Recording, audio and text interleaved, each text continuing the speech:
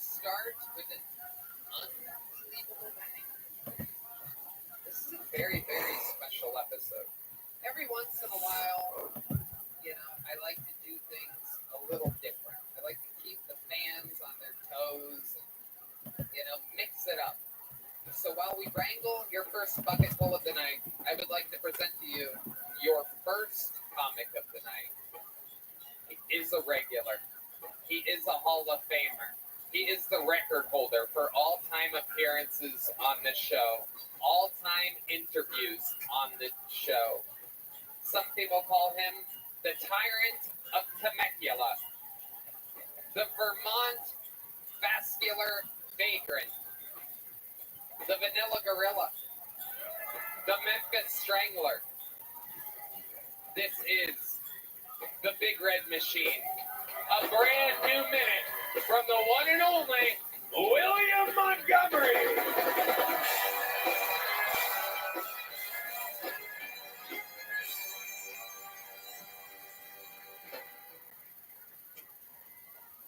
H-O-T-T-O-G-O. Hot to go. Sounds like something Hans Kim's mom would say when she's handing a customer food. My Spotify Wrapped says my top song for 2024 was Crop Dusting the Funeral Home during visitations. The guy who shot the United Healthcare CEO in New York City was caught today at a McDonald's in Pennsylvania. Apparently he was meeting with a Hamburglar to get some tips on poisoning people. I'm planning a bar mitzvah, and at the last minute, the rabbi comes and cancels on me because we're not Jewish and I don't have a son. So, yeah, I'm back on the Hamas train. Okay, that's my time. Thank you, Tony. William Lights Out Montgomery, the vagrant of Vermont. Yeah. How exciting you going first. It was so exciting because Tony, I wasn't able to play any Call of Duty this weekend. I was in Buffalo this weekend, so I am about to play some fucking Call of Duty. Whoa, look at this. I currently, and Tony, but here's the problem. I currently only have 20 diamond camouflages for my guns. I need 33, so I need to get 13 more diamond camouflages this week, Tony, before I go to Indianapolis. Whoa, this is very exciting. I don't know how many of you know this or have been noticing paying attention to the episodes, but lately, William has been screaming that much because he's been having a sore throat for throwing sword at us. No, it hurts like a motherfucker. But I'm just so excited about Call of Duty tonight. I'm not even kidding. I'm about to play for 10 hours. I'm about to pop a little Adderall, drink some espressos. Really? I don't know. I mean, it is kind of late. It will be kind of late, but I might tomorrow. I probably will when I wake up tomorrow. But. Incredible. Great. Do you have any questions? Yeah, RFK, so glad this is happening.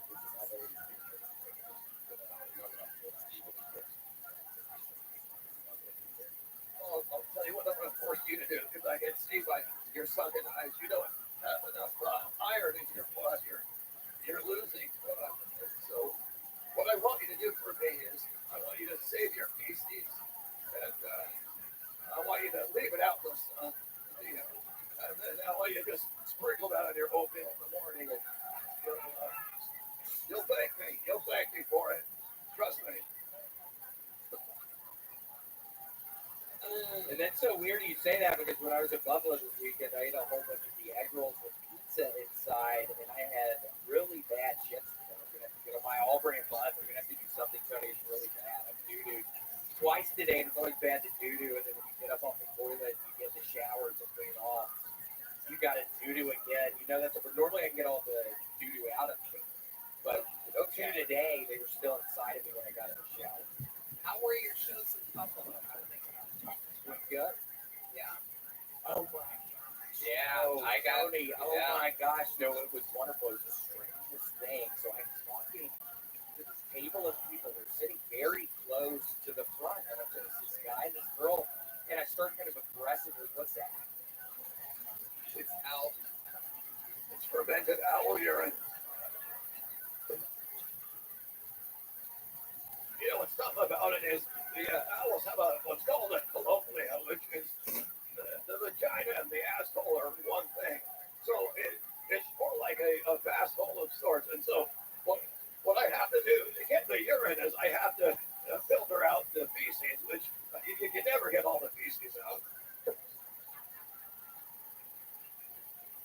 Weirdly enough, that looks very similar to the antifreeze I was feeding to Red Band's fucking mom to keep her ass sick last year when I was living over at her house. Wow. Yo, I was giving her fucking dumbass antifreeze at night, dude. Whoa. And she'd get real sleepy then, Red Band. Wow. Making yo mama sleepy. Here he is with a big report coming. Grabbed it. So wait a minute, I got this report this weekend that you made a woman cry and she had to leave with her husband. Is that what you were getting at? Strangest thing, and I was telling the guy he needs to divorce the woman. I mean, it was the craziest behavior. I was just kind of aggressively talking towards them, and then I looked back after like 30 seconds, and the woman has her hands in her face. I'm like, "Bitch, are you crying?" And she was fucking crying, and then I kind of went after her stupid fucking ass because it just seems like such weird behavior. And then they ended up leaving, and they were trying to steal the drinks as well. They tried to leave without paying for them too. I don't know. You told the man, "Is this your bitch?" And then she was crying, and then you said, "You need to control your bitch." Yeah, it was fucking out of control, Tony. Yeah. It really did. And then they fucking leave. It was fun though. It really was. And It then sounds like a good time. I mean, we've been getting these reports about weekends you have, but this is 2 weekends in a row. I know where somebody's crying or there's a big disaster with somebody in the crowd. I know. Like my mom, you seem very mean to women. Are you gay or something, maybe? Are you a little gay boy? Red Band roasting. I wouldn't tell you. Whoa. Whoa. Secret gay man. In the closet. That's interesting. I might get another special real fast. Alright. Well, anything else we should know about?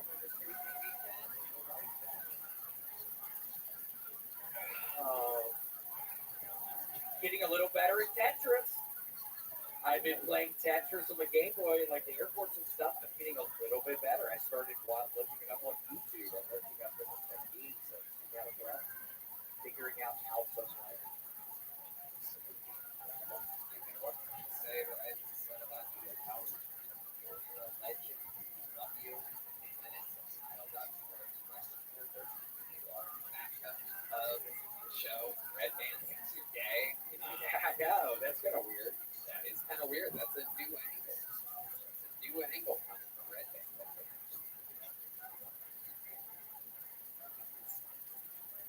Did you color your beard, Red Band? You got a little color in that, don't you? Did you do some Just for Men, Joe? It looks a lot darker than normal. I gotta tell you, I did. You look good. I put a little bit too much stuff. it looks so natural. No one. You wouldn't know anything about it. What? No, I don't have a beard. I can't grow a beard. There's not enough testosterone in the world for me to be able to grow a beard. I see these. I've been seeing these people on CNN, trans correspondents, like these women that have turned into men. I saw one the other day had a full fucking beard. I'm like, this is bullshit. Like, how the fuck are the trans people getting more testosterone into their bloodstream than me? I'm truly jealous of these women becoming more men than I am. Like, I'm a man and I'm on testosterone and I have a penis and balls. And I still can't grow a full beard. One day. One day. One day. One day. One day. I'll keep my fingers and my legs crossed. Ladies and gentlemen, the show has begun with the stylings of the great and powerful William Montgomery. Where do we go from here? What a way to start. That's normally how you end. It's like a Tarantino film. It started with the ending. I did meet Tarantino, one of my new best friends, no big deal. Your first bucket hole is a legend, ladies and gentlemen. I remember this guy very clearly. Very interesting human being. Ladies and gentlemen, this is the long-awaited return of Sturm Worm. How could we forget from years ago Sturm Worm? One more time for Sturm Worm. You. Yes, about a year ago, I got a lap.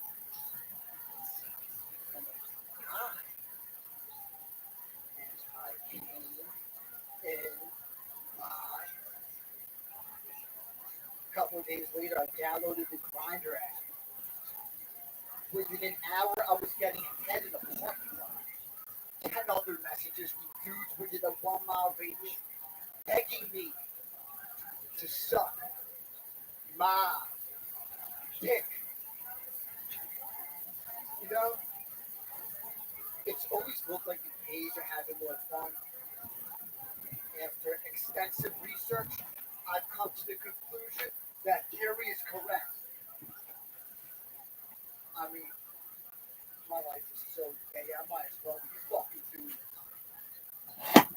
Pretty sure I'm not a homosexual, but I can't keep going along with this farce down this stalemate tie where all of y'all freaking the straightest motherfucker that's ever lived. Fighting off the gay is exhausting. To tie a ribbon on it from this point forward. There it is. Sturm Worm, everybody. Just basically kind of just talking about being gay. No real definitive jokes throughout the entire thing. Just kind of coming out of the closet. Is that true? Is that real? It's all true. It's all true. Yeah. See, I really did. You got a lap dance from the guy, and you're like, I kind of like this. I was like, yeah, I gotta go two ways. And I did the Tinder thing, I did the Grindr thing, you know. Like, it was as lame as every hookup I ever had with a girl. Like, it was. So this is all new to you. This is your first gay stuff that's ever happened. Yeah. This is like 2.5 years ago at this point. This is 6 months after I was on the podcast later. Yeah, you were on years ago. Yeah. It's different though, right? You have facial hair, you have some No, longer hair. same look. Same look? I got a podcast now, though. Nobody cares about that. Trust me, it's the illest Look, you're podcast making in people history. leave, Sturmworm. Please do not promote your Okay, and I podcast. gotta wait. Stop. Relax. Let's get back to this becoming gay all of a sudden thing because it sounds like a lot of fun. We help William out. Oh, okay, you go right We ahead. help our friend William out. There you go. Yeah, I was cracking up when I heard that whole thing. Okay, so let's stick with it here, Sturmworm. So where did you get this lap dance from a guy? Where did you possibly I went go? to a gay club. Okay. Yeah. Where were you at? Jersey. Jersey. Yeah. Okay. What was the name of the gay club? Did it have I a don't- gay name? I don't know whether they're supposed to be doing that. I don't want to like air out the name. You don't want to get in trouble with your local gay club, right? No, like I don't know whether that's supposed to be going on in there. So A lap dance? I mean, it was a dude that worked there. It was like a building. Yeah. It was arousing. I think same gender lap dances are arousing. Okay. But that was your first one. That was my first So one. that happens, and then you get on, you sign up for a gay dating app. Oh yeah. Okay. And then what happened? Like I said, instantly, like I have a picture of. Instantly, I'm getting a million messages saying, "I'll suck your dick right now." Did you take this to the I took one from up and all. But it was. Go ahead. It was. It was like I needed to get hard. It was the same problem when I tried to hook up with chicks back in the day. It's just when you're under pressure, it's just tough to get aroused.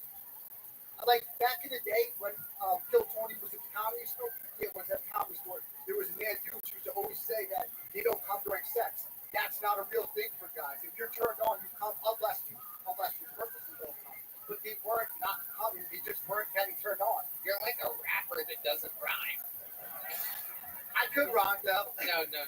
Nobody wants that. Do you have a gay voice, or is that how you talk to these guys? No, this is how I Just talk talk like to that. everybody. Like, hey, sorry, I just can't get hard right now. It's the good old Jersey gay.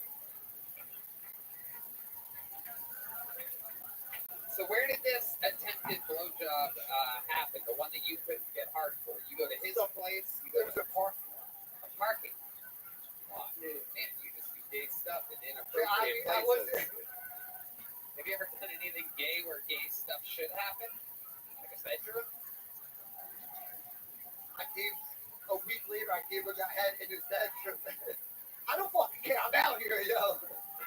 Like, if you sexually suppressed, then you're less attractive to girls. Like, I think I don't like girls? Nah, I do think I like girls, but am I fucked up in the head sexually? Yeah, I've been fucked up in the head sexually for 20 years. I've been checked out of the game. I just tried to be a rapper. It didn't work out. RFK This is why we've got to stop with the goddamn vaccines.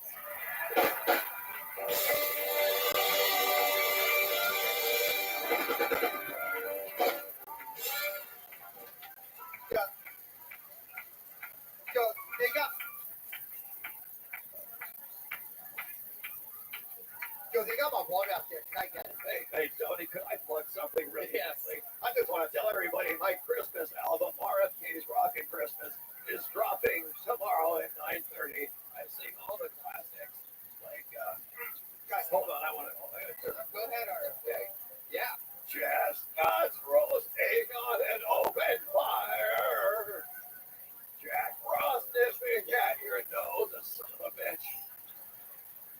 Come, they told me, pum pum pum pum, pum pum pum pum, pum pum pum pum. Sit back around the fire with your family and enjoy RFK Jr.'s Rockin' Christmas. Where can people find this? Where can people find RFK Jr.'s Rockin' Christmas? Silent night, holy night. Goddamn.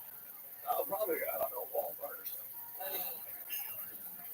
So, Sternworm, you were going to say something. I got a water back here. Can I get it? Hiding his number.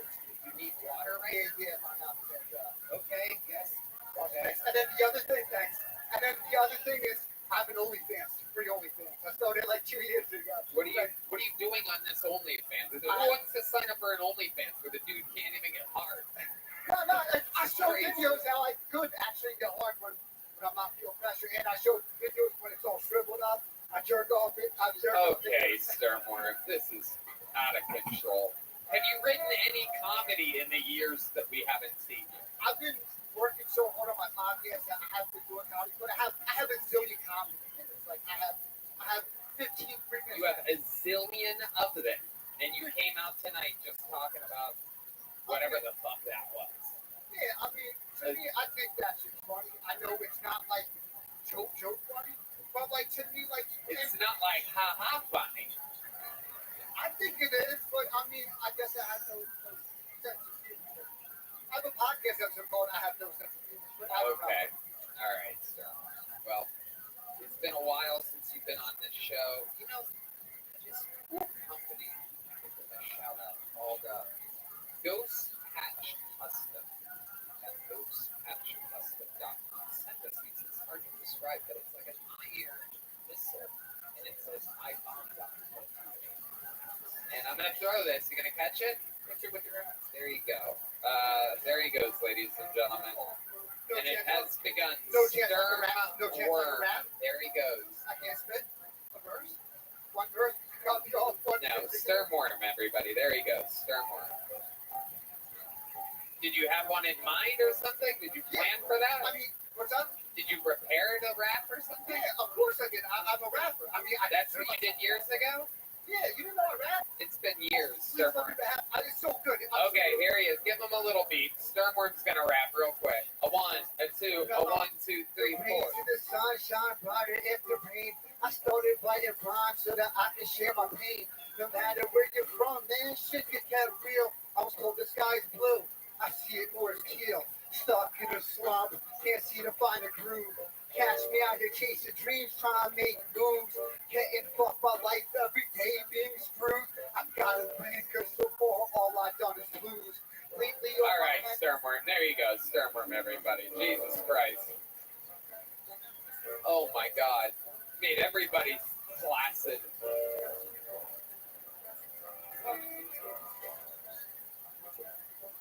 We got another bucket full. You guys ready for another comedian? 60 seconds uninterrupted going to Sam Henderson, everybody. This looks like a new name, Sam Henderson.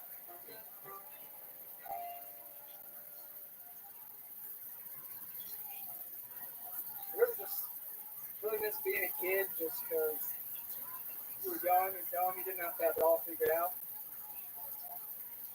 When I was a kid, I thought the word pedophile was someone who loved feet. It really shouldn't have been a problem, but my dad was a podiatrist. Told my whole fifth grade class, when I grow up, I want to be a pedophile like my dad.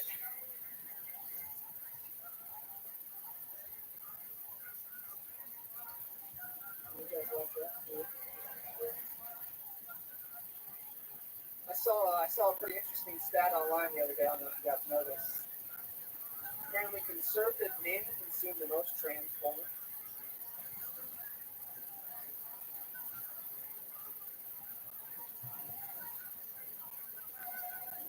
I thought it was an odd way to find out I'm a conservative. All right, thank you guys. There you go, Sam Henderson. Getting a joke there in the end. Hello, Sam. How long have you been on Sam? Pretty new, man, like a year and a half. Okay, where at? Lexington, Kentucky. Like, is that where you live? No, I live in Lexington. You look like full size version of the mayor of Munchkin. Remember that guy? I don't know. You ever seen him? Look him up on your safari there. You're going to see what I mean. This is actually quite interesting. Mayor of Munchkin. That's what I was thinking of. Munchkin. Look at him. Look at that. He's not on here. Anyway, doesn't matter. Big man of Munchkin. Yes. How old are you, Sam? What is What do you do for work? I work for an ice cream. I'm like that. 17 degrees. How long have you been delivering ice? About 8 years. What's the most exciting thing that's happened to you delivering ice? I was in the gas station once that got robbed. You got robbed? I didn't get robbed. You got robbed. The Wawa. You were in Philly? That was Really nice.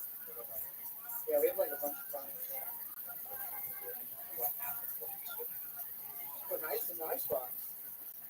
Look Try at to on my stop bed. the robbery, you open the bag, put it in the door, they slip and fall or something. I've been watching all the Home Alones recently, and I'm thinking about it. Right. You didn't contribute or help at all? No, I sat down like a little bitch. There you go. So what type of childhood did you have?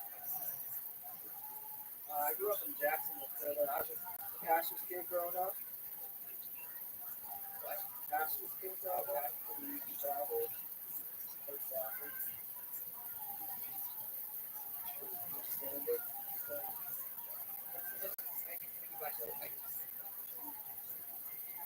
What's the saddest thing about my life? I speak Spanish. Wow. Am I not Big deal in Lexington, Kentucky. You might be the only person in Kentucky that speaks Spanish. That's absolutely incredible. Just a little example of your Spanish. Can you say something? The band, Rothschild is over there. Soy gringo, pero estoy aprendiendo español. No creo que soy fluente, pero creo que soy conversacional. Pero yo sé que Tony es un maricón.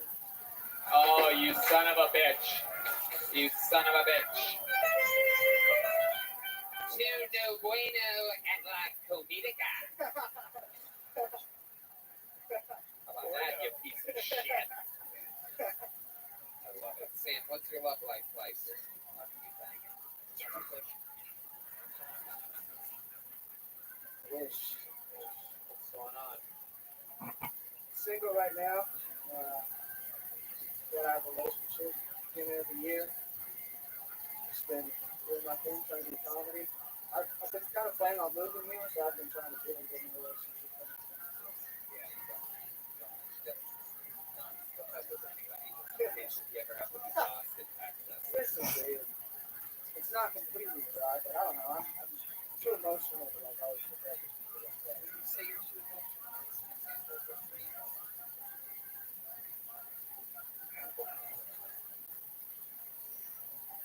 It's just like after I finish, immediately I just feel disgusted. You know, I'm like, and maybe that like the girls aren't hot enough, maybe that, but it's really, I don't know. I'm like, don't touch me. I want to leave right now. Like, Do you have any tricks to get away or have them get away from you?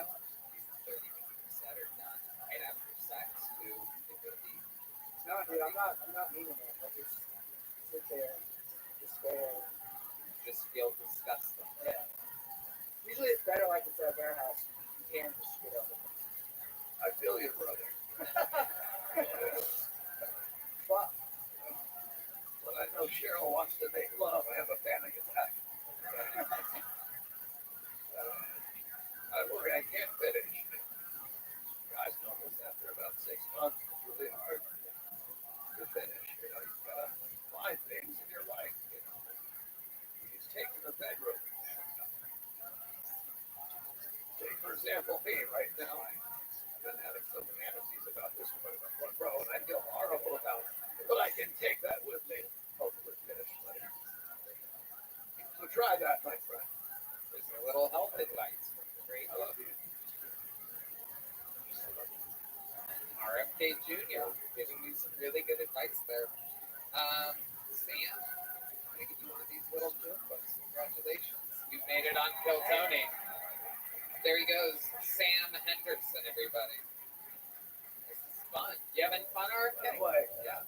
But sorry, Tony. I have to apologize because I, doing my event in secrets, keep us sick, and I'll apologize to this woman for sexualizing her like that. The whole time he was talking, I was having a fantasy, and it's just not right, and I apologize. She was laying on a bed in my mind, not clothed at all, and I was above her, and I just Louis C.K.'d all over her, and I just want to say I'm sorry. Yeah. Beautiful. Beautiful. The new Director of Health. Is that the title? Director of Health? Unfortunately, the fantasy didn't stop there, Tony. I then brought her into a tub to clean off my mess, and I was massaging her breasts, of course, and I began to get aroused again. I thought, God damn it, RFK, this is someone's daughter, God damn it. But I couldn't help myself, and I apologize to you, miss. Wow. Oh, she says you're forgiven. Well, you may not when you hear about the rest of my fantasy. You see, no, please, just let me finish, and please don't laugh. I'm trying to make amends here, and secrets do keep us sick. Then what happened was, in my fantasy, of course, she had asked me to tuck my genitalia down under myself so I looked like a lady in the front. And then she said that I looked like a pretty girl, which, of course, brought a tear to my eye because it was something I always wanted to hear. And then, of course, she came from behind me and kicked me in the nutsack, and I ejaculated immediately. But, by the way, I'll be right back. I have to change. I'll be right back. RFK Jr., ladies and gentlemen, says he has to go change. That's very interesting. Gotta love it.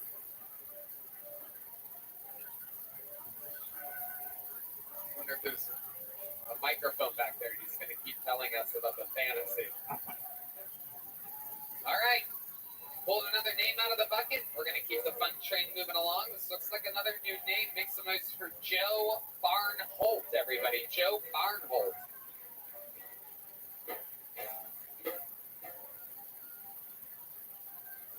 Somebody outside told me I look like I play in a Weezer cover band, so that's cool. You guys, I got married. Oh, thank you so much. I appreciate that. Then I got divorced. Hey, the girl's a little bigger too for that one. Statistically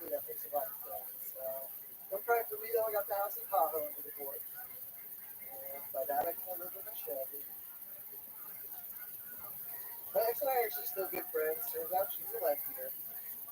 Not saying that like a vindictive man, like she's actually a lesbian. People ask me, Joe, was there any indication?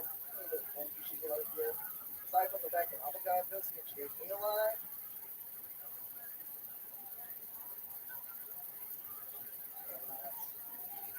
can't think there was any indication. On a completely unrelated note, did you guys know that scissors really hurt your balls? Like a lot. You guys, like, I told that joke in Birmingham, Alabama, and a guy yelled out, "You're doing it wrong!" Way more progressive down there than I was giving him credit. Thank you guys. My name is Joe Barnholt. Joe Appreciate it. Barnholt. Wait a minute. Hi, Joe. Hey, how's it going? Good. Welcome. How long were you married? I'm married for 5 years. We actually signed a paper on our 50th. You were surprised when you found out she was a lesbian? She started turning into a witch towards the end of our marriage. What way? Self-identified, incense and Oh, moon she water was and calling herself a witch. Wow. yeah. Absolutely incredible. So to say I was shocked would be a little bit of an overstatement. You did think there was something lesbian-esque about her when she married a Rachel Maddow impressionist. You should see me when I'm clean shaven. I'm very lesbian. Amazing. So how did she break the news to you that she was interested in you?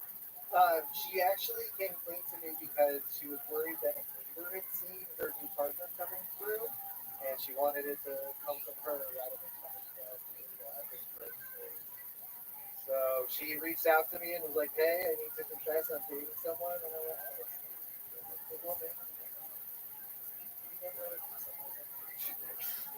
Did you try to work it out and try to have that happen? Did you pitch that idea? No, we were kind of in the friend zone at that point in time.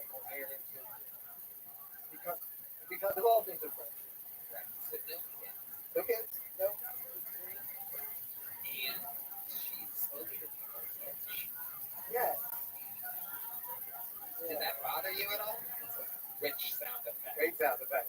The rarely used witch sound effect. Yeah. Red Man has been lingering his finger over that button for 13 and a half years, just waiting for an opportunity. That's not the sound they make when you finger a witch. So That's a goblin laugh. I know a goblin laugh when I hear it. Okay. So, what do you do for work? do comedy and music. What kind of music do you do? Comedy. I'm in a band that does full band hip hop. In a band that does what? Full band hip hop. Full band. Yeah. What do you do with the band? I play guitar. I do rhythm and a little bit of it. A little bit of vocals? Yeah. Comedy? Yeah. No, so my comedy songs are all over the place. Okay, so can we hear some of your fucking Santa songs? Are you gonna tell the band what to do? Sure, yeah. They're actual professional musicians, so if you just tell them. So it's what's the style? It's just starts on G, the 1, the 4, the 5, and then. God, you're turning us all into lesbians right now. This is so incredible. It's a slow song. Yeah, if you got a guitar, I can play it for you. Yeah. Oh, we do have the guest guitar. There's the lovely Heidi. Man, I literally with the guitar. We're gonna plug it on in. You gotta put it on. Holt. That's like you. Holt, come up here, stand next to this guy. Take your hoodie and your hat off real quick. We're gonna do a little experiment and see which one is which. Yeah, some of that Holt music. Look at that, everybody. Look at this. Just stand up there next to him like you guys are conjoined twins. I just want you to stand there with him. No, leave the hat off, Holt. Leave the hat off. Very good. There you go. Yeah, perfect. All right. There we go. That's the spirit. The G to the 1 to the 2 to the 5th, and here we go. Hey, up the lady, please. Here we go. Here we go. I love you, Santa. You're on the way. It's almost Christmas, and you're dressed in the sleigh. a nice little good little boy, but we could be naughty if you bring me toys. Oh Santa, come fill me with joy.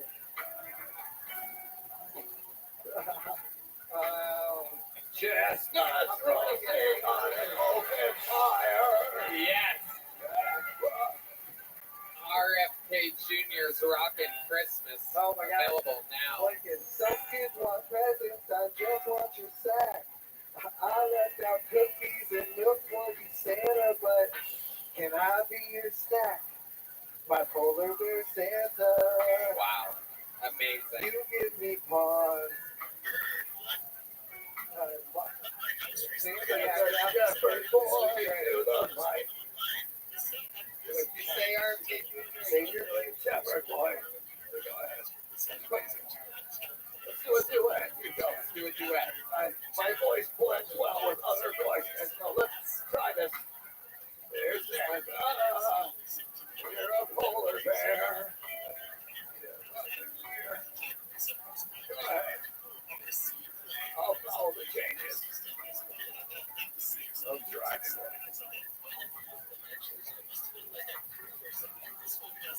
There's a break to it. Show us what you got. You can do it, Rachel. Savior Santa. Shave your beard, you son of a Her bitch. name's Mrs. Claus. Ugly old whore. Slide down my chimney, it's my fantasy. Oh no, step Santa, I'm stuck in the tree. Santa, come bring it to me, yeah. Get RFK's Rockin' Christmas tomorrow afternoon. Joe Barnhole with a little music, with a lovely Colt backing him up. Twin brother. Thank you, Colt. And amazing harmonies by the great RFK Jr. Amazing stuff. Fermented Alpes. I forgot. I thought it was Mountain Dew, and then you really got to prepare before you put owl urine in your mouth.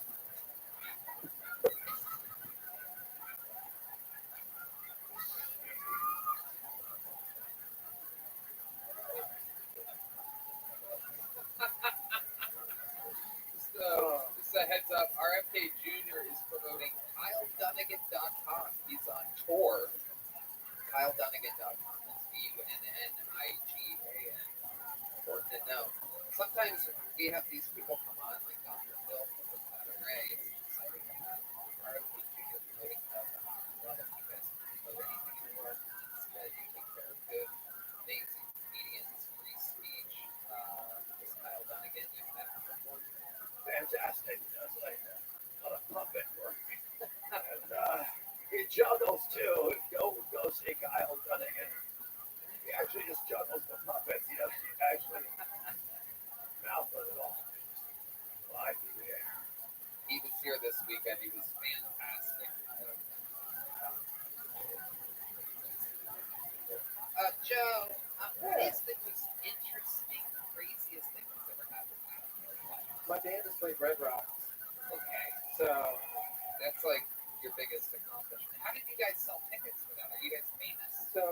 well, we're pretty well known in the Denver music scene, and we got the opportunity to play before we did a movie on the rocks for the show. So, What was the movie?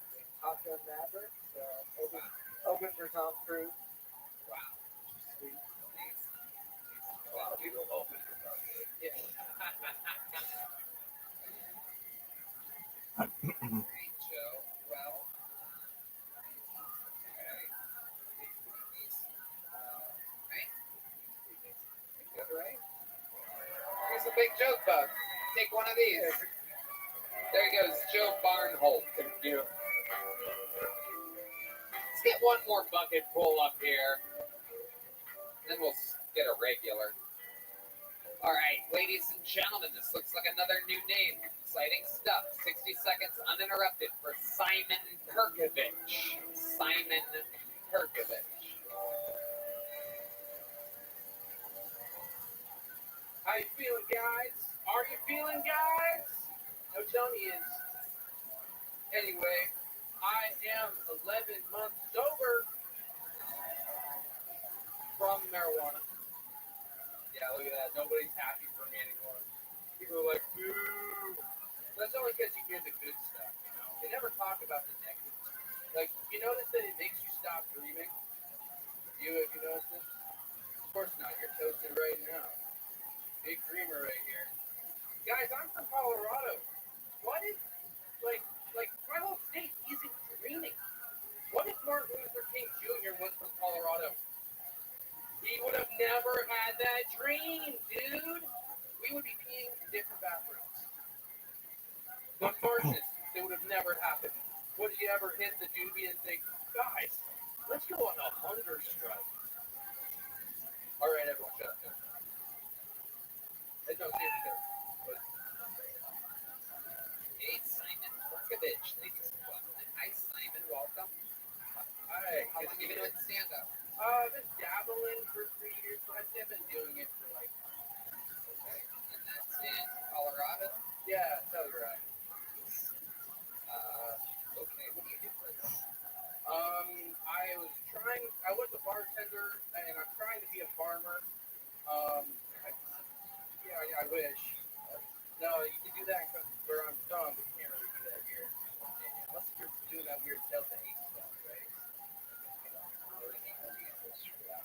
Okay. Buy-ins. Okay. No, but I like organic stuff, like I worked on a mushroom farm, apple farm, kind of stuff. This sounds very healthy. Are you a healthy guy? I try to be healthy. It's kind of tough when you move to a new city and you're not connected to farm stuff. Let's see. Yeah, What's a guilty pleasure? pleasure. I love donuts. Donuts down the way, kind of Yeah, I was thinking about it. well, so I live in a van, and I gotta find a what. Nobody laughed. You're right. Um, You can't just be like, hey, shut up, that's not funny, but like everyone is just silent. streaming. I wish that. Um, but no, like I gotta find a place to piss in the morning. So I'm walking out and I always eating donuts. And like I'm trying, to eat healthy, like you said, but I feel guilty just going in and asking to use the bathroom. So I can't. You eat 3 or 4 donuts daily. Yeah. RFK Jr. looking at 3 or 4 daily donuts. Well, depends what kind you're talking, what sort of donut are you talking about? That's a good question. Uh, There's certain donuts. Oh, yeah, there's definitely a bunch of things. They make that, a delicious bison donut by hand. Those are actually quite healthy.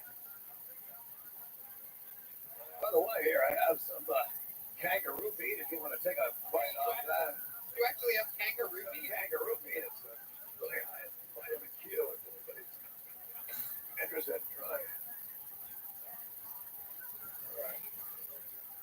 Something about RFK Jr. I don't even laugh. I go directly to cracking the fuck up.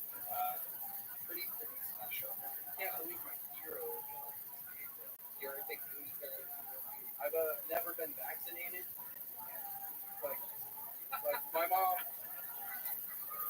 You're like my mom's biggest hero too. All right, I like to hear that. Have you tried any owl urine? This is pure measles, mumps, and I'm hoping herpes. Please God. Please God. Oh. Take away the itch. Holy shit. So Simon, what do you do for fun? What's the guy that helps you ride me? Well, in Telluride, it's skiing, snowboarding, whitewater raft. Is that what you do? Yeah, I do all these things. But here I've been two-stepping. Oh, really? Yeah. Just never see blacks. Right? I mean, when do you? They come for one festival in Telluride. It's called Blues and Brews, and they're all on steam.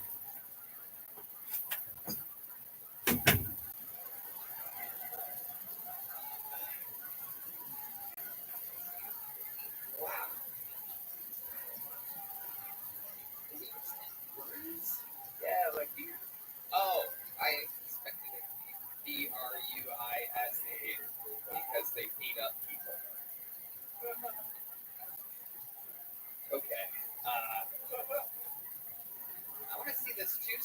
do you think we should see him two-step? 1, 2, 1, 2, 3, 4.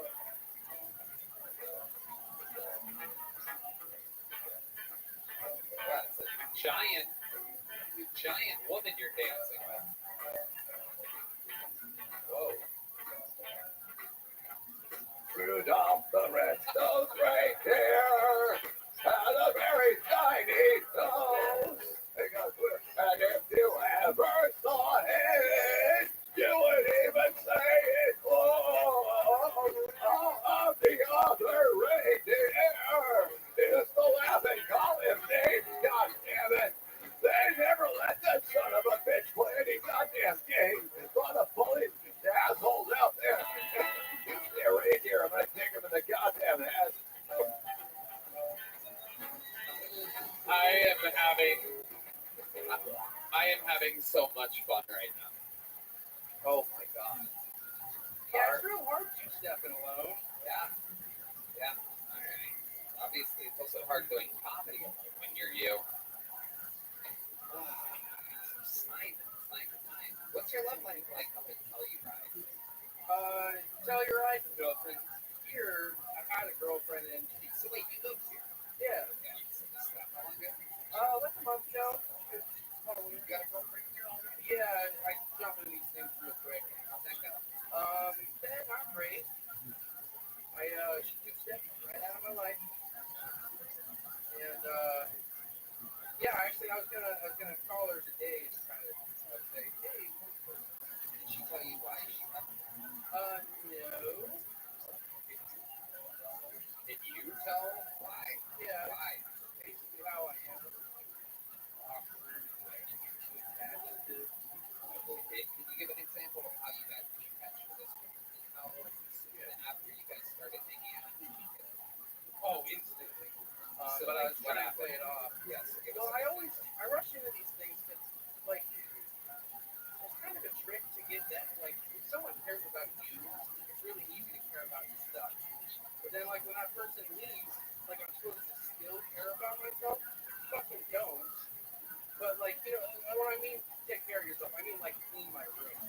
If someone will come see it. I thought you lived in a mansion. It is a bit, well, okay, my room is my Why do you say yo like that? Like it's your fucking van. You're saying it If like there's room in it, you call it your room? You didn't yeah. say I need to clean my van. You call it a room? Yeah, it's my living room. And it's like, it's a bus. Well, so did you? What did you say that was you that was so clean? Right after I got on Kill Tony the first time. You've been on before? Yeah, I was here like 3 or 4 weeks ago. Holy shit!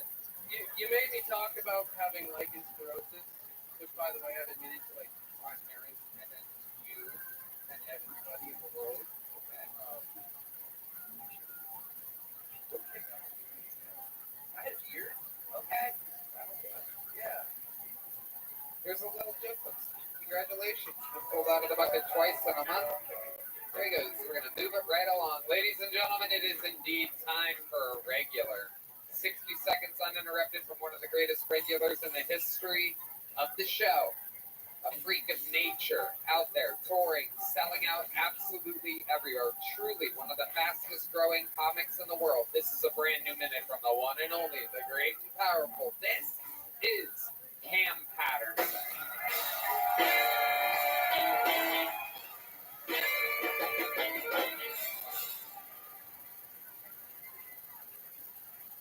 So I'm still trying to do like the acting thing or whatnot, and I had like an audition for a role a couple weeks ago, and it was for a drug dealer, so right on time, right?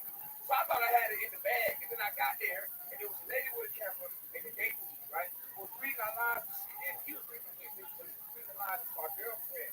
That's crazy, right? So I'm saying my lines and whatnot. I'm like, ain't get deal on the drugs, and then his line is, oh my God, I love you so much. And every time he said that, I laugh, but that's funny, right? Like, what the fuck? And he'll be like, you gotta be serious. I'm like, no problem. He said, yeah, I laughed again. And I'm gonna tell you something. I should get that role, man, because that was fucking great acting, dog. He had no idea I was homophobic. You know what I'm saying? And if you think I'm dead ass, I'm not homophobic. I have no problem with gay people. I have gays in my family. I don't talk to them, but they in my family. I tell you that much. That's my time. There it goes. There it is, exactly a minute. RFK Jr.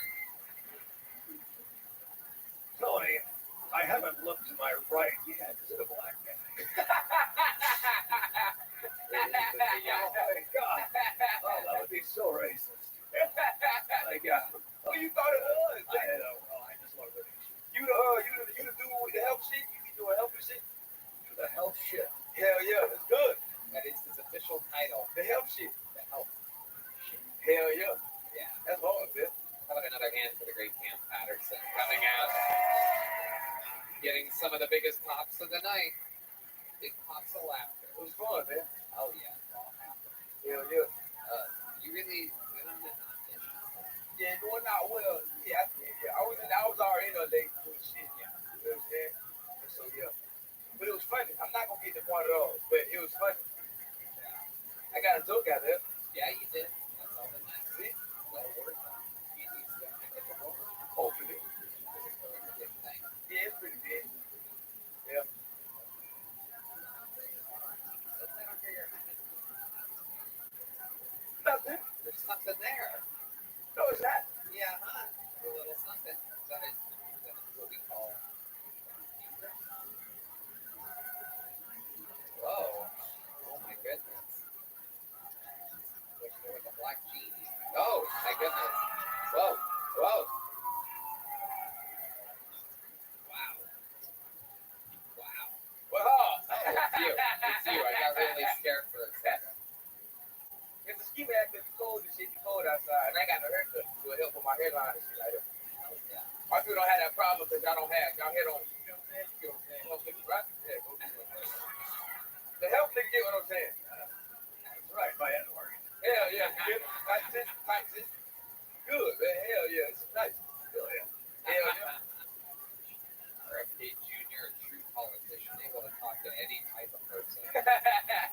You the one with the worm in your brain, haven't you?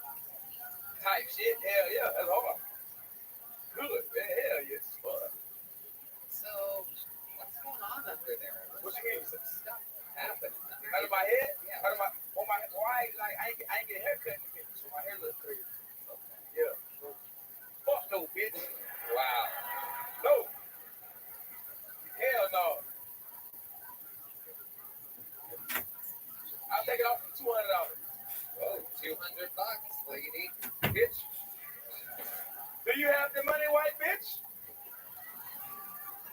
Nope. She says no. She does not have the money. So what else is going on, Cam? I was in Rochester, New York this weekend. Yeah, that place is fucking terrible. It's terrible. You that guys, Huh? it's so interesting.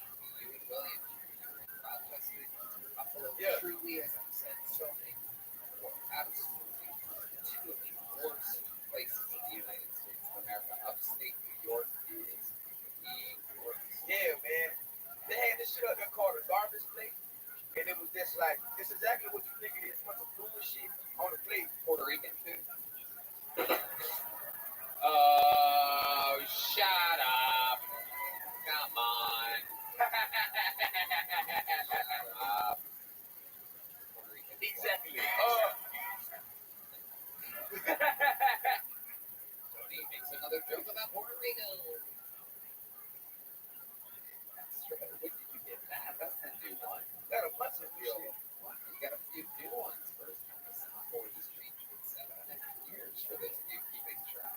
Really exciting. What else do you have there to do?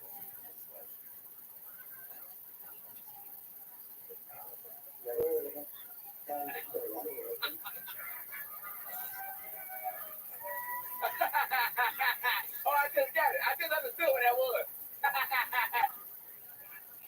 That's funny. So, Where'd you get glasses from? You always had glasses? Oh, sorry, I was no sending a dick pic to a journalist.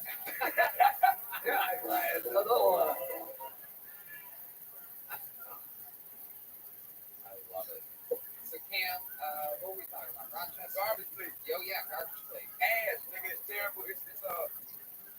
it made me mad because they really stood by that bullshit. And I was me, Charlie, and my other homeboy Charlie, who was all there. My cameraman is white. I had a white cameraman. Yeah, for reparations, because he's white people out shit like that. I'm a good person. You know what I'm saying? Whoa, what? What?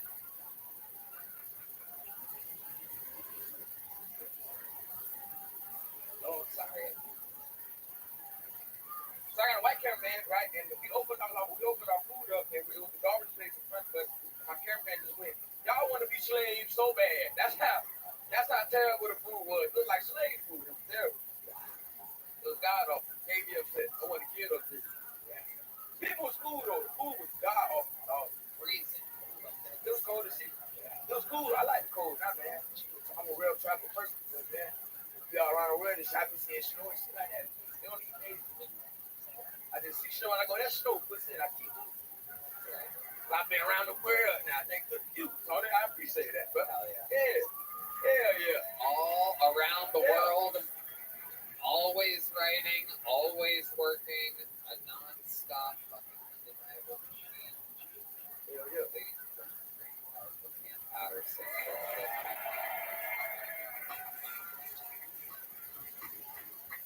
Another new minute. Amazing sometimes how the people that do it every week.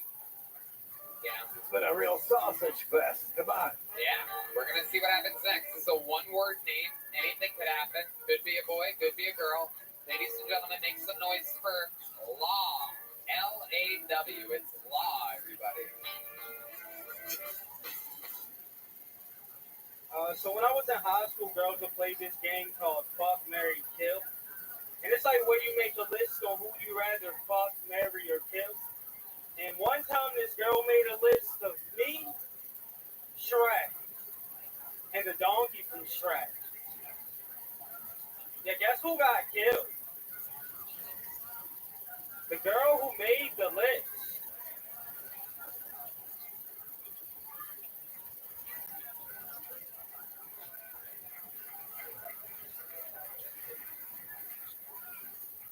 And so my cousin just came out this day on Facebook because I had his password.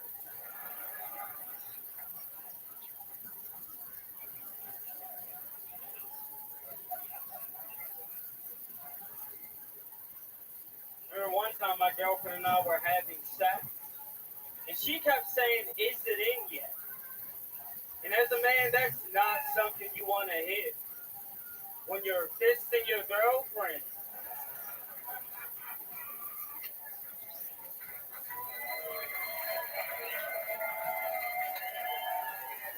Appreciate it. Law, ladies and gentlemen.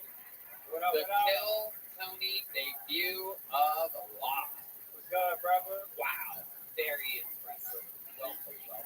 Thanks for having me. It's the first time I've seen you stand up, and I have seen you around here. I do. Yep. Amazing stuff. Adam knows how to pick up. Amazing. Did you sign up for the show on? But yeah, when I'm working. How long have you been on stand up? 4 years. Where now? Baltimore, man. And you moved here how long ago? Like 6 months ago. You love it here? Oh, it's great. So many white people. Yeah. I ain't like them at first. Why didn't you like them at first? What do you prefer? What's the pluses and minuses of the white bitches? Racism. White bitches. The pros. Just a cultural thing, you know. Baltimore, all the white bitches in there. So out here, it's just like ecstasy. Pretty sure. The cons, yeah, they're dead tape. Right. Yeah. So I'm a lovable guy. You are. Yeah, it's extremely likable. Livery's incredible. Lighting, execution. What do you work on? I was middle school special education. Whoa. Yeah. You could hear all the white women going, "Aw." Yeah. They really all hit that note. Yes, sir. Amazing.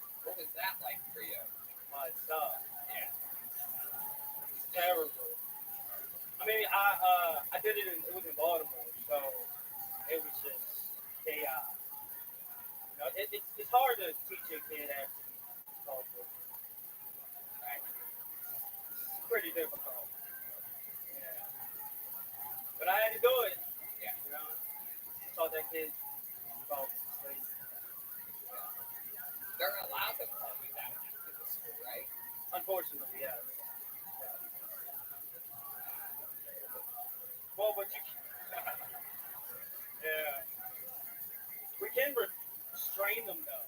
So like I had to like learn different holds to restrain a kid. Yeah. So like I did get a couple of licks. Absolutely. Were there any special ones that stood out to you? Oh man. Oh yeah. I mean I'm not gonna say his name. His name was Wayne, and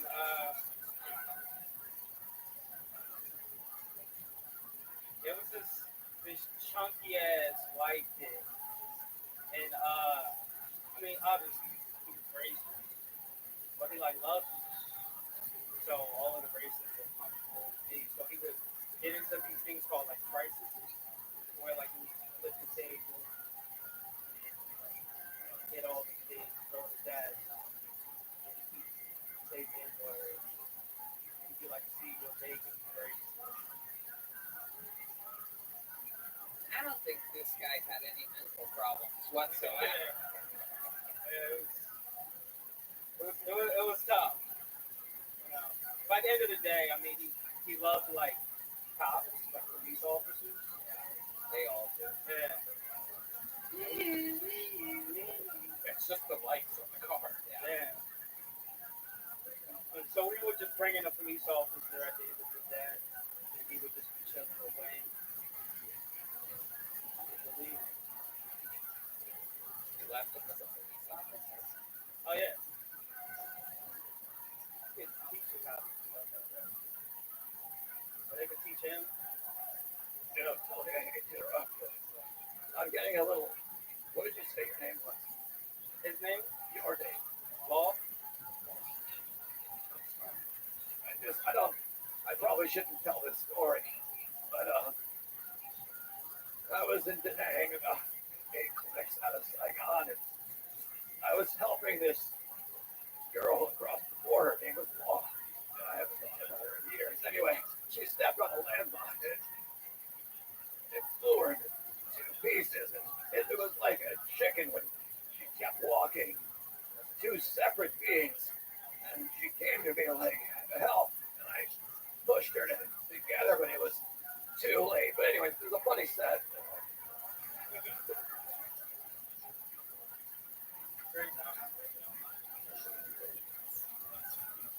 Wow. So being raised in Baltimore, you were around a lot of black men. Yeah. And your name is Law. A lot of those guys try to break you. Because I hear they love breaking Black men breaking me. laws. Black men breaking laws. Your name is Law. I got nervous at first. Oh, John Dees is doing my black men breaking laws joke. Okay. It's like I'll have to run for office next year. I thought it was smart. Never met a black guy named Law before, but alright. Welcome. Oh yeah. Yes. Yeah. Do you have any hobbies?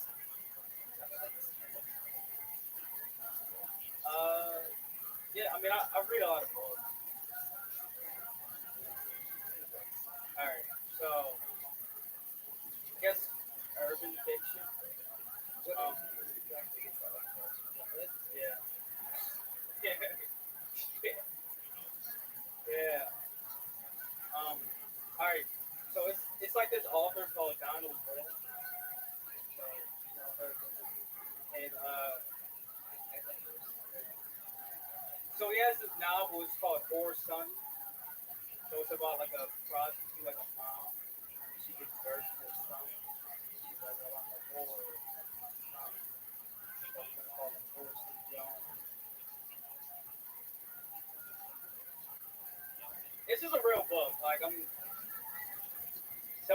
so pretty much he just becomes like a pimp. Is this erotic fiction like you're reading? Like it's like I mean, if you like hidden women and stuff like that. yes, like and it's about black people. Yeah, he's like a pimp. Is there a special like black library you go to or something? Somewhere where you just take the books and don't check them out, you just speak with them or something like that? And you should just go. Yeah, it's like a one shelf in Barnes and Noble. With all the security cameras pointed towards it. Law, I am positive you're so funny. I just know that Adam is the best guy. You have fun with anything like that. What's the longest? What's the biggest audience? About how many people? Would you like to do a minute live from the HEB Center in Arena? Sold out already. It'll be the new biggest audience you performed in front of by absolutely thousands and thousands of people. Appreciate it. I'd love to have you on the secret show Thursday if we can. I'm in there. And of course, you're getting a big joke book. That's it, the total package. He's performing in an arena. Appreciate it. Law, ladies and gentlemen. Be on the lookout for this guy. That's funny. That guy's funny. All right, we're moving back to the bucket, everybody. You guys still having fun out there? Oh, shit. One of Kid Rock's ex-girlfriends is going to the bathroom. There she goes. All right. Another one-word name, back to back. Make some noise for Taicha or Taicha. Taicha.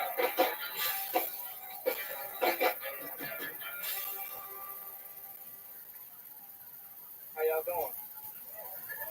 How the rest of y'all doing? Good. Now y'all look good, man. It's a very diverse room of white people. Right? Now, white people make some noise. All right, black people make some noise. Don't make no more noise, bitch. That shit was crazy. Nah, look, okay, let me do it. I just went bowling with my grandfather. 70 years old. Yeah. He whooped my ass though. Beat the shit out of me. After he beat me, he got in my face. He said, "That's how you bowl, nigga." My granddad's white, by the way. Like that, like my racist granddad. He looked like you, nigga. I ain't gonna lie. Nah, man, I am biracial, though. I look like that. It's crazy. You just make you do yard work all the time. Some shit just don't feel right. You know what I'm saying? Now, he say, "No, you make sure that y'all look nice so people don't think we white trash." I was like, "We? You don't think I'm a slave, boy?" All right, that's my time. Thank y'all. Okay. Taicha. Am I saying that right? Tajay. Tajay. T-A-I-J-A. Everybody mispronounces that, right? Oh, God, I knew a girl. Never. Oh, I want to know. Oh, come on. Don't hold back now. This came as the last story. Well, the one where you put a person split in two back together. Worse than that one, and I'd rather not say it, all right? Tony, it's a comedy show.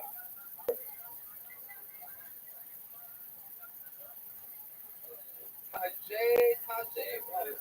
So you're half white. What's the other half exactly? Black is here. Just straight up black. Straight up. Ethiopian? Nah, then it's just like, Do you get that a lot? nah. I get a lot of like miscellaneous shit though, like Hawaiian. Miscellaneous. Yeah. Which star? Miscellaneous? Miscellaneous. I'm saying that right? Now you are. Yeah. I'm saying it right. You fixed it. You said miscellaneous twice. Miscellaneous. Yeah. Okay. Yeah. We there. I love the weed. Okay, so just regular black. Dad's white, mom's black. Are they still together? Yeah. Why not? My mama crazy, man. She's a crazy bitch, but she crazy. I love her, but she crazy. I love it. So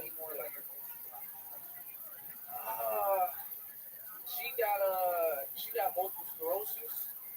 Y'all know what that is? Yeah, but I think she lying though. That's the thing. I don't think she being for real. Cause she likes to smoke. So when she got it, she got a weed card, a little license or whatever. And yeah, I do think she's lying. My dad's reasonably crazy. Hey, so what's like? He got 3 baby mamas. Whoa. Yeah. I said baby mamas, so they all black. They're all black. He smoked Black and Mounds. Yeah. White guy. Yeah. Really white. He kind of looked like Red Band, just a little bit. Whoa. I swear to God, y'all think I'm bullshit, nigga. No cap. No cap on God, nigga. Man. What's his name? Like Roger or something? Is he a white Harley. Harley? Like a, yeah, what's it? Oh, fucking good. Yeah. What's he do for a living? Yeah, really. Really? He sells real estate Yeah. and he's got 3 black baby mamas.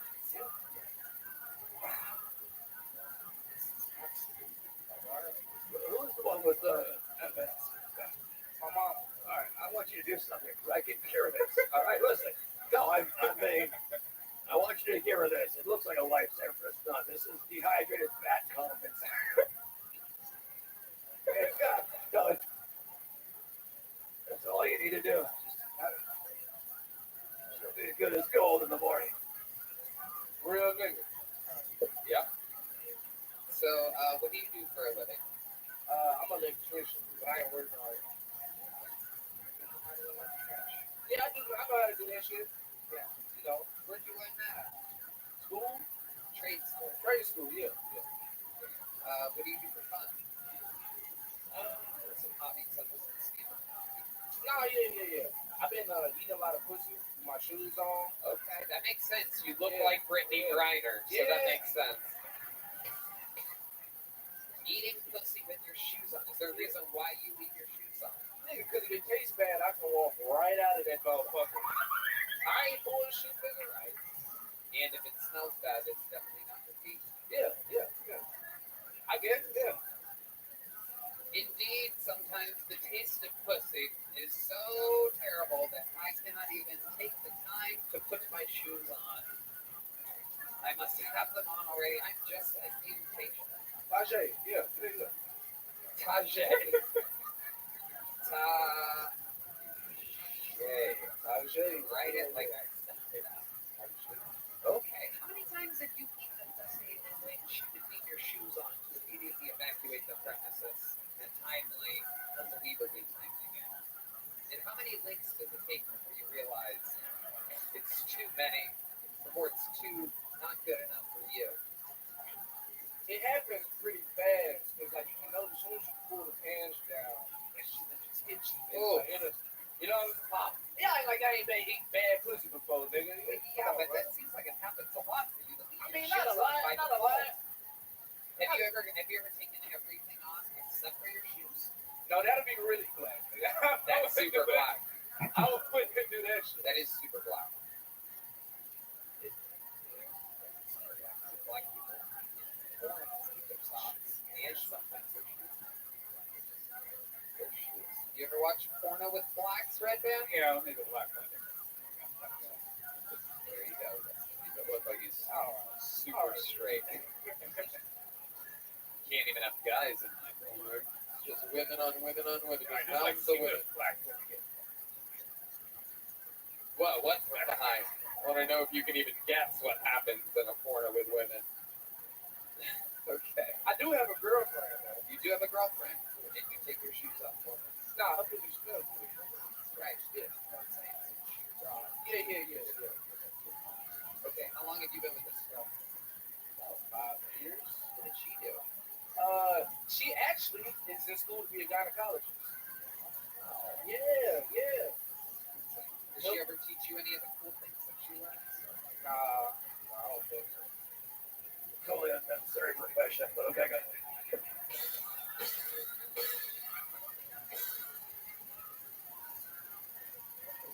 You just need to eat wheatgrass, ladies. Just have wheatgrass every 3 days. You're fine.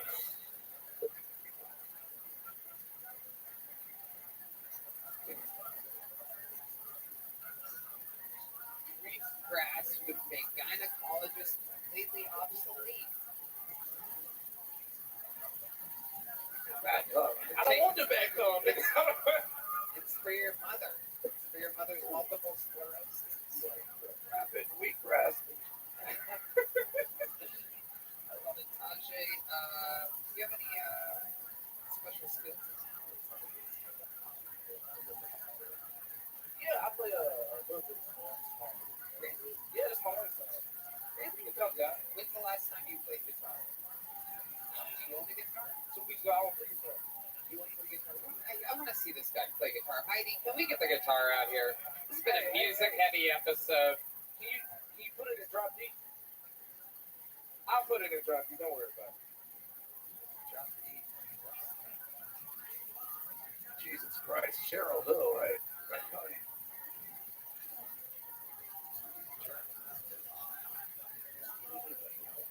I'm a hair pick.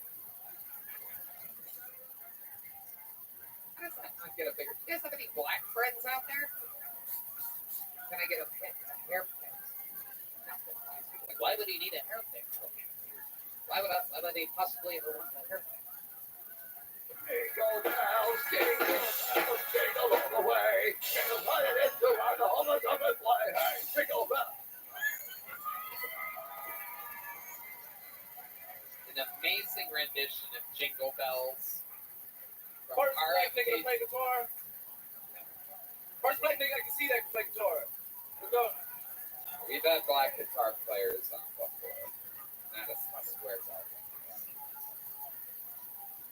You are the first half black to play guitar. Half black.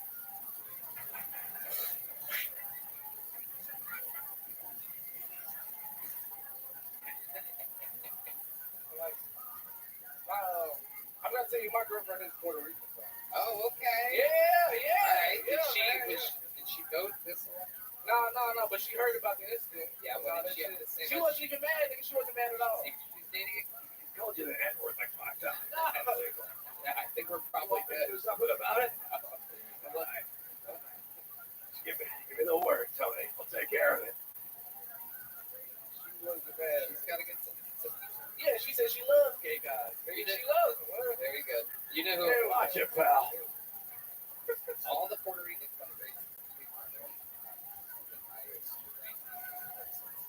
All the races. She has a good sense of humor. Yeah, she's good. She got a college. You get dirty pussy out there, you gotta be able to steer time. She keeps her shoes on. Here and there. All right. Very fun stuff. You got through it. It took you 30 seconds. Started your first book after the whole thing was thing. But keep signing up. We want you to do it again.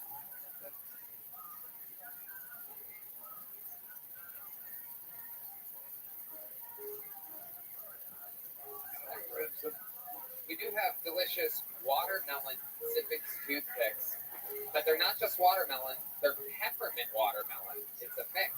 A perfect nicotine toothpick for a half white, half black comedian. Peppermint watermelon Zippix nicotine toothpicks plus a little joke book.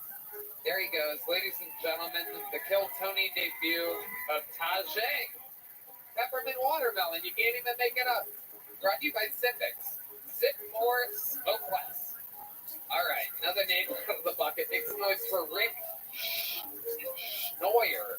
Rick Schnoyer, everybody. Rick Schnoyer. Oh my God, wait a second. Hold on, Rick. Hold on a second. There's chaos amongst us. Ladies and gentlemen, Kill Tony legend. Let the bodies hit the floor. One of the biggest legends in the history of the show. We haven't seen him since Skankfest. This is Ari Shafir, everybody. Oh my God. Oh, he has arrived. More evil than ever. Holy shit. Holy shit. Holy shit. Shut the fuck up! Why would the a while. As you see, ethnic comic after ethnic comic, and whoever the fuck you are, probably another one. There's still a goddamn Jew on the show, Tony. It's been 16 months since that fateful day on October 7th, and they still haven't brought the hostages home, and you guys aren't doing a goddamn thing about it. Looking at RFK Jr. right now. Robbie, what's your play on NSC? Yeah, it's good to see you too. What do you do about fentanyl, buddy? I'm really worried about it. Nah, it's not a big deal.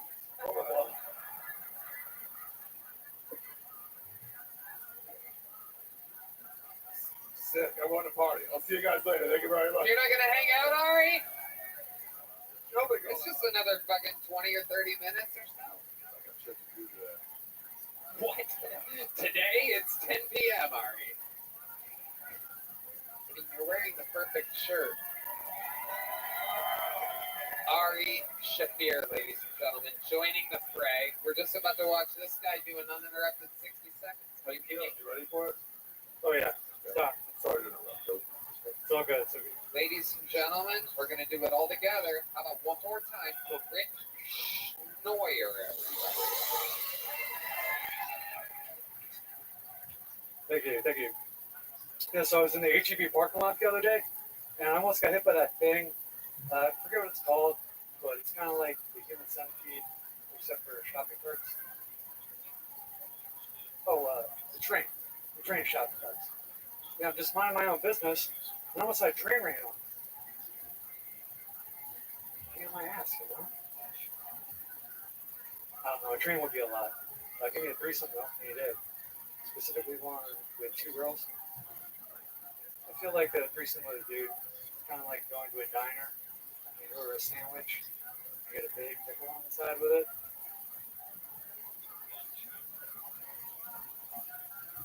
It's like, I didn't ask for the pickle. I don't really want the pickle there. No, it's going to get his taste all over the thing that I want to eat. All right, thanks everybody. Rick Schnoyer. Hello, Rick. Welcome. What did you eat with HEB? You know where we are, right? What do you mean by that?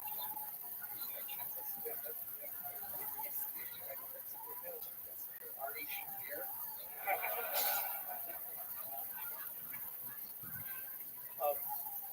I'm actually,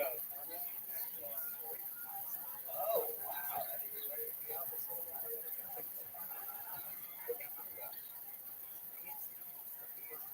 How long you been with stand-up?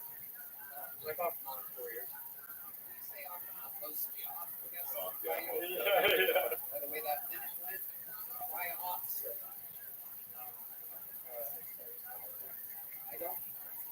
I don't know what other stuff you would do when I did those things. So I don't know. What do you mean by that other stuff you do? Well, I would go to like open mics. So, That's like practicing guitar. Okay. So do you love it? Like, why? it's something that That you are very passionate about? What, Dr. Vegas? Passionate failure? yeah, I'm looking forward to the part. I'm confused. I'm trying to understand. Why did you only do it once a month if you're passionate about it? Oh, it was just always like a dream of mine. I would love to God like You thought you were going to get an hour special this out of nowhere? How do you no, that was like my hobby.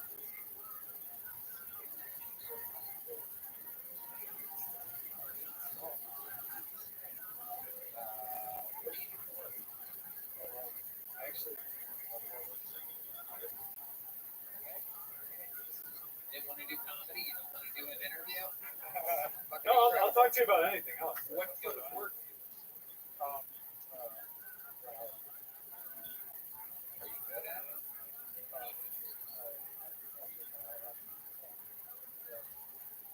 What's that mean? You a child specialist? Wow. Okay.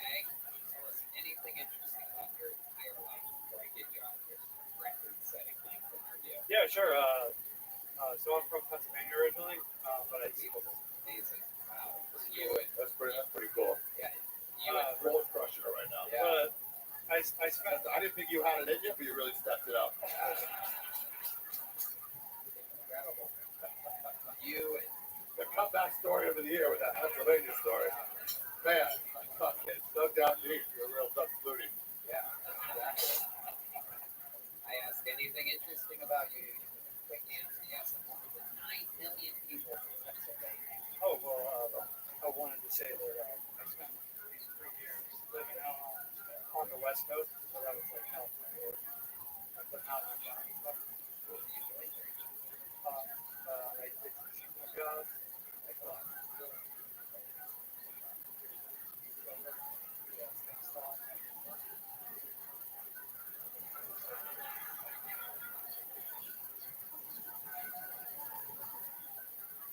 What did you do in the national forest? I just like hike around. Amazing. I gotta tell you, you might be one of the truly boring fucking human beings that's ever signed up for the show. Absolutely incredible. I wish you the best of luck in the world of biology.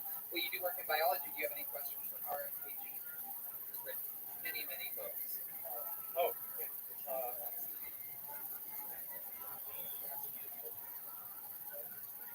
think was the hardest that comes. I understand a goddamn word that Oh, your mouth. I would like to introduce you all though to my cricket. These are very good pets.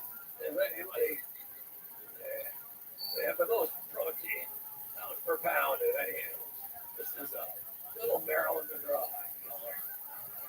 If you stroke her enough, she's worse. I'm not hurting her. I just got her right here. She's all right. She's all right.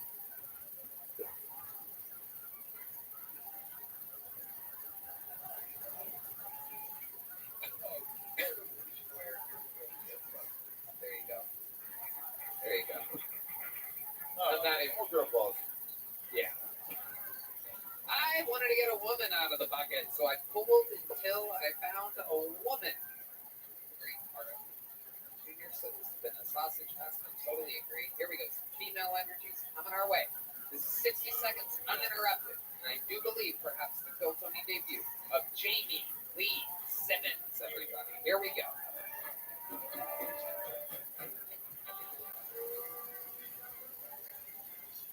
What's up? I'm Jamie. I feel like I look like Ariel if she collected vibrators instead of forks. Thanks, guys. Despite how I look, I do love my dad. You know, I love my dad so much we share one bedroom apartment together. I hear some of your reactions. I see your faces. You're like, how'd she do that? No, that's crazy. Perverts, all of you. No, it's easy. I stay in the master bedroom. My dad stays on the mantle. Yeah, I'll let that sink. Oh, you guys thought I had red hair and a dad? Come on. No, I have an OnlyFans. R.I.P. He's proud. I would sell my voice just to hear my dad say I love you one last time. All right, thanks, guys. I'm Jamie. Jamie Lee Simmons. Welcome, welcome, Jamie. Thanks for having me. How long you been with Samba? About 2.5 years. I started in Boston, then went to Miami, and now I'm here.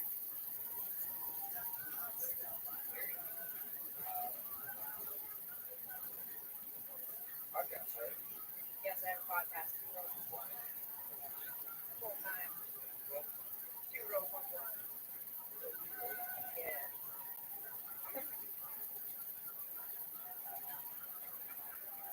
Good observation. I love it, Jamie. How's Austin been treating you? I love it here. It's great. What do you love about Austin? I love the music. I love how nice everybody is.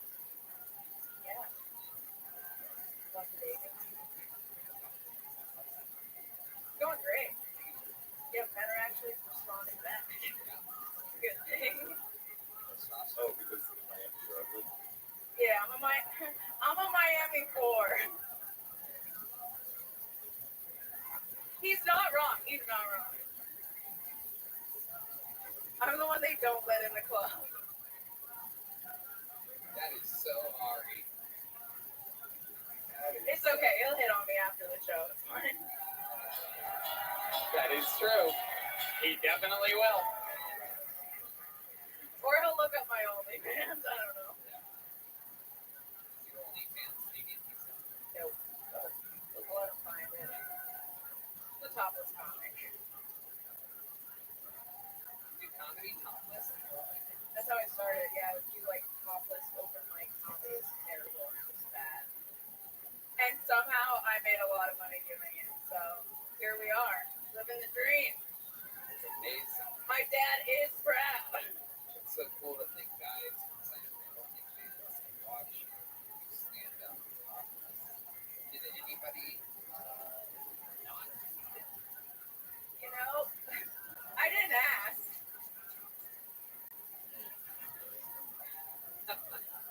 I love it. Jamie, what do you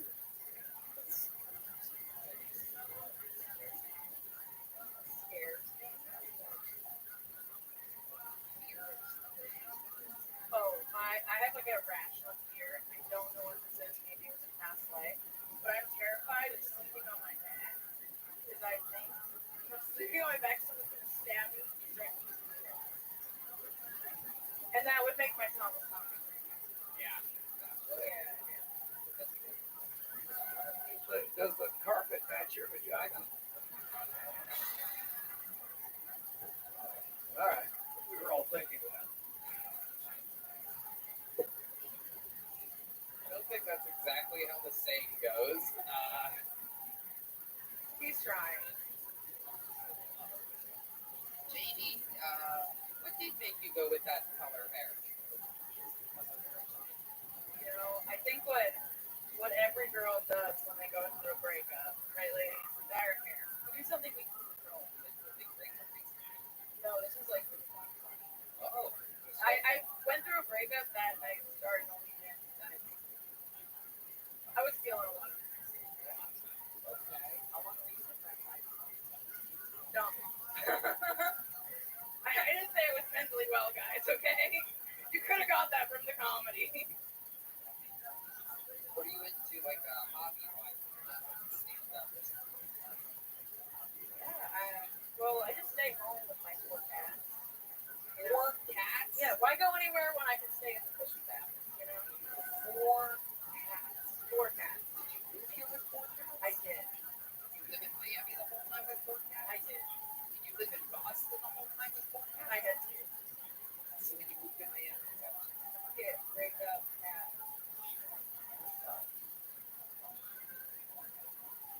I'm a good time. Okay, don't Yoling judge. has 6 cats? What the fuck? Are you fucking kidding me? Oh my god, you fucking creepazoid. 6 motherfucking cats. You have 6 cats? Yep. What are their names? Bunch Jones, Mr. Brown, Esmeralda, Dodie, and Cookie. Cookie. Wow. Cookie's a sweetheart. Absolutely incredible. If I'll you, talk to you. if you two got into a relationship, you'd have 10 cats. Sounds like a family. She'd have to convince her life. Wow. I've always wanted a dad, so. Imagine that household. Imagine that household. Just 10 cats, a husband, a wife, and a mentally ill topless comedian. Oh, and 2 daughters. You have kids? You have kids? You have 6 cats and 2 daughters? Jesus Christ, Matt Yoling. We need to have a conversation sometime. Hang out, bro. I didn't know any of this about you. We should grab a coffee sometime or something. Let's Matt. do it. We've been working together every Monday for years. This is absolutely wild. 6 cats, you have 2 daughters? Yeah, man. One of them's 16. What? Are you fucking serious? What's your only? You have a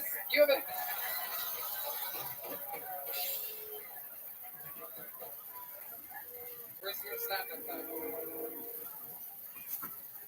man, where's your victory sound there?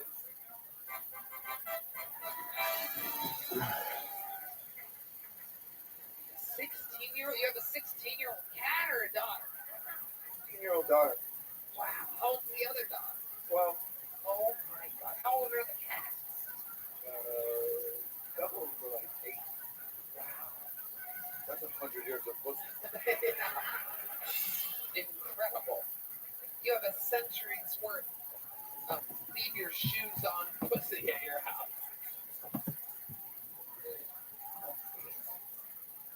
Janie Lee Simmons. You've been sexually active all year. Not really. No, it's going to be. I need those things. What's the most fun thing you've ever done? That CD one. Oh, You know? Yeah. How do you tell her to breathe? So on a date. Yeah, I go, you want to fun? Get tested. It's really easy. And if they're like into you, they'll get tested. and then they hit you up like a week later. Hey, what's up? Jesus Christ! I really need to fucking come. Oh my god, I'm freaking out. I'm born off. Jesus. Yeah. Herpes free at the bottom of this glass.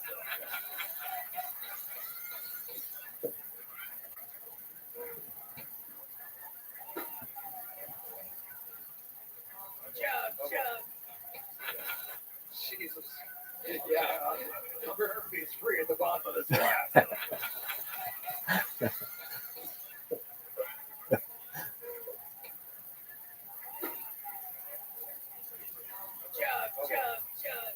RFK Jr. might be one of the greatest guests in the history of this show. I can hope. Oh, he chugged it. Oh my god, he's ready. USA! USA! Oh my god. This is incredible. Like an allergy test. I don't know what to do about it. Depending on how to do Suck it up. You have an allergy? And you also have full blood allergies. So quite a conundrum. This will never work with me. So sometimes guys, like, they go get tested, like, people or whatever, they hit you up and go, Well, somebody I've been like going out with. so you check the papers. Yes. And then you have to have sex. I mean, that would be crazy to make them wear a condom at that point, right? Yeah. Okay. You're good for all this. Let me ask you this. I'll show you the photos. Then you have sex with them, right? And then after that, you basically have sex with them anytime you want, right? Or you have to retest for every. Well, I'm like, yeah, hopefully I'm fucking someone I trust. And they're like, hey, I look over here. That's the right thing to do. Why is that boring? You still trust guys after buying 4 cats? Yeah, I trust them. You know, there's a you can download a template online though for like you're spilling your name. It looks like you have a positive, like you heard negative.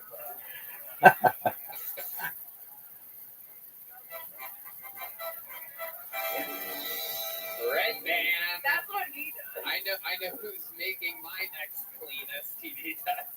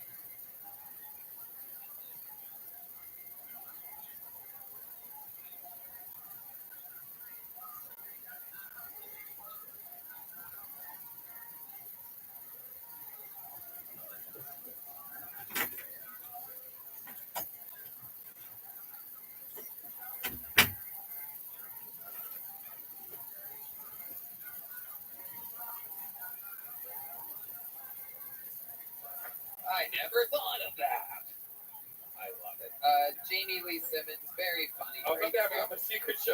Oh my God. Here you go. Here's the big joke book. The great Jamie Lee Simmons has made her Kill Tony debut. Let's get one more bucket pull up here. Then we're going to put a big ribbon on this thing. Make some noise. 1 minute uninterrupted for Andrew Renaud, everybody. Andrew Renaud. Here we go. Oh, one more time for Andrew, everybody. Hello. Hello. Thank you for having me. It's my birthday today. So I was going to try to grease the wheels a little bit and tell everybody it was my birthday when I signed up, but I had to let Carmen work its way out. I can't work up for that. I only have one joke prepared. It's about Michael Lehrer.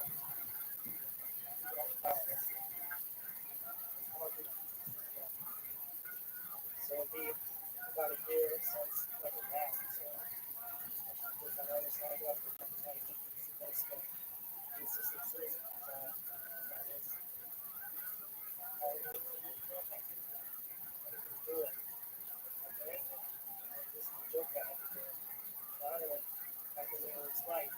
All of his performances.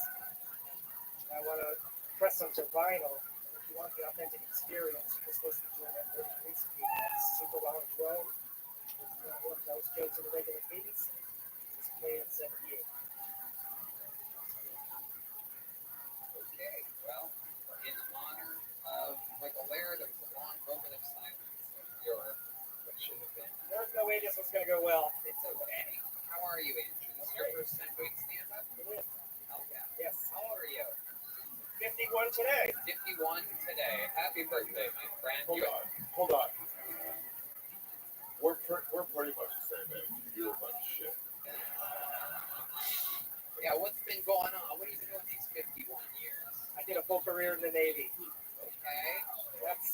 That's where this comes from. So a lot of times submarines. No, certain ships. That's old, maybe. I am Old Navy. When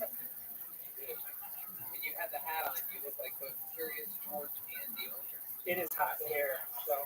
It is hot. Sure. Creates a little bit more likability. Yeah, I know. I come across as a jerk, and that's what I know is going to make this super hard for me. Okay. You're like if somebody pushed Jack Black and Tyler Gas together and took out all the comedy. What's the funniest thing you think you've ever done? Funniest You thing. ever like pull a prank?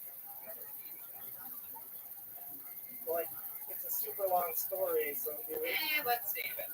Here's a big joke book just because it's your birthday. Congratulations. Yeah. There he goes. Andrew Renaud. I love that you paid tribute to Michael Lehrer. That's cool. The first ever member of the Kill Tony Hall of Fame, the late, great Michael Lehrer.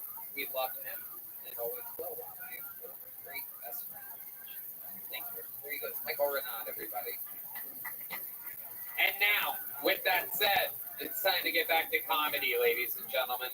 And with a show that started with William Montgomery, I think there's only one way to end an episode like this. Ladies and gentlemen, I'm glad that there is one of the members of the new presidential administration on this panel. Because this young man, RFK, this young man is a guy who I'm really hoping we can speed up the citizenship process for. We need this guy to become an American. But right now, he is simply an Estonian assassin. Ladies and gentlemen, this is a new minute from the great Ari Matty.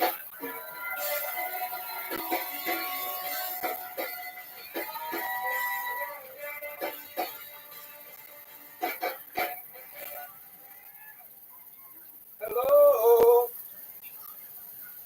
I have a confession to make. I eat ass. I'm tired of hiding it, ladies. Don't hide your asshole. My tongue is going up that ass. If you're a lady with a guy who doesn't eat your ass. What's wrong? A little poo-poo in your mouth? Ooh, a little poo-poo. Gay boy? I don't give a fuck. I remember when the research came out, they were like, it's official, squirt this piss.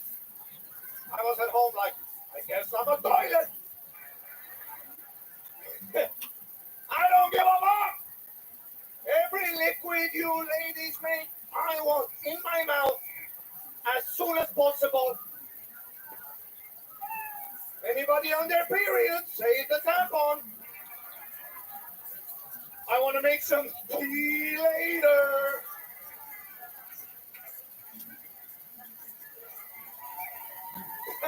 Thank you. Ari Matty has done it again.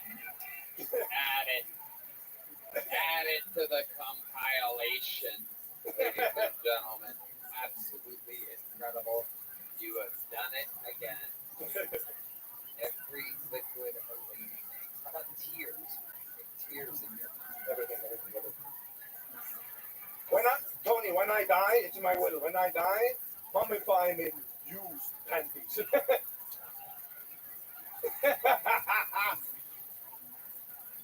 RFK Jr. knows a lot about human liquids and whatnot. What do you think about all this? You, sir, are never getting into discussion. How you doing? Doesn't eating ass have some kind of vitamin A or lot of vitamins. nutrients or something? I mean, you do bring up a pretty good point there, Tony, but the way he's eating ass, I can tell by how he's doing it all wrong. I noticed you've been squeezing your cricket while saying all that. Marilyn Monroe? You named it Marilyn Monroe? Look at that. Over your ears, jackass. Little Marilyn Monroe. And when you stroke her, she squirts. That's why I called her Little Marilyn Monroe. My father squirted.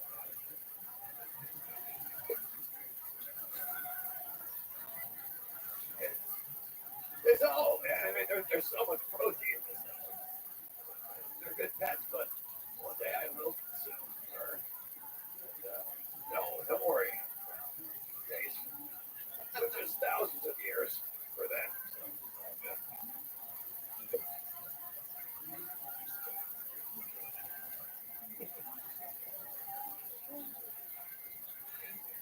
So, Ari, how's life been? What have you been up to? Amazing. Chilling. Oh, I did the great show. I was so nervous before it turned out. Yeah, they really do. I did the next night in San Diego. You were in Phoenix, Arizona. Yeah, nobody had a fight during my show. Yeah, it was perhaps the dumbest thing I've ever witnessed in my entire life. I was in San Diego complimenting how great burritos are in San Diego. I talk about how great burritos are in San Francisco. At the same time, I also say that the Mexican people are all better in Texas. When they start doing, I go, I've lived there for 40 years, and I lived here in California for about 20 years. I know what the coffee are. They just really taste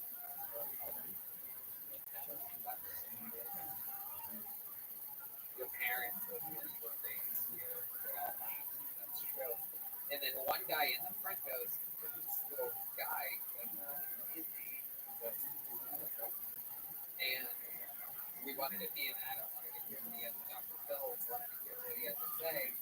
So he was actually the leader of the country. Would go in 1975 and something other thing ever humanly possible. And the crowd was just in the ruckus. There was something about this guy saying San Francisco invented the burrito, me saying the Texas has better Mexican food. All the Latinos were having so much fun. There was one angry, fat white woman, as always, right on cue. Just a simple case of psychology. This is a woman that eats, right? Consumes. And then has to blather dumb shit out of her face. Because, there's got to be a reaction. And so she started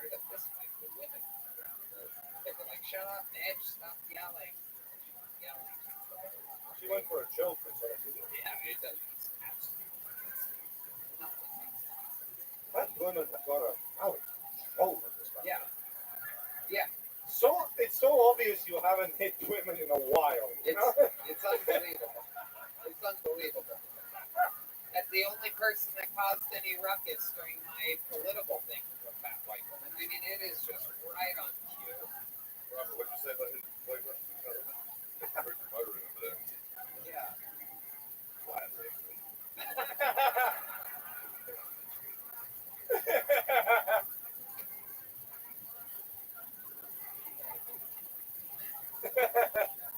Anything else going on, Ari? Also, in that video, you know, she grabbed the girl's throat and the guy slipped there. I think this is not a reason to. If you grab my girl's throat, it's over. You can't piece of shit getting head. Girl that was being grabbed was also really chill about it. Like, She was super chill, and if you notice, the guy next to her, the girl whose neck was getting grabbed, is like laughing and pointing at the lady like that, which leads me to believe that his girl, who literally matched the exact, just like they were grabbing each other's jugulars, I think that she had training of some kind, and the boyfriend's just like, you don't want to fucking do this, fat, stupid bitch. Yeah. And like they were literally enjoying themselves. It was absolutely incredible. They had a great time.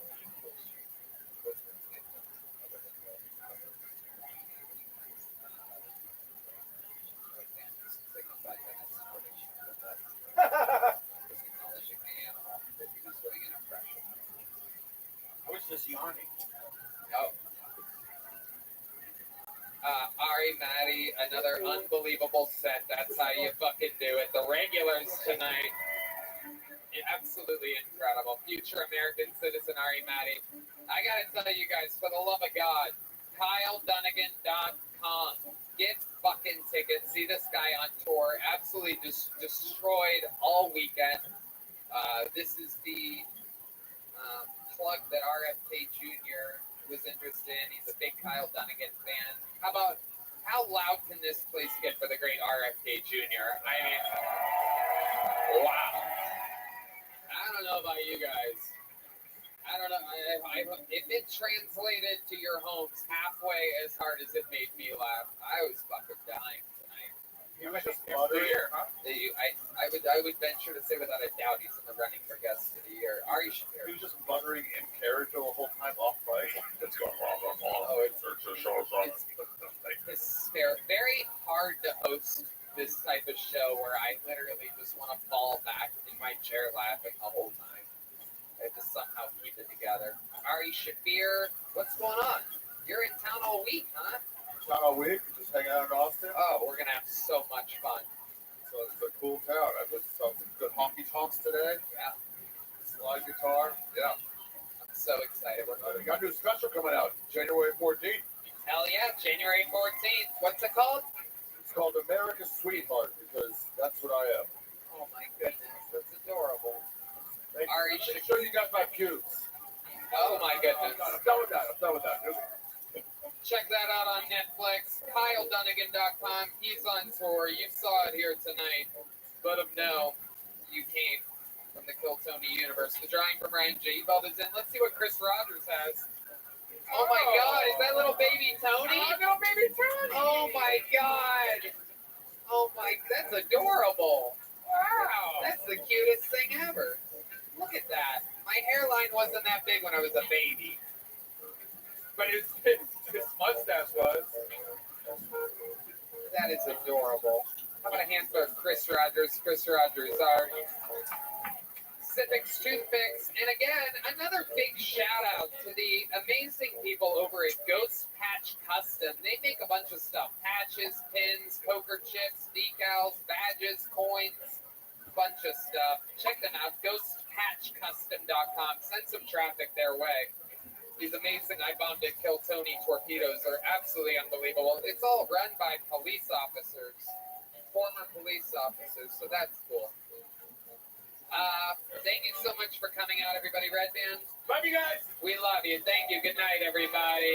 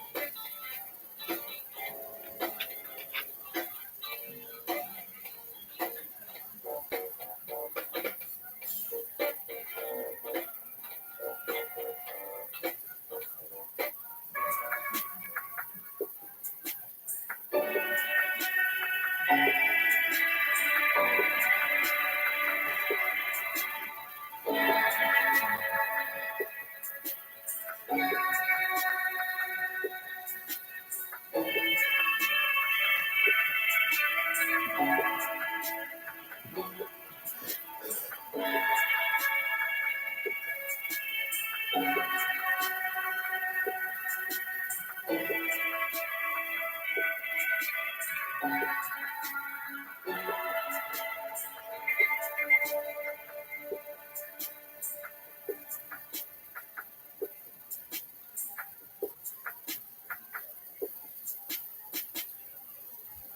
uncensored live stream of 2 nights here from Austin, Texas, December 30th and 31st. You can snuggle up in the cold with your loved ones, or all by yourself, or with a bottle of tequila, or whatever you're into in this crazy world. Snuggle up, stay warm, December 30th and 31st, with completely uncensored Phil Tony's live from the HEB Center in Austin, Texas. This is a new super annual amazing event. It is our biggest 2-night event of the year, and we're super excited about it. It is on sale now. PhilTonyLive.com. Get it for your loved ones. Get it for yourself. Love it or hate it. Live. December 30th.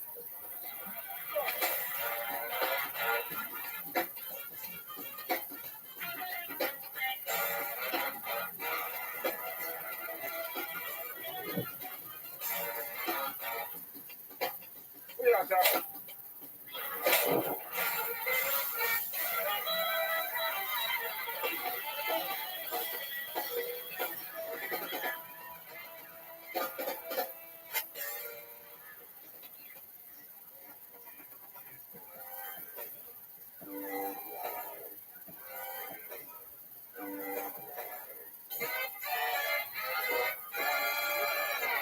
Hey, this is Rabbi coming live from the Comedy Mothership here in Austin, Texas for a brand new episode of Countdown. Get up for Tony X-Men!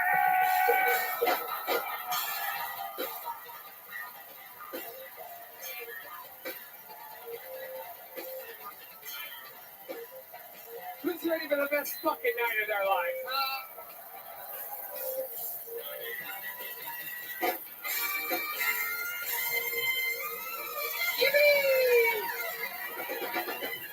Thanks so much for Brian right there, ladies and gentlemen.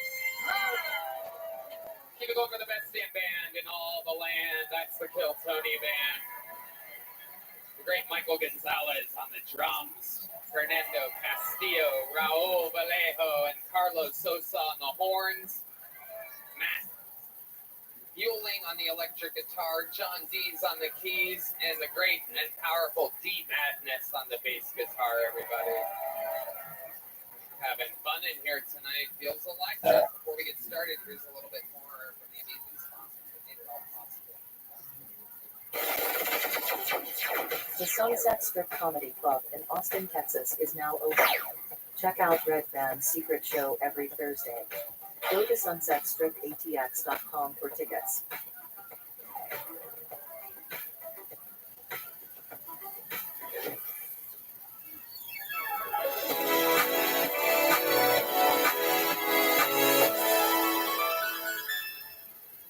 Are you guys ready to start tonight's episode? Well, here we go. This is going to be fun. Ladies and gentlemen, we have one guest tonight and one guest only. I couldn't be more excited about it. One of my favorite human beings on planet Earth, one of the funniest people I know. Ladies and gentlemen, make some noise for the great, the powerful. This is RFK Jr.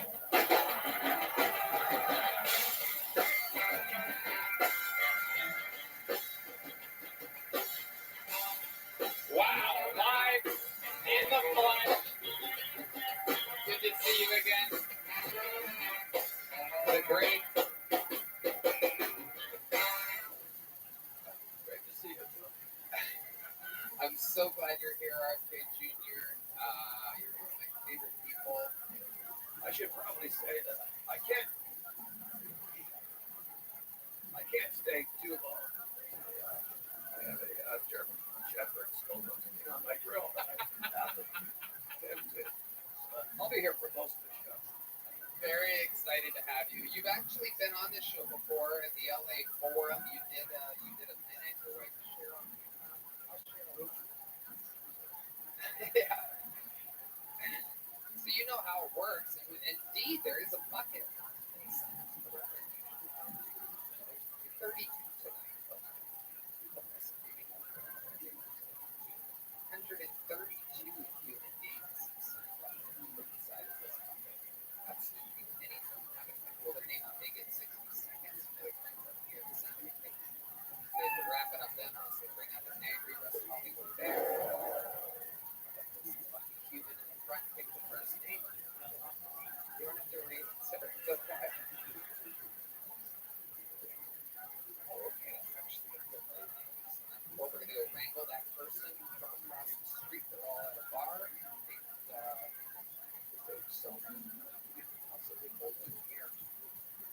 go get him across the street. While they're waiting, maybe I should apologize real quickly because I'm low on electrolytes and I'm going to be sipping this fermented owl urine throughout the show. I want to apologize now for doing that. Oh, Jesus Christ. Owl urine doesn't taste as good as you think it would.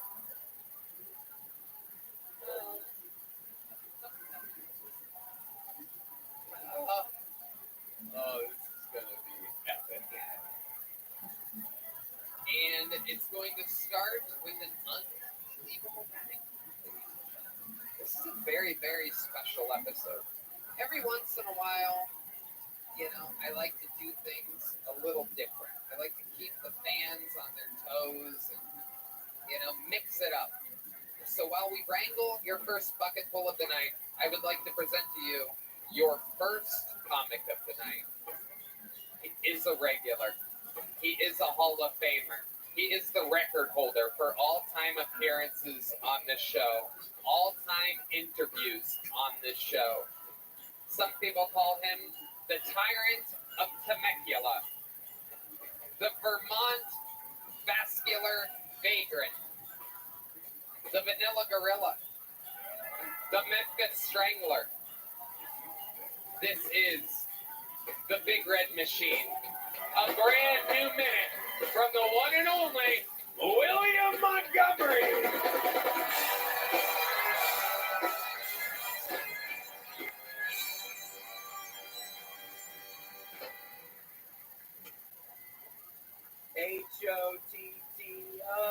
HOTTOGO.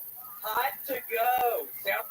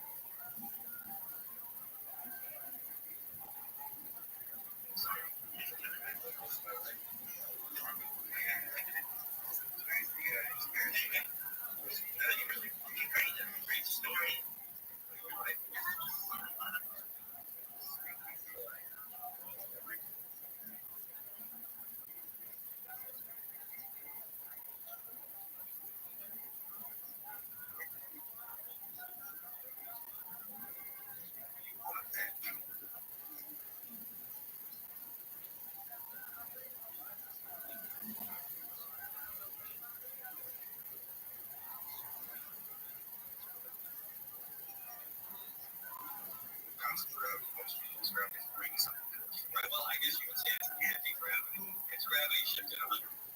Well, yeah, that's true.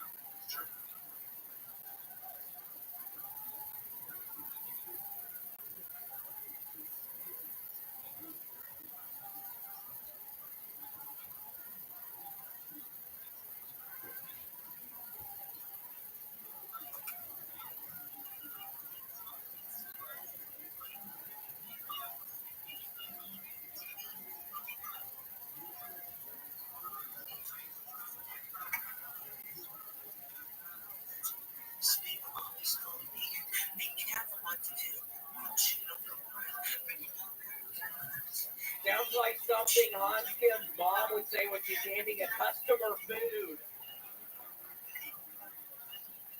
My Spotify Wrapped is my top song for 2044. It was crop dusting the funeral home during visitation. The guy who shot the United Healthcare CEO in New York City was caught today at a McDonald's in Pennsylvania. Apparently, he was meeting with a hamburger to get some tips on poisoning people. I'm planning a bar mitzvah, and at the last minute, the rabbi comes and cancels on me because we're not Jewish and I don't have a son. So, yeah, I'm back on the Hamas train. Okay, that's my time. Thank you, Tony. William Lights Out Montgomery, the vagrant of Vermont. Yeah. It was so exciting because Tony, I haven't played this weekend, so I am about to play some fucking Call of Duty. Whoa, look at this. I currently, it's Tony, but here's the problem. I currently only have 20 gold, or no, excuse me, 20 diamond camouflages for my guns. I need 33, so I need to get 13 more diamond camouflages this week, Tony, before I go to Indianapolis. Whoa, this is very exciting. I don't know if you know this or you know this. But lately,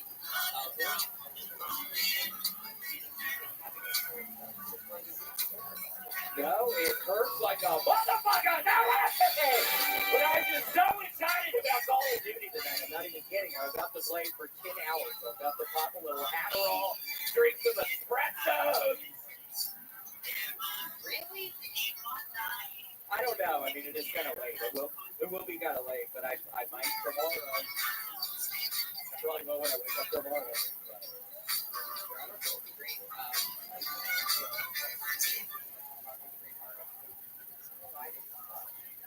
Yeah, or in case of what is going to happen if there's another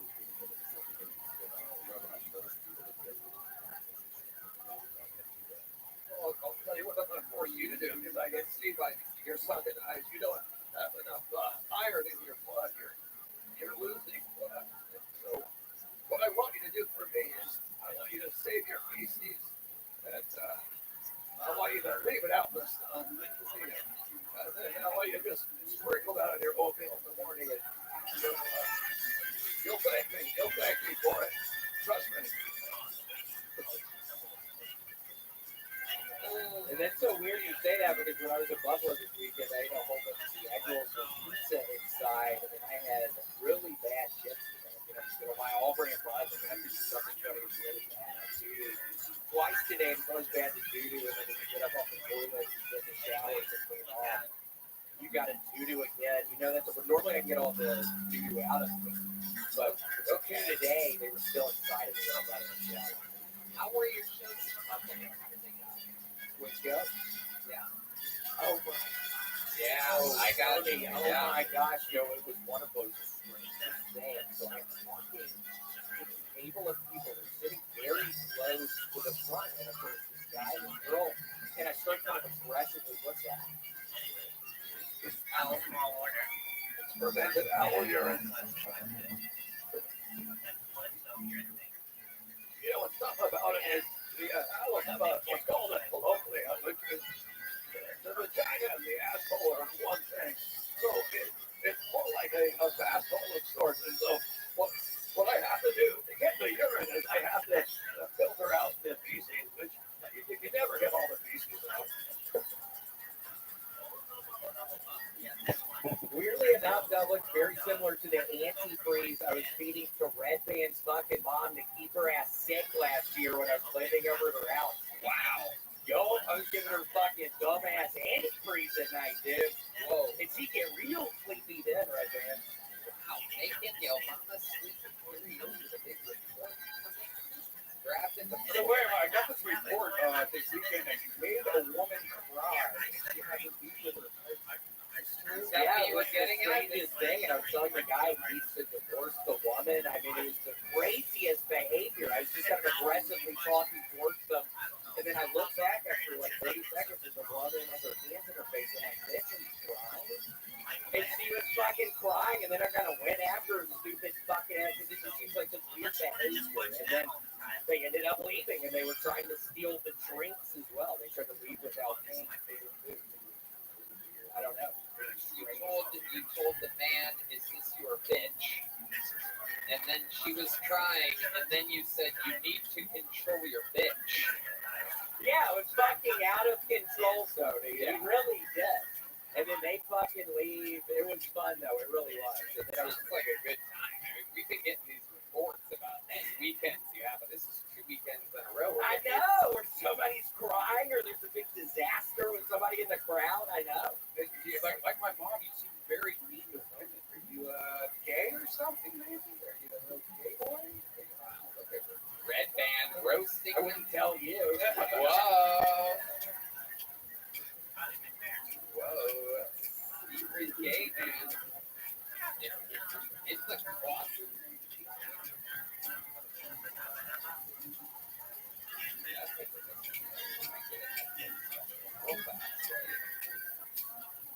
Alright, well, anything else we should know about?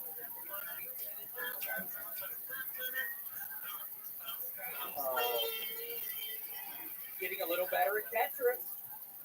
I've been playing Tetris in the Game Boy and like the airports and stuff. I'm getting a little bit better. I started looking it up on YouTube. I'm looking up different techniques and figuring out how to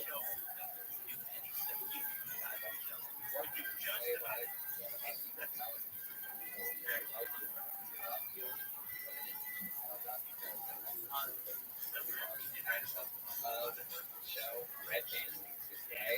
I know, that's so weird. That is kind of weird. That's a new angle. New angle.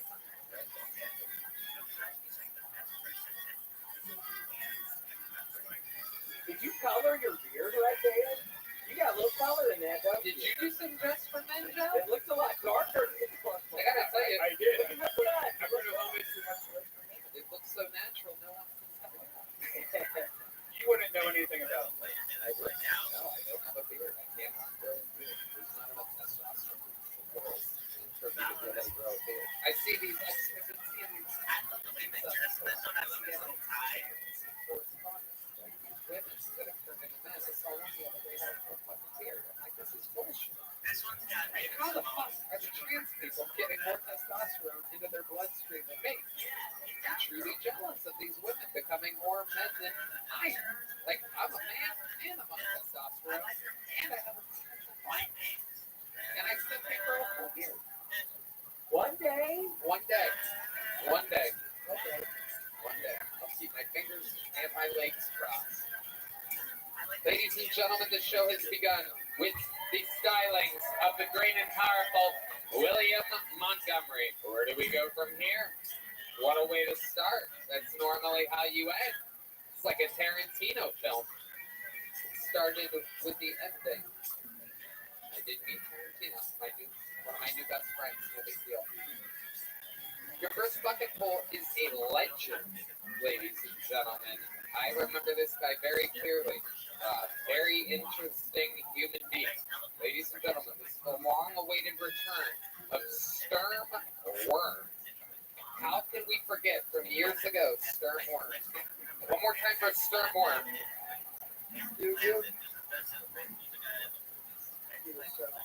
About a year ago, I got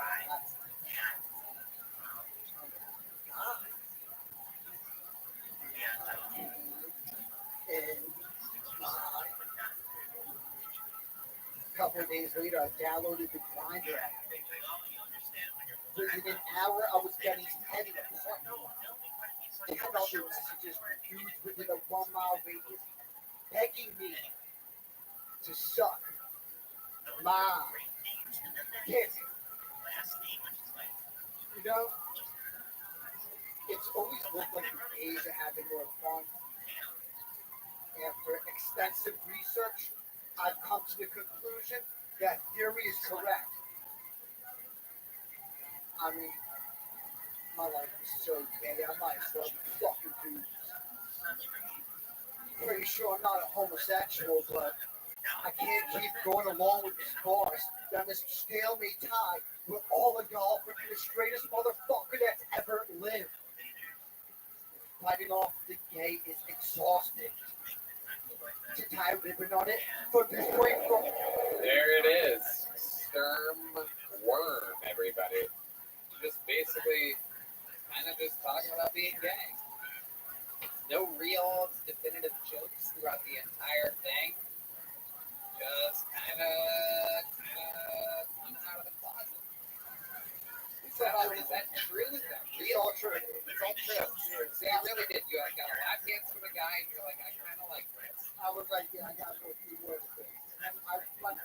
the Tinder thing, or the Grindr thing, you know. Like it was as lame as every hookup I ever had with a girl. Like it was. So this is all new. This is your first gay stuff that's ever happened. Yeah. This is like 2.5 years ago at this point. This is 6 months after I was on the podcast last time. Yeah, we're on years ago. Yeah. It's different though, right? You have facial hair, you have decent long hair. Same look. Same look? I got a podcast now, though. Nobody cares about that. Trust me, it's the illest. Look, you're making people leave, Starborn. Please do not promote your podcast. Stop. Relax. Let's get back to this becoming gay all of a sudden thing, because it sounds like a lot of fun. We help William out. Oh, okay, you go right Will ahead. you help our friend William out? There you go. Yeah, I heard. I was back up when I heard it. Yeah. Okay, so let's stick with it here, sir. So where did you get this lap dance from, guy? Where did you bust it? I went to gay club. Okay. Where were you at? Jersey. Jersey. Yeah. What was the name of the gay club? Was it a gay name? I don't want it. I don't know whether they're supposed to be doing that. I don't want to like air out the name. You don't want to get in trouble with your local gay club, right? No, like I don't know whether that's supposed to be going on there. So A lap dance? I mean, it was like that worked for it. It was like COVID. Yeah. It was arousing. I think same gender lap dance is arousing. Okay. That was your first one. That was my first So one. that happens, and then you get on. Then you sign up for a gay dating. Yeah. Okay. And then what happens? Like I said, instantly, like I have a picture of, instantly I'm getting a million messages saying, I'll suck your dick right now. I took one glove and all. But it was, Go ahead. it was like I needed to get hard. It was the same problem when I tried to hook up with chicks back in the day. It's just, when you're under pressure, it's just tough to get around. Like back in the day when Kill Tony was in comedy school, it was at comedy school. There was mad dudes who used to always say that they don't come during sex. That's not a real thing for guys. If you're turned on, you come unless you purposely don't come. But they weren't not coming. They just weren't getting turned on. You're like a rapper that doesn't rhyme. I could rhyme though. No. Nobody wants that. Do you have a gay voice, or is that how you talk to these guys? No, this is how I Just talk talk like to that. It's like, everybody. hey, sorry, I just can't get hard right now. It's the good old Jersey gay. So where did this attempted blowjob happen? The one that you couldn't get hard for? You go to his place? You go It was to a parking lot? Yeah. Man, you just do gay stuff in I inappropriate mean, I places. wasn't. Have you ever done anything gay where gay stuff should happen? Like a bedroom? I gave a week later. I gave a guy head in his bedroom. I don't fucking care. I'm out here, yo. Like, if you sexually suppressed, then you're less attractive to girls. Like, I think I don't like girls? Nah, I do think I like girls, but I'm like fucked up in the head sexually. Yeah, I've been fucked up in the head sexually for 20 years. I've been checked out of the game. I just tried to be a rapper. It didn't work out. RFK Juice. This is why we've got to stop with the goddamn vaccine.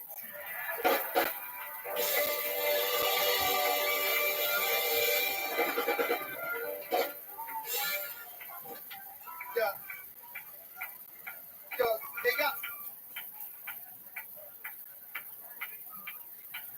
Yo, they got my blog out there. Can I get it? Hey, Tony, could I plug something really Yes. quickly? I just want to tell everybody my Christmas album, RFK's Rockin' Christmas, is dropping tomorrow. I don't at think that 9:30. it's cool to make fun of people for their disabilities, Guys, hold on, I wanna- but this guy does a very good RFK impression. Chestnuts roasting on an open fire. Jack Frost nipping at your nose, a son of a bitch. Come, they told me, pum pum pum pum, pum pum pum pum, pum pum pum pum. Sit back around the fire with your family and enjoy RFK's Jesus. Where can people find this? Where can people find RFK Juice? Silent night. Holy night. God damn it. I'll probably I don't know, Walmart or something. So, Starborn, you were going to say something. I got a water back here. I got I do number 2. You need water, right? Yeah, I'm not drink that. Okay, yes. Okay. And then the other thing, thanks. And then the other thing is I have an OnlyFans, free OnlyFans. I started like 2 years ago. What do you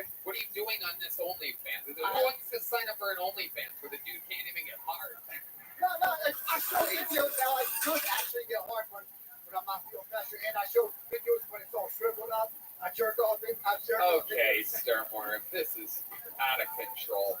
Have you written any comedy in the years that we haven't seen you? I've been working so hard on my podcast that I have to do a comedy, but I have a zillion comedy things. Like I have 15 freaking. You have a zillion of them, and you came out tonight just talking about whatever the fuck that was.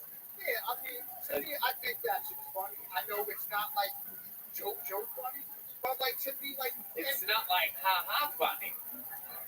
I think it is, but I mean, I guess I have no sense of humor. I have a podcast episode called "I Have No Sense of Humor." Okay, all right, Starmore. Well, it's been a while since you've been on this show. You know, this cool company called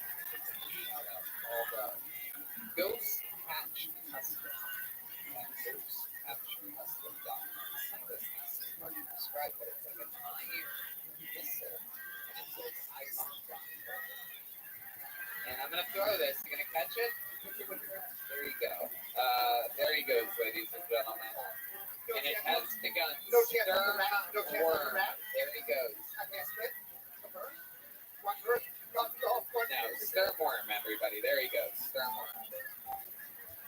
Did you have one in mind or something? Did you plan for that? I mean, what's up? Did you prepare to rap or something? Yeah, of course I did. I'm a rapper. I mean, That's what you did years ago? Yeah, you know I rap. It's been years, It's funny Sturmworm. to have. It's so good. Okay, here he is. Give him a little beat. Sturmworm's gonna rap real quick. A 1, a 2, a 1, 2, 3, 4. To the sunshine, brighter if the rain. I started writing rhymes so that I can share my pain. No matter where you're from, man, shit gets that real. I'm so the sky's blue. I see it more real. Stuck in the slump, can't see the final dream. Catch me out the chase the dream, trying to make moves. Getting fucked by life every day, being screwed. I gotta win, cause so far all I've done is lose. Lately, All right, Sturmworm. There you go. Sturmworm, everybody. Jesus Christ. Oh my God. Made everybody flaccid.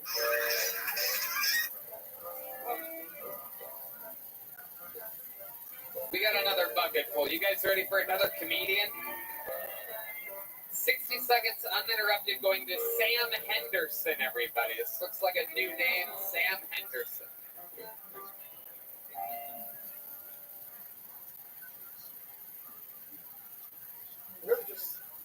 Really miss being a kid just because we were young and dumb. You didn't have to have it all figured out. When I was a kid, I thought the word pedophile was something else.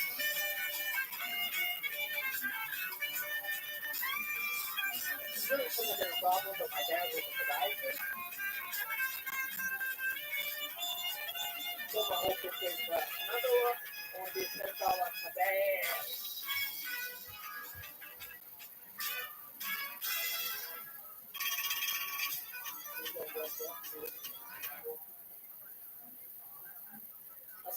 That is an Econo line. The other day, I don't know if you guys know this. Apparently, conservative men consume the most trans porn.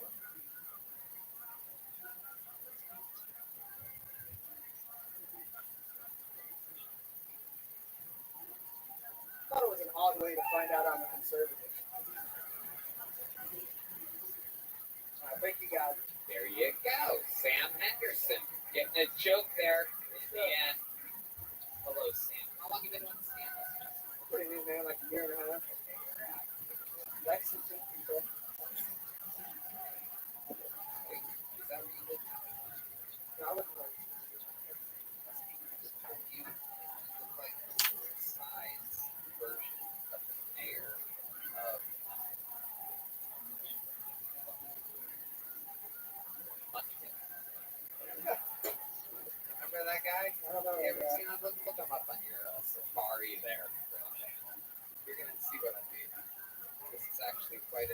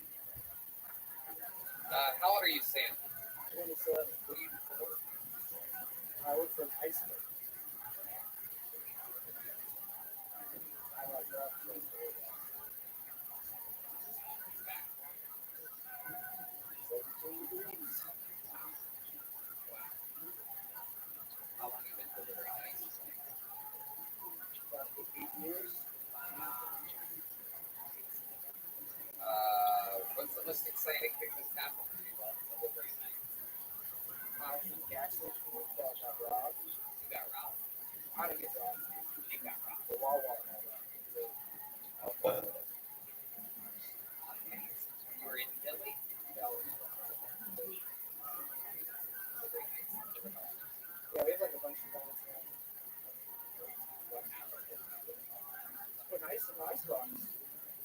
Try to stop Robby open bag. They slip and fall. I've been watching all the Home Alone recently, and I'm thinking about right. You were Home Alone. I sat down like a little bitch. There you go. Absolutely. What favorite childhood do you have in Lexington? I grew up in Jacksonville, Florida. I was actually still growing up. Actually still growing up. Childhood.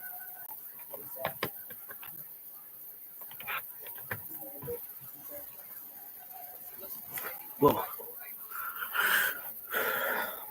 That's the sad thing about my life. That's my Spanish. Wow. Why not That's a big deal in Lexington, Kentucky. You might be the only person in Kentucky that speaks Spanish. That's absolutely incredible.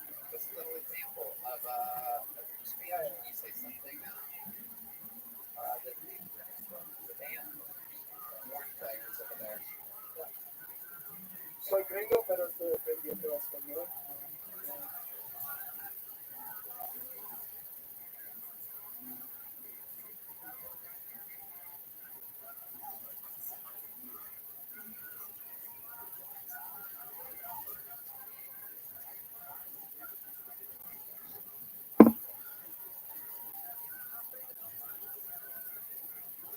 What's up, babies? I'm not allowed to cuss.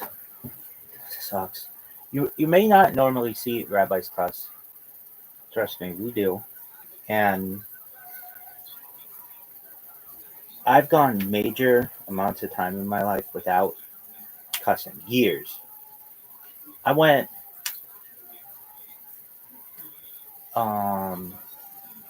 I've gone years without cussing. So for anyone out there who's like, well, I think this rabbi should do something. Hey, guess what? No one cares, okay? I do things my way. Really? Yeah. Rabbi Moshe Feinstein did things his way. I did things my way. And he's not here right now. We're going to have to revivify his ass. I'm here, baby. All right. So with that said, I don't know if this is even going to record. Everything sucks. Don't forget about that.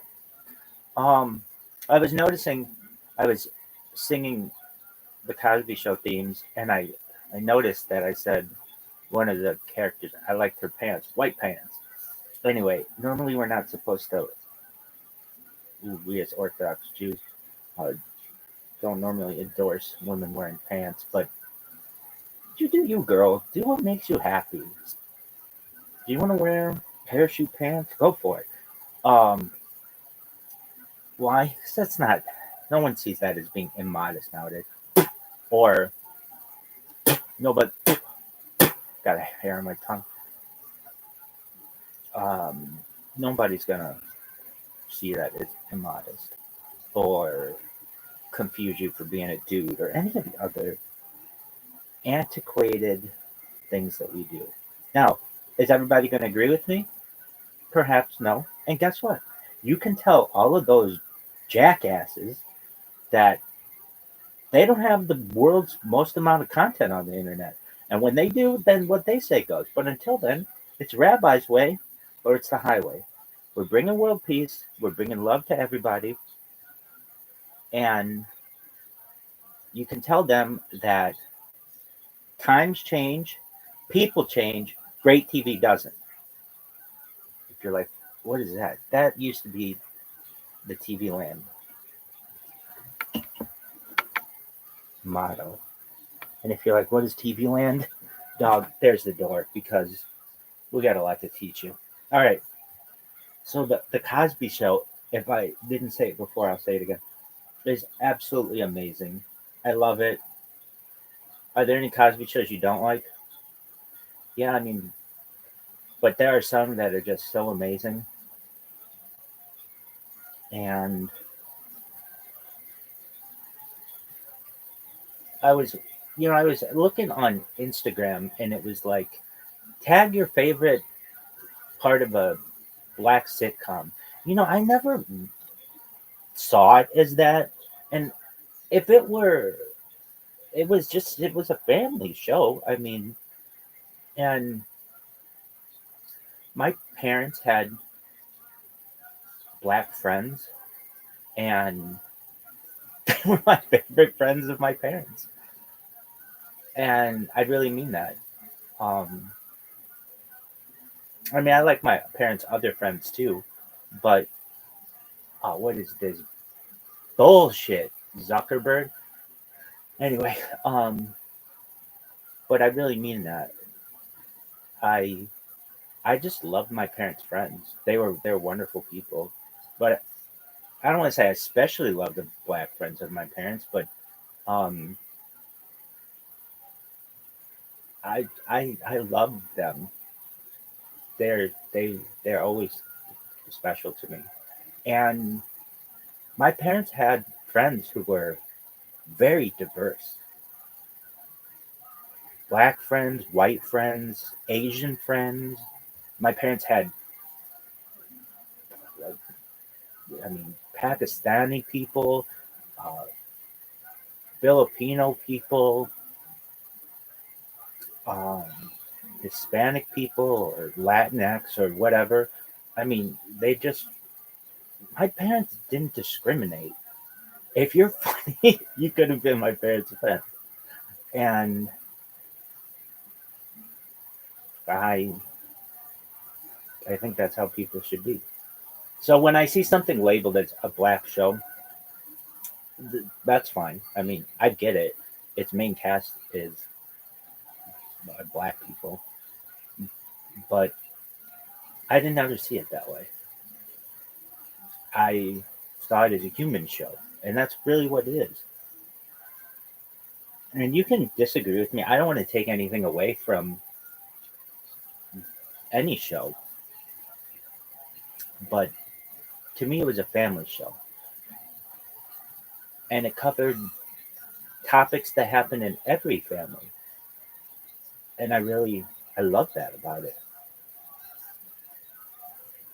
All right, so there were these anniversary ones that they did were just phenomenal. My favorite Cosby show, perhaps, maybe, I don't know what one, but I love the Stevie Wonder one. A Sense of Wonder. Oh, I love that one. I just love it.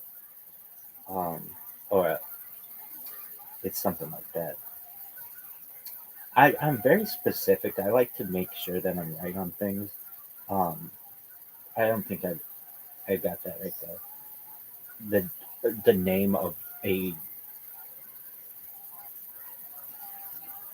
it's something. It's not maybe a Sense of Wonder, but it's something with wonder. A Touch of Wonder. I love that one. I love Stevie Wonder. I really do. My parents love Stevie Wonder. My grandparents love Stevie Wonder. We like cool shit in our family. What do you want me to do? All right. And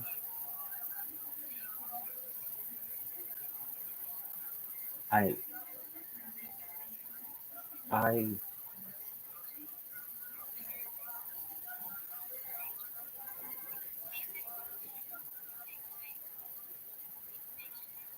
yeah, I mean, I said it. My parents had, and still do. They have Jewish friends. They have black friends. They have Asian friends. They have Latinx friends. And I do as well. I don't really care what you are.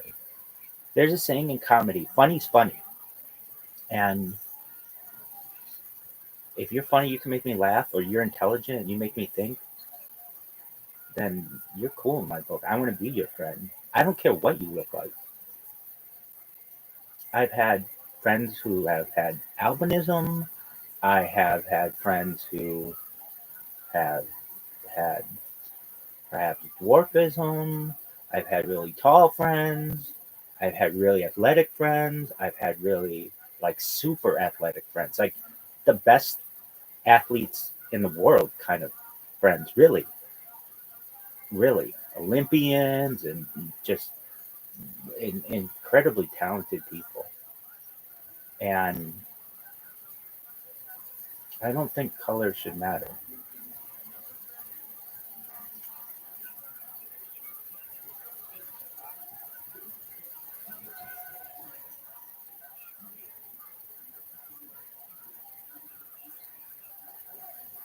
This is the best. I love this. Anything else you want to say? Um, Specifically about the Cosby Show. The Cosby Show was filmed before a live studio audience, uh, and I just really love the Cosby Show. Is it your favorite show of all time? And if you're wondering, do you normally talk to yourself back and forth like this? No, these are normally things that I have like an internal monologue. I have gut instincts. No one talks to me. I don't hear voices or anything like that. But I do.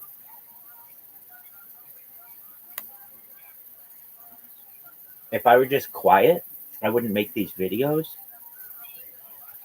And it's good for you to hear what a healthy internal monologue is. Okay, anything else you want to say about the Cosby Show before you watch it? Watch them. Well, I haven't watched the Cosby Show in like 20 years, maybe. At our house, my grandparents' house, we would just call it Cosby. There was Oprah, there was Cosby. Like when you become big enough, you get known as that thing. It's just like there was Sally. That's just like how it was. Donahue, Seinfeld. Like when it's just big enough, some of them are named that, but other things, like it's technically the Oprah Winfrey Show, but everybody called it Oprah. We started that. Oprah. Do you love Oprah? Yeah, Oprah has a special place in our family and our hearts. But what about Gail? Gail's cool. She's doing her thing. And really, Oprah and Gail have this one. I haven't found it in many years. I've looked all over the internet for it, and I just think it's in the Harpo archive somewhere. But they go on this road trip. Not when they go to the national parks. That's cool, and shout out to the national parks. I think they're very special. But they do this road trip, Oprah and Gail, and it is so funny. Shout out to Stedman. What up? There you go. So I am gonna do some. Uh,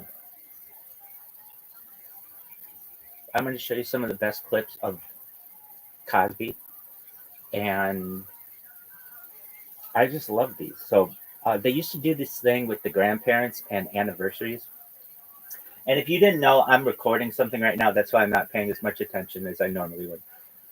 So here is Night and Day of a Cosby Show. It's just amazing. We have a record here. We're going to perform for you. We figure after 49 years of marriage, perhaps the two of you need a little romantic inspiration.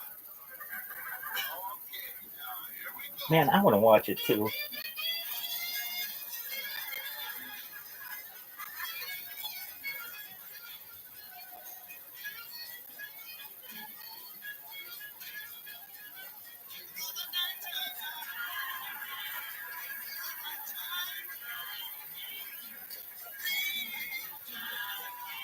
When you love me,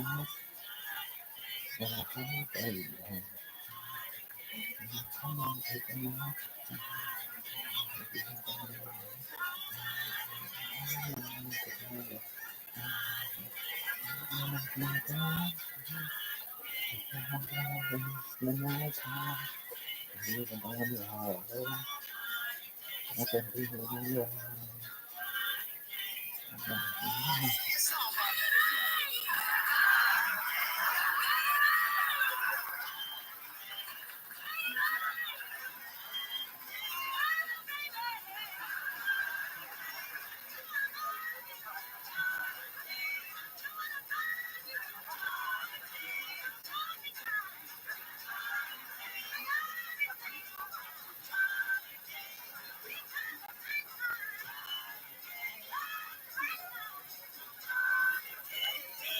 for Red.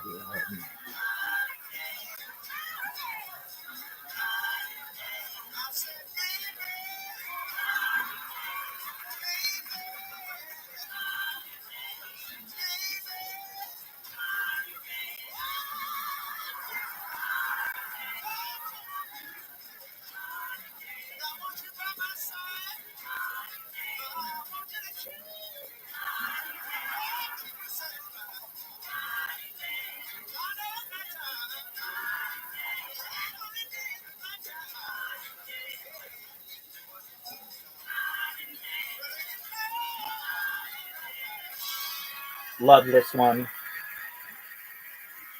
It's phenomenal. The next one we're going to do is the Huxtable is doing James Brown.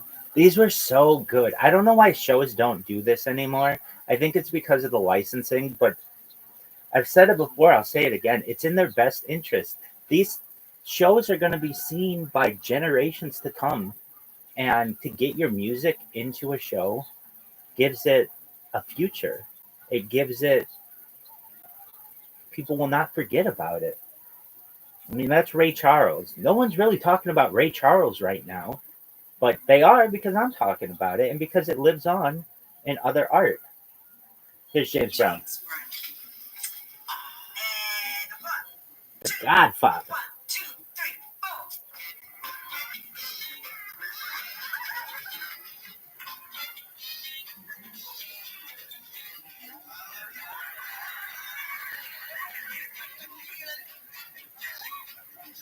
Baby, I got the feeling.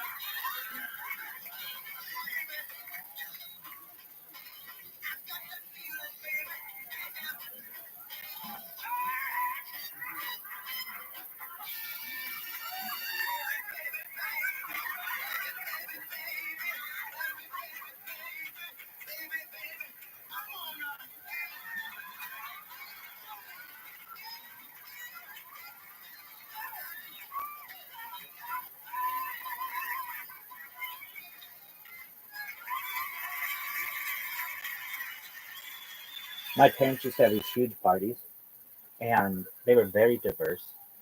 And at no point was anybody ever like they just naturally were diverse. My parents had very diverse friends, and at no point, I don't know. I see the way that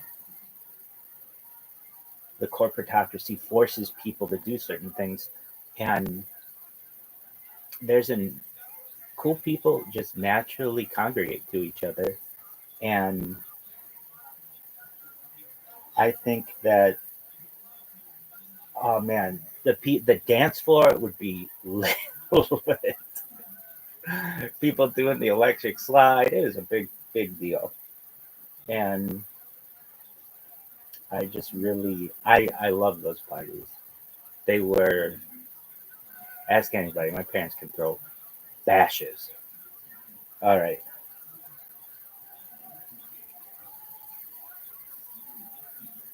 What else do we have? Well, there's a touch of wonder. which we could watch the whole thing. But like,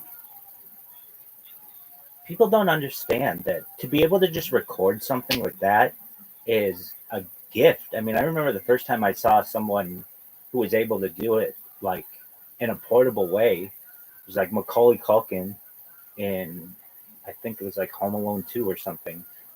And I got a Walkman one year from my grandparents around Hanukkah, and it was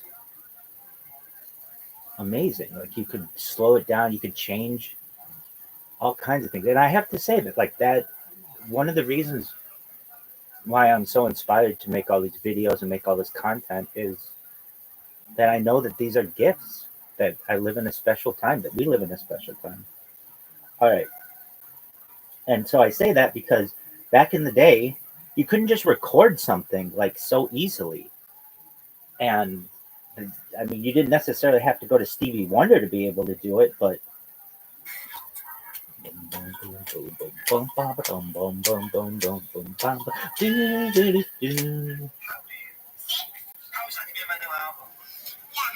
What sound do you think a giraffe makes?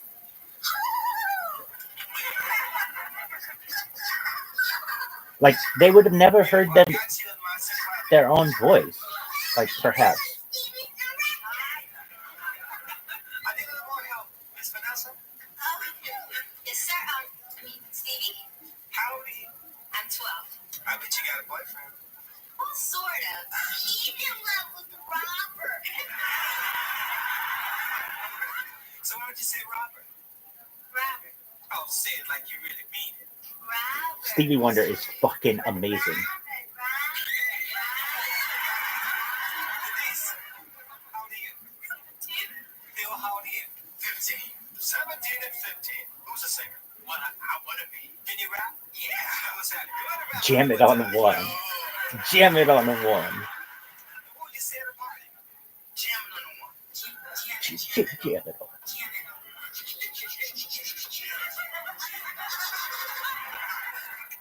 Denise, it's your turn. I don't know what to say. I don't know what. And now, Claire Huxtable. Dog, let me just say this.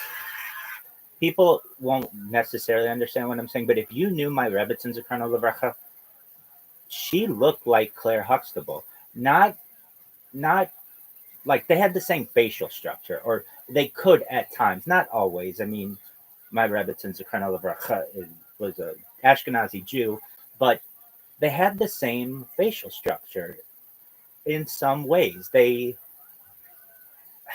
had just a way with their eyes that whenever I see Felicia Rashad, I see my Rebbitzin Zikrano Levracha. You asked me how old I am. I just want you to see.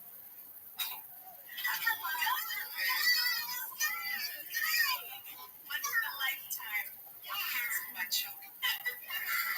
Just a simple that's all I need.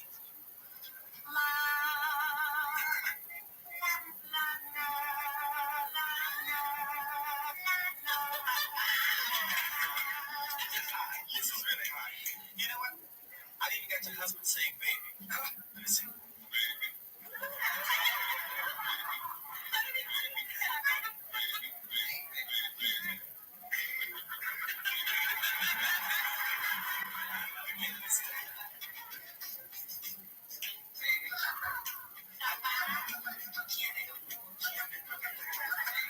Like, this was unheard of, to just create all this content.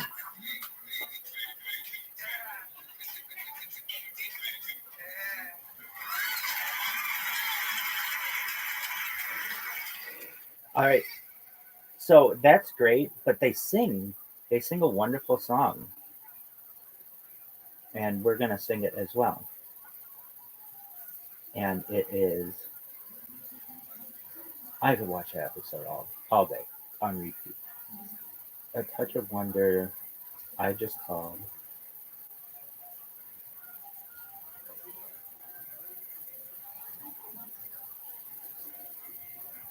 All right, here we go. You gonna sing along with him? Perhaps. This is for the Rebecca note. New Year's Day to celebrate. No chocolate covered candy hearts to give away. No first of spring,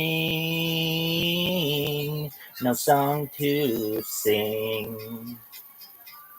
In fact, it's just another ordinary day. No April rain, no April rain, no flowers bloom. I love this part. She gets into it. No wedding Saturday within the month of June. But what it is is something true. Made up of these three words that I must say to you.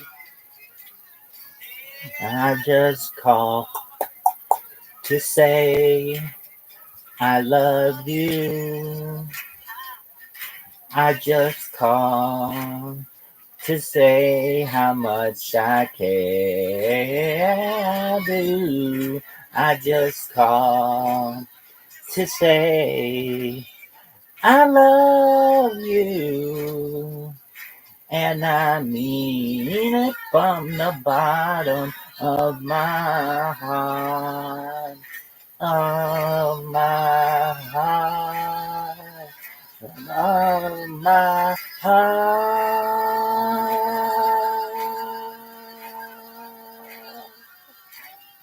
Cha cha cha.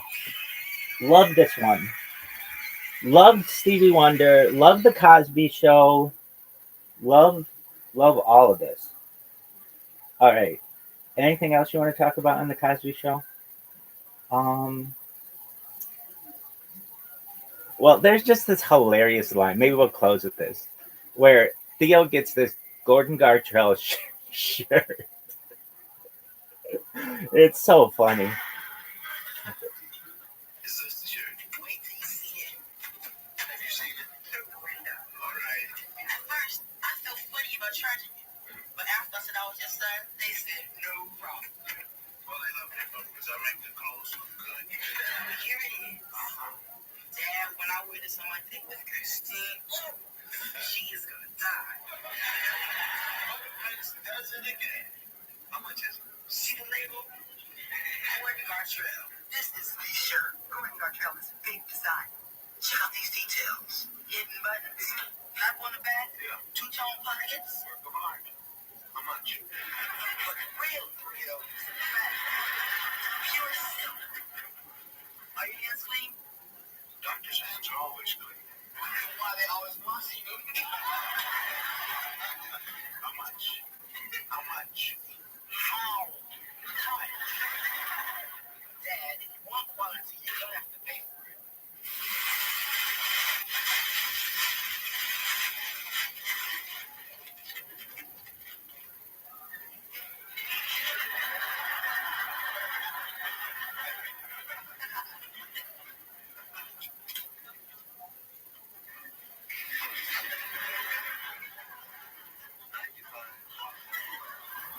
Which today would be like, but then $95.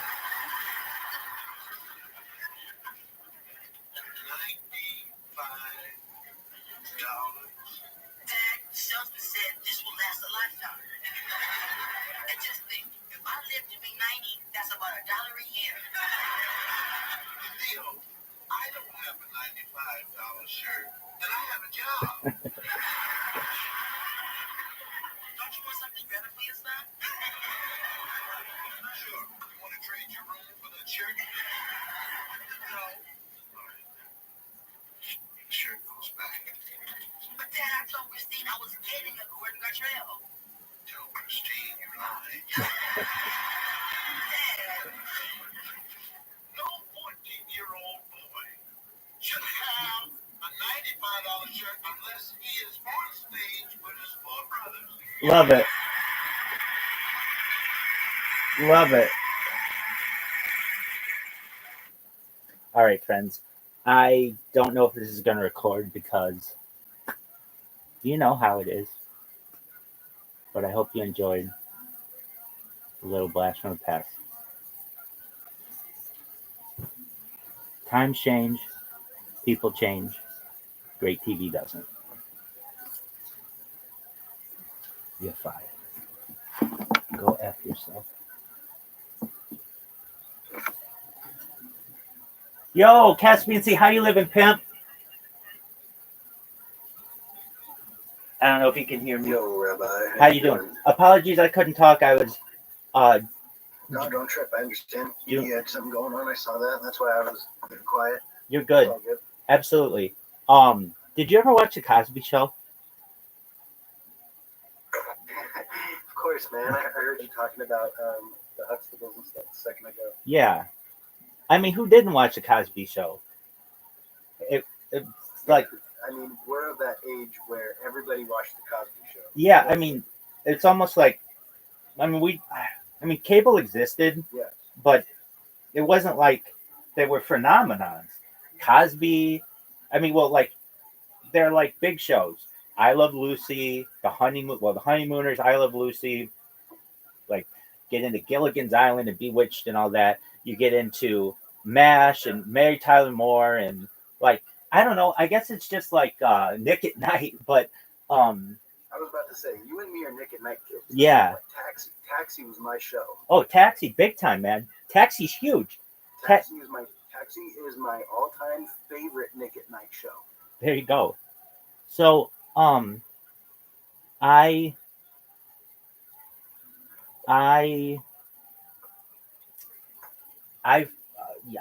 love Taxi too. Taxi might have the funniest line of any line in television ever, or funniest scene, which is when they go to traffic school. And I don't remember. okay, so there's this bit where Christopher Lloyd has to go to traffic school and he's cheating on the test, and he asks the one guy, "What does a yellow light mean?" And the guy goes, "Slow down." And he goes, "What does a yellow light mean?" And yeah. Anyway, I love Taxi. I'm gonna do a Taxi. I'm gonna do as many TV shows as possible because I really like old TV. I think TV today is too watered down. I don't want to say too watered down. There are a bunch of things I have issues with, where they force messages on people and force plots to work in certain ways, and I don't like that. I like simple. Like, I really think that there could be in the future like a play, like Taxi could be a play, or the Cosby Show could be a play, or like a musical even, or Seinfeld could be plays. Like, they could be live action plays because they're just small little sets, and like, you know, in the 70s and 80s and 90s, you didn't have the ability to change up sets like you do now, but it's really not that difficult, and they're like short little 22-minute plays, each one of them. And I think in the future, television will have a much more of a connection to people than even movies do. And here's why. Movies are 2 hours long, 3 hours long. That's it. But television shows like Game of Thrones is like, I don't know, 60 hours worth of footage, or, you know, it's like a whole, there are characters and all kinds of shit that go on in there. And I think that people in the future, when they're binging things, they don't really see a big difference between whether it came out in theaters or whether it came out as a television show. They're able to binge it, and so it's just content. And like, basically, movies are 2 or 3 hours worth of content. Television shows are hundreds of hours worth of content, and that's why I think television has the opportunity in the future, long term, to be bigger than even movies.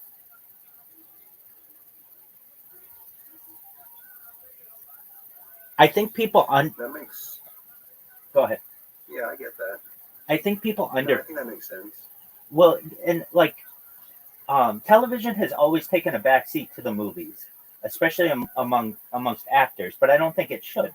I think that it's about content that you can put out, and if you look at like a show like I I'll just say, well, you like Taxi, so Taxi is, if you want to be entertained, would you rather have the ability to watch Taxi, or would you rather have the ability to watch Sleepless in Seattle? What was the second one you asked? So if you had the ability to be entertained, you just didn't have anything to do for a day, would you rather Yeah. be able to watch Taxi or Sleepless in Seattle, or I don't know, uh, any movie, Casablanca, Citizen Kane, just one of them though. Taxi. Exactly, but that's just not you. That's really anyone, because there's so much more content. So There's more content. Yeah. it's about content, and I don't know if the executives understand that yet. I mean, I know they do, and but I know how it is. But it's like Netflix is kind of starting to figure that out, where hey, we can put out one movie and everybody be like, oh great, it's got a couple of actors who are really big in it, or we could put out a series that people really love, and they're going to sit on our platform for days, and then they might actually fall in love with it so much that they just always have it going. And that's where a show wants to be. I know people who like The Office so much that it's just always going on in the background, and it's almost like a um, a security blanket to them, and or Parks and Recreation. But they don't do this with a movie. And if they did it with a movie, it'd be a little weird. People would kind of think that that's weird. Like, wow, all you do is watch, I don't know, Remember the Titans, which is a great movie, but it's like all you do is just watch that. Well, I keep it on in the background. It makes me feel good. Okay, that would be seen as a little weird, but people do it with The Office all the time. It's like people, wherever The Office is, people switch from Hulu to Netflix to Peacock, wherever The Office is, and they're always playing it. And it just doesn't have to be The Office, but I know that there are people who do that because it has much more content.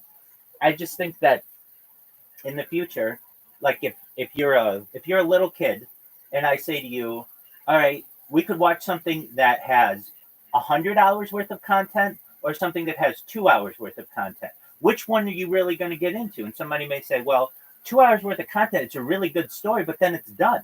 There's no more continuation of the characters. There are no more jokes. It's done. Maybe there are sequels. Okay, it's 10 hours then.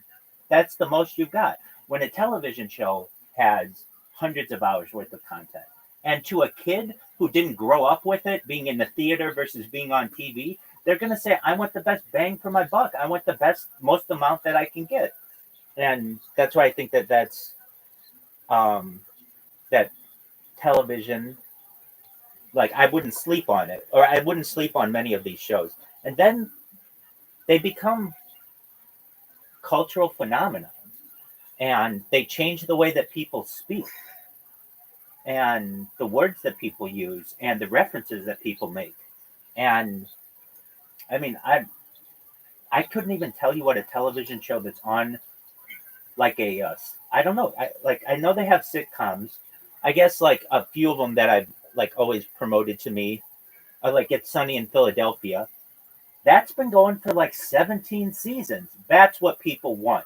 That's what they want. That, yeah, they want to grow with the characters too. Exactly. You know, we don't live in a world that takes its entertainment for granted. You know, like we really appreciate it. We want to, like see those. Exactly. We want to see those. But... I have said this previously, that if I ever went viral, which I know it's going to happen, and the reason why I say that is more and more people keep talking about me, in these random, like, do you know who KSI is? Yes. Okay, so I'm in that guy's stream and I'm picking up some steam in there. And Wall Street Bets, they're talking about me. They even talk about my robot. They're asking their moderators to give them privileges so that they can kick me from the stream just to see me come right back. Like I've become like a game to them, which is phenomenal. Um, uh, so when it comes to content, I have always thought this. If I ever had the ability, I would have. If somebody said to me, Rabbi, we want you to have a show, I don't think this is going to happen because I'm not really into doing this. I don't want to be an actor or anything like that. But if it were going to be something, someone was like, please do this, I would say the way that I would want to do it is to have a show that airs 52 times a year and doesn't have an ending point. I basically would say, like, I want to just do the show so that you always know you're coming to something new every single week. I think it would move from regular TV show to potentially religious movement where people, after the show's been on the air for like 15 or 20 or 30 years, people would become so dedicated to that every single Sunday or Monday or whatever it is that they. Well, now you're reminding me of again. We're going back to the Truman Show. Remember how the movie wasn't just about his life. We actually we kept getting shots of the viewers who were obsessed. Exactly. And again, like you say, they were like a religion. I mean, exactly. The man in the bathtub. Yeah. I remember the man in the bathtub. I remember, the security guard in the booth. Yes. Like these people, they loved Truman. Exactly.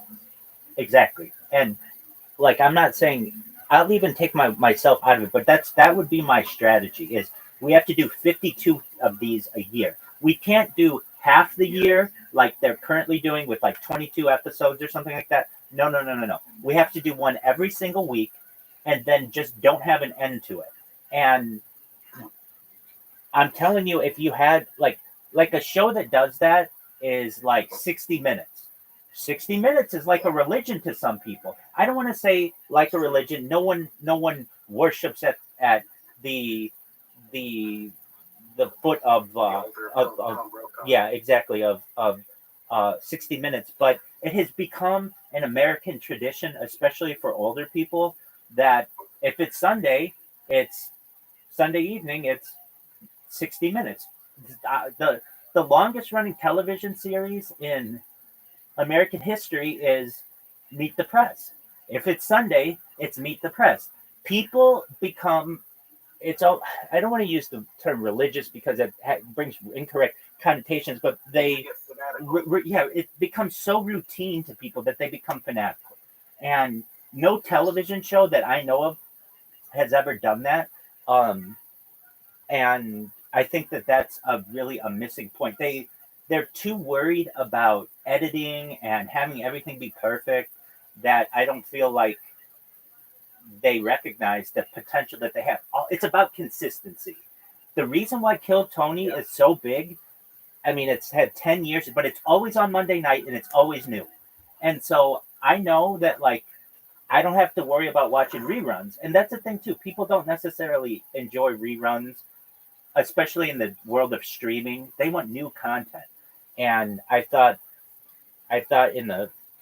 to myself that if any actor out there really just could have the influence to be able to say, look, we're going to do a show every single week for 52 weeks, and it's going to be an entertaining show. It doesn't have to be news or anything like that.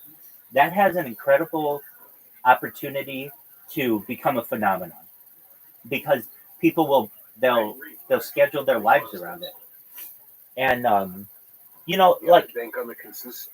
It's the consistency. Exactly. And the way that it used to be was, I mean, there was must-see TV on Thursday night, which was like a phenomenon in itself. When you really had major shows, like even the lesser shows of must-see TV, like at points it was like Caroline in the City and News Radio. Those were still pretty big shows, but then you had Seinfeld and Friends, and even Frasier got in there.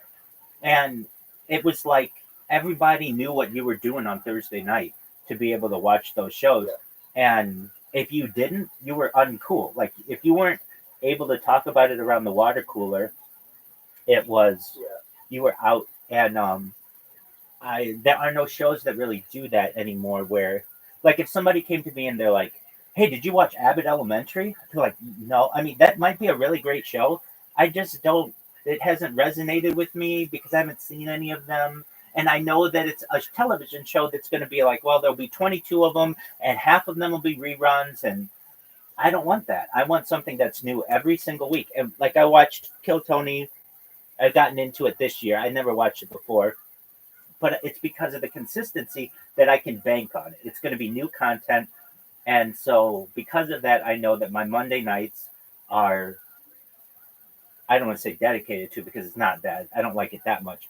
But if I don't have anything else going on, I know that I'm going to be able to get new content every single Monday from now until whenever. And I can say that because they've done it for 10 years. So the fact that they've built this consistency allows them some credibility to the future.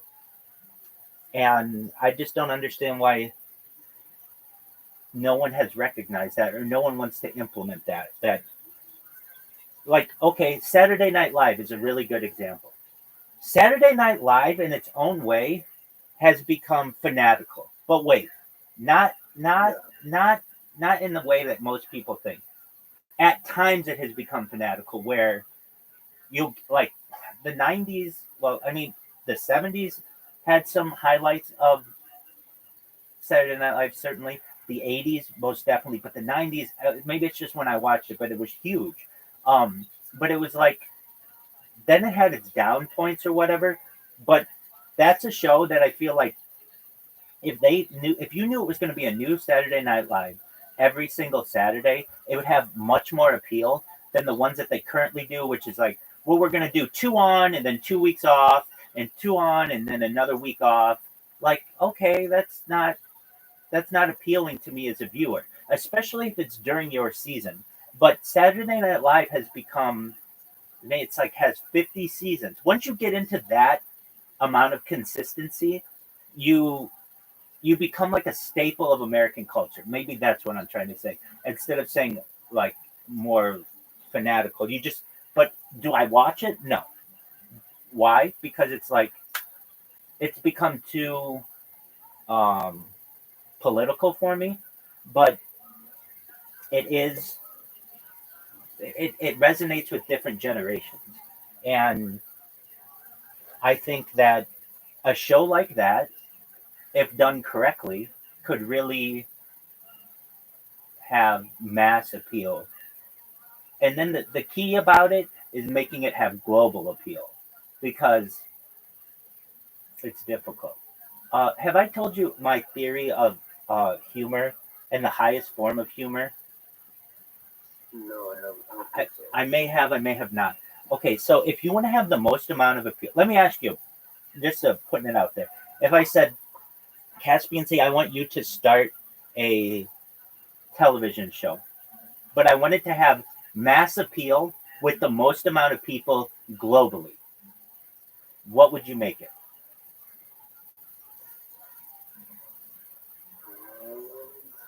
Mass appeal. Right. And I'm saying that, let's say people in China can watch it, and India can watch it, and Russia, and everyone in Africa, and everyone in South America.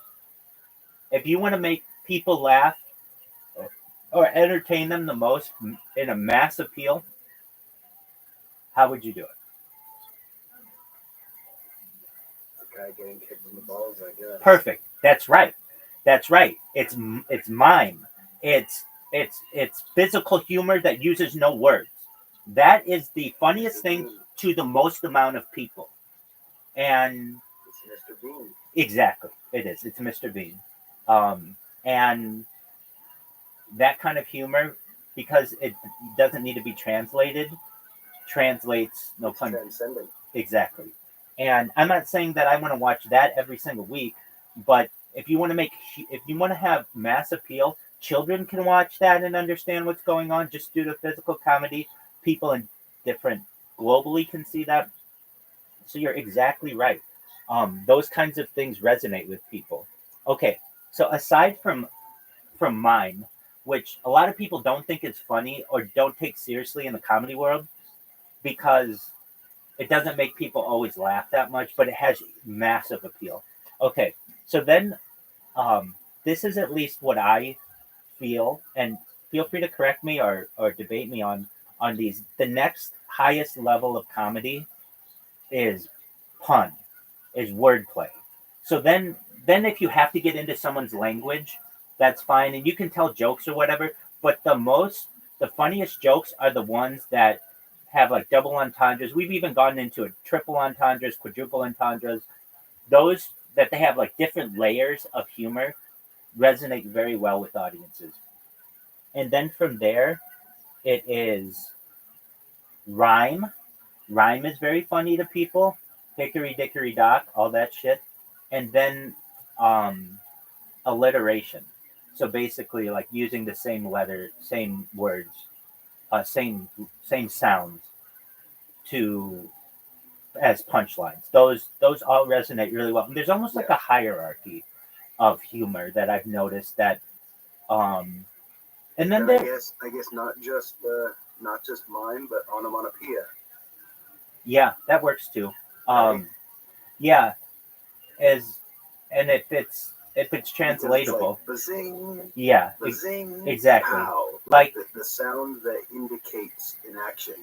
yes, So onomatopoeia with mime exactly. are the quintessential height of humor, which is really funny because a lot of people don't appreciate mimery, but I actually have always been a fan. Yeah, I can say that I wasn't always a fan. I found it lame and boring, but um, I recognized that I had this friend growing up, and they were his family is from the United Kingdom, and I'd go to his house, and they would show me Mr. Bean, and it was not very funny to me. But here's the thing: I was a little kid, and no one at school knew about like very few people knew about Mr. Bean because at that time it was still United Kingdom kind of a thing and didn't have much appeal in the United States. And I would kind of be waiting for him to say something because I was so used to Art saying something, and it never did, or he never did, and so that caught me by surprise to some extent. But then when I got older and I started to recognize there was, I don't know if you've ever seen it, but it's called Just for Laughs on YouTube. Well, it's not just YouTube, but it's from the Montreal Comedy Festival, and they make comedy videos that are just miming the whole time, and it's like a hidden camera show, and but you don't hear any words. And when I watch that, it can be very, very funny. And so when I started to get into it a little bit more, I recognized that you could show this in China, and it would be very funny to Chinese people. You show it in Australia, you can show it anywhere, and that I think is very, very interesting. Um, I also think that shows that are like okay, a show like America's Got Talent. If you did one of those shows every single, I'll just take Sunday because it doesn't interfere with generally people like Sunday nights. Usually people are is a people are usually home, and I know you have to compete with football and things like that. But if there was a show that was like America's Got Talent, but you just knew it was always going to be on Sunday, I think it would have huge appeal, just absolute huge appeal, because it wouldn't be like in seasons. It would be like it never stops. It's just like it's like America's Talent show. I think that is would have major appeal. I guess as I talk this out, I don't like shows that end. I don't like endings to shows. I want them to continue for indefinitely. And I think that while I don't watch Saturday Night Live, there's something about me that likes that it's still on. that it's like of all the bad I shit, agree. you know what I mean? Like of all the bad shit that we've gone through in the last 50 years, there's been one staple on Saturday night that you can turn on, and if that's what you want, that's you're gonna get what you want. You're gonna think it's funny, and I get clips from it, so I see some things are still funny. Um, the thing that was really funny is Weekend Update, which was like the Daily Show before the Daily Show, and the different, just making fun of the news. That to me was a very. It still has a lot of appeal. Um. Anyway, I think that maybe it might be a decent show again now that Jon Stewart's back, but I'm not sure. right. I know. We had that discussion, and yeah, and it just. I don't know. I think a big thing is cable's very expensive, and like if you just there is no way currently, and there hasn't been, to do like a la carte cable. Like I don't have the money right now to be signing up for cable and all kinds of things, but in the past I have. But the reason why I never got it and I just went with Netflix and Hulu and all that other shit is because I could. It was like $5 or $10 or $15 or something, and I could basically get everything that I wanted. And I would say that if I want to watch ESPN, I can easily just bootleg it. But let's just say that wasn't an option. You're gonna pay like $200 a month just to get one channel, basically, and you have to get all this other garbage. There's no a la carte where you can just be like, I want ESPN, I want CNN, and I want Comedy Central and the Food Network. Those are the ones that I want. And they're like, all right, it's going to be $22 a month. There is none of that. You have to get this huge fucking package, and it has a bunch of things that you don't necessarily want.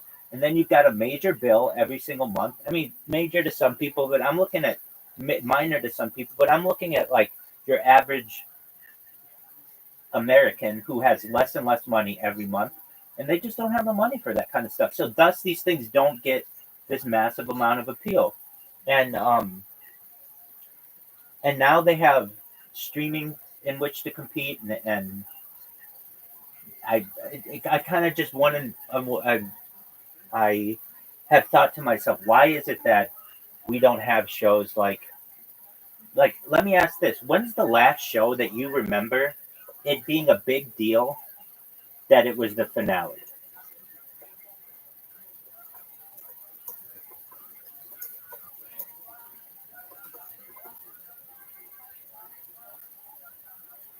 I don't know if you heard me.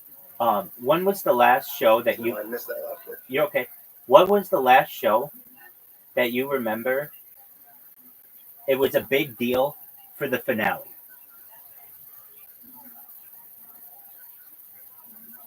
I don't know. Exactly. A big deal, like Game of Thrones or something. Perfect. That would probably be it. Yeah, that's a great answer. Yeah, Game of Thrones, I would say probably was the last one. But even that was like 6 years ago, or something like that. Yeah. Um, I mean, there are some like Last of Us, or there's a little. There's like I don't know. There's so much actual decent TV out right now that it's like people have broke off into factions. exactly. I don't want to say it's like cultish, but like it's. I say that because people say cult classics, but like it's almost factions is a much better way to say it. That people really get into things, and then they have to convince their friends to watch it, basically, in order for it to be a thing. I think Game of Thrones was an excellent answer as the last big. Like for everyone getting into it. Yeah, exactly. And I can't think of one that's happened since the pandemic. And a thing that happens as well is because a lot of shows allow you to stream them, you can just watch, you can binge them. So it's not like everybody has to be available Thursday night at 8 p.m. to be able to watch it. You just watch it all on a Sunday if you want. And so people don't have that. connection. I talked about this in an earlier video that I did. You know, like you're not a sports fan, and I know that, but you know what the Super Bowl commercials are, right? Yeah. You know that they're like a phenomenon. Like there are commercials. Nobody gets excited for commercials any time of the year except for that one period of time, and then people don't mind them so much. And I was trying to understand why that phenomenon was, and I think it has. I could be wrong, but I think it has to do with you're around. A lot of times you're at parties and things. You're around people you love, people who care about you, and there's something that enhances a consumer good or whatever they're promoting when you're with people, when you're laughing with people who you know. And in order for that to happen, you have to. It has to be like in a group setting or something like that. And I just I kind of just think that that's pretty accurate. That there's something that's heightened when you're with someone about whom you care, and then somebody wants to advertise to you. You not only do you remember the advertisement, but you remember who you were with when it was being advertised, and that's an important aspect.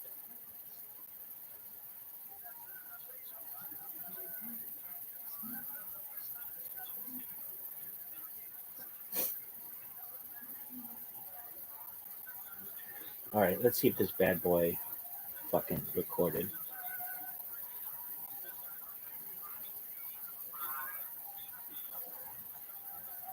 You know something that I find really interesting too? Well, just with inflation, when you watch an old show and how cheap everything is,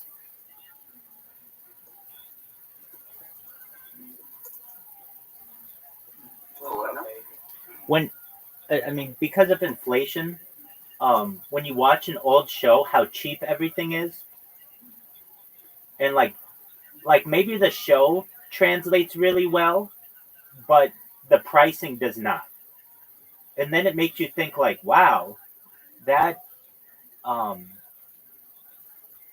it makes inflation come into your mind. So like like if you watch, I don't know, I Love Lucy, and they start like saying like, oh, it's 10 cents to take the subway or something like that. That's like nothing now, but back then it meant something. Well, I have gotten the idea that executives don't like their writers to include prices because when you watch these things in the future, it doesn't translate very well, and it makes people recognize how inflation erodes their paycheck. And so, a perfect example that I've seen. Did you ever see that Seinfeld where uh, Jerry is with Vanya, and Vanya gives Jerry like an Armani suit or something, and yeah, absolutely. In exchange, Jerry has to take him to dinner, and we'll save the dinner for another time. I just had soup. Exactly. Soup. Did he have crackers? That whole thing. Well, notice they're able to talk about this interaction that they have without naming any prices. So exactly. Yeah, and so that's kind of like how I think that executives want them to do it in the future. And that was actually one of the smartest things. It wasn't well, how much was his soup? It really was quantified by did it look like he got enough to be full? Exactly. And is this a fair trade? And exactly. And so I mean, it would have been one thing if it was like like I don't know, an Armani suit. Then I remember around that time wondering how much that was. My uncle had an Armani suit. I remember, and it was like $1,000, and that was like in a long time ago. It's much more than that now, a tailored Armani suit. But I remember it was like if they would have said like probably then it would have been like, I gave you $1,000 suit, and here you want to take me out for dinner, and that's like probably then a bowl of soup that's probably like I don't know, maximum going to be like a $15 meal. It just wouldn't translate that well in for today's audiences. So instead of naming prices, they just name something that's equivalent to it because they know both will go up in price, and then it allows for the show to be more relatable. That makes sense. It also makes it timeless. Exactly. So yeah.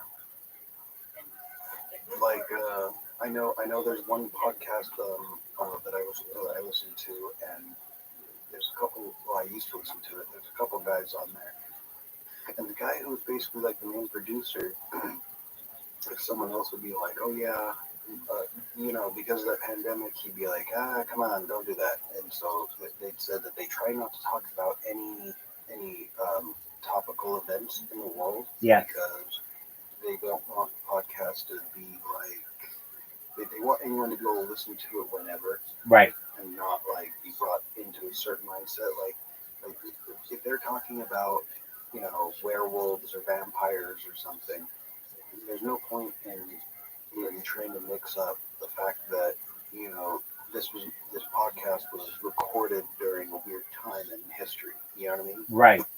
That's exactly right. I've been listening to this podcast every night recently on pirates, and since all of those are like historical events, they don't have to come and talk about the pandemic or 9/11 or something like that. It doesn't, because immediately when you say something like that, it ages it. I even know, like, I noticed this a lot with the Joey Diaz's podcasts, at least in the I like when a show does that because I want to know everything that was going on in their minds at the time. So if they say it's June 22nd, I like when they say the year, because then I can be like, oh, they wouldn't have known about this yet. But I understand that doesn't make it as timeless.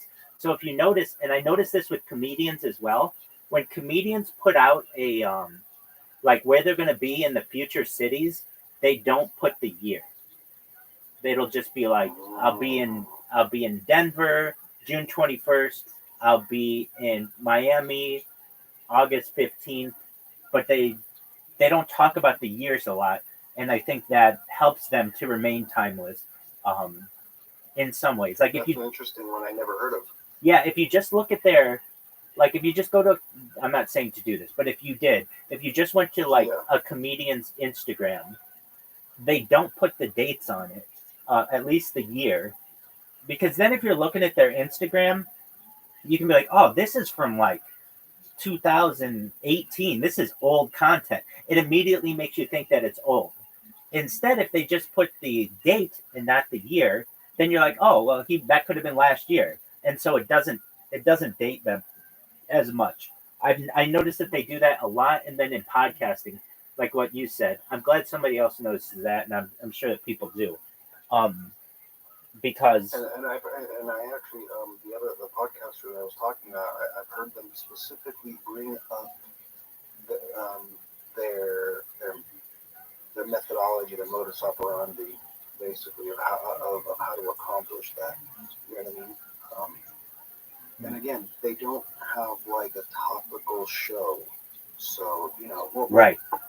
That's not true. Everything is topical. Sure. If you break it down, but I don't mean like current world events. Right. When I say topical, I meant current world events. And so if they're talking about, they'll talk about really in depth, not just Bigfoot as like the whole concept, but like a particular Bigfoot case from Mississippi in the 70s. And so, what would be the point of interjecting? By the way, today is a day in the future, and the new president. You know what I mean? Like it does take away from the subject matter. Right. You're exactly right. We have that discussion, I do the same thing. I'm always streaming, obviously, but sometimes I make videos just where I comment on them, and I do my best never to mention current events because I want them to be timeless. I want somebody to be able to watch this in 100 years and have at least some idea of what was going on, and not have to go to a history book or whatever we have then to be able to find some things. It's yeah, and but yet then there's the other part of me that wants people to know every single moment of every single day, and that's why I keep the radio on so that you always know what's going on in the world, because I think it's important to have a time capsule of society. So I try to actually utilize both methods. Hey, amazing. I Caspian Sea, if I had to make a prediction of how I'm going to go viral, it's going to be from this Wall Street Bets Discord. And I just have to be in it for just a few months. I don't know, maybe not even that long.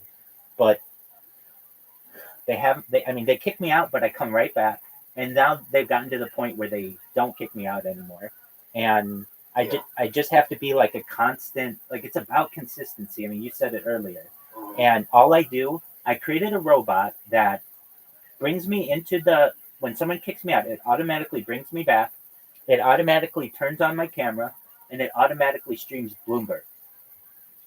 Like that to me is, well, it's a pretty cool robot to be able to do that, but also it's about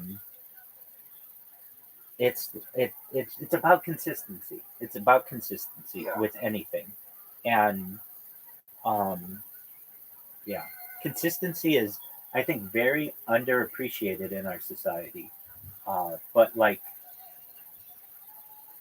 even with like streamers, if I go on Kick, like I see these people on Kick every single day, and I know who the consistent. I mean, well, it works in our relationship. If I wasn't always streaming, you would have just made friends with other people and done your own thing, and that's totally cool. But the fact that you know that I'm always here and that I'm always streaming is like, oh well, he's a consistent individual. I align to that, and I mean, it's just like if I only did a stream once every 8 days or something, you wouldn't be in my Discord right now, guaranteed. But you know that I'm here, and it's like people want to associate with consistent people. I think that's a very important fact about humanity, and I think consistency is underappreciated. When I work, or well, when I've had a career, I go years without missing work, and I'll even like there's something about having perfect attendance that I like. I like just that like I like to be. I mean, when I go to shul for years and never miss. And I mean, this is every single day. I mean, every single Shabbat. It's just there's something I get pride out of that, of just being someone everyone can count on.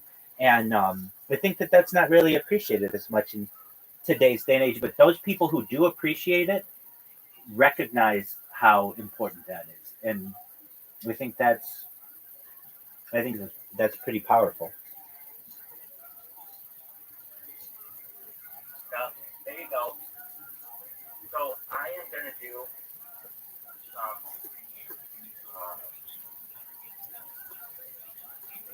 I'm gonna show you some of the best clips of Kaji, and I just love this show. So you see this thing with the grandparents and anniversary, and if you didn't know, I'm recording something right now. That's why I'm not paying as much attention as I normally would. So here is night and day. It's amazing.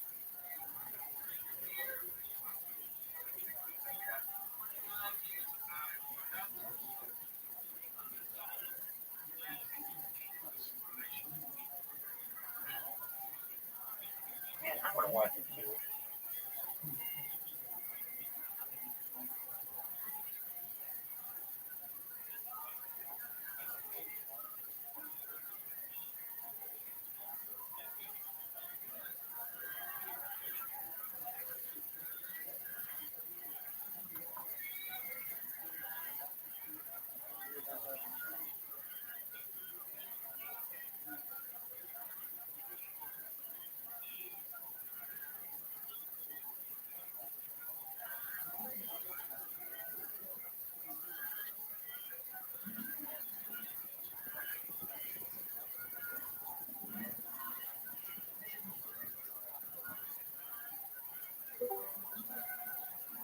Welcome, welcome. How are you? Hey, KK Kato, how you living, pimp? Hello, hello. I'm doing good. Excellent. Hey, how'd you find out about me? You're streaming in the Wall Street Bets Discord. I knew it. I saw you. It's right over there. How about that? Absolutely. What's good in your neck of the woods, my man? For me, my life is pretty good. I have to work in the morning, which is Christmas Eve, which is kind of funky, but I'm doing good. Excellent. Excellent. Do you mind if I tell you a little bit about myself? Sure. Excellent. I'm Rabbi Rothschild. I stream my life 24 hours a day, 7 days a week, 365 days a year for world peace. I don't want war anymore. So I've dedicated my life to creating the world's largest compilation of data in global history. You can watch my stream going back to the pandemic. We've seen the death of a queen, the birth of AI, the coronation of a king, and everything in between. Essentially, some of the things that we talk about on this stream that aren't normally discussed in society are things like anti-gravity, antimatter. We talk about invisibility cloaks and de-extinction. We talk about mind uploading technology and life extension technology. Really interesting things. If you weren't aware, Bill Gates coined the phrase in the 1990s, content is king. I do my best to make it true today.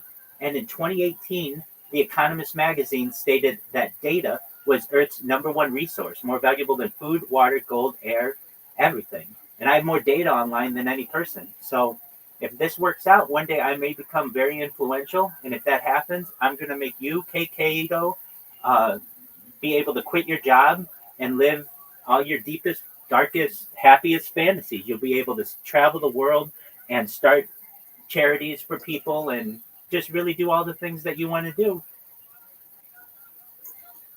Well, that's kind of wild. How did you make it so you just like be in your room? Is that like you're just in your room the whole time getting streamed, or like when you go out of your room you get streamed? Like how does it work? Yeah, so I've streamed as far north as Santa Barbara, as far south as San Diego. I've streamed at the beach. I've streamed in Beverly Hills. I've streamed in Santa Monica.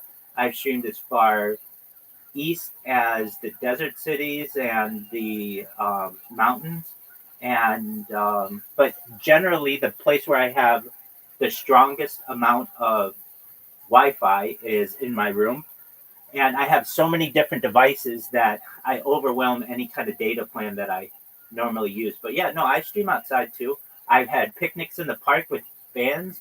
I've had people who've traveled from like 8 hours to meet me, and they've taken tours of where I live, and we've had picnics in the park.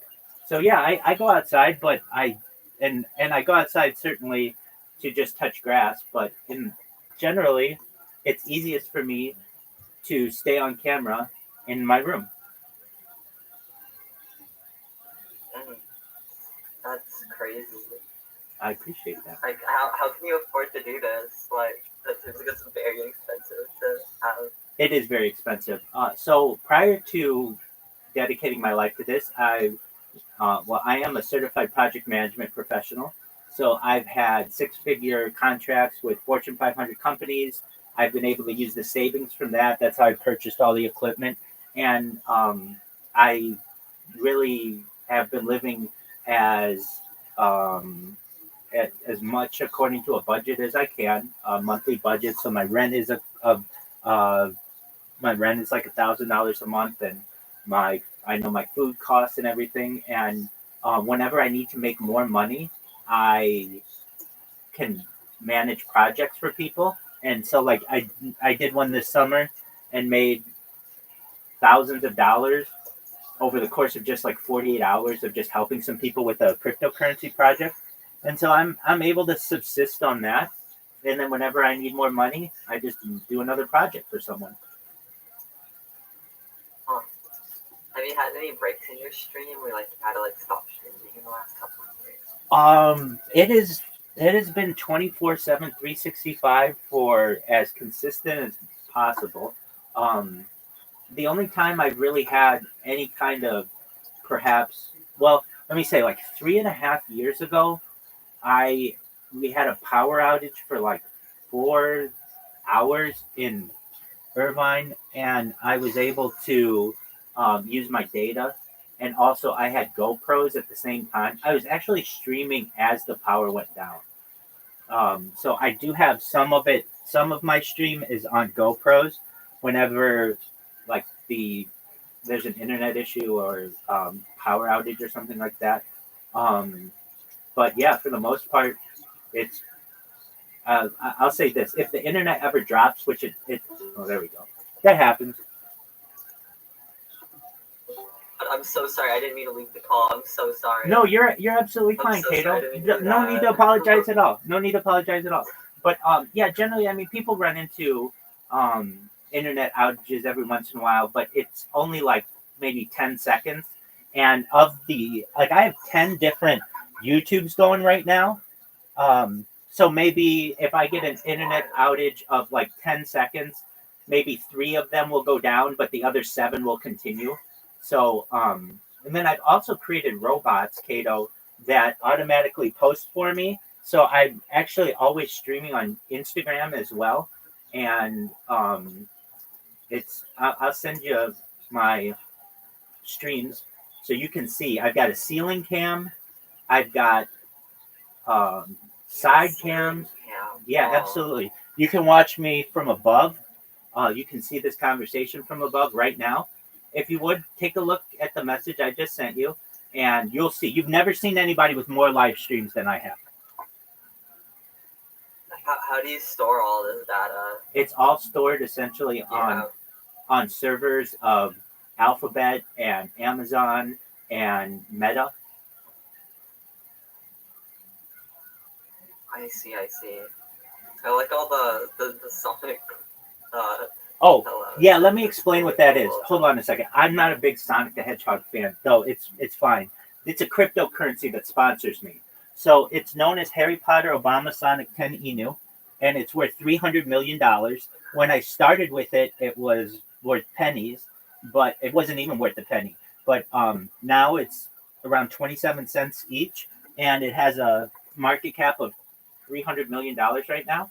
And so I about a year and a half ago was in a Twitter space with people in cryptocurrency and finance, and one of the people or some of the people in there thought what I was saying was really interesting and wanted to get me in on the project, and so they've sent me all kinds of merch, and so I promote it, but don't think that I'm like a huge Sonic. I mean, Sonic the Hedgehog is fine for like I played it as a kid on Sega Genesis, but aside from that, it really has no connection to me. What does have a connection to me is $300 million of a market cap for a cryptocurrency. So, and they're a wonderful group of people in there. They are very supportive of me, and so I'm in a lot of different communities. As you can tell, I'm in the Wall Street Bets one. I'm in different cryptocurrencies. I don't know. Do you know who Aiden Ross I is? don't know how you don't go insane. Oh, Aiden Ross. I've heard of him. So I'm not. I don't know. I don't follow a lot of the dramas. That's okay. I'm the number one streamer of all time in his Discord. I don't know if you know who I Show Speed is. I'm the number one streamer of all time in his Discord.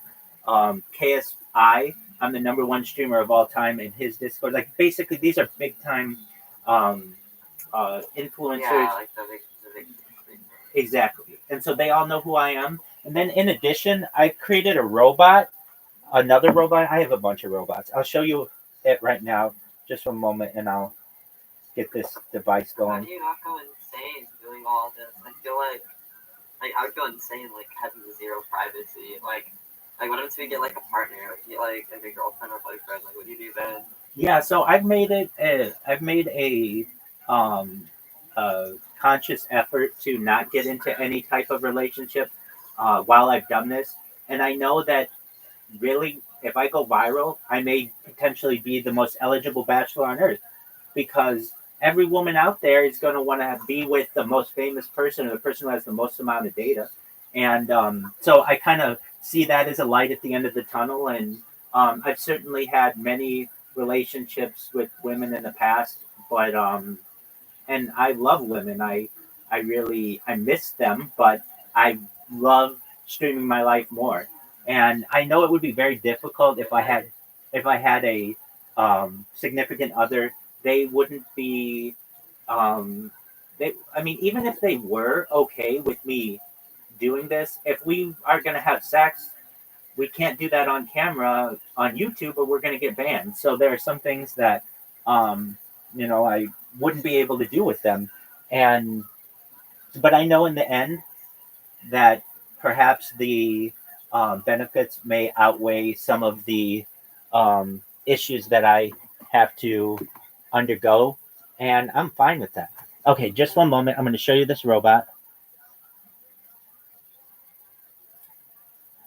And what this robot does is it automatically follows people. Well, it'll automatically create an account on Kick. Do you know what Kick is? Yeah, I know what it is. Excellent. So everybody on Kick knows who I am. I mean, everybody from Amaranth to Aiden Ross to you name it. Like I'm infamous on this platform. And what it will do is it will automatically press the follow button, and it will create a clip of them, which puts my Discord in there, and then it will spam them. And so what you will see is it is spamming this person. Just like being really annoying. Yeah, super annoying. But I do it for world. I can't imagine these people like you that much. Well, you know what? Here's the funny thing is I wear them down to the point where they do like me, and they do allow me to spam them. And the thing is, they get paid based on how much people are chatting in their chat. And so my spam actually makes them money. So it's not that bad for them. And they know that I do it so consistently that it's extra money in their pocket.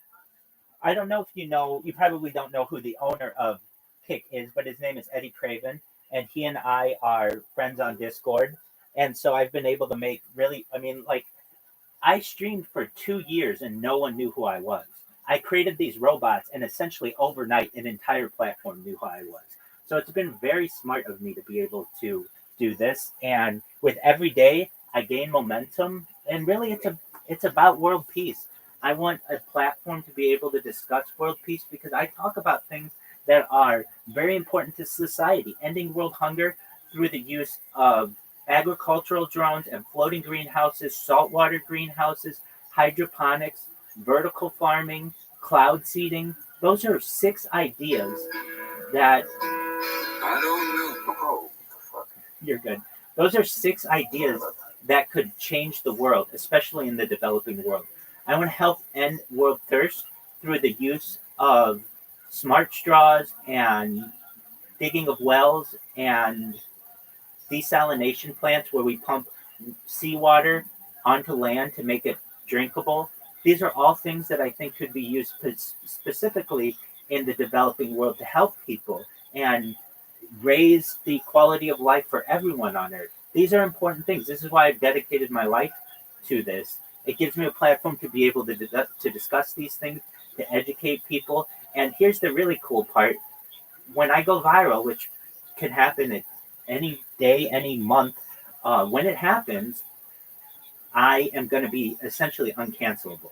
I have 100 different YouTube accounts. I have 200 different Instagram accounts. I have 300 different Twitch accounts. I have over 1,000 TikTok accounts. I have over 2,000 Twitter accounts, and I have over 10,000 Kick accounts. So basically, even if they take me down on one stream, I'm still live on another 9 streams at a given time. And it's going to be hard to shut me up because I'm going to talk about world peace. The reason why world peace is so important to me is we have to have peace at home before we start getting into space tourism and terraforming other planets and interstellar travel and intergalactic travel. And, Cato, you may be like, well, Rabbi, you're already coming close to middle age. How are you going to be able to live to see all of these things? Well, when we get into life extension technology, we talk about things like stem cells and human growth hormone and nootropics and things like cryonics, cryogenics, ambrosia therapy, where we use the platelets of younger people for the benefit of older people. And that might get me to age 90, age 100, 110, 120. But eventually my body's going to break down just like yours. And that's where the next type of technology comes into play. And that's mind uploading technology, where we'd scan my brain or your brain into a computer like a CAT scan or an MRI, knowing where every atom is in your central nervous system and your peripheral nervous system. All that data is stored for later download as an android, an avatar, a cyborg, a cybernetic being, a clone of yourself, a robot, an ethereal being, whatever you want. But basically, I'm saying that people here on Earth today may be able to experience a digital immortality. And that's a very exciting premise to me. Well, I feel like there's a lot of risky stuff. I feel like the rich and powerful and the governments would very much control that. You're 100% right, Kato. Scary way. It is scary, and you're right. They are, and they will. Essentially, what I'm saying, and I talk to people every single day who say, "Rabbi, I don't want that. I want to just die at age 80 like a normal person." And I think that's certainly your prerogative. But there are those of us who want to continue. 25 is better. Okay, there you go. There are some of us though who want to keep the good times rolling, and essentially what I'm saying is that what is being created right now is a breakaway civilization, and I want to be a part of that. And there will be those of us who will be able to afford it. And Cato, I want to make you one of those people, because if you want, if you don't, that's fine. But perhaps you have a friend of yours who does. I'm going to have more money than I know what to do with, because data is Earth's number one resource, and I have more of it archived online than any person.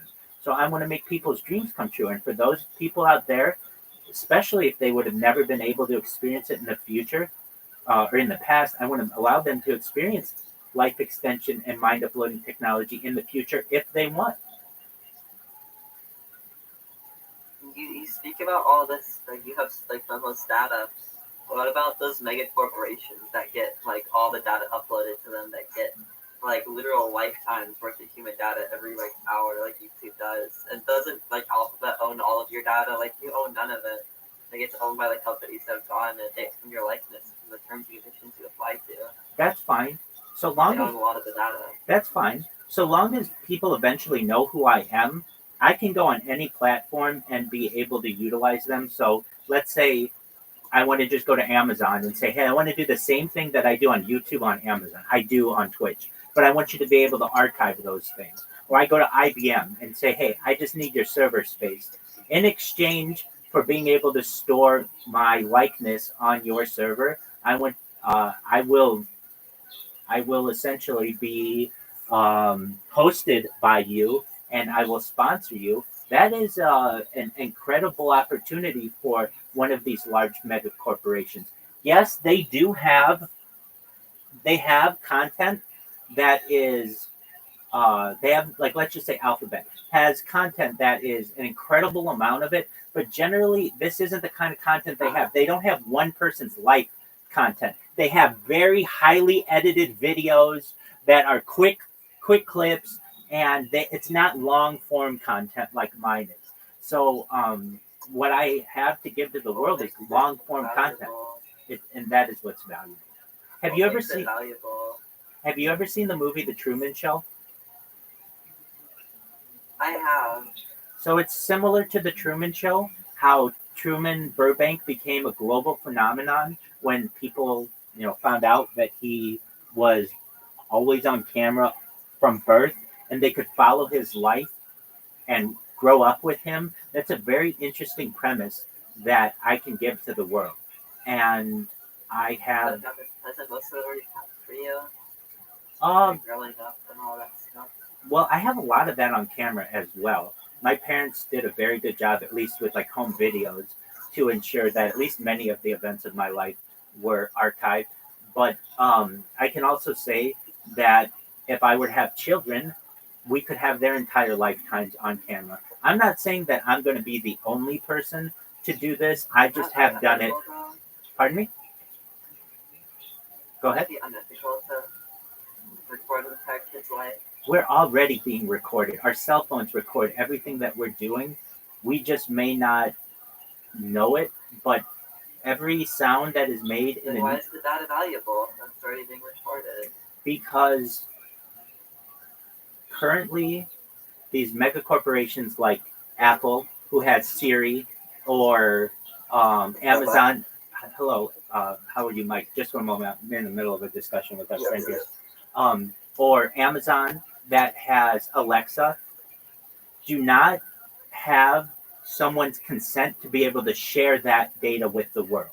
The fact that you can go to any given day of the last 3.5 years and know exactly what was going on in my life and in the news is a very exciting premise to people. Now, even though these mega corporations have that data, it's not shareable with other people, and mine is. That's what makes mine different.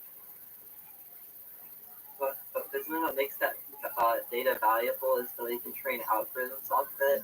Because like the data isn't valuable because people want to watch the data. It's valuable like because they get to be able to create these models off of it. I mean that's why the CEO is like data is the most valuable because they use it to make more money, to like target ads and all that kind of stuff. And they can do that with mine. So essentially, right now, you're seeing me on a 2-dimensional screen. But in the future, people will be able to use augmented reality to know all kinds of biometric information about me, my heartbeats per second. They'll know what my skeletal structure is. You'll be able to remove different layers of my clothing or change my clothing, change my skin tone. You'll be able to even remove different layers of my epidermis and my muscular layers and see into my brain and actually see what I'm thinking at a given time. And because I have so much data, I will be the perfect example for people to be able to train these algorithms. You're exactly right. The reason why that data is important is because of its value with AI and algorithm training. And I have the largest data set of any person on earth, which makes it very valuable. Well, I think other people have that data. They just can't legally show us other people. Doesn't mean they can't like use it to train illegally or like in the legal gray area. Like if the phone's recording everything you do. I mean, the government itself probably trains algorithms based on everybody's data. Like they like record like what everybody does. Like all you have to do is say something that's vaguely a terrorist threat in the United States or something like that. Then the government has full rights to like look through everything you do. Most certainly. Catherine, can you turn that down? Appreciate that. Sorry about that. You're good. Yeah, and that's definitely a good point. You can watch me from 33 different devices, though. So if they are recording all of this, I have more devices on me that are transmitting this. So I still have the largest data set of any person. I just don't know how. I just don't think. Well, I question like the value of having all that. Like I feel like it'd be diminished for having all that data. I don't know. I'm a little skeptical. Hey, you're entitled. Well, it's an investment. It's a long-term investment. I think it's a really cool experiment. I would never do it. I'm like skeptical. Hey, you're allowed to have your opinion on it. If anything, it would allow me to make a lot of money just by doing endorsements for people. If somebody knows that someone's always streaming and they have an audience that will watch them, then I can wear anybody's shirt.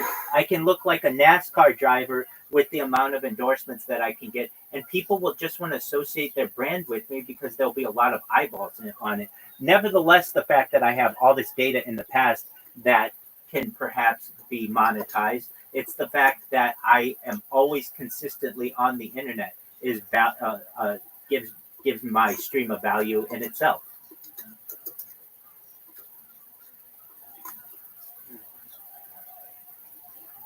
And, it's one of these things that no one's ever done this.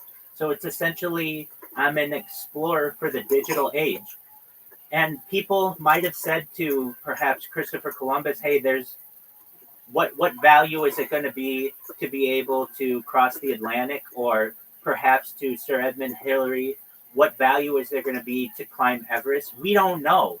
That's the exciting thing. We don't know. Cato, you could be completely right, and this has absolutely no value. Okay, nothing ventured, nothing gained, basically. I have made the investment to be able to allow the world to be able to watch my life in the past. I mean, if we just were to say, look at video that we have from like old video now, currently. When I say old video now, like video from the 20s, the 30s, the 40s, they're of very high value, and people learn a lot from that old footage. Who's to say that people can't do the same in 100 years or 500 years or 1,000 years with my stream? And one other thing, if I may add, where this becomes extremely valuable is when AI gets involved.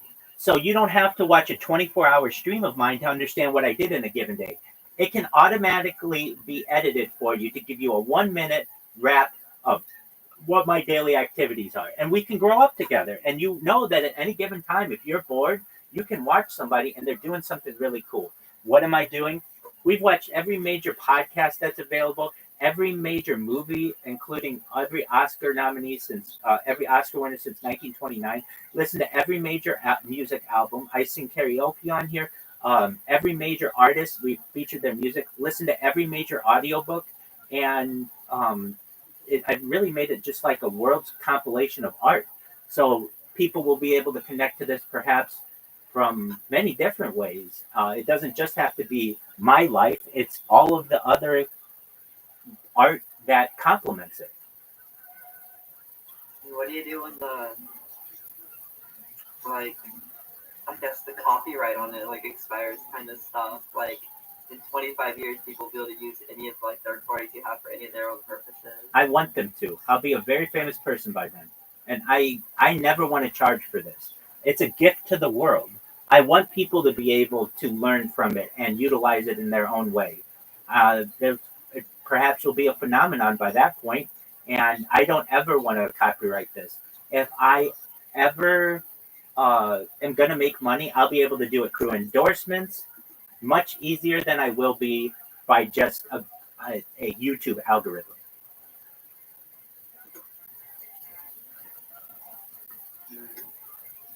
I don't know. I think it's a cool little thing, but I don't know. I think you should do you, man. Hey, and I am, and I have fun doing it. It's your life project. Go for it. Hey, and I have been for more than 3.5 years, and I don't plan on stopping. So essentially, people will be able to watch my life going back to 2021, and when we were in the pandemic, and even before then, I have footage from GoPros and things, long-term stored footage, and lots of it. I have an entire bag of just SD cards, and I have terabytes. I have over 10 terabytes of stored footage. So essentially, the way that I see this is like home movies. There are people who we learn a lot from their home movies and what life was like and what society was like and what people's interests were. And in the same way, people will perhaps be able to do that from this. Now, like we said earlier, if this never amounts to anything, okay, nothing ventured, nothing gained.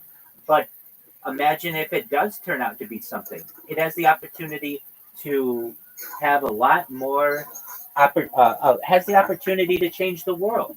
I mean, you should understand as well, Cato, some of the things that we talk about on this stream are not normally discussed in society, and they're very important for the future of the world. Like what? Like things like a launch loop, a proposed transportation system that uses a long loop structure to launch vehicles into orbit through magnetic acceleration. Lightcraft, a spacecraft propelled by laser beams directed at light-absorbing surface, creating a thrust through energy absorption. Lunarcrete, a building material made from lunar regolith, envisioned for constructing habitats in moon-like areas.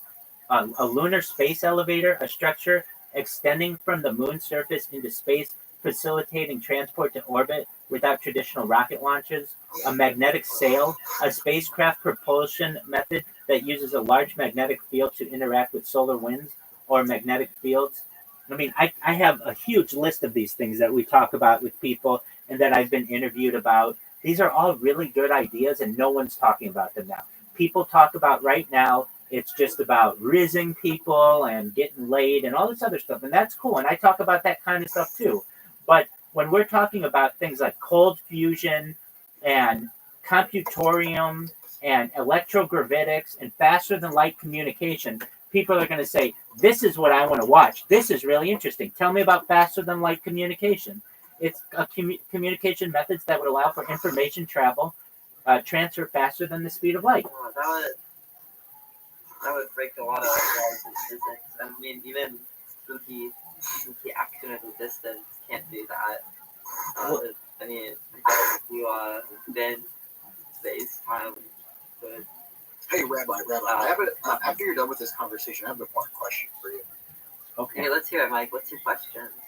So, you know who Chris Chan, World of T-shirts, you know all those people. Enlighten me. Okay, so these are people who live stream their lives. They every second of their lives they're recording, uploading it on social media. Well, they're really popular, but they have a fan base that are dedicated to fuck with them. They are dedicated to swatting them. They are dedicated to do all this stuff to them. Rabbi invites them. Rabbi invites that. I'll be honest. Well, yeah, but then you got those fucked up people. Like Chris Chan molested his mother because someone convinced him to do it. You got those crazy people. Rabbi is not. Wait, hold on. What if you meet up with one of those crazy people that are willing to fuck you over in any way, swatting you repetitively every day, you having to go talk to the cops, you having to call the sheriff's department? What if you're put in a situation like that? Would that end everything for you, like what you're doing? No, it would just be another day in my life. Yeah, but like these people are dedicated. These people are dedicated to get a reaction off of you. These people are dedicated to do it. These people spend all day thinking of a plan to fuck you over. Okay, You know? and then we'll have them arrested. These are illegal techniques that people want to use, and we will trace their calls and ensure that charges are perhaps pressed on them if needed. Yeah, I guess the difference is like these people don't have money. They don't have the resources to do that. They just have the internet and to scream at a phone. I guess you have the resources to do that. I guess. Yeah. So let's say someone wants to swat me. Okay. Well, essentially the Orange County Sheriff or the Irvine Police will either take it seriously or not, and they get these kinds of calls every single day, not just to me, but to other people in the area. And if they think that it's realistic, then they can act on it. If they don't think it's realistic, then they will press charges. Irvine is, according to the FBI, the safest city in the United States. And it... Well, yeah, but like people hire Russians to do this, like swatting shit. People hire Russians to do it. I understand. People know who I am. People know who I am. The mayor of Irvine knows who I am. And it's not like they're just going to start coming in guns blazing. They are certainly aware that I'm on the internet. And all they would have to do is just go to my stream and see if any of it is legitimate. And if it's not, then they press charges against the people. And if necessary, they can contact the authorities in other countries to be able to report these people. No, I guess that's the main, because that really does like come across my mind a lot when it comes to like thinking of you. That does come across my mind a lot. It's mainly for that safety.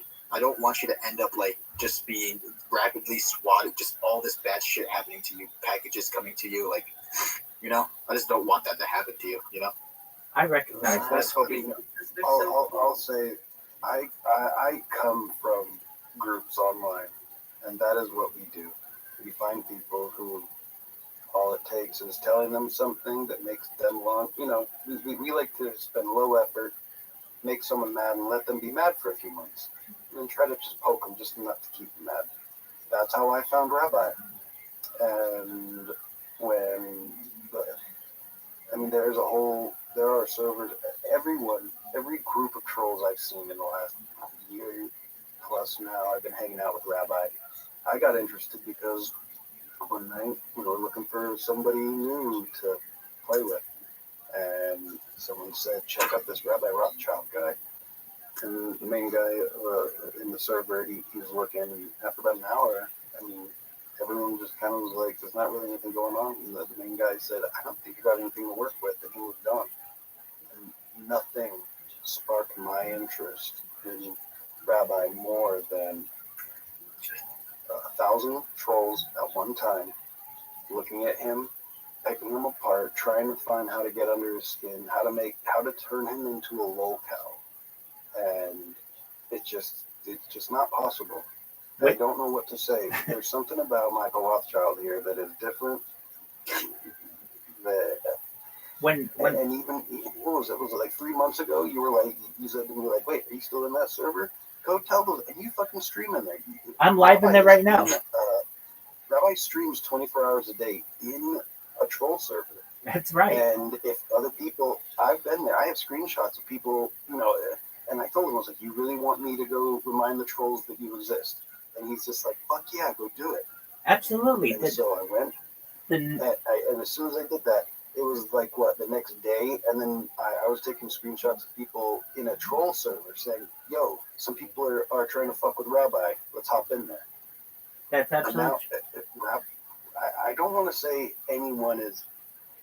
There's got to be something that gets under Rabbi's skin for sure, but he won't engage with it continually. If it's something negative and not positive, then he has that mental ability. Unlike people, Chris Chan is autistic, and if you tell him something, it's going to be in his head forever. Rabbi is a regular fucking dude, and that's I right. don't know. I've been hanging out with him for like a year now. I wouldn't say he's a regular dude. I'm unique. I don't think a regular dude could live with that. Well, I'm unique. I don't know. I think we live in a time where the concept of normalcy, whatever is regular, is definitely changing. Yeah, I mean, I know that if something like that happened, I'm already going to be the most famous person on earth. And the reason why I say that is because that'll give me a lot of attention. A lot of people will know who I am, what I do, and so I almost invite that. And I also know that the authorities where I live are not stupid. They just don't come in with a SWAT vehicle and start shooting up the place. If you know where I live, the authorities are very careful about that because the people are very high net worth individuals who don't like their neighborhood to be known as anything but the safest community in the United States, which it is. So, if anything, the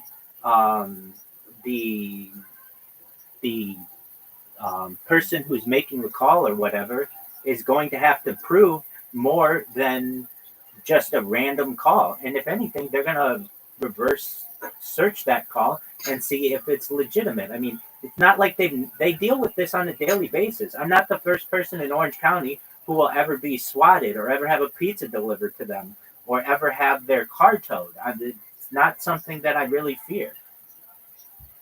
In fact, I almost invite it because if it happens, then it's going to give me a lot of publicity. There, in my opinion, is no bad publicity so long as they spell your name correctly. There you go. Have you considered playing a character, get more views, like the bits played to the trolls, just to like fake reactions and stuff? I feel like that would get more people clicking in. I got to slippery slope. I'm really especially with like trying to do it like 24 hours a day, 7 days a week. I feel like if you were to start trying to play a character. Yeah, I'm really who I am. I really am who I am. Nobody wants the game. Nobody wants to see someone who is in character 8 hours a day and then not in character 16 hours a day. They want the same consistent person 24 hours a day, generally. Exactly. It's easier to just maintain who you are. Right? I agree. Shit, man. That's a pretty good answer. Like that's actually like smart. You ever got like really, really depressed? Like, would you ever like consider like turning off the stream and like quitting it? Or is this like something that you like committed your life to? Well, I committed my life to it, but I love it. I think you can see a smile on my face. The thing that makes me happiest in this world is knowing that I'm streaming 24/7, that I'm building the world's largest archive for people in the future. I think that brings me joy. And if at ever any point I'm unable to stream for one reason or another, that would make me sad. I'd be able to overcome it. I've overcome many challenges in my life, But if you really know, like the fact when all my streams are going and everything's recording and I'm able to just chill here, I'm happier than a pig in shit. I am so happy because I know that at any given time people can watch me, they can interact with me, and I know that my life is being recorded. That's my goal. I mean, that's why I dedicated myself to this. So, with with with the idea of becoming depressed, I'm a very positive person. I maintain optimistic trains of thought. If anything, very depressed people come into my stream and I do my best to make their lives better. I do my best to raise their self esteem. I do my best to make sure that they know that they're valued and that they always have someone here to help them. And they come in here and they tell me about their day and they tell me about what went well and what didn't go well. They ask me for advice and we become friends. That's what I do. I do my best to be a light to the nations. So I feel like I forgot what I was gonna say. You're good. I had the thought in my head. What's your opinion on gambling and like the stock market and stuff like that? Like people that are like addicted to day trading or addicted to these gambling sites. That's a great question, Cato. I can use all their money doing that. Yeah, so long as you are not sacrificing your entire net worth on it, I don't see it as a bad thing. The second that it starts affecting your life to the point where you cannot do the things that you previously would have done, that's where it becomes an issue. So if you have excess income or assets and you want to be able to invest that, I see it as no different than investing in cryptocurrency or the stock market or even even like an investment into classic cars or real estate. It's just a bet.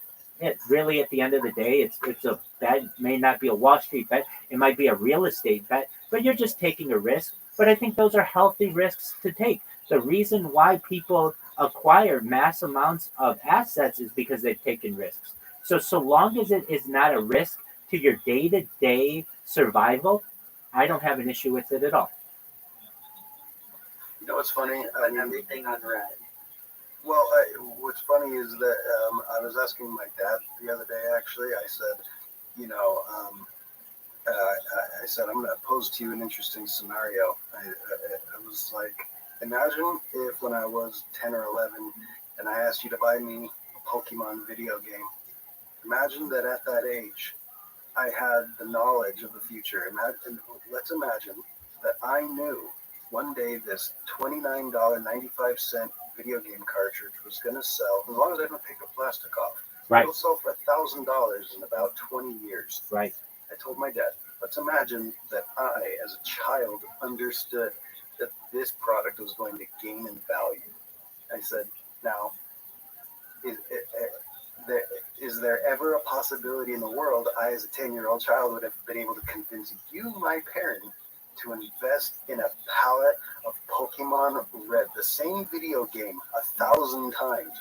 Would you have would I ever been able to, like, get this concept into your head that all we got to do is spend like $2,000 right now and we're going to have like $100,000 in 20 years? And my dad like laughed and he said, no. Never. I was like, Right. Of course not. Of course Right. not. Of course not. So it doesn't matter. It's like so many things have to fall into place for even an investment to be right. If I had precognitive knowledge at the age of 10 that this fucking video game would have been $1,000 per cart, it doesn't mean that I would have been able to convince my dad to even buy me more. I mean, if I could have got one extra, that would have been something even. But that didn't even happen. You know what I mean? Like, so many things have to line up for someone to be rich. It's not just being the best poker player. You also have to realize you're sitting at a table with professional poker players and you need all of them to have a bad night. It's not so much about how good you are at that point. There are people who will, it's about bubbles. If you know what tulip mania was, tulips at one time had more value than gold. If you look at Beanie Babies at one time were extremely, extremely valuable. There are members of my... That's true. But I even see those things as potentially having value in the future that we didn't necessarily know. For instance, if like when you buy I've kind of had this theory. If a child wants let's say an action figure, you should buy them two if you can. You should buy them one to play with and one to keep in the box, and just wait and store it. And in 20 years, it will be Pokemon Red, and it will be worth a lot, and they'll have a huge collection. If you just do those things in just some small little, um, small, use this advice with whatever you're buying. If you really like it, it will have huge amounts of value perhaps in the future. Like NFTs. Many times people, like for instance, these NFTs, these are known as Protos. And when I started with these guys, they were worth pennies. A few months ago, they were worth $800. They're worth like $8,000 now. And they will eventually perhaps be worth more. They may be worth less. Who knows? But when it comes to an NFT, a lot of people are parts of cryptocurrencies or other projects that get the rug pulled. And I'm someone who doesn't necessarily think that that's the end of the story for a cryptocurrency or an NFT. I think the longer that you hold an asset, cryptocurrency and NFT, the more valuable it will become. And you get to a point where something becomes an antique. And maybe nobody cares about the NFT, but they care that the NFT was from 2019 and there weren't that many NFTs in 2019, or from 2024. In the year 2060, an NFT from 2024 may have a lot of value, just like a lamp from 1960 has much more value because of the age of it. Things get into a period where they become an antique, and then they become an artifact. And when something becomes an artifact, that's when it has extreme amounts of value, where people display it in museums and things like that. So I'm someone who, if you have a cryptocurrency that's rugged on you, I wouldn't sell it. You never know. I mean, it might have been worth $100 at one point, and now it's worth nothing. Okay, that's fine. No one says that can't be worth $1,000 or $10,000 in 10 or 20 years just because of the age of it. So I think that with time, most everything gains value. I don't know very many things that haven't gained value over time. They just go through waves. A perfect example of this is a CRT televisions, those big box televisions that everybody threw out in the mid 2000s because everybody got flat screen TVs. Well, CRT televisions now have a huge amount of value on the secondary market. Why? Because they become rarer and rarer, and with time, they gain value to the point where now you can go to. I mean, they become like museum pieces, and they aren't that old. They're 20, 30, 40 years old. It's just about time. If you look at things as an investor with long-term foresight, I think that you will be much more financially free, and financially you will benefit more financially. And the reason why is because you had the foresight to hold, and that if you do that for a long period of time, just about everything in the world goes up in value. I mean, I think that's also just because currency goes down in value from inflation. That's exactly right too. We always talk about all these things that go out, like all these things that like increase in value, but there's also so many things that decrease in value. There's thousands of obscure toys that like nobody cares about because they're like serious, they became like influential in pop culture and never like blew up. So like why spend all this extra money to these extra little things that are to hold on to this when instead you just like put that money into like an index fund or like into a I don't know, like a Well, I feel like with that, I mean, you have to be like, say you're collecting Beanie Babies, right? At the Beanie Babies example, I mean, you have to be into Beanie Babies. Like, you just have to like them. So you have to have some kind of history with it to actually start collecting it like that. It's not like you're just buying random old toys and hopefully they go up in value. Well, yeah, but how many people are obsessed with these like there's so many people that are like obsessed with like I don't know like obscure media, like I don't know, maybe Barbie dolls, maybe this is a bad example, maybe they're worth something. They're worth a lot. There's people that like Bratz dolls, they're like super obsessed with Bratz dolls, they own a lot of them, like super obsessed with like. Hold on a second, you haven't given Bratz dolls enough time. If you give Bratz dolls 50 years, Bratz dolls may be more valuable than Barbie dolls. Yeah, well, I don't know which dolls, but like, there's thousands of dolls that have existed, and I'm sure there's people who've been into like any of them. Well, Like, I can say this: it's hard to. any doll out there that's 100 years old is a very valuable doll in today's day and age. It's considered an antique. I don't know about that. Any doll from 1924 is considered an antique now, and will be on Antiques Roadshow, and will be in collectors in collections from now for as long as they can be preserved. There's really something to the fact that you were able to preserve it over time. Those give things a lot of value. And it's to your point, Cato, you are doing your best to insulate yourself from inflation. The Federal Reserve note has lost 99.9% of its value since its inception in 1913. That means a $100 bill in 1913, or I'm sorry, a $1 bill in 1913 is worth a $100 bill today. You have to, you have to, you have to insulate yourself from inflation, and one of the ways that you're able to do it is by purchasing different types of assets and different asset classes, and just being as diversified as you can. I'm not saying that buying toys is the best way to do that, or baseball cards, or anything like that, but given enough time, all of these things go up in value. I mean, I get that. I mean, I'm looking at some 1924 dolls, and like, some of them are in like a couple hundred or in like the hundreds, a few like in the low thousands. But like, if you just put that in gold back then was like close to $20, right?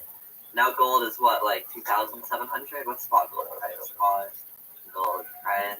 And this is just an asset to go against inflation, not even to create value. Yeah, an ounce of gold is like $2,620 now. So like, gold would have been a better. That's just to preserve wealth, not create it. Like, what was the S&P worth back then? Much less than it is now. It's incredibly inflated now. Well, I can, if you want a little inside baseball on this one, Cato. If you're looking at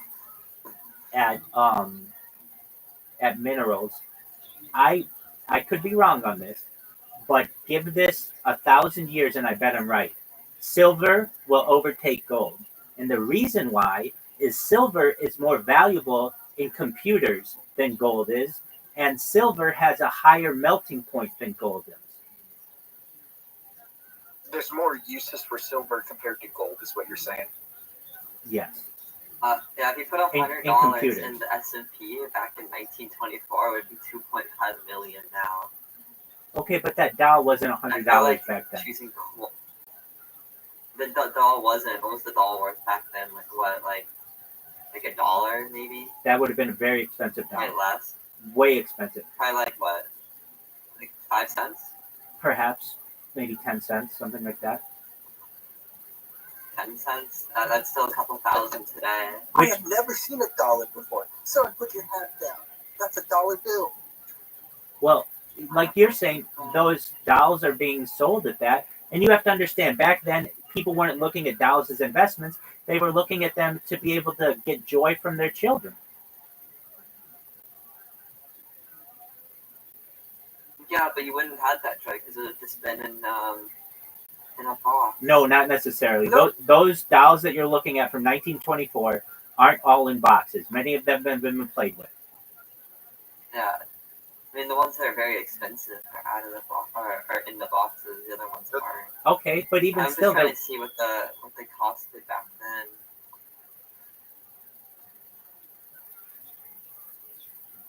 I mean, we can ask ChatGPT. I use ChatGPT every single day. Can you pull it up? Absolutely, I use it multiple times a day. So, how much was an average doll in 1924? In 1924 dollars.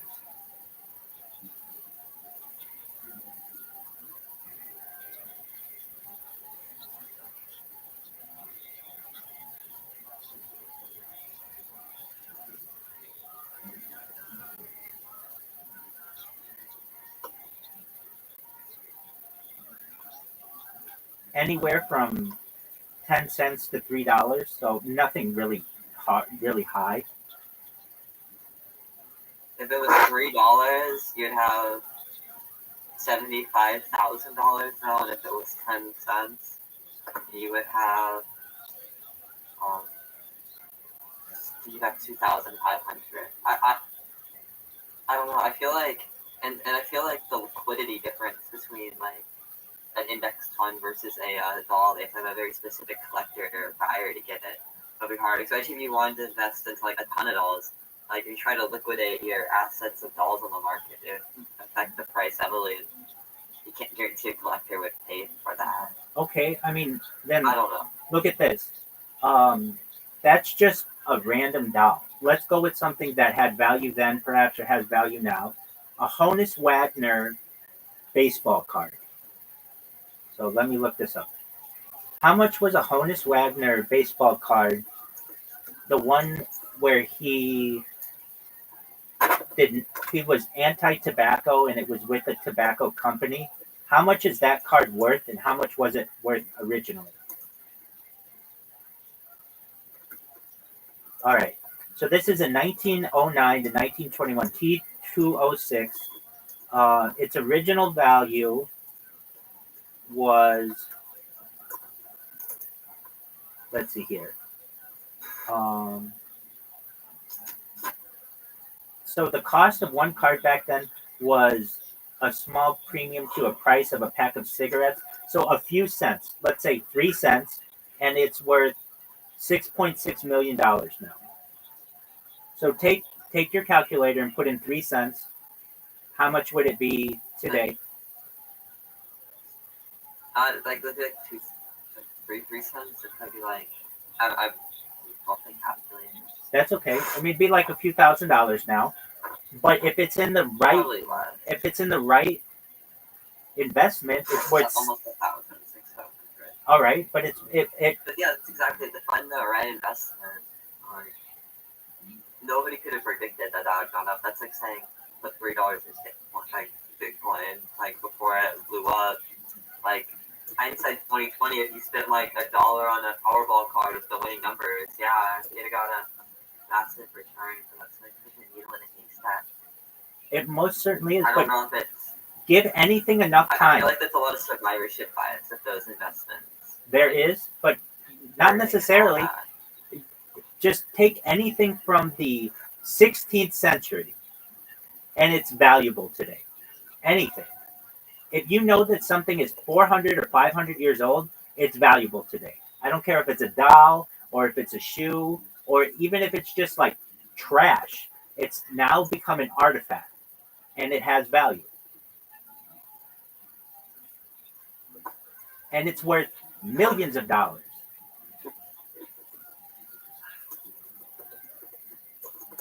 Name something from the 16th century that is not extremely valuable today.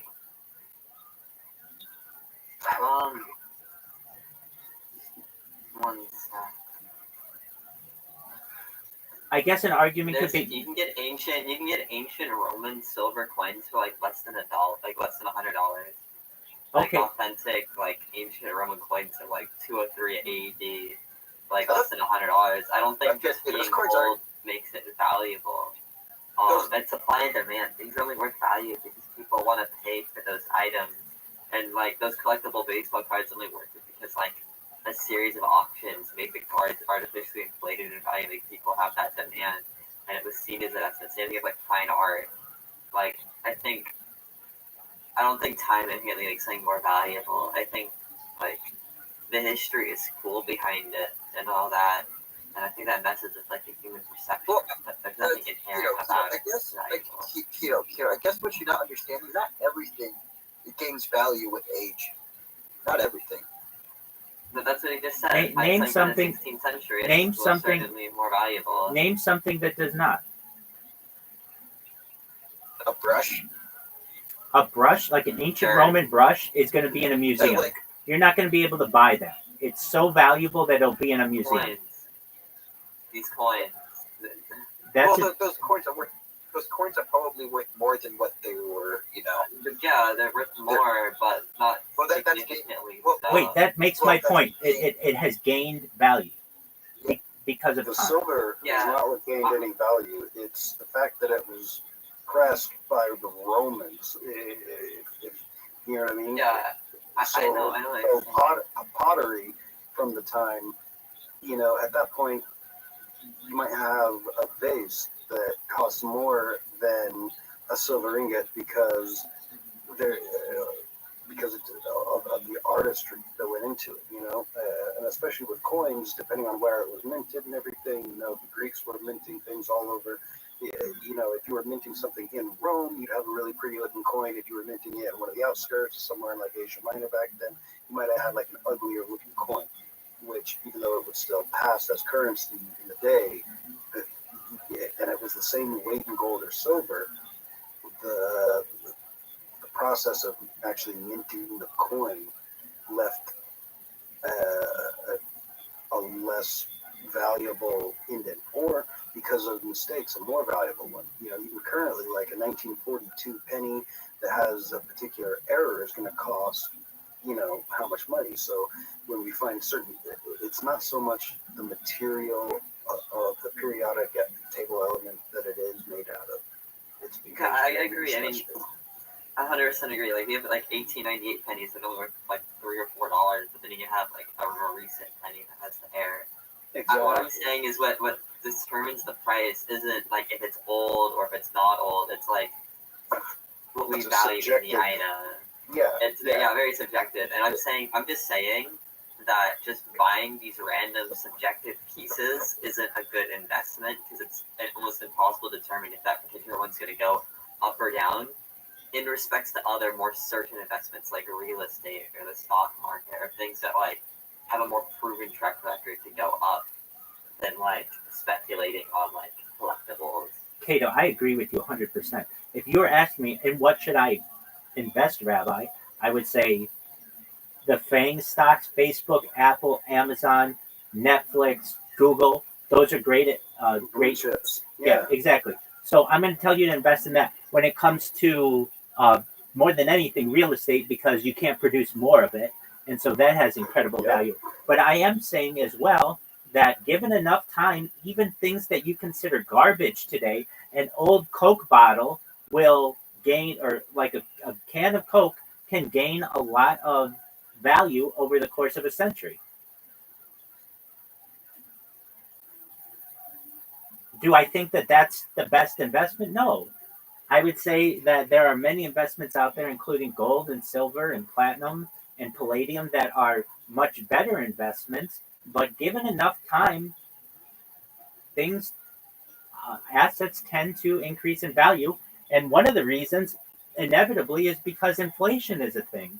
And when you have inflation, your purchasing power is decreased. And so something bought and then allowed for time to pass will generally have more value to it when comparing it to buying it when inflation has increased. I'm looking at Beanie Babies because everybody uses them as an example of like a huge bubble. But even Beanie Babies are worth a lot of money still on eBay. And perhaps they're worth more than what they were originally. It's not like they really even lost value. They don't go. The thing that changed the world with Beanie Babies is the media frenzy that was over it. But that doesn't mean that they necessarily lost their value.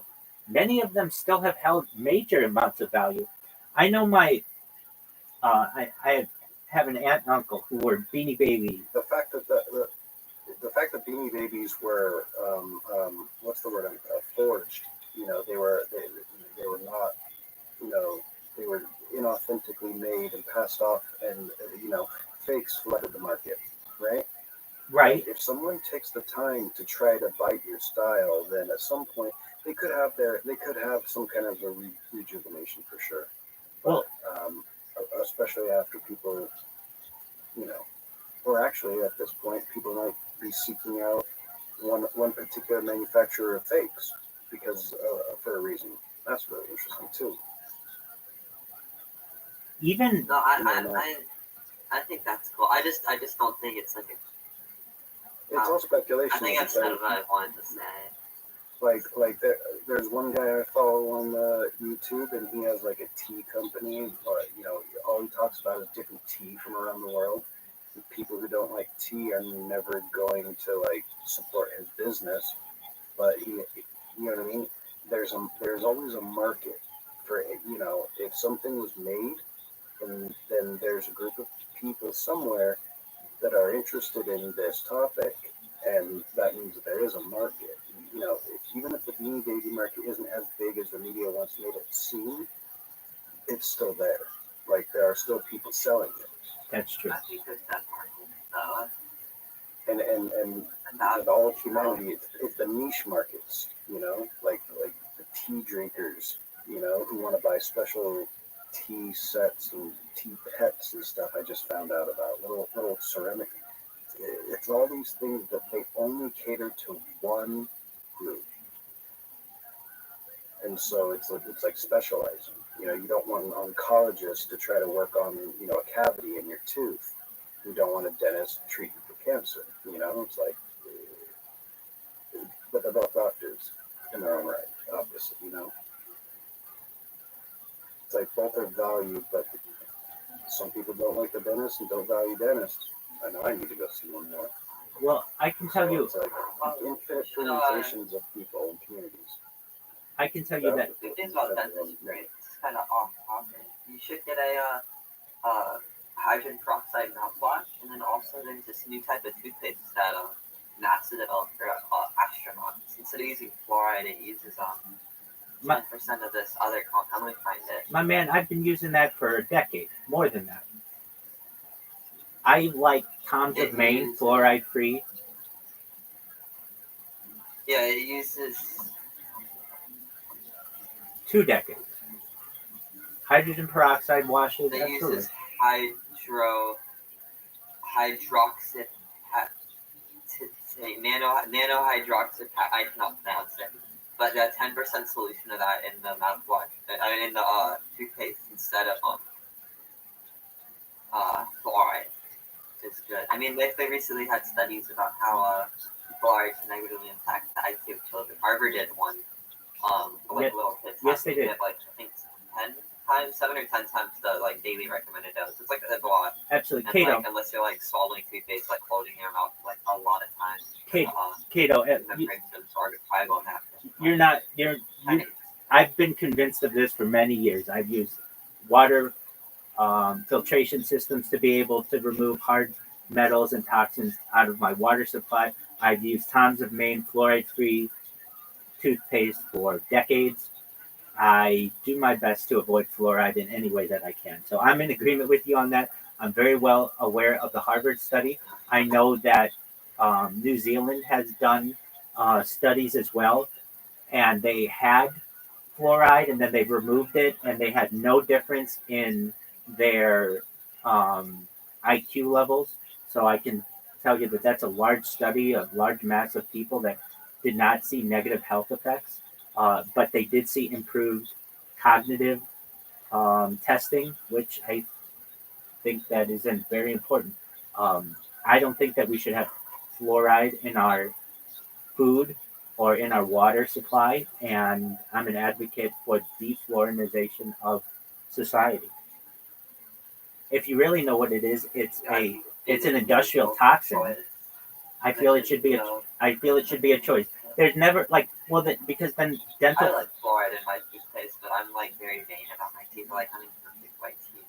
Okay. I'm afraid of cavities, but I'm aware of the risks. All right. Well, I'm someone who doesn't have cavities, and I have lived with this fluoride-free lifestyle as best I can for as long as I can, and I don't think that fluoride is beneficial. But if you like it, you're more than willing to have it. I don't think that because you like it. I've done both for extended periods of time. I don't think because you like it or someone else likes it. I don't think because you like it or someone else likes it, that means that it has to be put in my water. If you like it, then you use whatever toothpaste that you But I want. think that's a big scam by the chemical waste company. Agreed. To It's get rid of their byproduct. and sell agreed. it It's the aluminum industry, specifically Alcoa. I'm in agreement with you. Well, Cato, I want you to know that I really appreciate you. I want you to be here as long as you want, but just in case I don't have the opportunity to tell you, I really appreciate your inquisitiveness and your kindness, and you've shown that you're a really nice person. And I want you to know that I'm always here for you if there's anything that you need. I'm here to support you in your endeavors, and I've sent you a friend request. So if you'd like, I hope that we can be friends. And if there's anything that you need from me, you let me know, okay? Okay. Yeah, I should be going to bed. I have work tomorrow. Okay. Well, I hope you all have a good night. absolutely. Come back in when you have time, and we'll continue to be friends, okay, Cato? Okay. Take care, my man. You have a good night, man. He left. Hey, Rabbi, Yo, were bro. you ever into like classic WWE or WWF? Yep, 100%. Dude, I miss that era. I miss the era of like the Undertaker throwing fucking Mind Freak off of the fucking cage. Yeah, you mean into the, yeah, but his name's Mankind. Yeah, Mankind. That's what I meant. Mankind. You're good. Yeah. Yeah. Are you on Reddit? No, I don't use Reddit. I use Twitter. Okay, well, you should check out the WWE and like old school. It's called wrestling subreddit. I'm in all of those. So yeah, I'm essentially like a. I don't want to say I'm a wrestling historian, but I love all of that. You're a double. Yeah, I mean I've been to wrestling events, and I very much I love that stuff. I saw Jake Dude, the. how do you feel about the backyard wrestling shit that they're doing? Well, they've been doing that for as long as people have had backyards. That is true.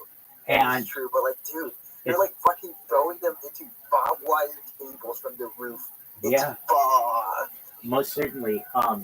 It's dangerous, and I don't think it's right to put people's lives in danger, especially without professional medical professionals who can help people if they get injured. But I'm also about free speech and freedom to do what you want. And so long as it's not hurting anyone else, I don't have an issue with it. If it's hurting other people, well, then I have an issue with it. Yeah, I just found that entertaining, and I also just loved WWE back in the day when I was a little younger.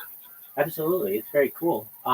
It's going through a new resurgence, I think, and there have been different eras. My favorite was the Raw era, the WWF Raw era, where Monday nights were a huge deal for any adolescent person who liked that kind of stuff. And I think that perhaps it may get that way again with the WWE getting on Netflix.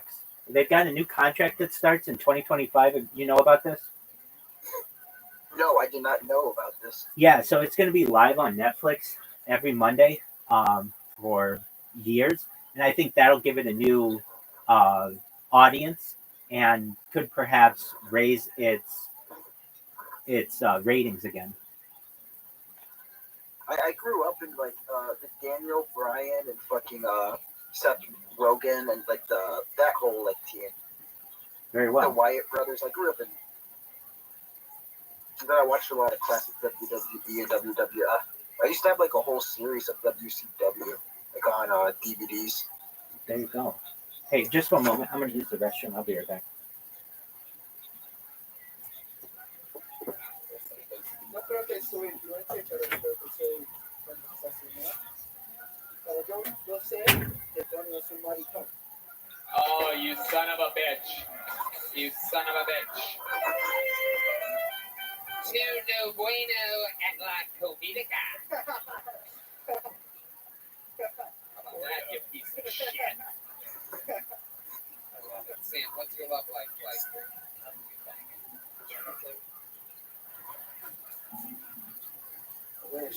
What's going on?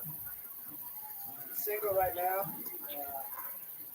Got out of a relationship beginning of the year. Just been doing my thing, trying to do comedy. I've been kind of planning on moving here, so I've been trying to get into a relationship.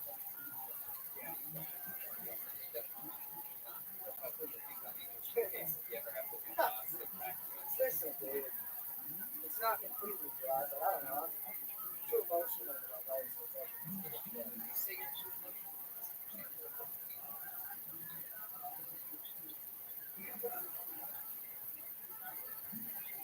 It's just like after I finish, immediately I just feel disgusted. You know, I'm like,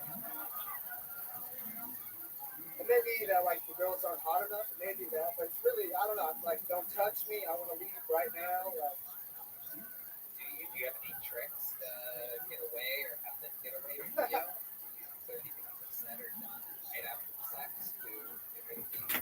no, dude, I'm not mean enough. I just sit there, just stare. Just feel disgusting. Yeah. All right. Usually, So, who's your favorite wrestler of all time?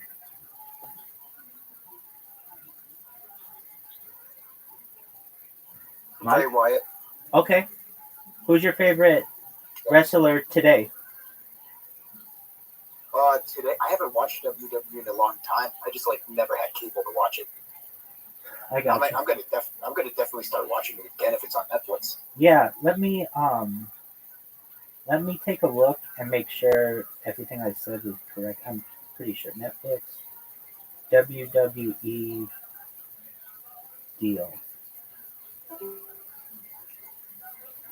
Yeah, WWE Raw is coming live to Netflix on January 6th. Beginning January 2025, Netflix will be the exclusive home of WWE's flagship weekly wrestling program.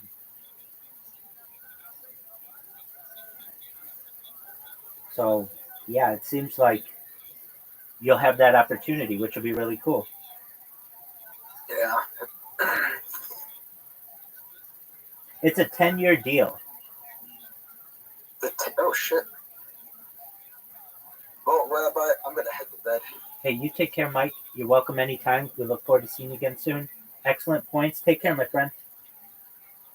Okay. You have a good night. You too, buddy. it's better like it's at their house. You can't just get up. I feel you, brother. Fuck.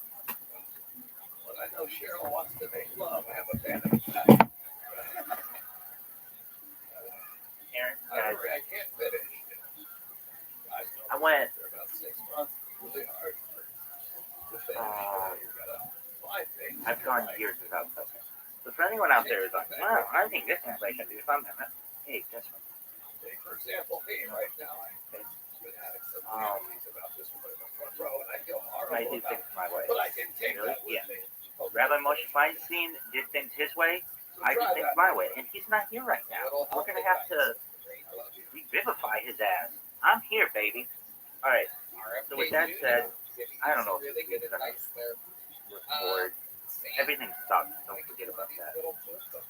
They I was noticing. made it on I was Tony. singing There he the goes. Cosby Show theme, Sam and I Henderson, noticed that everybody. I said one of the characters. Fun. I like Kevin the Hunter, white Anyway, guy. yeah. Anyway, I'm sorry, Tony. normally I we're have not to apologize because I He is I have been people sick and I apologize to this woman for sexualizing her like that. You girls, Well, what I makes was you happy? talking, I was having a fantasy. You want to wear parachute And pants? it's Go just for not it. right. And I apologize. I was she Why? was laying on the Not. bed. No one sees that as being modest. Or at all. And I was No, but I was above her and I just put my CK all over her and I just want to say I'm sorry. feel that is modest. Or confuse people being a dude or The any new other Director of Health. antiquated things. Is that the title? Now, Director is of everybody going to agree The with me? fantasy didn't stop Perhaps there, no. Tony. And guess what? You can tell all of those Brought her into the jackasses cloud to clean off that my mess and I was they don't have the world's most amount of content on the of course internet. And when they do, then what they say goes. But until then, damn it, all right. Rabbi's way or it's the highway. This is someone's We're daughter. bringing world God peace. damn it. We're bringing love to everybody. I couldn't help myself. And I apologize to you. you can tell them that Oh, she said you're times forgiven. change, Well, people change, you may great not TV you doesn't. hear about the rest of my fantasy. But You see, that No, please, just let me finish and please don't laugh. I'm trying to make amends here, and secrets do keep us sick. If you're like, what is TV Land? But what happened was, in my fantasy, of course, she had asked me to tuck my genitalia down under myself so I looked like a lady in the front. Absolutely amazing.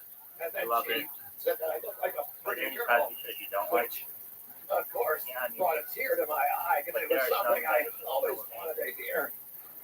And then, of course, she came from behind me and kicked me in the nutsack, and I ejaculated immediately. But you know, I was looking on by the way, Instagram. I'll be right. I have to change. Have I'll be your right. favorite part of a RFK Jr., ladies and gentlemen. I never Says he has to go change. thought that That's very interesting. if it Gotta were, love it. it was a family joke. I mean, and I wonder if there's a microphone back there. He's going to keep telling us about the fantasy. black friend. And All right. Pulled another name out of the bucket. We're going to keep the fun train moving along. This looks like another new name. Make some noise for Joe Barnholt, everybody. Joe I mean, I Barnholt. like my parents' other friends too, but oh shit, Dr. Somebody Bird. outside told me I look like I Anyway, play in a music cover band. But I really mean that. You guys, I got married. I just love my parents. So much. I They were appreciate that. Then I got divorced. But Hey, I don't want to say I that was a little especially bit love for that one. Sophisticated at this point. Don't try for me though. I got the house in Tahoe in the divorce. I love My dad them. and me lived in the shed. They're always. My ex and I are actually still good friends. And She's a lesbian. my parents had Not saying friends I like the who were big band. Like she's actually very People ask me, Joe, was there any indication? black friends, white friends, Asian friends. My parents had Pakistani people, Filipino people, Who's unrelated though? Because these are scissors when you're Hispanic people, Latinx, or whatever. I mean, they just. My parents are discriminating. If you're You guys, I told that joke in Birmingham, Alabama, and a guy yelled out, "You're doing it wrong!" Way more progressive down there than I was giving him credit. Thank you guys. My name's Joe Barnholt. Appreciate it. Barnholt. Wait a minute. That's fine. I get it. Hi, Joe. Hey, how's it going? Good. Welcome. How long were you married? Married for 5 years. We actually signed our I paper. didn't understand that. You were surprised? I thought it was human shit. Started And that's turning really into a what it is. witch towards the end of our marriage. And you can get to I don't want to take anything away Incense from and moon water Was and calling any herself a witch. Wow. like people in the family. so. To say I was shocked Any would be other a little topic bit. that has been every You did think there was something, but And I really- I love that. she married a Rachel Maddow impression. Right. You should see me when I'm clean shaven. There were Very well. So how did she break the anniversary ones that they did were just She actually came clean my to me favorite kind because of she was show. worried Perhaps that maybe you didn't see her new partner coming I don't know through. what one, but I And she love it. wanted it to come from her rather than Oh, I love it. I just love So she reached out to me and was like, "Hey, I need to confess I'm dating someone." And I'm like, I'm very specific. I like to make sure that I'm Did you try to work it out? Did you pitch that? No, we were kind of in the friend zone at that point in time. Marriage had become developed into friends. Okay, no. I love that. I love Stevie. Did that bother you at all? Witch Parents love sound. Stevie Great Wonder. sound effect. Grandparents The love Stevie rarely Wonder. used witch sound. Yeah. I like cool shit in our family. What do you want me to do? Lingering his All right. finger over that button for 13 and a half years, just Yeah. waiting for an opportunity. That's not the sound they make when you finger a witch. So That's a goblin laugh. I know a goblin laugh when I hear it. Okay. So, what do you do for work? do comedy And music. comedy. And, I'm in a band with this woman hip hop. Wait a minute. Hip hop. Jewish I friends, think it's hot. I do they have a little bit of it. black friends, they have Asian friends. No, so my comedy songs are all over the place.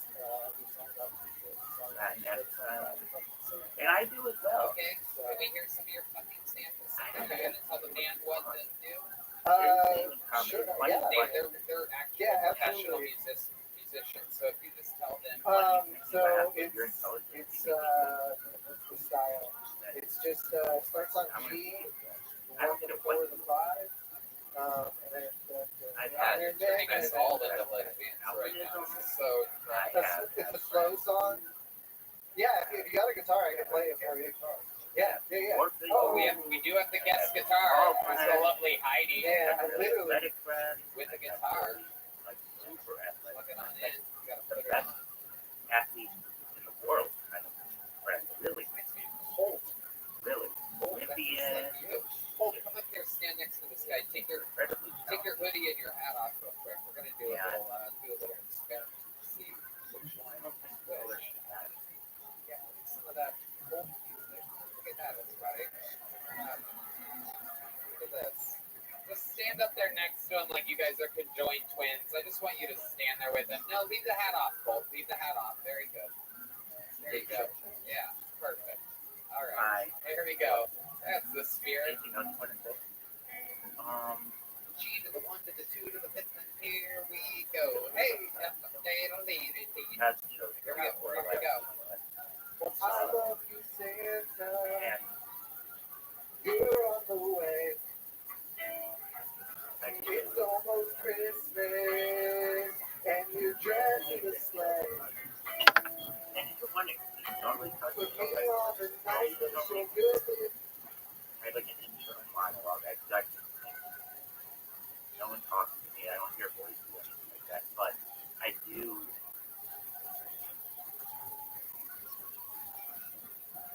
If I were just quiet, I wouldn't make these videos. And it's good for you to hear what a healthy internal monologue is. Okay, anything else you want to say about how you feel before you watch it? I haven't watched it. I don't watch it. In our house, my grandparents, we just called Cosby. There was Oprah, there was Cosby. Like when you become big enough, you get known as that thing. Just like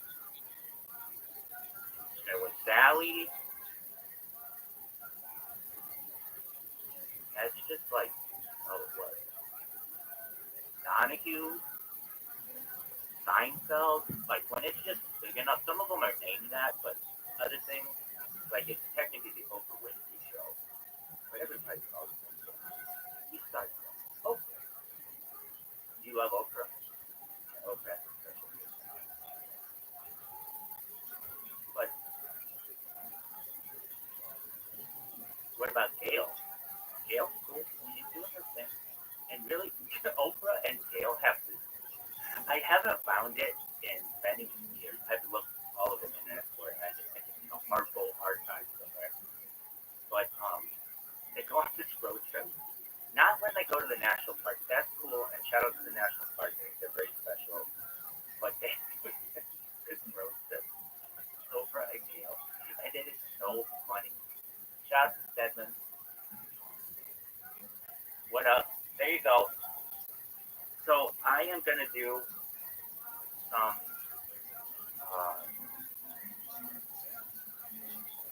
I'm gonna show you some of the best clips of Cosby, and I just love these. So they used to do this thing with the grandparents and anniversaries. And if you didn't know, I'm recording something right now. That's why I'm not paying as much attention as I normally would. So here is Night and Day of the Cosby Show. Just amazing.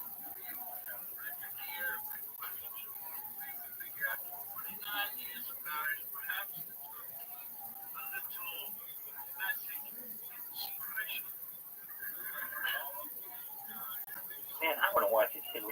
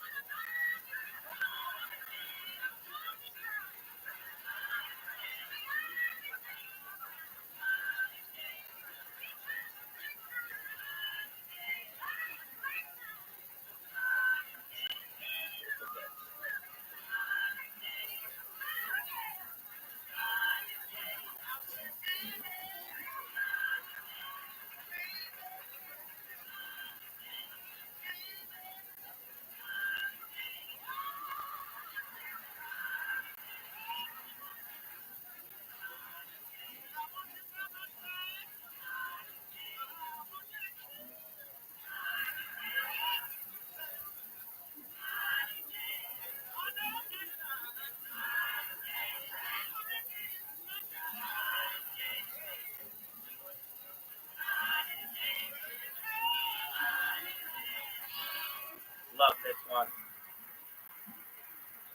It's phenomenal. The next one we're gonna do is the Hospital of James Brown. These were so good. I don't know why shows don't do this anymore. I think it's because of the licensing, but I've said it before, I'll say it again. It's in their best interest. These shows are going to be seen by generations to come. And to get your music into a show gives it a future. It gives it, people will not forget about it. And that's Ray Charles. No one's really talking about Ray Charles right now. But they are because I'm talking about it and because it lives on in other art. This James Brown. Godfather.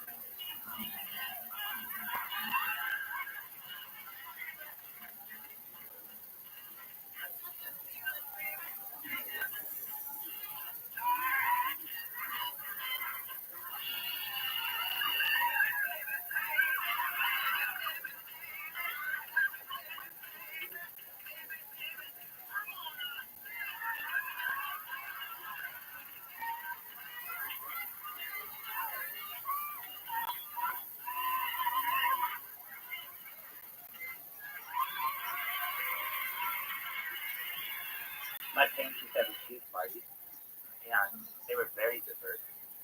And at no point was anybody ever like they just naturally were diverse. My parents had very diverse friends, and at no point, I don't know, I see the way that the corporatocracy forces people to do certain things, and there's a cool people is naturally congregate to each other, and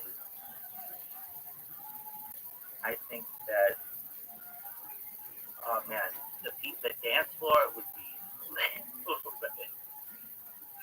People doing the electric slide is a big deal, and I love those parties. They were, as anybody, my parents, so fashion. All right.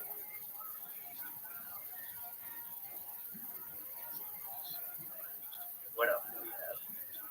Well, there's a touch of wonder, which we can watch the whole thing. But like,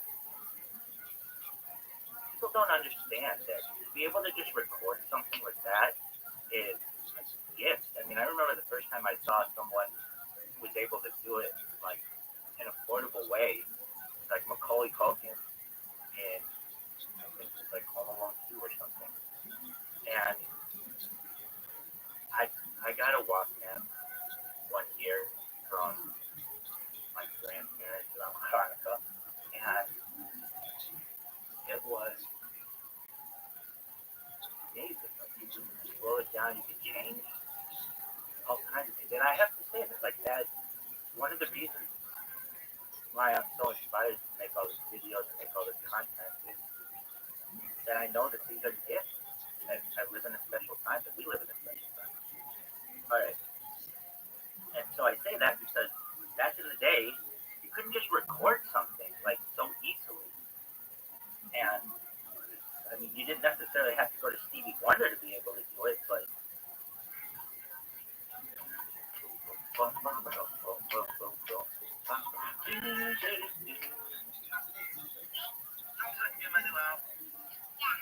What sound do you think is rapping?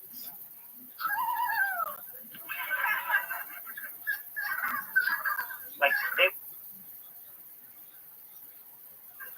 like perhaps. I need a little more help. Miss Vanessa. Sir, Phoebe, How? I'm 12. I bet you got a plan. Sort of. He just loves Robert. So why don't you say Robert? Robert.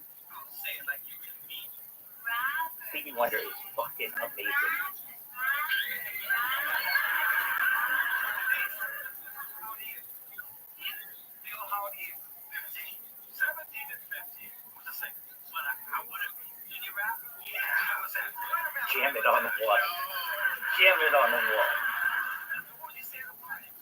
Jamming on the wall. Just jam it.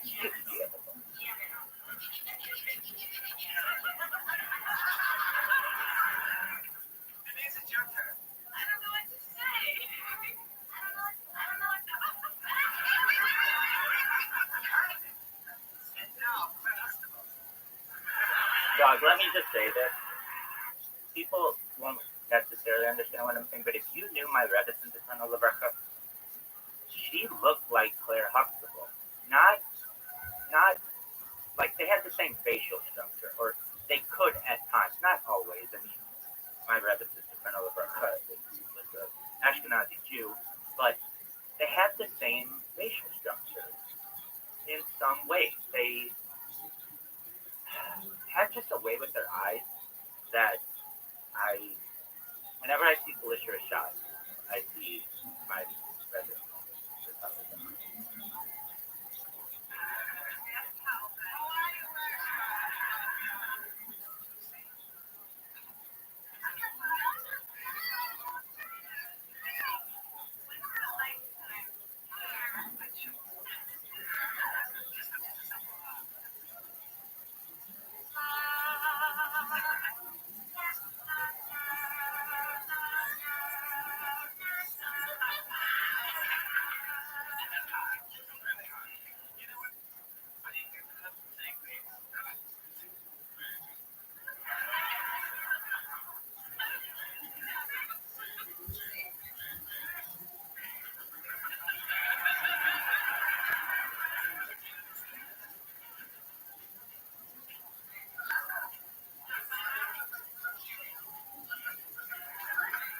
Like, this is unheard of to just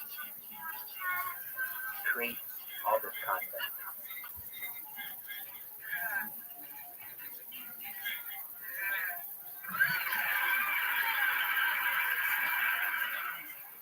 Alright, so that's great, but they sing. What up, Zoot? Come on in. And we're going to sing it as well. And it is, I don't like that. Oh, it's such a wonder. I just,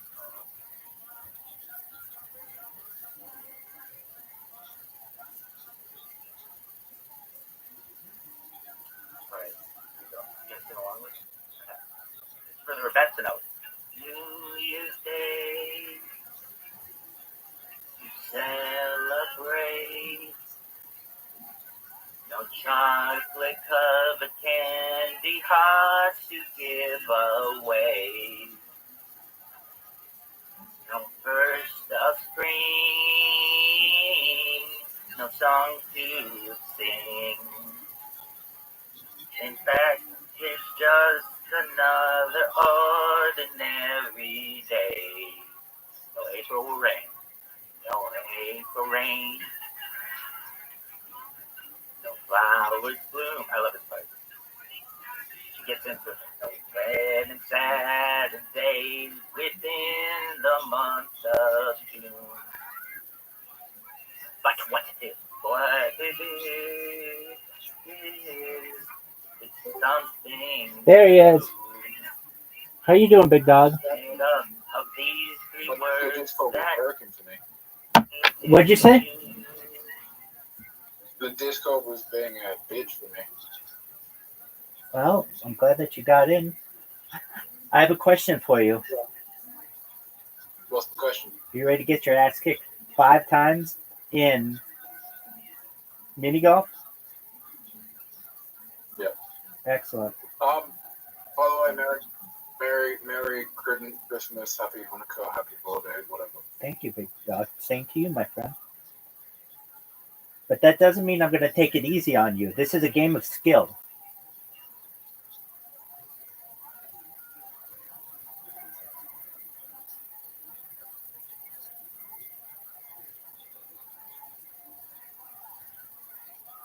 Get in. What day does Hanukkah begin? Tomorrow, the 25th. Oh, so it's same day as Christmas. Yeah. Oh, wow. You almost fucked me.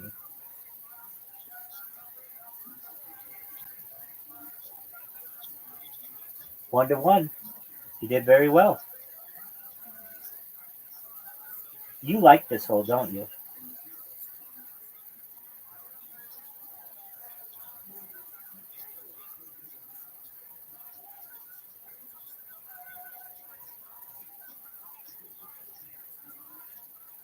I don't like this hole.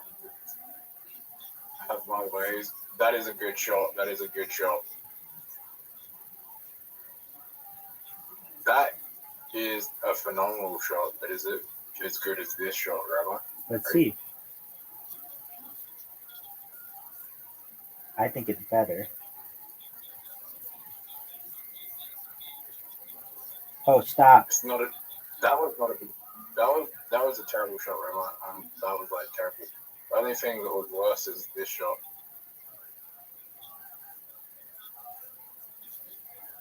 Who do you think has a worse shot right now? I think you have a better shot. You can make it. You can make it. What the fuck? You just gotta. So I can fuck you here. Do it. Or do I play it safe? I think you go for the hole. Oh! You take the lead. What a great shot, dude. That was the perfect shot. 10 out of 10. Come on, bro. Yeah. Oh, no way. Yeah.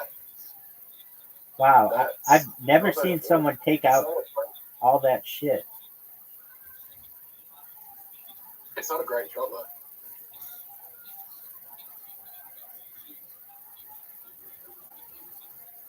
Rabbi, Yo, you helped me a little bit, but not much. Oh. I could take a big I'd risk. be impressed if you can get it in. So can you. All right, this is a big shot for me. I need to get that lead back. Oh, no.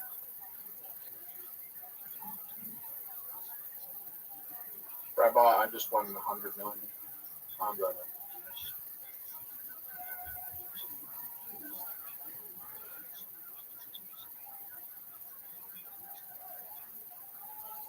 All right, let's see what you got. Rabbi, did I just win? The whole thing? Wow, Yeah. that's a very good shot.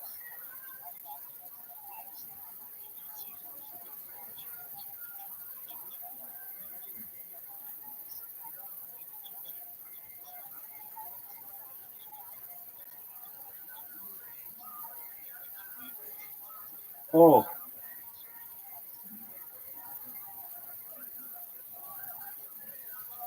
Oh man, that's a miss.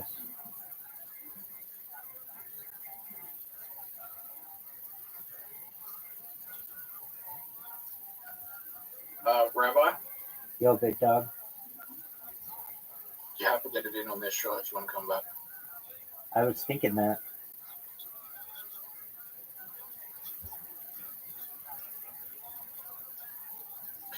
You have to get it in the next shot.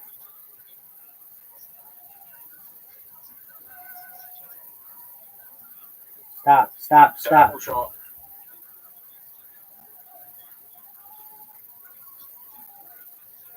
Wow. Did I help you? No, not at all.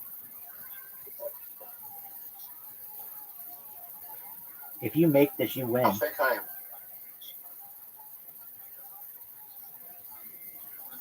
If you make this, I win. If you lose, if you miss it, I win. Man, you're guaranteed to win. Not if I resign. Excellent point.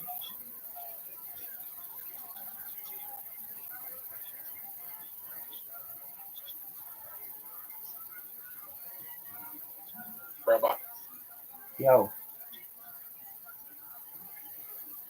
did you know that was a 7 out of 10 shot? Did you know that was a 0 out of 10 shot?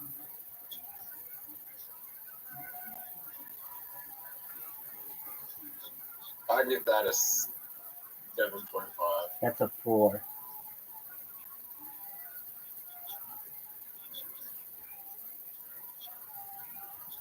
Next shot will be a 10 out of 10 shot. Watch.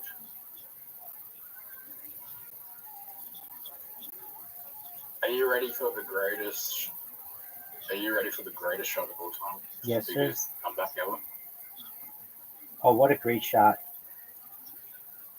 What a great shot, Zook. Now, if she thought that was a good shot, just wait for the next shot.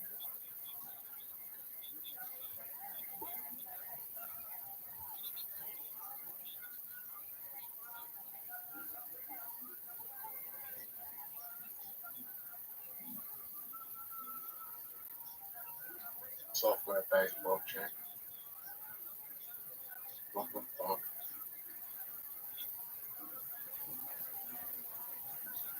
If we both make this, you win.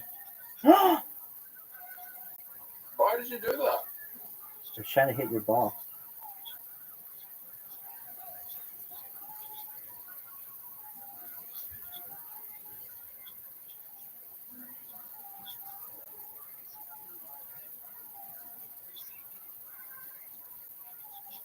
Zoot. Coming up with the big W right at the beginning. Why did you throw away? Why did you throw away a win? I Why did you didn't. throw away a pass? I don't think I did. Was I Why in did you it? throw away? Oh, because if we would have tied, then I had to win that hole to win. You were up by 1.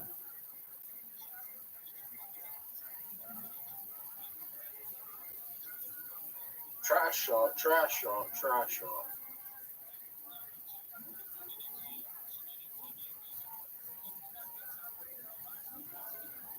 Rabbi, that was the worst shot I've ever seen.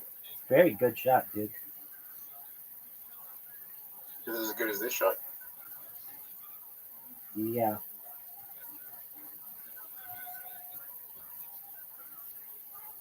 Perfect shot by Rabbi. Thank you, sir. Are you fucking kidding me? Are you fucking kidding me? I hate Rabbi. Hey, man. Go easy on me. I'm winless thus far. Oh, you fucked me, dude. No, I didn't. I helped you. Not at all. I have to go through all the fucking sand. Anyway, Rabbi, you're a sick. You're sick. You can't get it there with enough speed to avoid the water. This is water. Hey, Rabbi. Yo, big dog.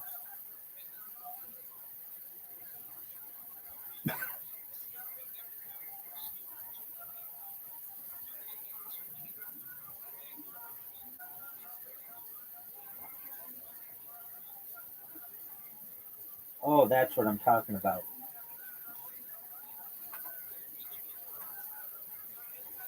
I hate this hole. I find it extremely difficult.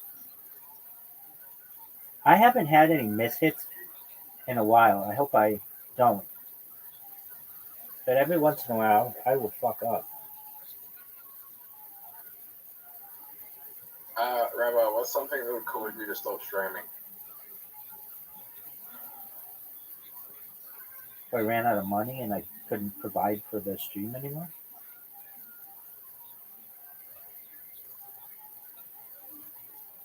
Okay. You think that's a possibility? I mean, it's happened in the past, and I just make more money. Okay.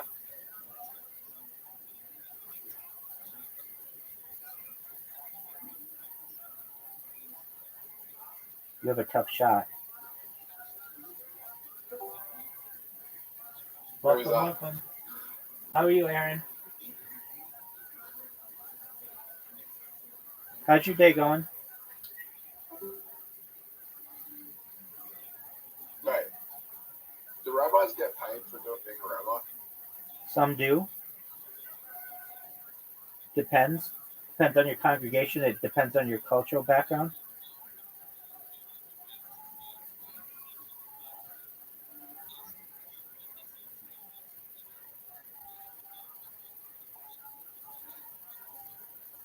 There are schools of Fucking hell, I can't see them. there are schools of thought that say rabbis should not get paid. There are schools of thought that say that they should.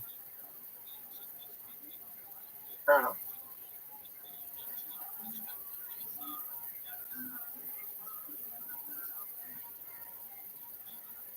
Oh man, you fucked yourself. I believe, I believe they should. I believe they shouldn't. I don't think we as I don't think that we should. We should do it out of the goodness of our heart. And some of the most preeminent rabbis are in agreement with me on that. They're generally more antiquated thoughts, but many of my colleagues have secondary occupations. I mean, I'm a certified project management professional. I have colleagues who are lawyers. I have colleagues who are authors. I hate this whole.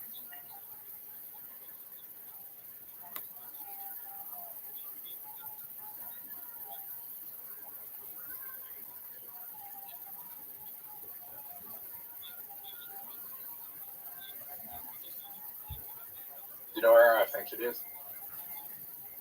Where is it?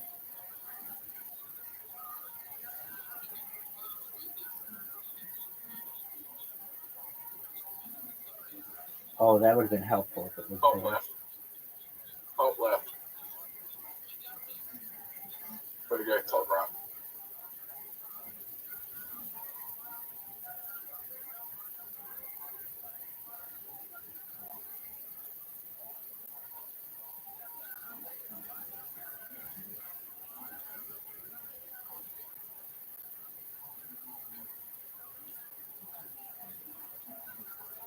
You could really fuck me if you do well here.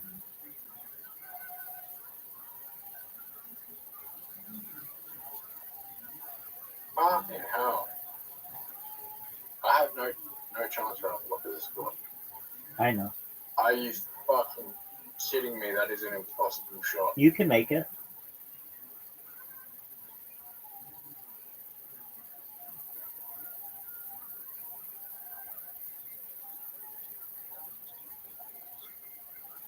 That's an easy shot.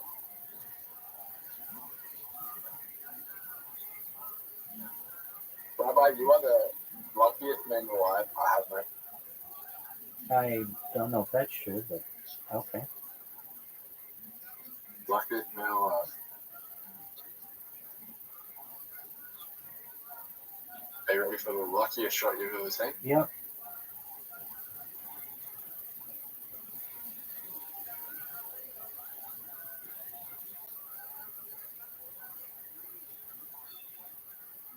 So who's your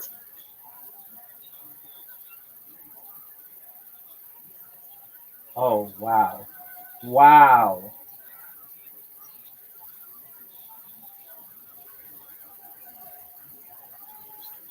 Oh, what an amazing shot. Oh, prom night. I'll live no hole. All right, that's 1-1.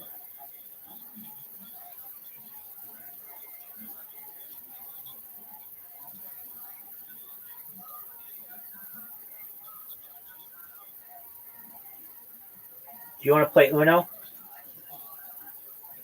One more. One more. Okay. Who's your favorite author? That's a good question. Um,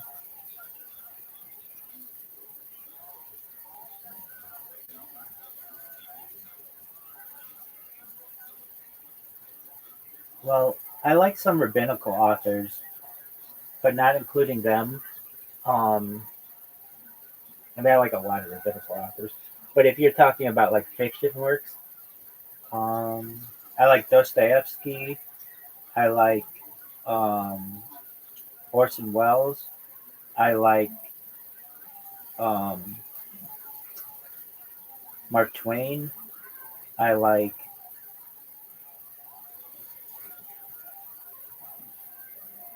um, her name is like E. James, the lady who did um, she did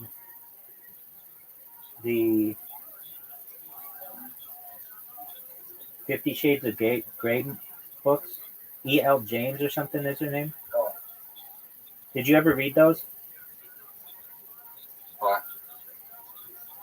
I listened to them for like a month straight on the stream, so I know them very well.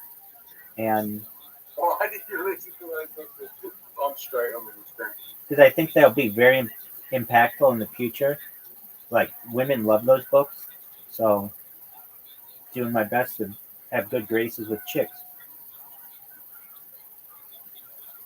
I like. Do you like Twilight? Because that's what those books are based on. No, I didn't read Twilight, so I'm not saying I don't like it. I don't know it. Do you know that Twilight?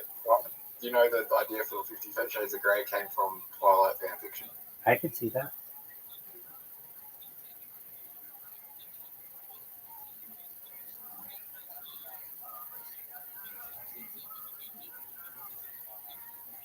I like the Lewis. Okay. Do you know who I'm talking about? Yeah, the Lion, the Witch, and the Wardrobe, and Narnia and stuff. Yeah, 7 Narnia books, I think. I like Tolkien as well. 7. Yeah, Tolkien. So Tolkien and Tolkien and C.S. Lewis, and there's some others. They all went to the same school. Right. So Narnia and Lord of the Rings draw inspiration of each other. They both helped. So C.S. Lewis helped write Lord of the Rings, and Tolkien helped write Narnia. What I just gave you the whole. Oh wow, we're both sucking. You just gave the whole back to me. Wow, you just gave me the win. And Narnia is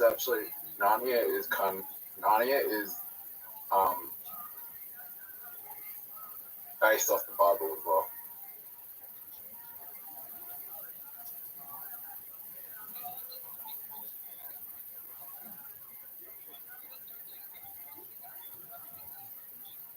All right, here we go. I did not like my first shot.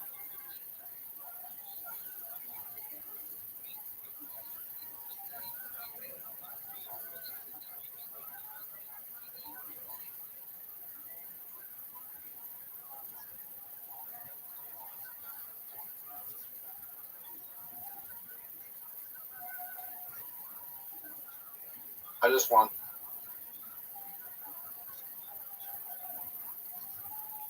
Rabbi, I think I know how you do this. That's not how you do it. Relaxing. Oh wow. Relaxing shot.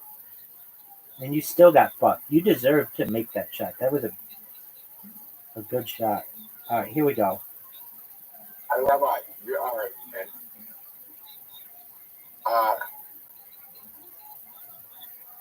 You are not getting it. That's a good shot. I gotta go eat after. I have to go eat after this game, but I'll be back in about 10, 20 minutes. Sounds like a plan, Stan. You had a really good shot.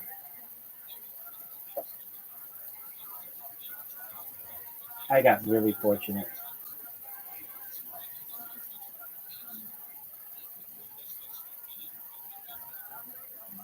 Oh, fuck off.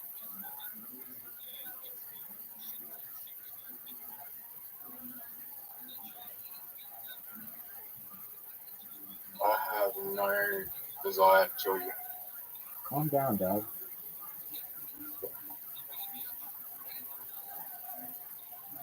I have a desire to beat you in this game.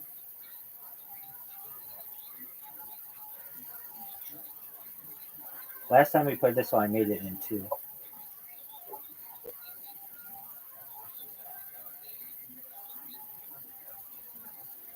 Oh, it's not there. Is it only a sometimes thing? I think so.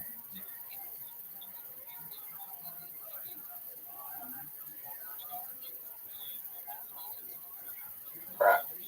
Ready?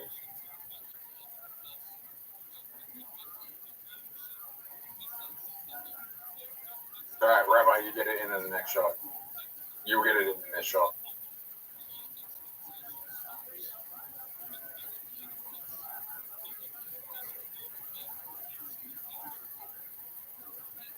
I gotta go eat dinner. See you later. All right, buddy. I'll see you soon. Times change, people change. Stay easy, guys.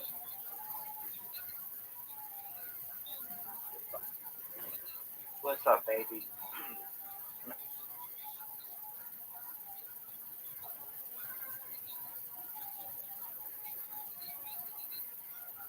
What's up, baby? I'm not allowed to cuss. You may not normally see Rabbi cuss. Trust me, we do. And I've gone major amounts of time in my life without cussing years. I went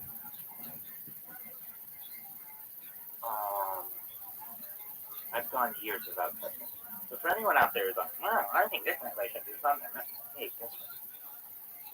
No one okay? I do things my way. Really? Yeah.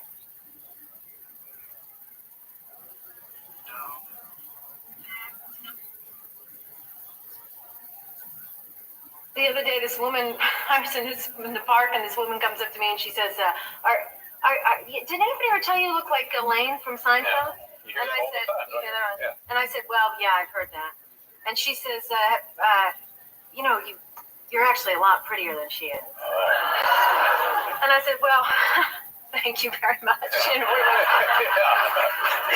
then she says, have you ever seen the show? And I didn't want to get into it. So I said, no, I don't really watch television. And she said, well, I don't know what the fuss is all about. I think it's all.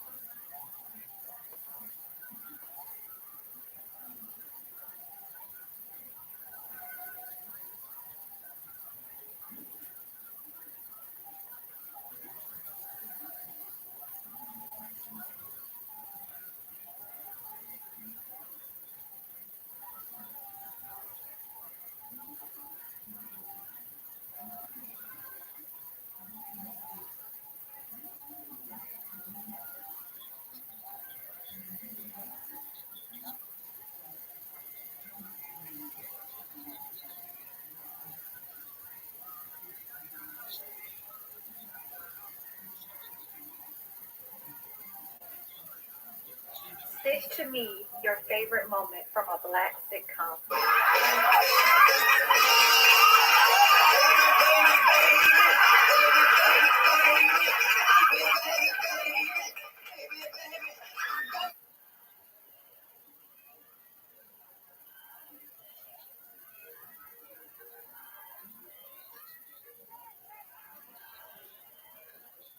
Stage to me your favorite moment.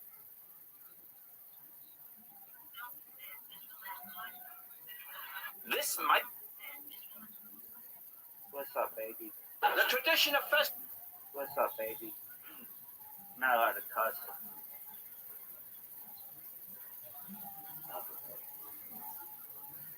Are you serious?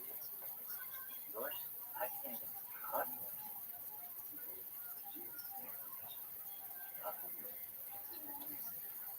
Are you serious?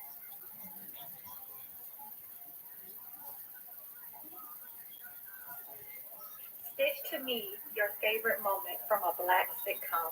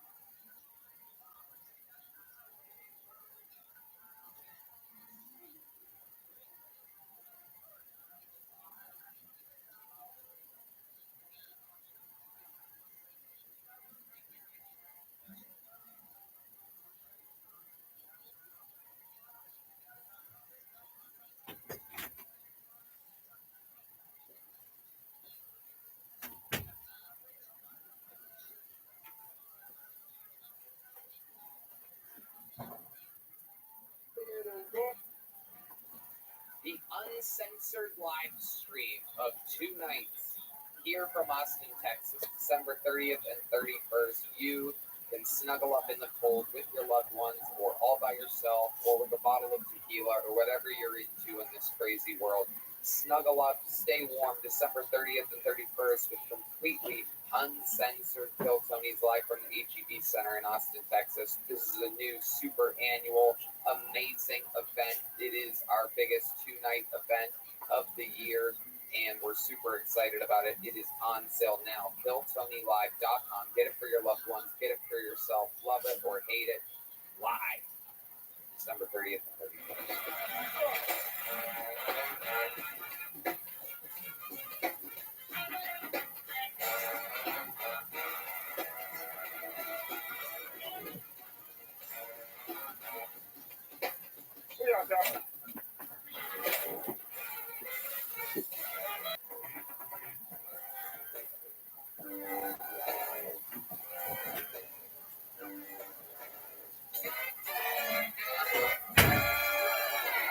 Hey, this is Rabbi coming to you live from the Coffee Mothership here in Austin, Texas for a brand new episode of Kill Tony. Get your Tony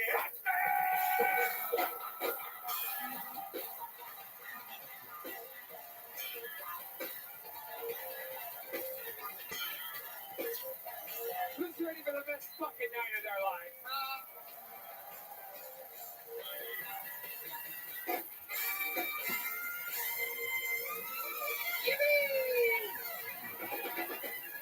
Thanks so much for Brian Reagan, ladies and gentlemen.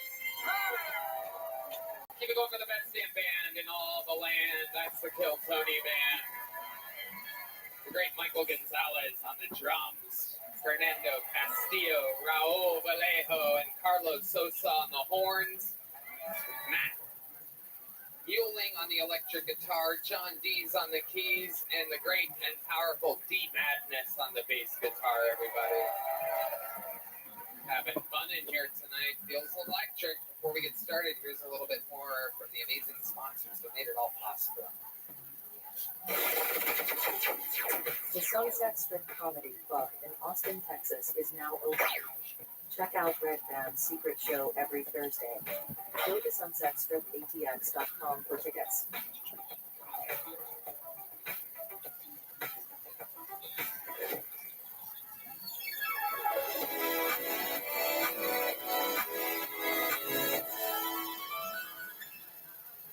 Are you guys ready to start tonight's episode? Well, here we go. This is going to be fun. Ladies and gentlemen, we have one guest tonight and one guest only, and I couldn't be more excited about it. One of my favorite human beings on planet Earth, one of the funniest people I know. Ladies and gentlemen, make some noise for the great, the powerful. This is RFK Jr.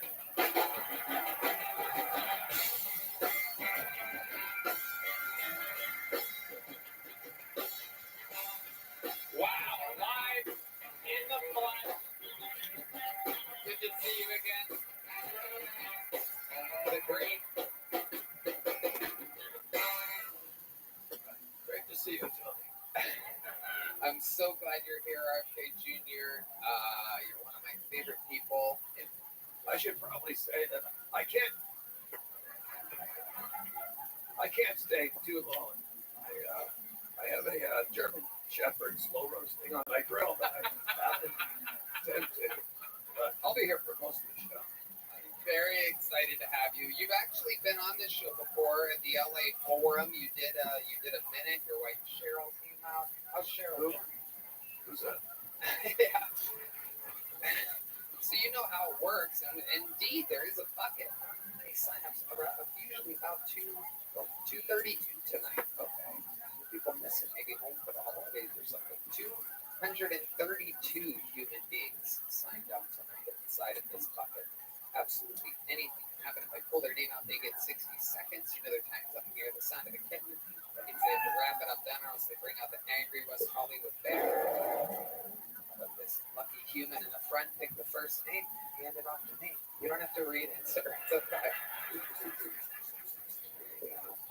Oh, okay. That's actually a familiar name. We've seen that before. We're going to go wrangle that person from across across the street. They're all at a bar, and because there's so many of them, we can't possibly hold them here.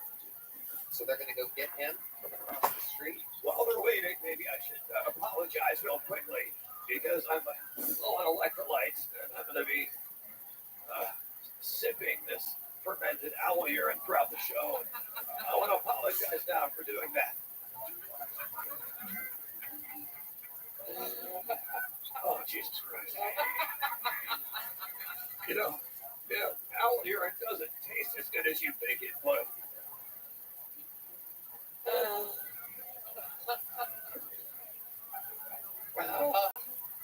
Oh, this is going to be epic. And it's going to start with an unbelievable bang, ladies and gentlemen. This is a very, very special episode. Every once in a while, I like to do things a little different. I like to keep the fans on their toes and, mix it up. So while we wrangle your first bucketful of the night, I would like to present to you your first comic of the night. He is a regular. He is a Hall of Famer. He is the record holder for all-time appearances on this show, all-time interviews on this show. Some people call him the Tyrant of Temecula, the Vermont Vascular Vagrant, the Vanilla Gorilla, the Memphis Strangler. This is the Big Red Machine. A brand new minute from the one and only William Montgomery.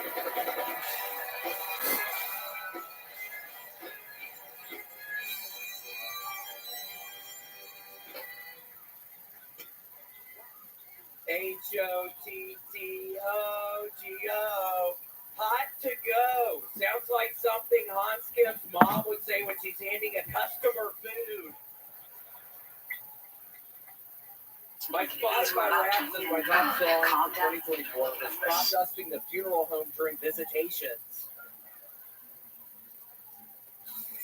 The guy who shot the United Healthcare CEO in New York City was caught today at McDonald's in Pennsylvania. Apparently, he was meeting with a hamburger to get some poisoning people. I'm sorry, Mrs. Huxtable. I didn't think you did that kind of thing. I'm planning a bar mitzvah, and at the last minute, the rabbi cancels on me because we're not Jewish, and I don't have a son. So yeah, I'm back on the box train.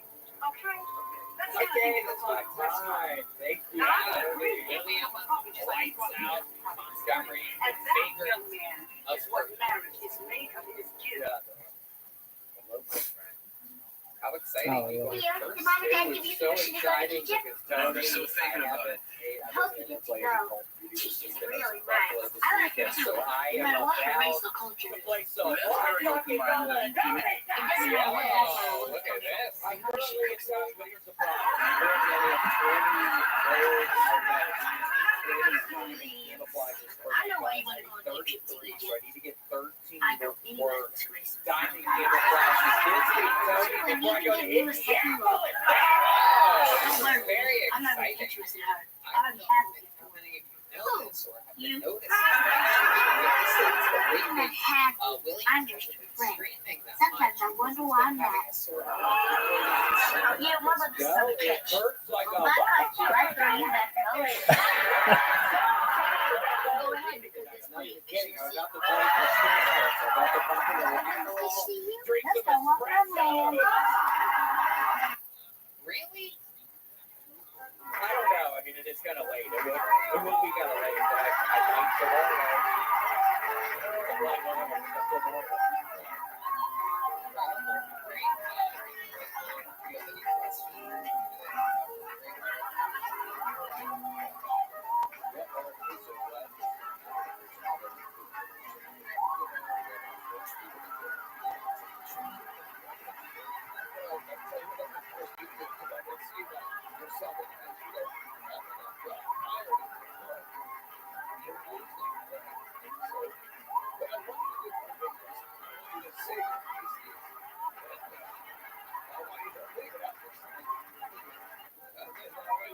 Sprinkle that on your oatmeal in the morning. You'll thank me for it. Trust me. so weird you say that because when I was at Buffalo this weekend, I ate a whole bunch of the egg rolls with pizza inside. I had really bad shit. My all-grain bun, I'm gonna have to do something so it's really bad. Twice today, the one bad doo-doo, and then you get up on the toilet and you get in the shower to clean off. You got a doo-doo again. You know, that's normally I get all the doo-doo out. But you shoot a day, and you're still excited about it. How are you for taxes? Yeah. Now, because I got it. Oh my gosh, no, it was wonderful. It was the strangest thing. So I'm talking to this table of people. They're sitting very close to the front, and I'm just this guy and this girl, and I start kind of aggressively. What's that? It's out. It's your mental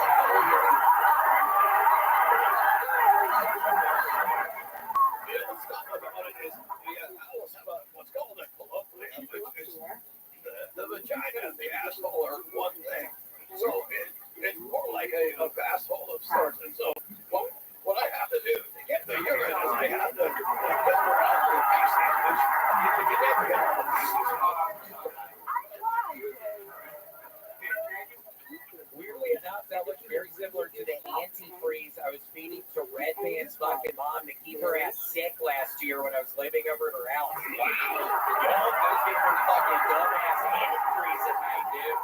And she get real sleepy then, Red Band. Wow, making your mama sleepy.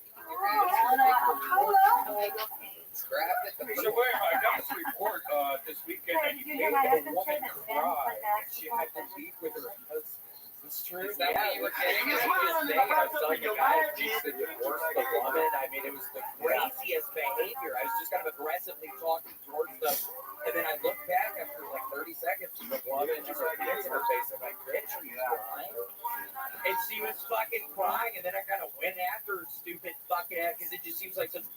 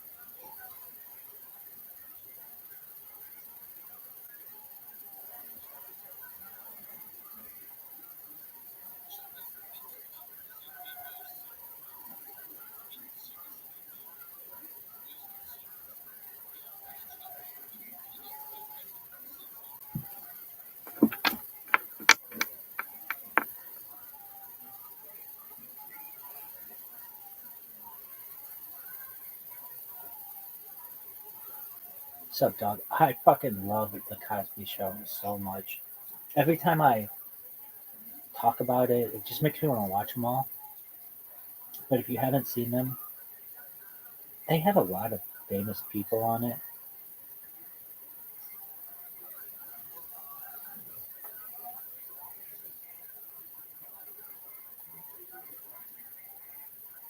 I think I can just Cosby famous cameos.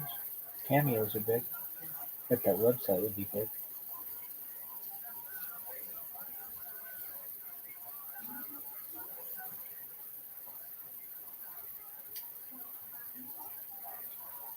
I fucking love this moment. Dude, why hasn't anyone been like, hey, I'm gonna just take all the Cosby shows, all their cameos, and put them together? Because people do, and then they get their shit taken down. It's just the worst. I hate how the internet works.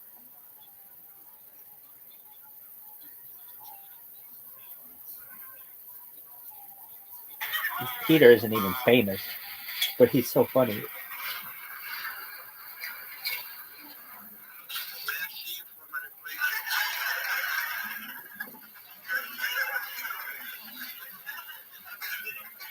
I don't remember picking you up.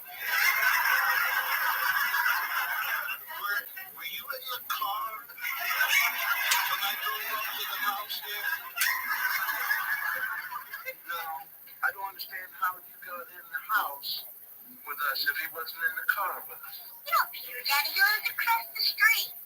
You're Peter from across the street? Well, how did he get in the house? Right outside when he said, everybody get in line.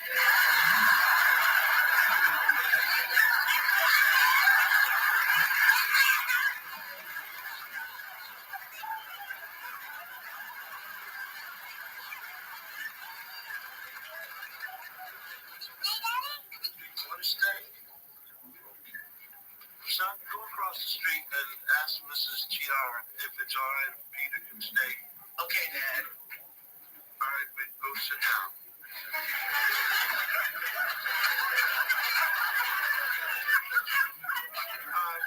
Come here, please.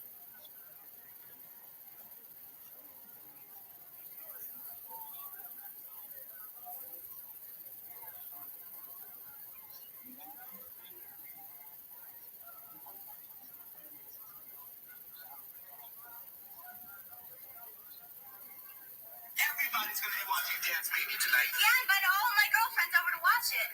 Can we come over too? Sure, I guess so. All right, party. So tell me, what was it like? Were you nervous on the show? Oh, I didn't get on. Tragic. Cockroach did. You'll be on for sure. Definitely. Hey. Did you see Tina? Seen her? I danced with her. Cockroach, I would pay $1 million to be you for one day. The reason I got on the show is because my man Theo. I mean, this is a great guy. They only had room for one more dancer, and he insisted that I go nice. All right, tell us. Right, you don't need anything up. Hey, who knows? One day you might end up marrying Tina. Well, she did mention that she would like to have children someday, and she was looking right at me when she said it. There are so many different episodes. There's this one.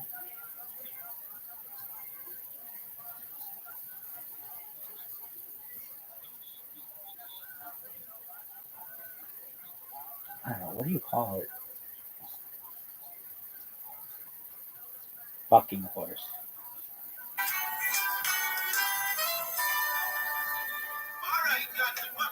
Yeah, I'll do this to the Rebecca girls. Yeah, this bitch. Here comes our challenger. And Rudy Huxtable did not do well in all the first two times out, but I know this time that she's going to do well. All right, you know the rules. Arms sideways. All right, we're right. And the horse looks like arms to the side. Now you're just falling off, and there she goes. She's doing it, and the horse. They should make a thing at Coyote Ugly with the rabbi where you can perhaps insert yourself into it, have it inserted into you more apt, and it's just like a bucking horse. Just call it the rabbi, and ladies can see how long they can ride. Why? Why not?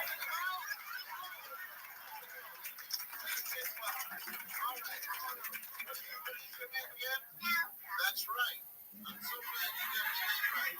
Arms, raise your arms up, keep them off to the side, and the horse broke out of the stall. I'm sorry, you didn't do well at all.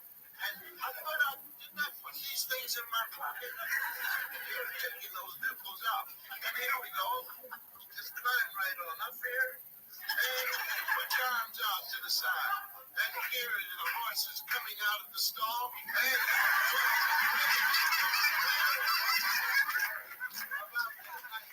here we go. Next. All right. Just climb right on up in there. She's up and hands to the side. And just come on. I'm sure you ride better than your sister, don't you? Arms out to the side. You're doing fine. You got everything.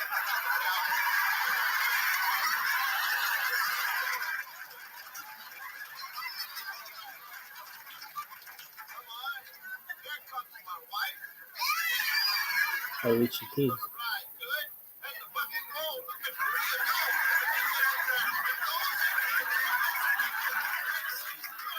She's got the prize, ladies and gentlemen. There you go. So far, she's the best. Okay.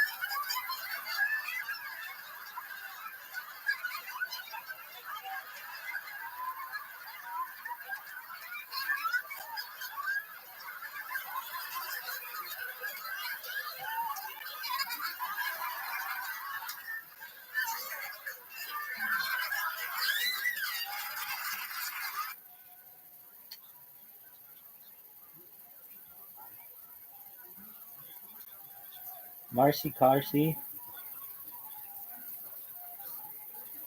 and Carsey Werner, those would be big. I love this one. First time I ever heard, I don't want to say it's the first time I ever heard reggae, but the first time I ever heard that word was here. And I like reggae music. Now, perhaps I had heard it. My uncle used to say, and my cousin, they would be singing.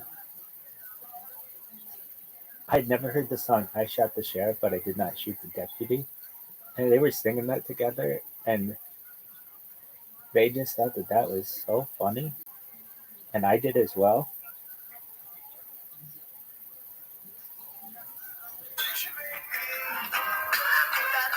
You into reggae, huh? Yeah.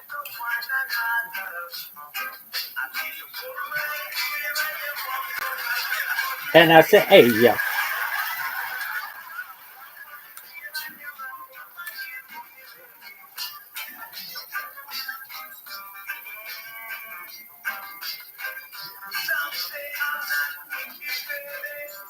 I love this song. You just need to read a paper. I say, "Hey, man," and I say, "Hey, man."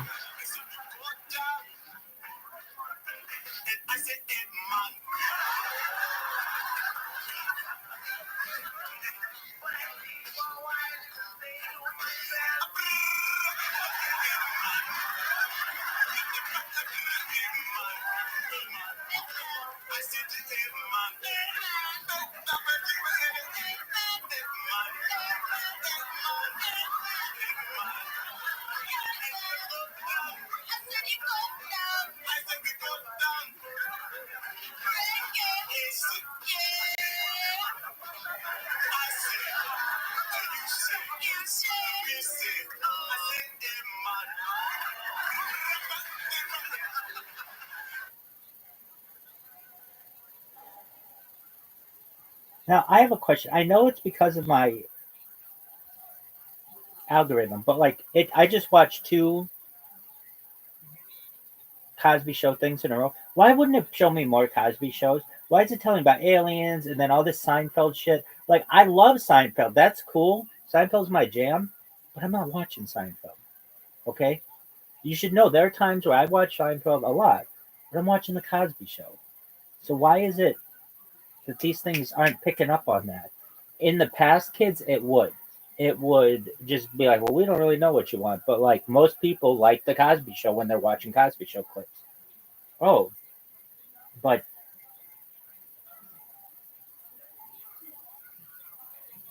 I just don't understand it. I could watch these all fucking day. Oh, this one's great. The locomotion's big thing.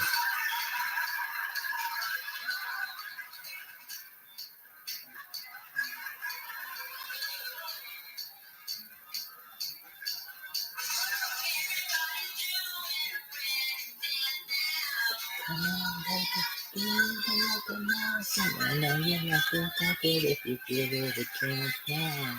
Come on, baby, feel the locomotion, my little baby sings, doesn't feel the beat. And she's the other line in your ABC. So come on and do the locomotion with me. You've got to swing the hips now.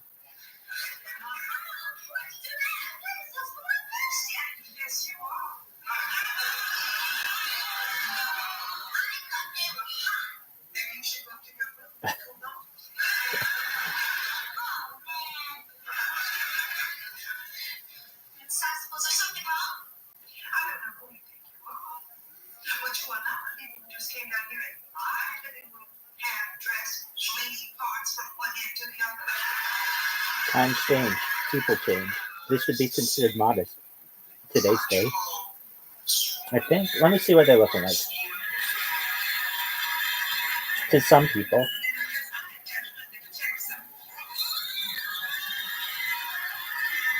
They look, I mean, okay, like her navel showing a big whoop.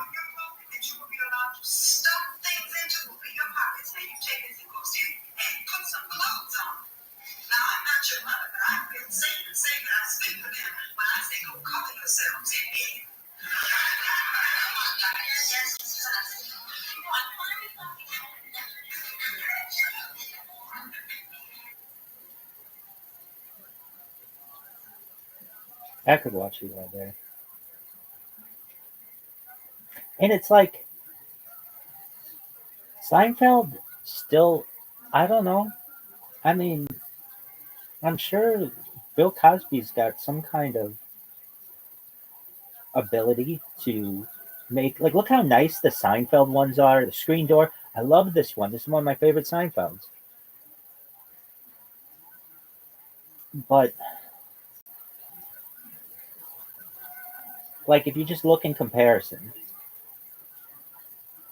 it's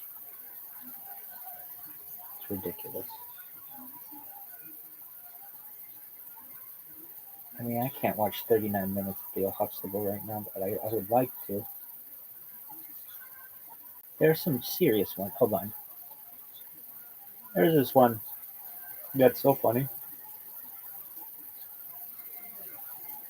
I love this kid's accent.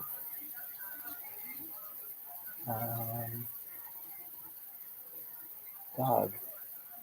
The search sucks for these things.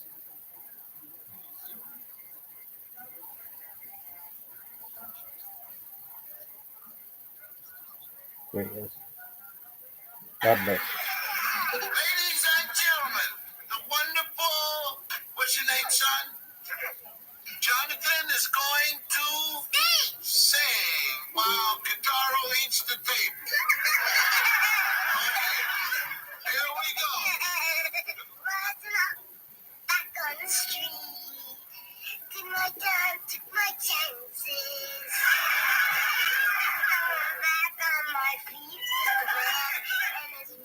Trade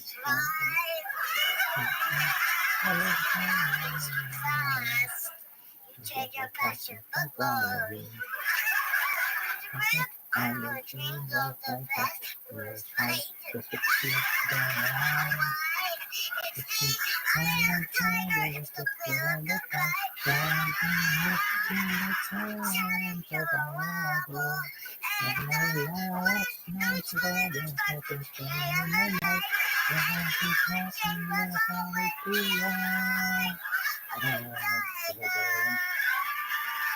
Just super cute things. Bill Cosby used to do one of the iterations of what was that show called?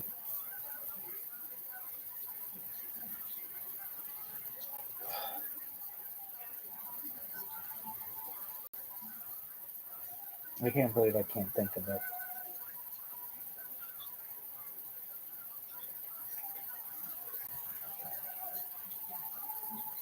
Yo, dog, what's that one show that had that guy named Al or something?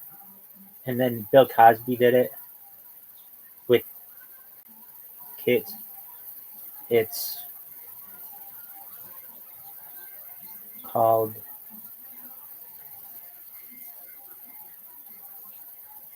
no, dog. No, not that one. What in what was the name of that show? I loved it. They get 3 kids and they would just ask them about questions and they would give embarrassing answers, just being kids. What's the name of that show? And the guy's name is Al. Is like last name was like an L or something. But what was the name of that show?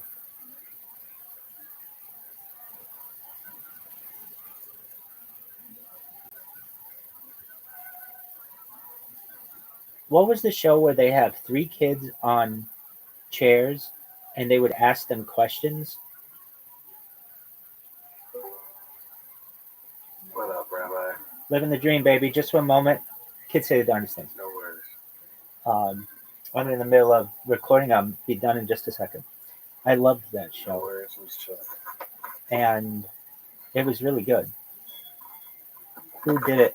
Art Linkleiter or something? Who did it first? It was based on a segment from the Ed Sullivan Show. Did Art Linkleiter ever do that? Yes, Art Linkleiter did a version of Kids Say the Darndest Things. He originally hosted the show in the 1950s. And it was a popular segment during the daytime program Art Linkleiter's House Party. It was revived in the 1990s. It was phenomenal. It's hilarious. All right. Why don't they have it today? I have no idea. But I can tell you that it was a really good show. All right.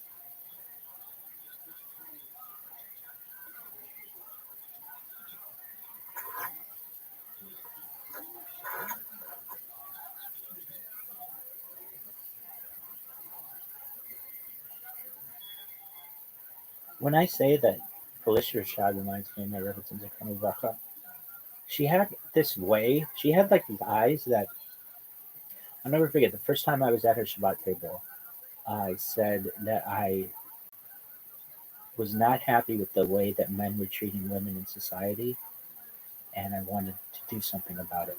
And her eyes, let's see here, she was sitting like this, and it was like,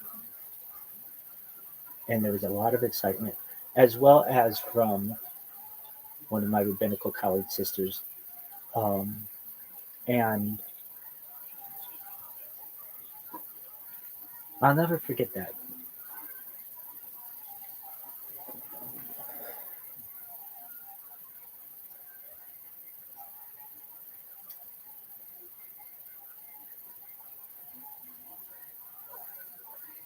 First time I really knew what jazz was. When they talk, like, I knew what jazz was, but it just wasn't like we listen to rock and roll. Everything was rock and roll, and jazz was different. And let me think of the. There's like a. Let me think about it. Like where they add some jazz to some, like they just do a beat and then they add some jazz to it. I don't know if I'm going to be able to find it.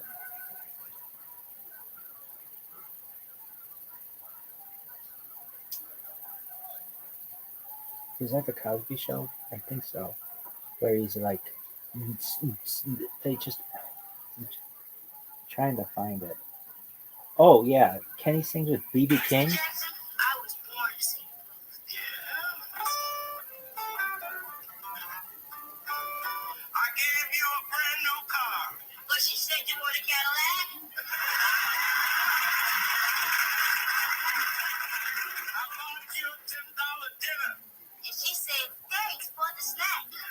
$10 dinner, kids.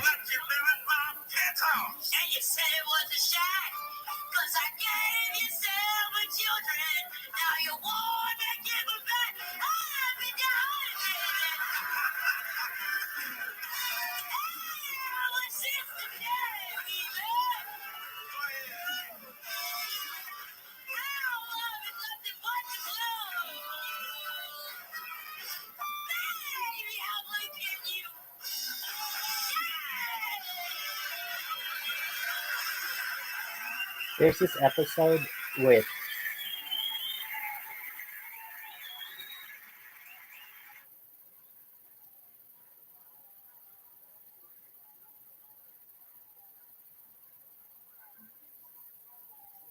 Dizzy Gillespie.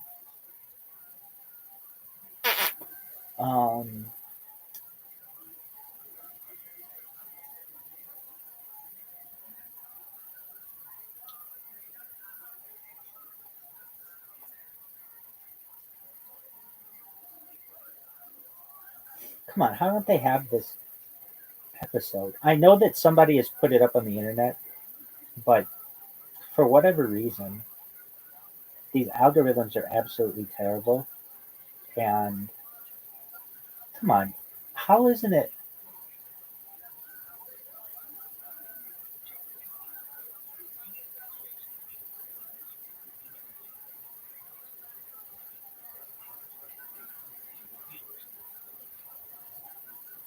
Like, it's a famous episode.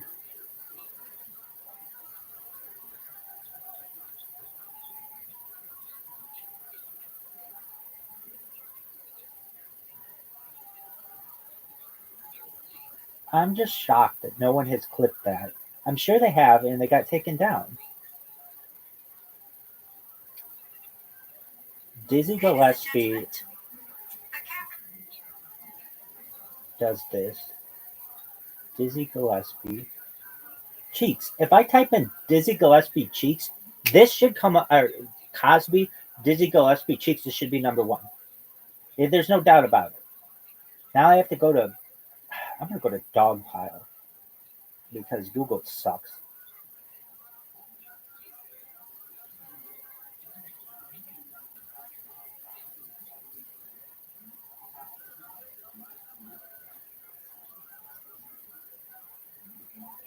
I mean, it's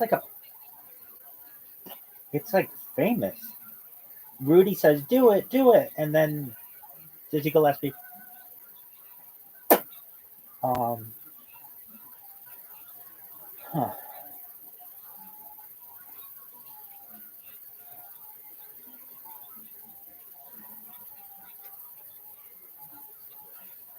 I get that it's played again, Vanessa.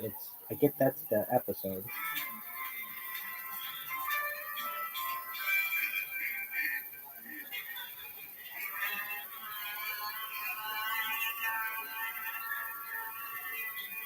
Here we go.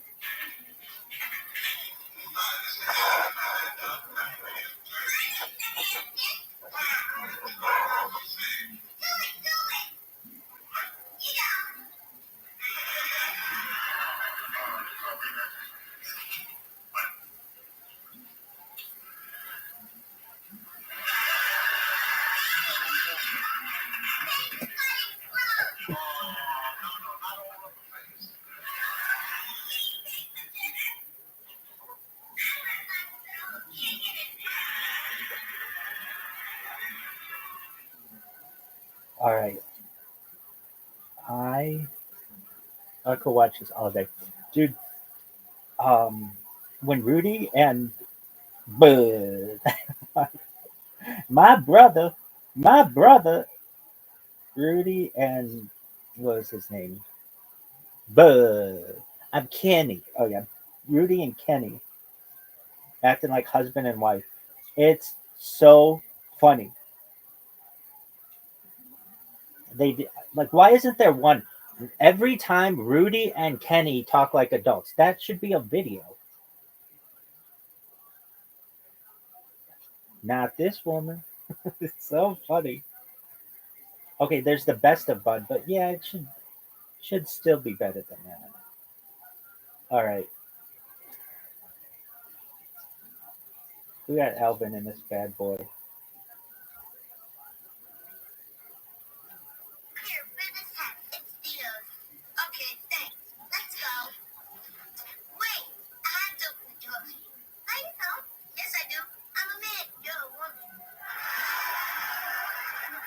So, a man's supposed to open the door for a woman. Who's sick? My big brother. He's 19. He holds everything. Well, Father just says a woman can do anything. No. A woman. Man says. Not me. You'll never get married. I will if I want to. Okay, but you'll have to still cook, wash clothes. But not all. A woman can have any job she wants. No, she can't. Give me back my hat. Good. My name's Kenny. Good. My name's Kenny. Good. My name's Kenny. Stop. Now, what's the matter? He's not my friend anymore. Yes, I am. No, you're not. Yes, I am. No, stop, man. Now, what is the matter? He tried to open the door for me. I'm supposed to. I'm a man. Wait, just 1 second. Now, look, Alvin. Who? No, you, Kenny. All right, Kenny. If the two of you want to act like a man and a woman, then you're going to discuss things, you have differences. You do it politely. You understand? Yeah. All right, fine. Now, I am going to open the door for both of you. Not because I'm a man, but because I'm a tired adult and I'm throwing you out.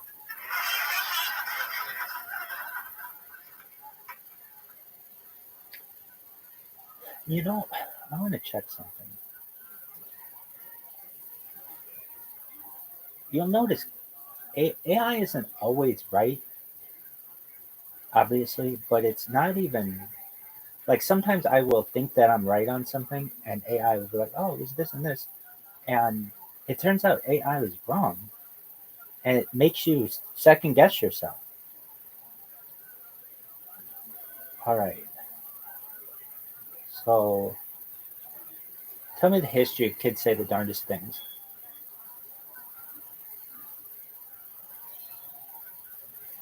Art Linkletter's house party.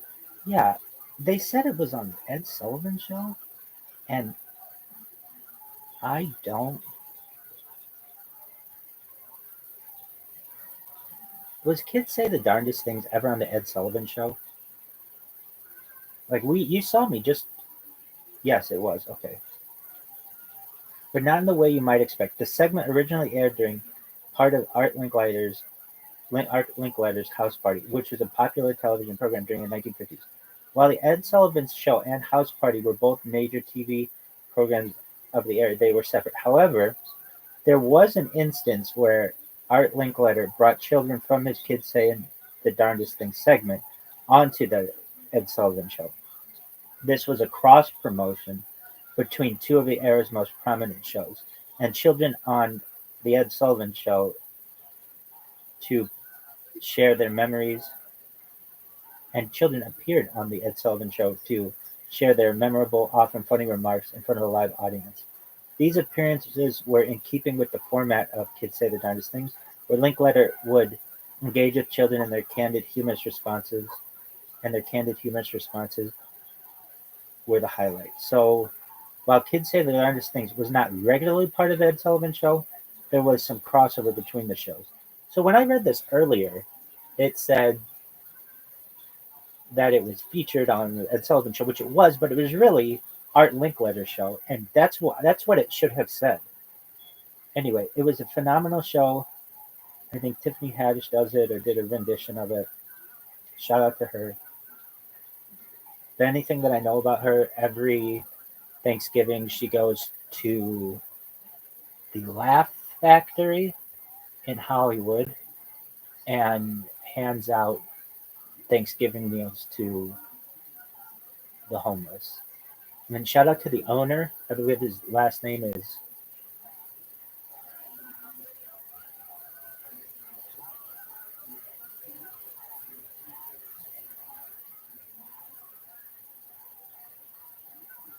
I think it's starts with M.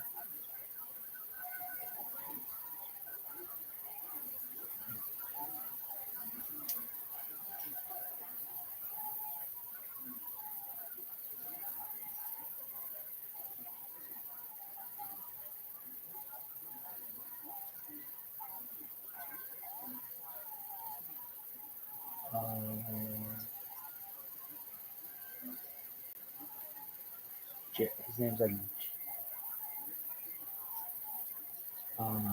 Jeremy. Not Jeremy. It's Moose.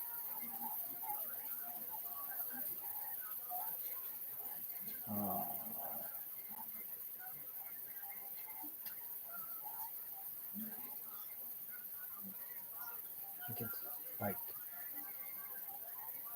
Masada? Something Masada? Anyway, I think he runs back. Jamie Masada. Something like that. Let's see. Yeah. And I just think that's really nice. All right. Anything else you want to say? Yeah. Any other parts of the Cosby Show you want to cover? Yeah, about jazz. There's this thing. I think it's the Cosby Show where, yeah, that's what it is. It's like bum ba-da ba-da ba-da-da, bum bum bum bum bum. Pop Goes the Weasel. That's what it is. Cosby Show. Pop Goes the Weasel.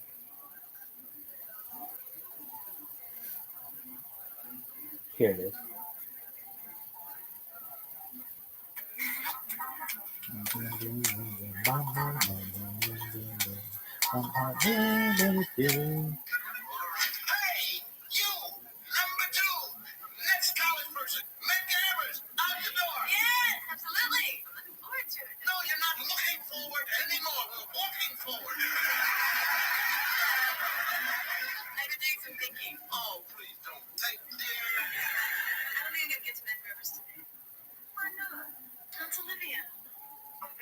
No.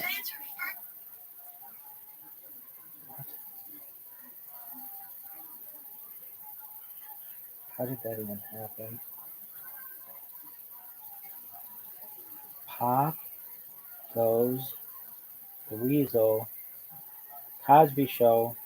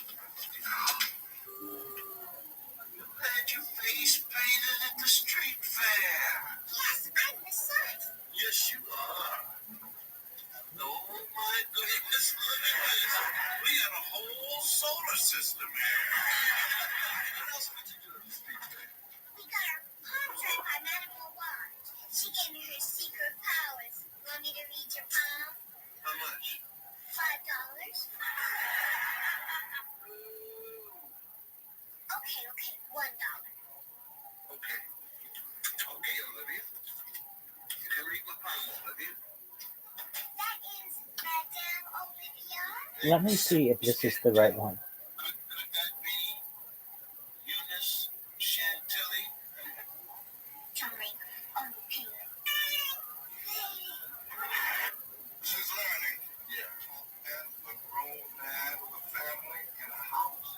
Oh, this isn't it. Why it should I should type in Pop Goes the Weasel, Cosby Show. This thing should come up right away.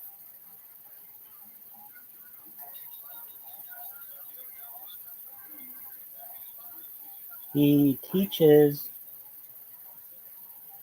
them about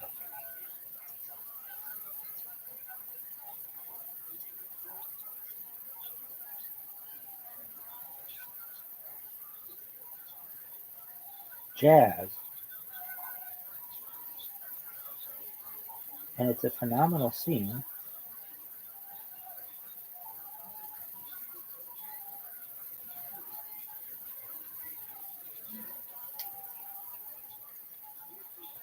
Huh.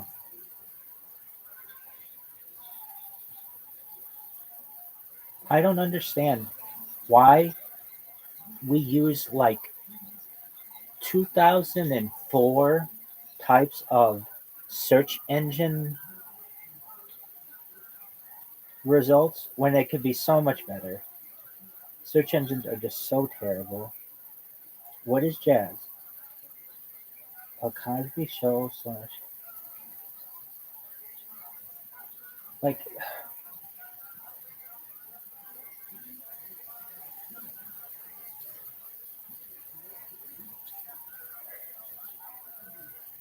Pop Goes the Weasel. Or I have to type literally Pop Goes the Weasel Cosby Show should come up just like that. And it's like a boom, a boom, a boom, a boom, boom, a boom, boom, boom, boom, boom, boom, boom, boom, boom, boom, weasel. It's so funny. All right, so I'll teach you how it goes. So if you know the nursery rhyme, it's something like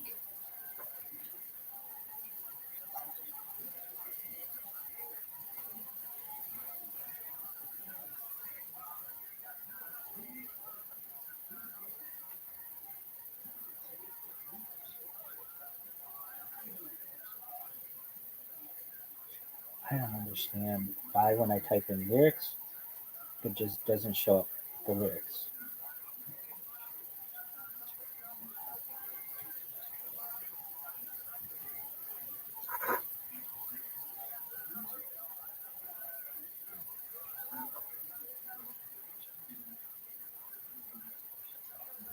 Well, I know they didn't say this in the Cosby Show. I don't recall. Half a penny of tuppenny rice, half a pen of treacle. That's the way the money goes. Pop goes the weasel. Guaranteed. I would have been asking my parents, what's tuppenny rice and what's treacle? I don't even know. We got to look that up now. What's tuppenny rice? I guess is that just like rice?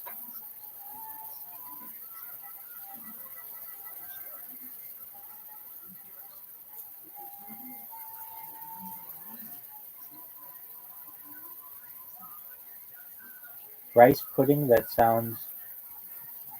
costs 2 pennies, tuppence per pound. All right, well, and then what's the other thing? Treacle?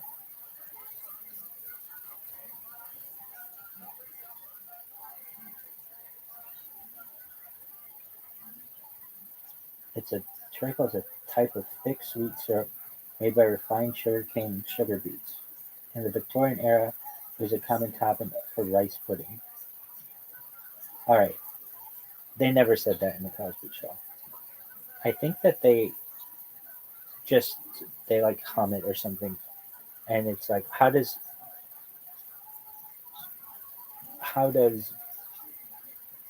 Pop Goes the Weasel go? It's like bum bum, or I think she sings it first. Dun dun dun dun dun dun dun dun dun dun dun dun dun dun dun dun dun dun dun dun, and then Bill Cosby's character Heathcliff Huxtable.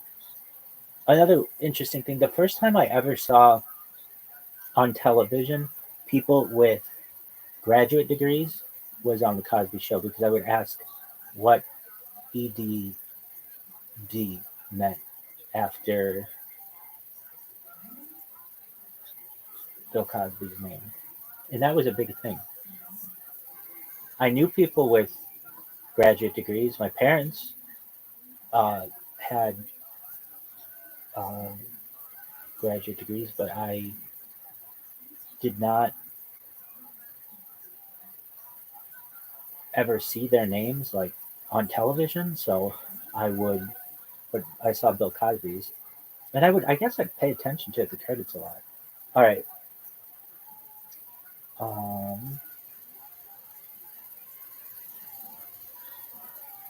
So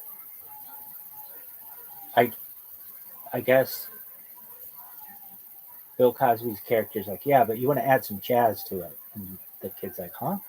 And he's like, it's like, bum, ba, da, ba, da, da, da, da, bum, ba, ba, ba, ba, da, ba, ba, ba, da, da, ba, ba, da, da. I can't believe it doesn't show up. I think there are different versions of it. Pop goes Louisa, because I remember Olivia or somebody singing it in the show. Raven Simone. Give me the lyrics. The normal, whatever. Lyrics.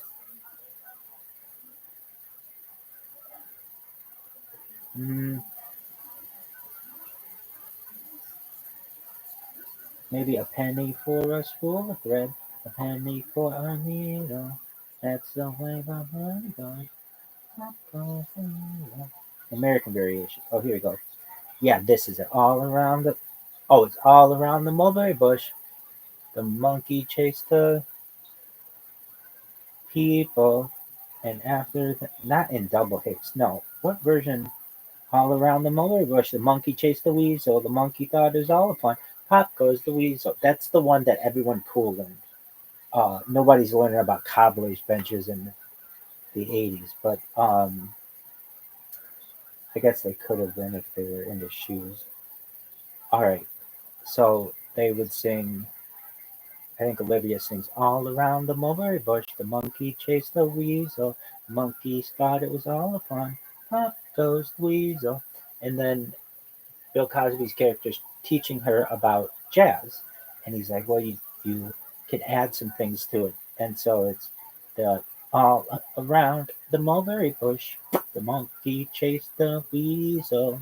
The monkey thought it was all fun. Pop goes weasel, and they just jazz it up. And I remember thinking that was really cool.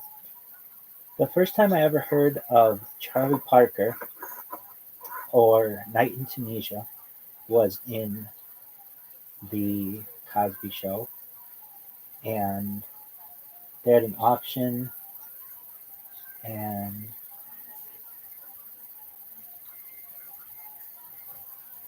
they're trying to get. They're like, yeah, there's an auction. Bird in the hand, and Claire, Phyllis Rashad gets it from.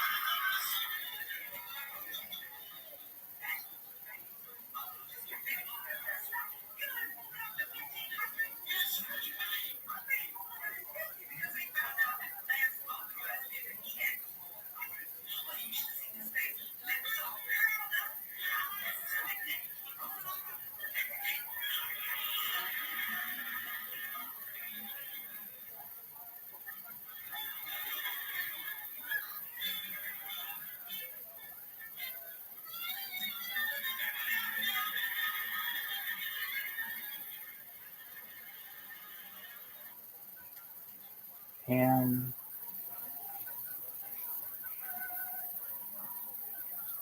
again, if you haven't seen the Cosby Show, it's absolutely bingeable, as they say.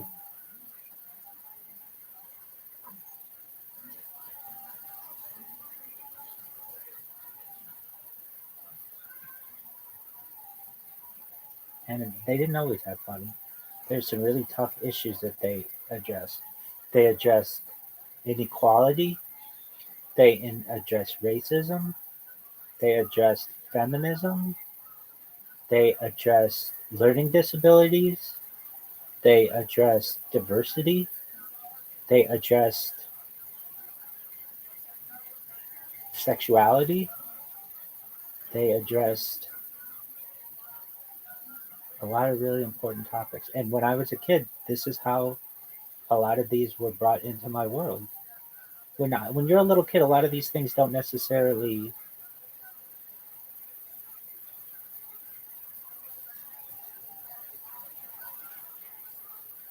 you don't recognize them.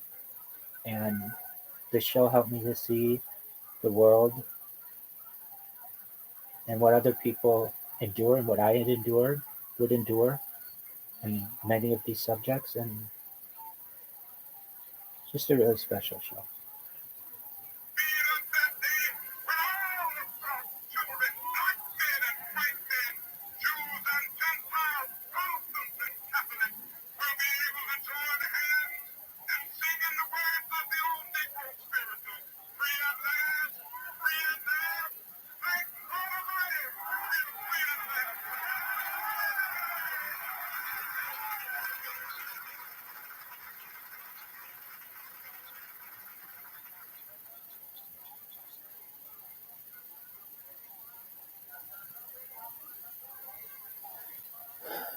Do you all know who Sundar Pichai is?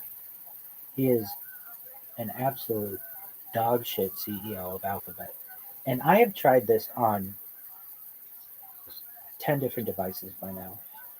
For some reason, YouTube does not always start at the beginning of the video. And this isn't just like on my phone or an iOS phone or an Android phone or because I'm using Chrome or Brave or Dolphin or Amazon Silk or Vivaldi or Opera or Brave. It is just, it's on them. It's happened enough times that I recognize. It's not on, I'm not doing it.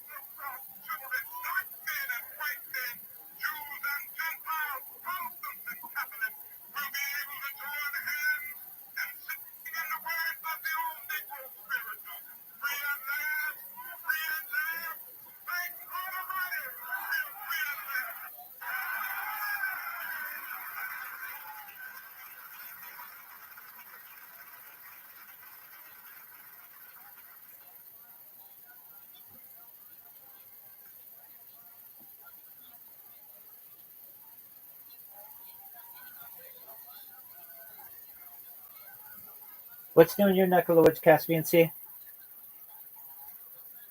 Just watching the new Dune. Oh, how is that? The new show, it's okay.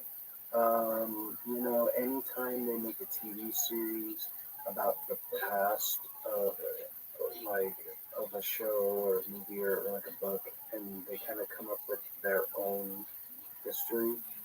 You know, they're not really drawing on the information from the books, so they're kind of winging it. It's got some interesting bits to it, but it also seems like maybe the writers were not like the super fans that people kind of deserve if you're going to try to Sorry, like, make Casper. up something. Oh, no worries. I didn't mean to. How are you? I've been waiting to talk to you He for a while has. because I miss you. He asks about you all the time. I just miss your fucking knowledge, you big brain motherfucker. Yeah, my thinker, it happens with good to see you, man. Yeah, It's good to see you too. Yeah. Are you gonna play? Merry Christmas, dude. I've got work in a few hours. I'm just sorting out some like stuff before I get ready. I just thought I'd come say Merry Christmas, Happy Hanukkah. Thank you so much. I appreciate it. Same to you, my friend. What's good in your neck of the woods? You're having to go to work? Nothing. What job are you working? Bartender, Frankie and Benny. Beautiful. Is it gonna be busy? Not really. Christmas Eve. We might get a few people doing last minute shopping in town, but other than that, I don't think there's going to be many people. All right. Then again, I say that you never ever say the quiet word in the hospitality industry. Yeah, because that's when it blows up, right? Yeah, that's when it blows up. Definitely. If it's busy, it's busy. I'm one bartender, and the max we can have 400 people in the restaurant. So one bartender for 400 people is mad. Yeah, isn't that it's like significantly understaffed? No, because I make the drinks and then the servers come take them to the table, and if it's that busy, we'll have someone else jump on. Oh, okay. So they do back you up. Yeah. Do you we need? do milkshakes as well, which are fucking amazing. Malteser milkshake. Oh. I bet they are, but I bet they take some time to make. Milkshakes. Oh, milkshakes, brilliant. Do they take a long time to make, or do you have a nice mixer? No, they're probably like 5 minutes. Okay. I only got up 20 minutes ago. Oh, I want some Christmassy music in my ears.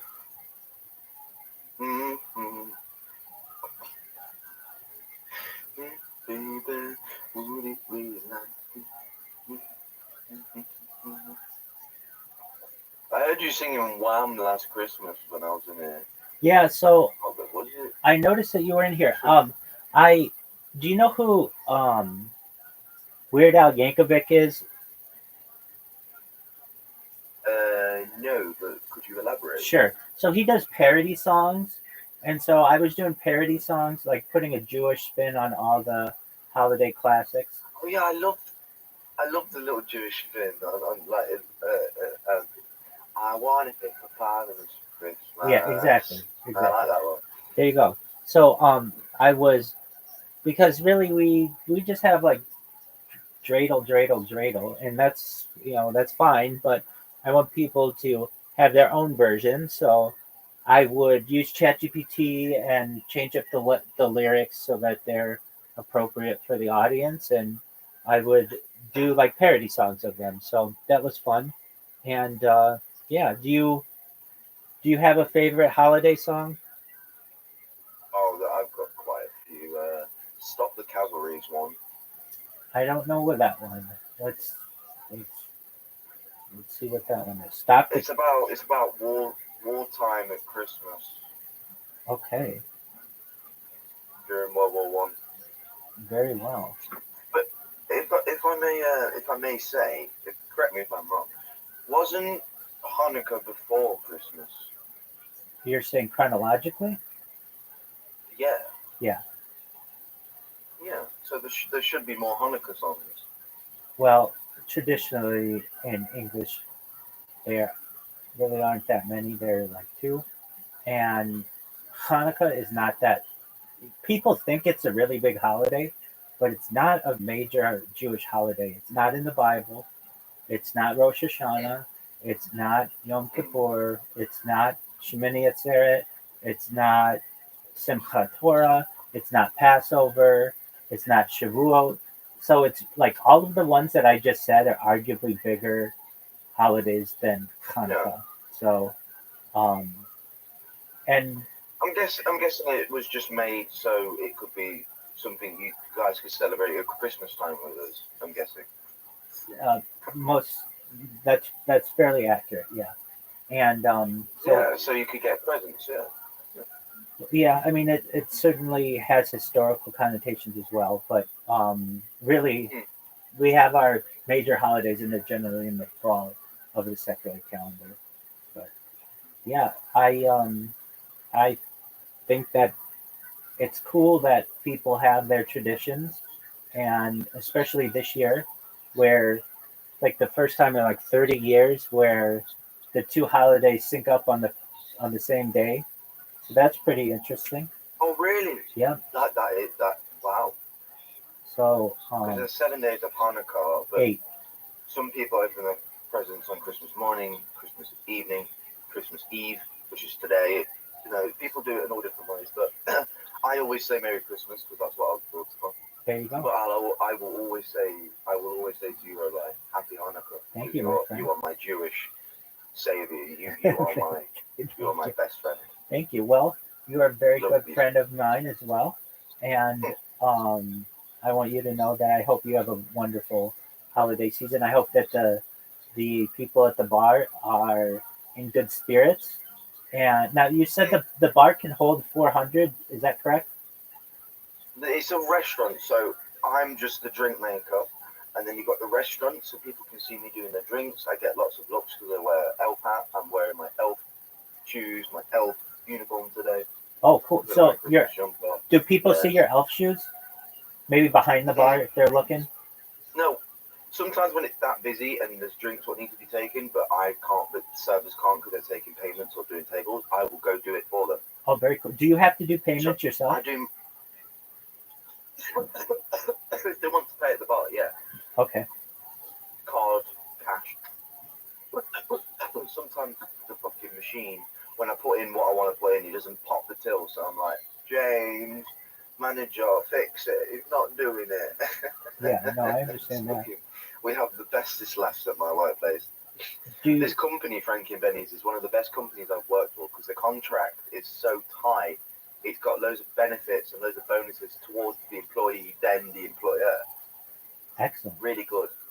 And do you make more on tips than you do in like your hourly? Yeah, I imagine so. Oh yeah.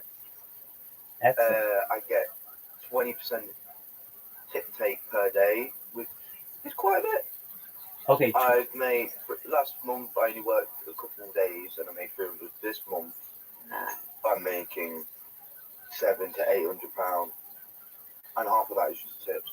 Okay. Because it's Christmas. So about half of your income is coming from tips? Yep. Well, can't beat that. It is good. Now, it's not bad. At least in the United States, generally, it's illegal for an employer to take tips from an employee. Is it the same there? See, I don't know. I've not studied the laws, but I'm hoping it is like that. Well, you said something. See, what we do is we put all the tips together. We just split them out. You pool them. Okay. So what happens if like I come up to you and I give you a 20? If you personally give me a 20, I'll bring my manager over and I'll be like, this guy, this lovely bloke who's just given me £20 here. He said it is mine to keep.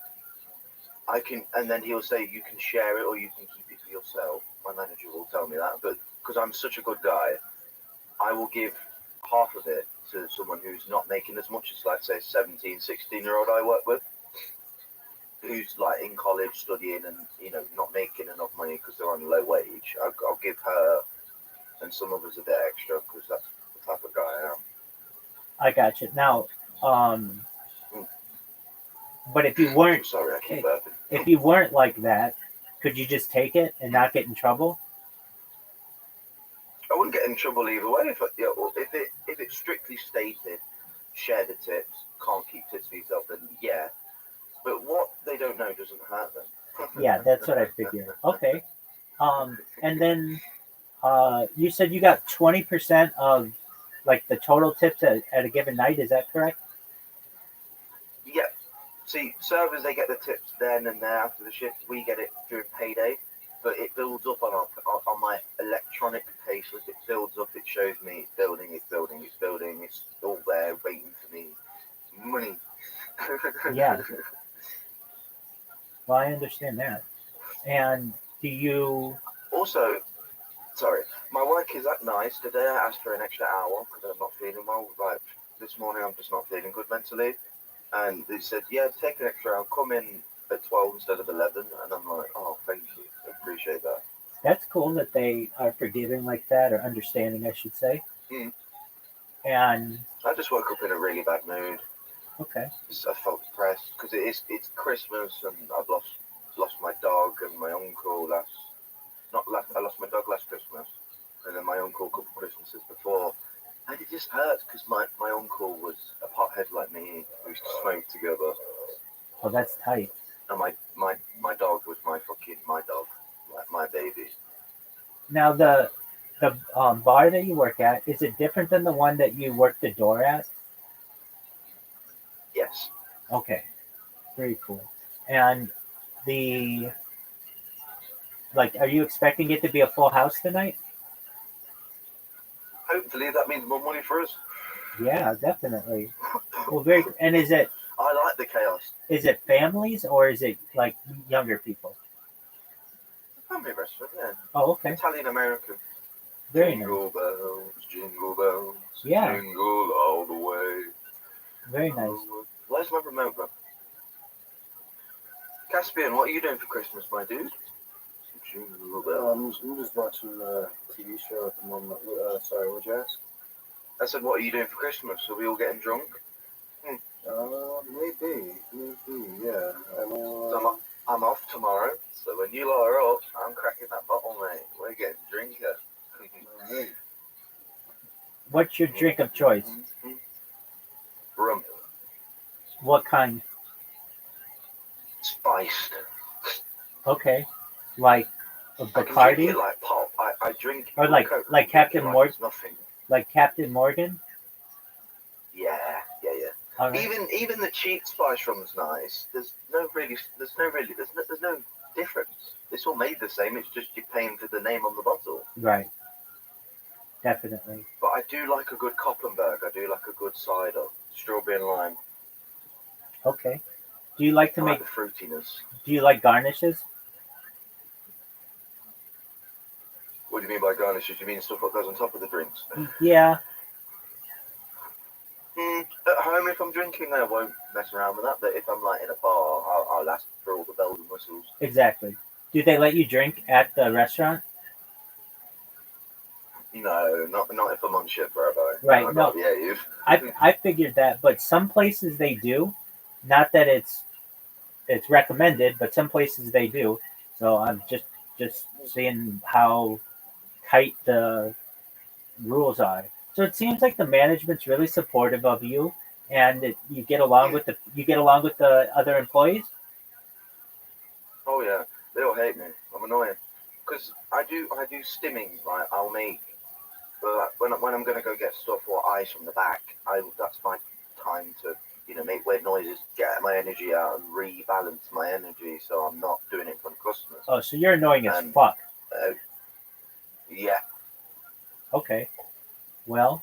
But I know when to be, and I know when not to be. I do it when everyone's feeling a bit down. I'm like, come on, people, smile. Because during a 10-hour shift, at the end, I'm still bouncing off my head on my energy. Because talking to people, making people laugh, gives me energy. It's a really good strength I've got. I take people's energy and I harbor it, and I run off that. Well, I understand that. And when do you have like a recipe book that you have to follow, or do you wing it?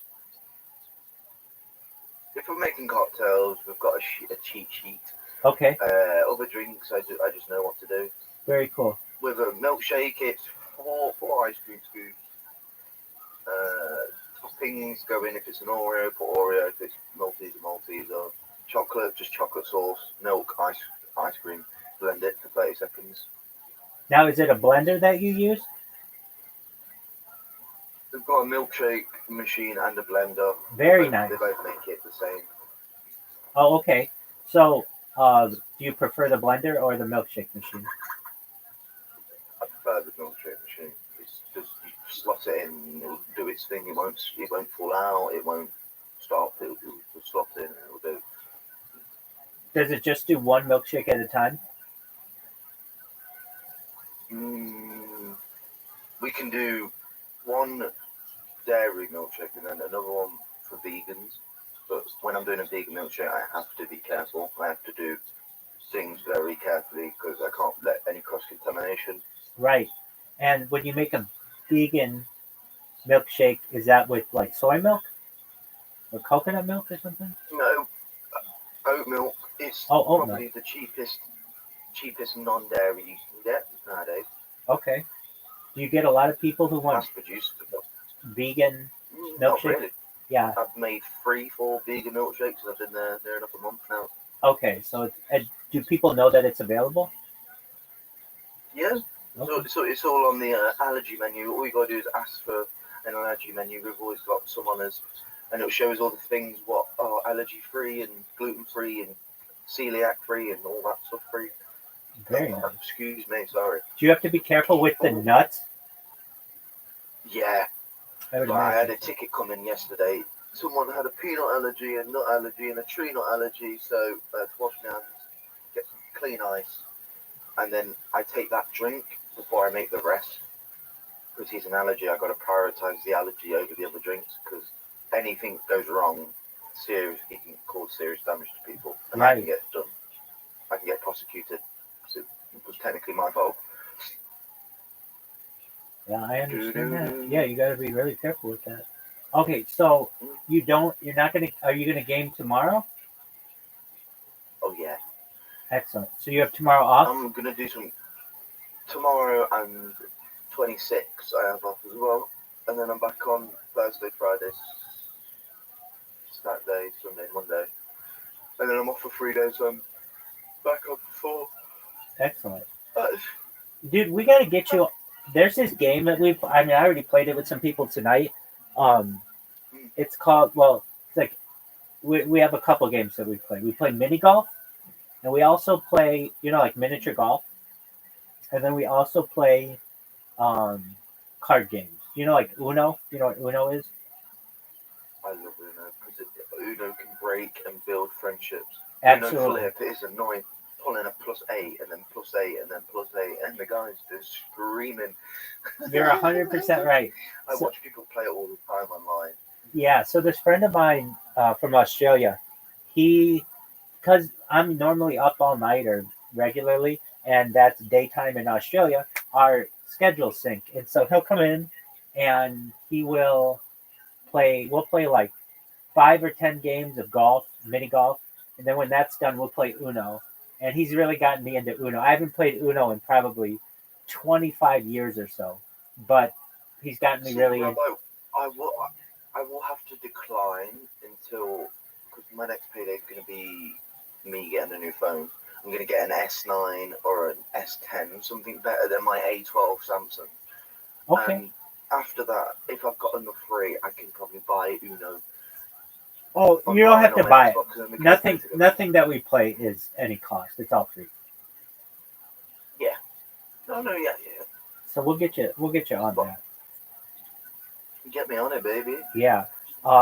It's called. So there's this one app that we use that's just called Plato, Plato, like the philosopher, and it has all kinds of free games on it, and they're just fun. I mean, I would love to be like, hey, we're playing all these like super expensive, games, but you need gaming PCs for that, and not everybody's got that or time for that. And so these are just really easy games that you can play on your phone that are just I so free. want to play World Rally Championships. EA Sports have just brought out a new one, and it's on Game Pass, and it's 80 gigabytes. Well, it's not new. It came out last year, started last year, and it's just the graphics and the dirt and the scenery and everything on the game is fucking perfect. The suspension is how suspension should be. The lights work how lights should work. The sound, the engine, everything. Mwah, mwah, mwah, mwah. Just oh. Well, phenomenal. But So that's like Xbox rally has a lot of cars. storage. Those are like rally cars where there's like World a cage. Yeah. Is it Yeah, World Rally Championship. all right? How much? Well, is that FIA World Rally Championship, the first developed by the award-winning team behind the Dirt Rally series. okay? You really like. Okay, so what was the thing that I was watching? I know it was called Dirt, right? Dirt Free. Yeah. What kind of cars are those? All different. You got 90s rally, 80s, 70s, But Group those- A, Group B. But those are Group rally C. cars too, right? It's all different regulations. Like the car can have, so some cars they're only limited to 400 horsepower, some are limited to 200, and it's also about the weight of the car, the suspension. It's mainly the weight and the power it can produce. That's the main regulations because everything they try and get everything balanced. So if you've got a 400 horsepower engine, but the weight limit is 1,200 kilos, you have to have extra weight to balance out the fact that you've got more horsepower. So let me make sure I So you understand may this. have more horsepower, but you're the same weight, so Let- it doesn't matter. Let me make sure I understand this correctly. There are at least two rally games. One is Dirt, and the other is the EA Sports one that you mentioned, right? There's loads of rally games, but this World Rally Championship one is fucking phenomenal. All right, and so that's the next game you want to get. But I would need to get a new expansion hard drive pack where you stick into the back of your Xbox. Oh Because wow! this game would need to go on my Xbox storage, not the back storage. So I need to move some of my games off my Xbox onto the storage card because this game requires ray tracing and it requires the actual power from the Xbox to run because it's a high definition game. I gotcha. And this is Like some games like Roblox, they don't use ray tracing. Just shove them on a hard drive and they'll still play.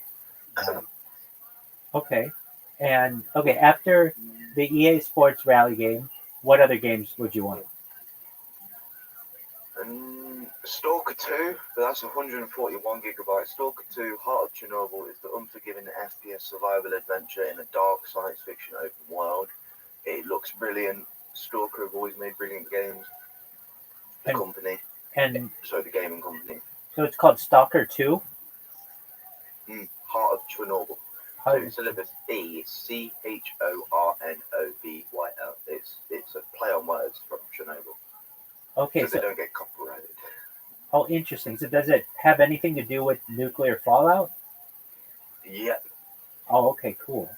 And so that'd be the next game you'd want. What else do you want? I don't really know. If the game looks interesting, I'll play it. I'll give it a shot. Same with if the food looks nice, I'll try it. Do you ever play Try all sorts? I love exotic cuisine. Do you ever play Grand Theft Auto? Yeah.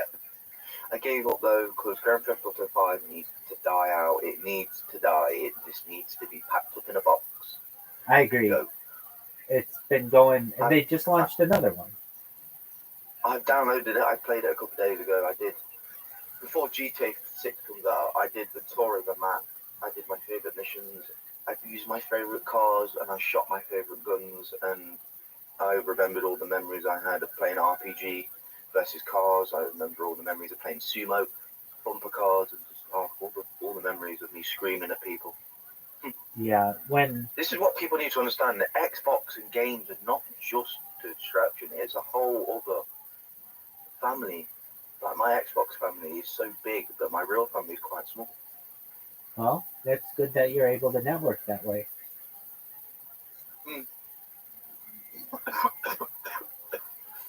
All right, have you ever played Red Dead? I could upload my stuff. Oh, I love Red Dead. Red Dead, brilliant. Do you like both 1 and 2? 1, Red Dead Redemption, the zombie one, brilliant. Red Dead 2, they were going to make a Red Dead Undead 2, but they stopped and they focused on GTA 6.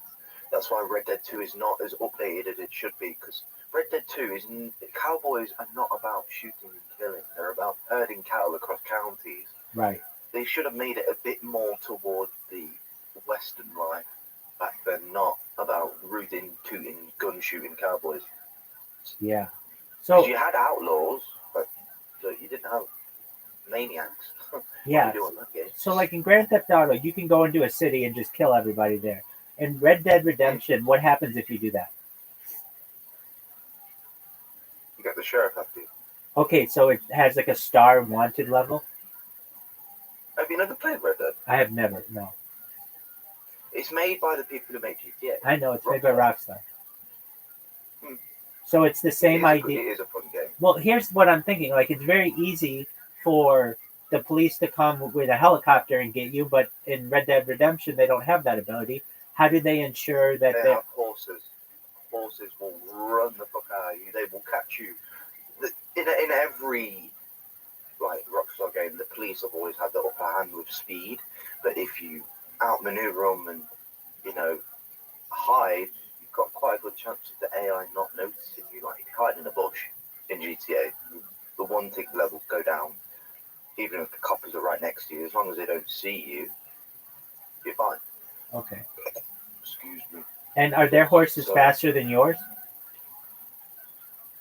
No, I've got the most expensive horse in the game. What color is it? They can't. It's white and brown. And it's the fastest in the game, so they can't catch you on that horse? They can't catch Cumstang, no. I've named it Cumstang. There you go. All right. Well, that works. It's just, you can name your horse anything. Can you steal their horses? Yeah. And are they pretty fast horses? Not a kid compared to me, but a noob, a new person, maybe. All right. And then the police, do they arrest you or do they just shoot you dead? No, it will do like something like you say, it will say like wasted, but I can't remember exactly what it says. It will do like the same screen if you're like arrested. And then if you die, it will say wasted. Okay. And then what's the point of it? Like, to... Red Dead. Do you... Well, wait, are there zombies in it? No, in Red Dead 1 there are. There's a Red Dead Redemption 1 Rising of the Dead DLC you can add to it, and it's quite cool. Okay. And do you get, can you raise like a farm? No, but you have your own camp. You can do moonshine stuff where you can make your own moonshine and sell it. You can do your own hunting, like sell rare animal skin. Okay, so you can hunt. You can hunt in the game? Yeah. Okay, what do you hunt? In forests and swamps and near lakes. No, what do you hunt? You just hunt for the rarest animal. Oh, bears, rabbits, foxes. Okay, so say you shoot a bear. Do you have to like pick it up, or do you have to go back and keep harvesting it or something? You have to skin it. Take the coat off it and then put it on the back of your horse. Take the fur off it. Okay, what about meat? When you skin the animal, you get meat added to your inventory. It does that for you. Okay, and can you hunt like small game, like rabbits and stuff? You can fish in that game. Very cool. Is it fun? Yeah, it is actually quite fun to fish. It's quite relaxing. Can you like get on a rowboat? No, but you can nick a steam-powered boat, like a mini wooden boat with a steam engine on it. Oh, very interesting. I've seen the map of it. It's massive, right? It is quite big, yeah. To travel by horse from one side to the other will take you about 40 minutes. Oh, wow. There's fast traveling. In every GTA, in every Rockstar game, there's fast traveling. What do you mean fast traveling? You fast travel by post offices. And post offices are all over the map scattered, and that's where you get your ammo. When you buy ammo from a catalogue, it will deliver it to the post office and you go collect it. Very cool. Can you fall in love in the game? No. Oh, no chicks? Nope.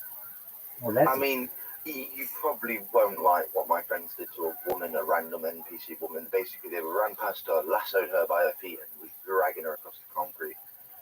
yeah. No, It's just what people do. yeah. It's Well, not just women. They did really portray the Ku Klux Klan in that game, because there is a way you can buy the outfit, and I mean it's not right, but the Rockstar, they like to make the game near enough as real as possible, and during that time there was a lot of racism, there was a lot of slavery. is there slavery in the game? No, but people role play it. Oh, I see. I don't personally do it. I got you. So But there's an I've heard online version? I want to play Red Dead on PC because there's so many mods to the game. You can be Dwayne Johnson in fucking Red Dead. You can be Harry Potter. You can spawn in wagons and make them go 16 million miles an hour through the air. It's just fun. Are there hot air balloons? No. Okay. Very interesting. Yeah, of any game that I have not played that I would really like to play is that one. Red Dead. Yeah.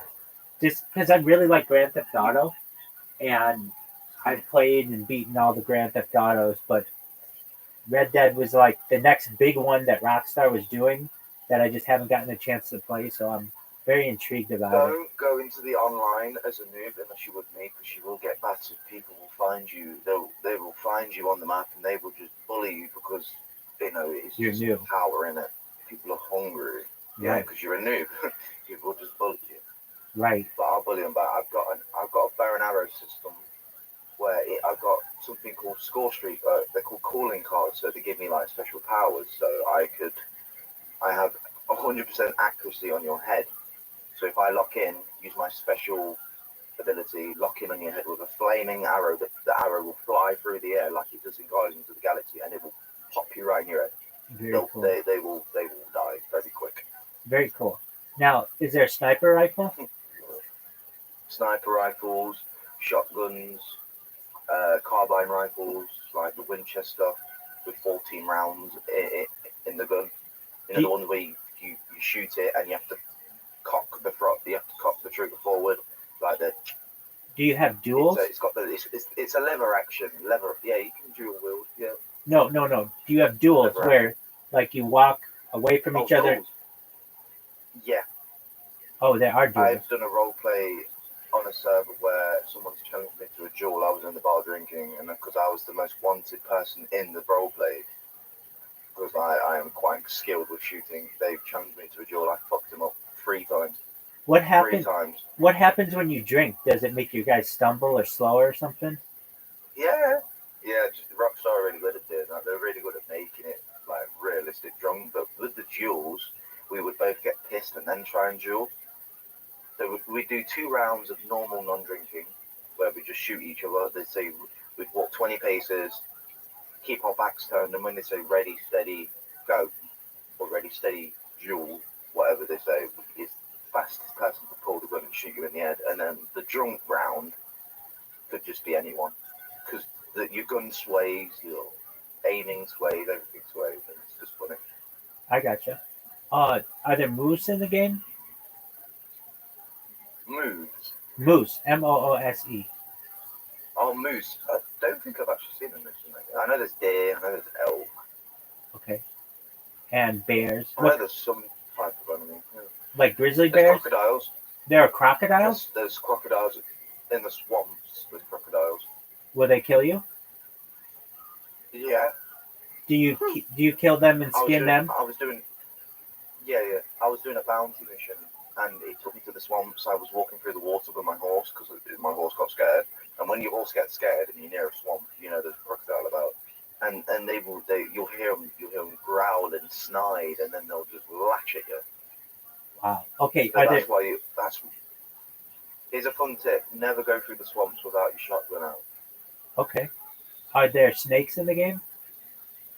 Yep. All right. You don't get killed much by snakes. It's just, if you see one and they make a noise at you, just walk away. I've seen they're just there. They're hiding. Like you could be right there and not notice it, and then it just attack you. I've Say seen if you're AFK. I've seen people play, and it seems like a way that they get hurt a lot or killed is they run into trees on a horse. Yeah. Yeah. Mm-hmm. Yeah. Sometimes if you go over a jump, like if you go towards a jump, your horse will automatically jump. But if it's a long way down and you don't know it, will just stop, fling you off, and you'll fall down instead. Oh wow. Okay. And can you rob banks? Yeah. Yes. I can't actually remember. That's okay. No, you can't. But if we were to play together, I'd teach you as much as I could. Very well. Well, hopefully someday, and hopefully that day's not too far, because I'd like to play. I'd like to get the system and do all the things that I need to be able to play that game because it seems really cool. It's pretty historic. I don't want to say historically accurate, but like for the time, it's pretty historically accurate, right? Yeah, for Rockstar making a cowboy game, it is not far wrong. It's just they focus too much on the PvP. Okay. Focus way too much on it. What's the PvP? Player versus player. They focus too much on the player versus player, not the player versus the environment. Okay, so this is the scenario mode pretty deep. The campaign's brilliant. That's what I mean.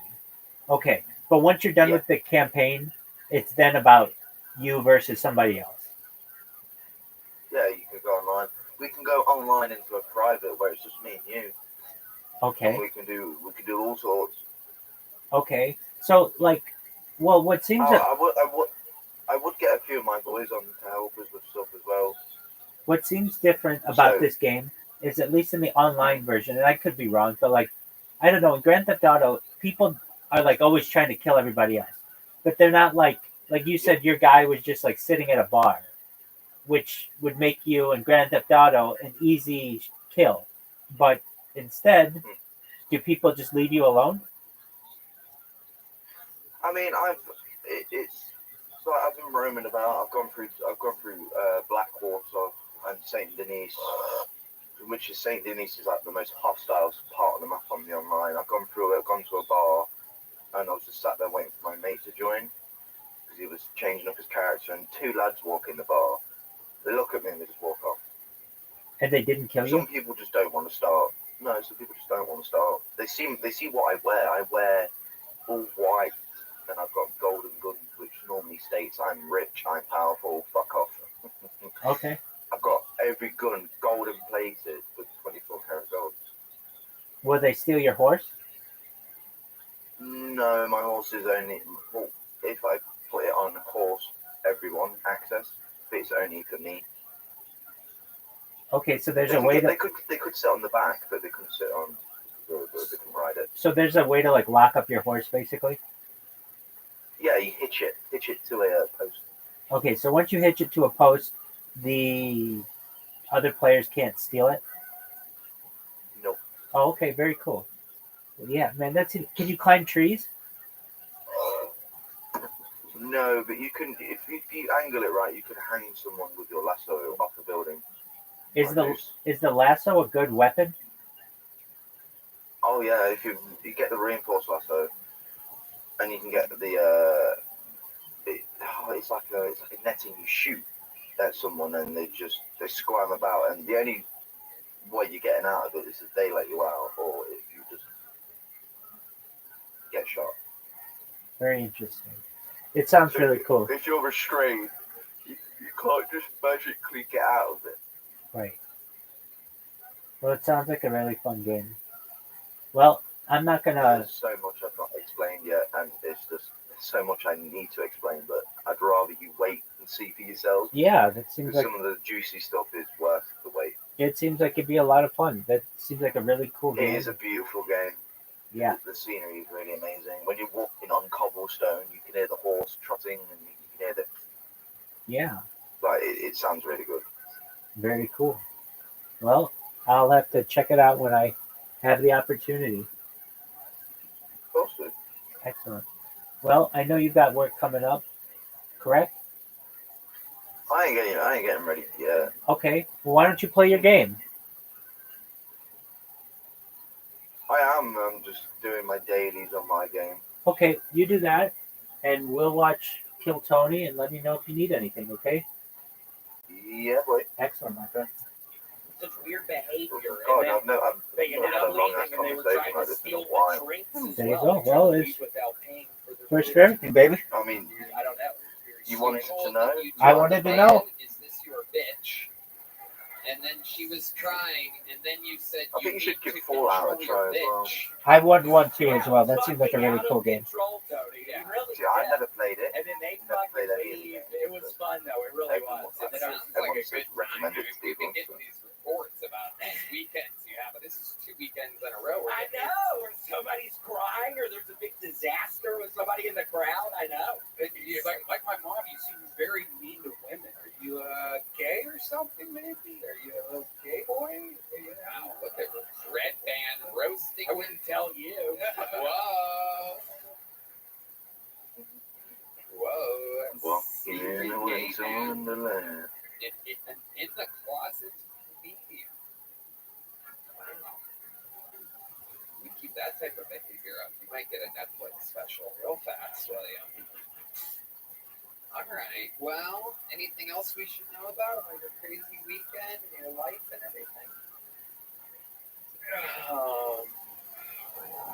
Getting a little better at Tetris.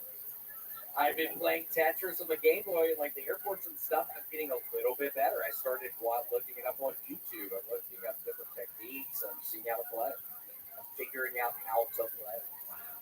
Absolutely incredible. I mean, what can I say that I haven't said about you 1,000 times before? You're a legend. We love you. The few minutes piled up. You are the record holder. You are the backbone of the show. Red Band thinks you're gay. Yeah, I know. That's kind of weird. That is kind of weird. That's a new angle. That's a new angle coming from Red Band. Red Band has figured out that calling you gay is something. Did you color your beard, Red Band?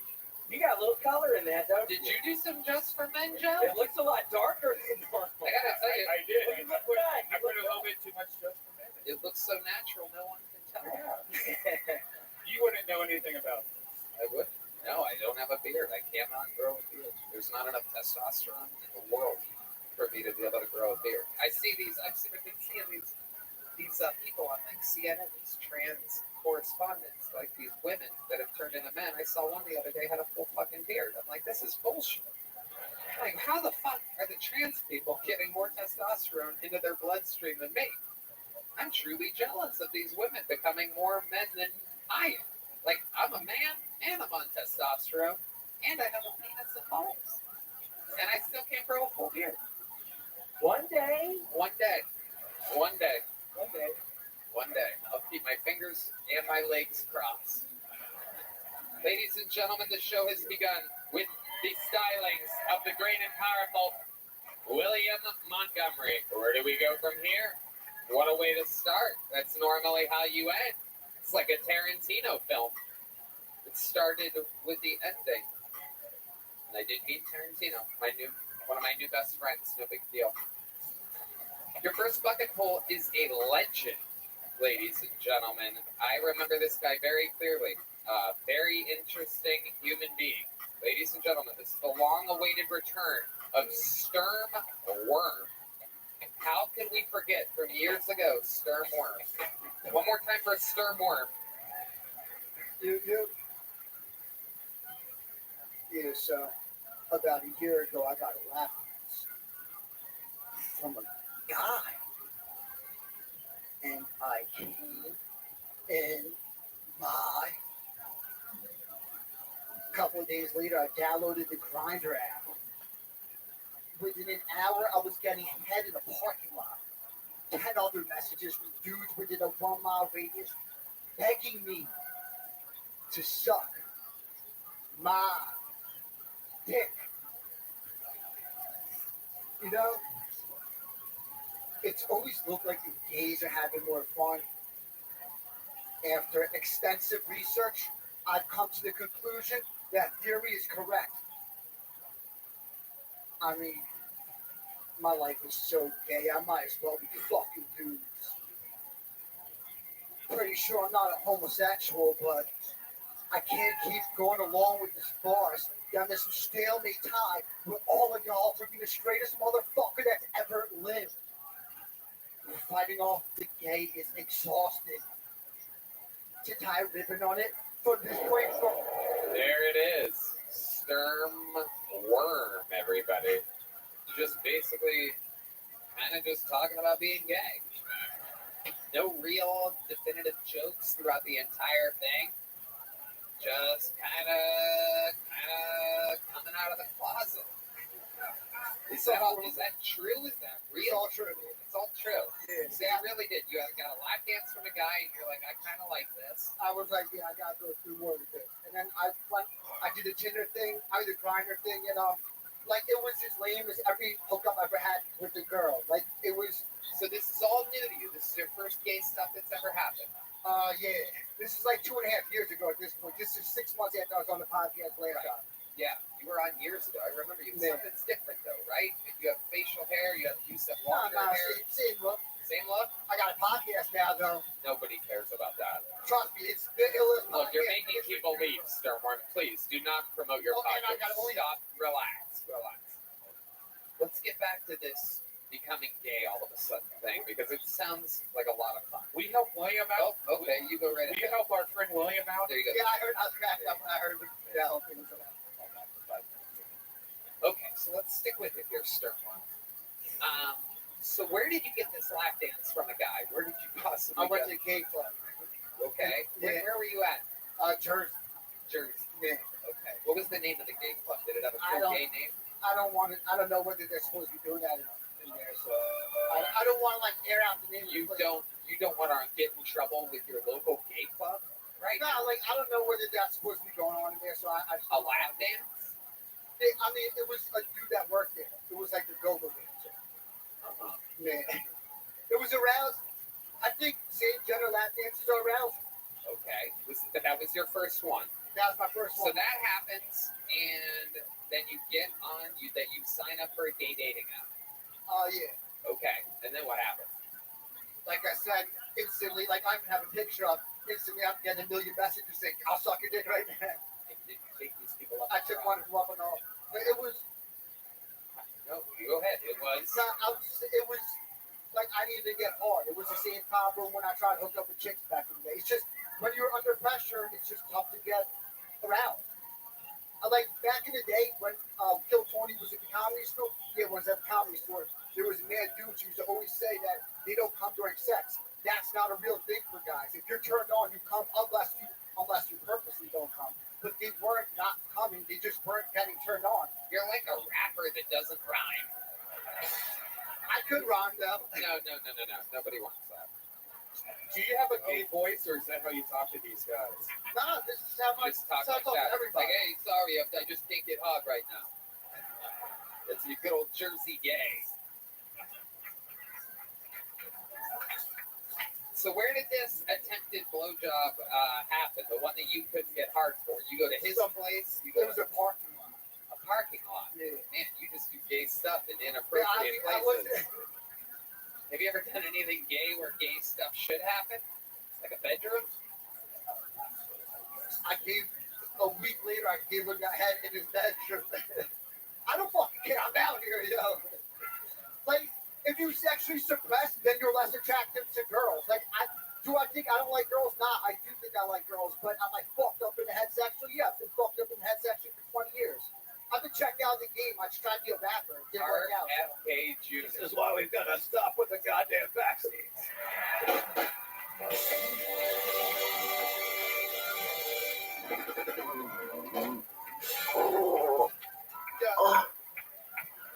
Yo, they got. Yo, they got my water out there. Can I get it? Hey, Tony, could I plug something really quickly? I just want to tell everybody my Christmas album, RFK's Rocket Christmas, is dropping tomorrow at 9:30. I sing all the classics. Like, guys, hold on. I want to. Go ahead, RFK. Yeah. Jazz, roasting on an open fire.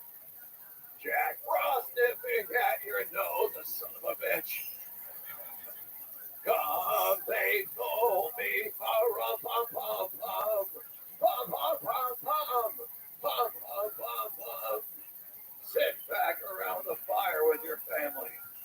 enjoy RFK Jr.'s Rockin' Christmas. Where can people find this? Where can people find RFK Jr.'s Rockin' Christmas? Silent night. Holy night. God damn it. I'll probably got on a Walmart or something. So, Sternworm, you were going to say something. Two things. I got a water back there. Can I get it? Heidi was going to bring it to me. You need water right now? Yeah, my mouth is Okay, yes. Okay. Thanks. And then the other thing, is I have an OnlyFans. It's free OnlyFans. I started like 2 years ago. What are you doing on this OnlyFans? Who wants to sign up for an OnlyFans where the dude can't even get hard?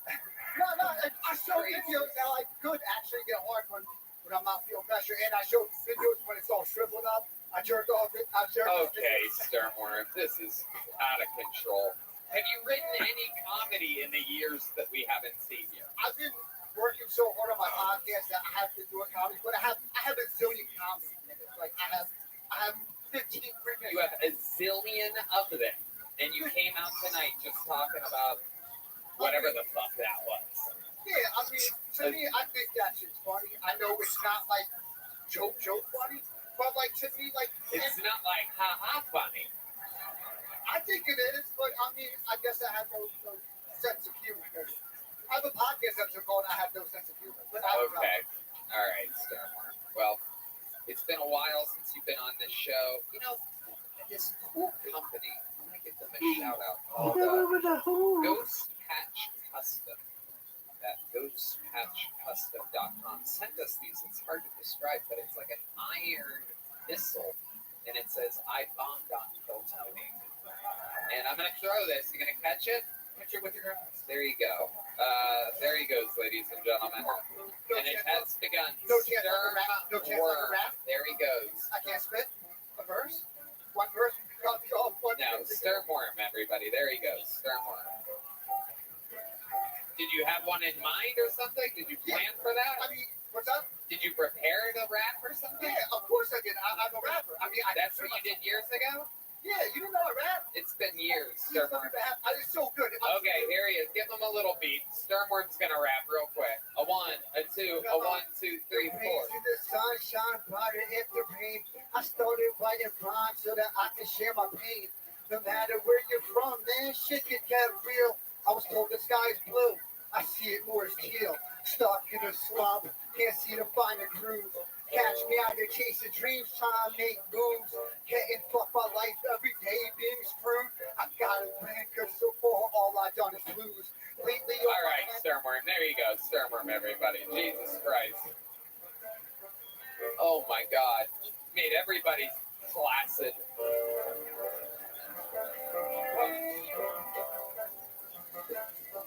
We got another bucket full. You guys ready for another comedian? 60 seconds uninterrupted going to Sam Henderson, everybody. This looks like a new name, Sam Henderson.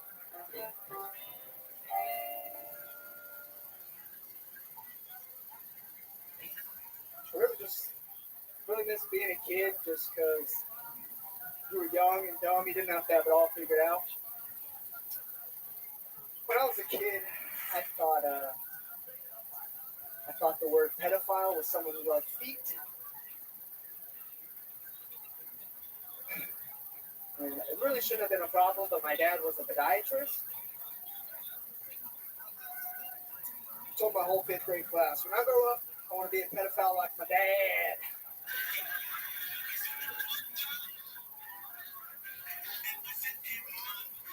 You guys like that? Yeah. I saw a pretty interesting stat online the other day. I don't know if you guys know this. Apparently, conservative men consume the most trans porn.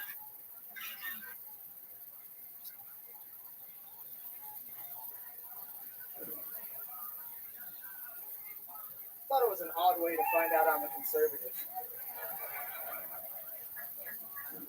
All right, thank you guys.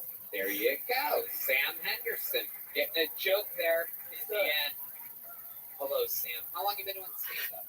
I'm pretty new, man, like a year and a half. Okay, where at? Where you been doing that? Lexington, Kentucky. Lexington, Okay. Is that where you live now, or did you move here? No, I live in Lexington. Okay. Has anyone ever told you that you look like a full-size version of the mayor of the fucking Munchkins? Remember that guy? I don't know. You ever seen him? Look him up on your Safari there, Red Band. You're gonna see what I mean. This is actually quite incredible. Mayor of Munchkin Land. That's what I was thinking of. Munchkin Land. Look at him. Look at that. Pretty spot on here. Anyway, it doesn't matter. It's more of a big fan of Munchkin Land. Joe. I guess. All right. How old are you, Sam? 27. What do you do for work? I work for an ice cream. What do you do for the ice cream? I like that stuff for that. Okay. Back very cool. 17 degrees. Wow. Wow. How long have you been delivering ice for? About 8 years. Wow. Amazing. What's the most exciting thing that's happened to you while delivering ice? I was in a gas station once, but I got robbed. You got robbed? I didn't get robbed. It got robbed. The Wawa got robbed. Wawa. Amazing. You were in Philly? Yeah, I was working out of town in Philly. Okay. You're delivering ice in Philadelphia. Yeah, we have like a bunch of plants around the country. And what happened? What were you doing? Just putting ice in the icebox. Did you try to stop the robbery? Did you open a bag and put it at the door so they slip and fall or something? I've been watching all the Home Alones recently, and I'm thinking about pranking people. You didn't contribute or help at all? No, I sat down like a little bitch. There you go.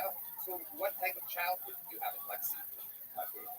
I grew up in Jacksonville, Florida. I was a pastor's kid growing up. A what? Pastor's kid growing up. Pretty easy childhood. Played soccer.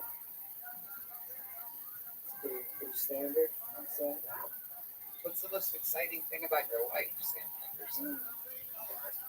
What's the exciting thing about my life? I speak Spanish. Wow.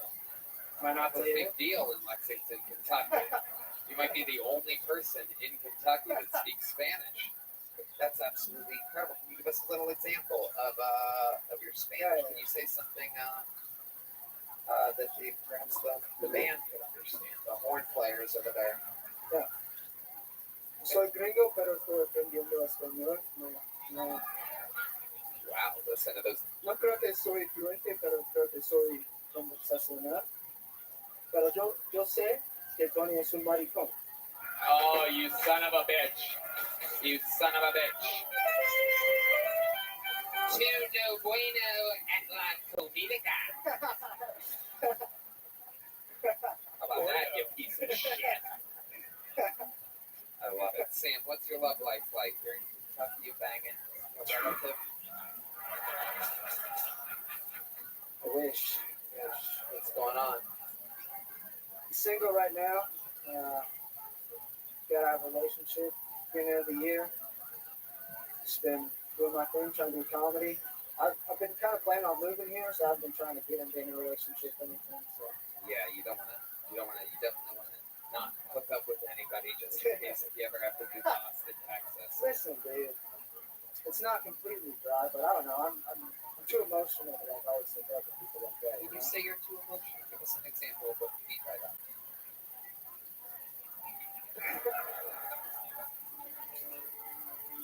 It's just like after I finish immediately, I just feel disgusting. You know, I'm like, and maybe that like the girls aren't hot enough, and maybe that, but it's really, I don't know. I'm like, don't touch me. I want to leave right now. Like, do you have any tricks to get away or have them get away from you? Is there anything you've said or done right after sex to get rid of the? No, dude, I'm not mean enough. I just sit there and despair. You just feel disgusting. Yeah. Usually it's better like it's at their house. You can just get up and leave. Yeah. I feel you, brother. Fuck. When I know Cheryl wants to make love, I have a panic attack. I worry I can't finish. You know, guys know this. After about 6 months, it's really hard to finish. You know, you've got to find things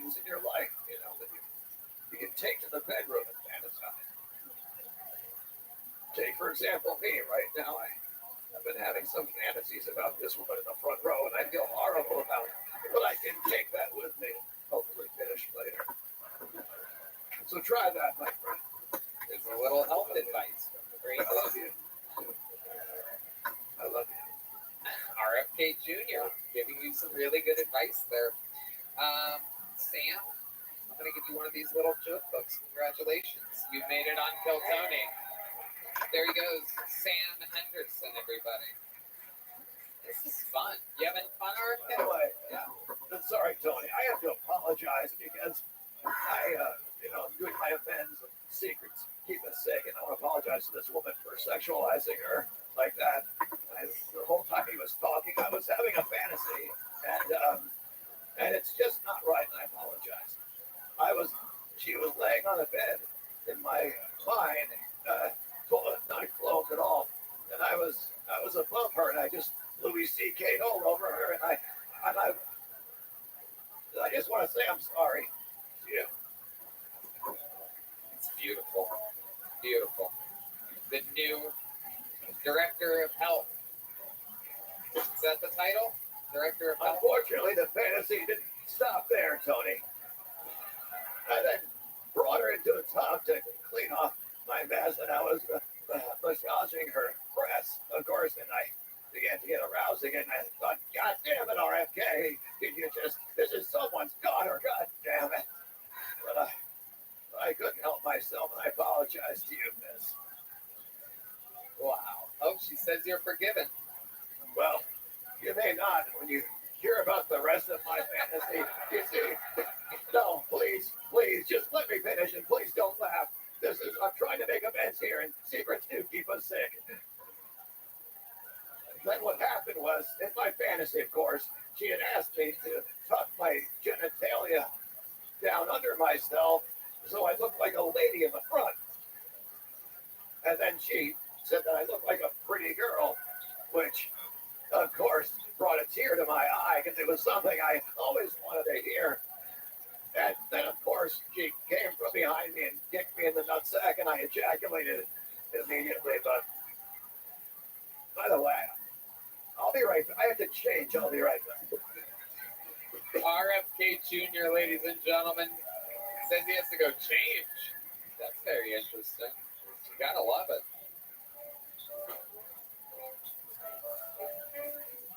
I wonder if there's a microphone back there and he's going to keep telling us about the fantasy. All right. Pulled another name out of the bucket. We're going to keep the fun train moving along. This looks like another new name. Make some noise for Joe Barnholt, everybody. Joe Barnholt.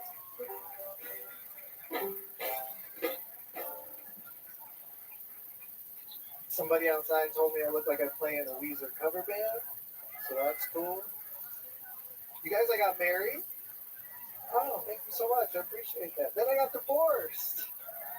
Hey, there's always a little bigger cheer for that one. Statistically, that makes a lot of sense. So, don't cry for me, though. I got the house in Tahoe in the divorce. And by that, I mean I live in my Chevy. My ex and I are actually still good friends. Turns out she's a lesbian. Not saying that like a vindictive man, like she's actually a lesbian. When people ask me, Joe, was there any indication? I think I would have told you she's a lesbian. Aside from the fact that I'm a giant pussy and she ate me alive,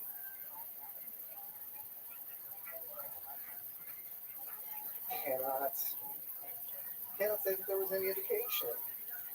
On a completely unrelated note, did you guys know that scissoring really hurts your balls? Like a lot. You guys, I told that joke in Birmingham, Alabama, and a guy yelled out, "You're doing it wrong!" Way more progressive down there than I was giving him credit for. Thank you guys. My name's Joe Barnholt. Appreciate it. Barnholt. Wait a minute. Hi, Joe. Hey, how's it going? Good. Welcome. How long were you married? Married for 5 years. We actually signed our paper on our 5th-year anniversary. You were surprised when you found out she was a lesbian? She started turning into a witch towards the end of our marriage. In what way? Self-identified, incense and moon water. Was and calling herself a witch. Yes. Wow. Yeah. Absolutely incredible.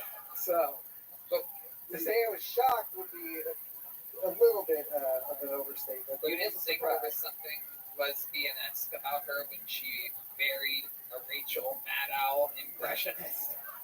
Yeah, you should see me when I'm clean shaven. I am Amazing. very lesbian. Amazing. So how did she break the news to you that she was interested in him?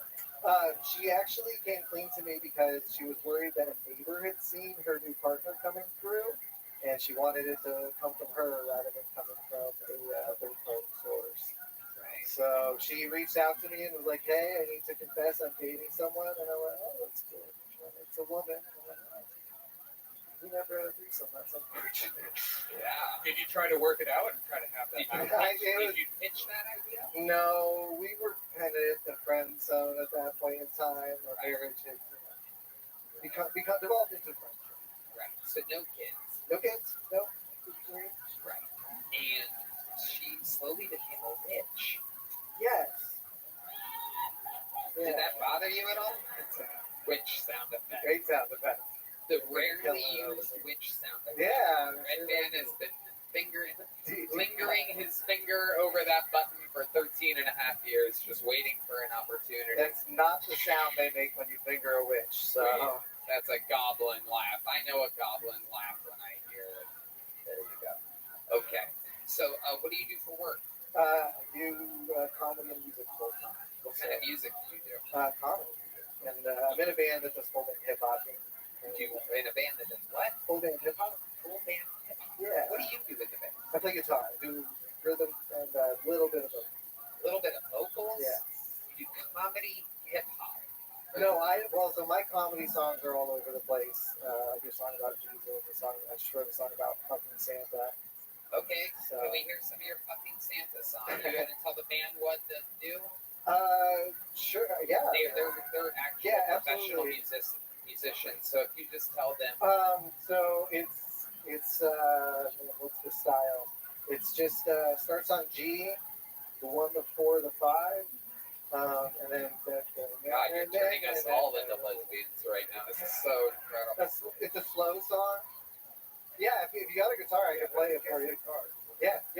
Oh, we do have the guest guitar. There's the lovely Heidi. Man, I literally with the guitar. We're gonna plug it on in. You gotta put it on. It's incredible. Reminds me of Colt. Colt, that is like you. Colt, come up here, stand next to this guy. Take your hoodie and your hat off real quick. We're gonna do a little experiment and see which one is which. Yeah, give me some of that Colt music. Look at that, everybody. Look at this. Just stand up there next to him like you guys are conjoined twins. I just want you to stand there with him. No, leave the hat off, Colt. Leave the hat off. Very good. There you go. Yeah, perfect. All right. Here we go. That's the spirit. The G to the 1 to the 2 to the 5th, and here we go. Hey, here we go. We're going to go. I love you, Santa. You're on the way. It's almost Christmas, and you're dressed in a sleigh. Put me on the nice list, you're a good little boy. But we could be naughty if you bring me toys. Oh, Santa, come fill me with joy. Chestnuts roasting on an open fire. Yes. RFK Jr.'s Rockin' Christmas. Oh my God. Available now. Like if some kids want presents, I just want your sack. I left out cookies and milk for you, Santa, but can I be your snack? My polar bear Santa. Wow. Amazing. You give me pause. Santa, shepherd boy to the mic. What'd you say, RFK Jr.? Shave your Shepherd boy. Go ahead. Let's do a duet. You go. Let's do a duet. My voice blends well with other voices, so let's try this. There's Santa. You're a polar bear. You're fucking queer. Go ahead. I'll follow the changes.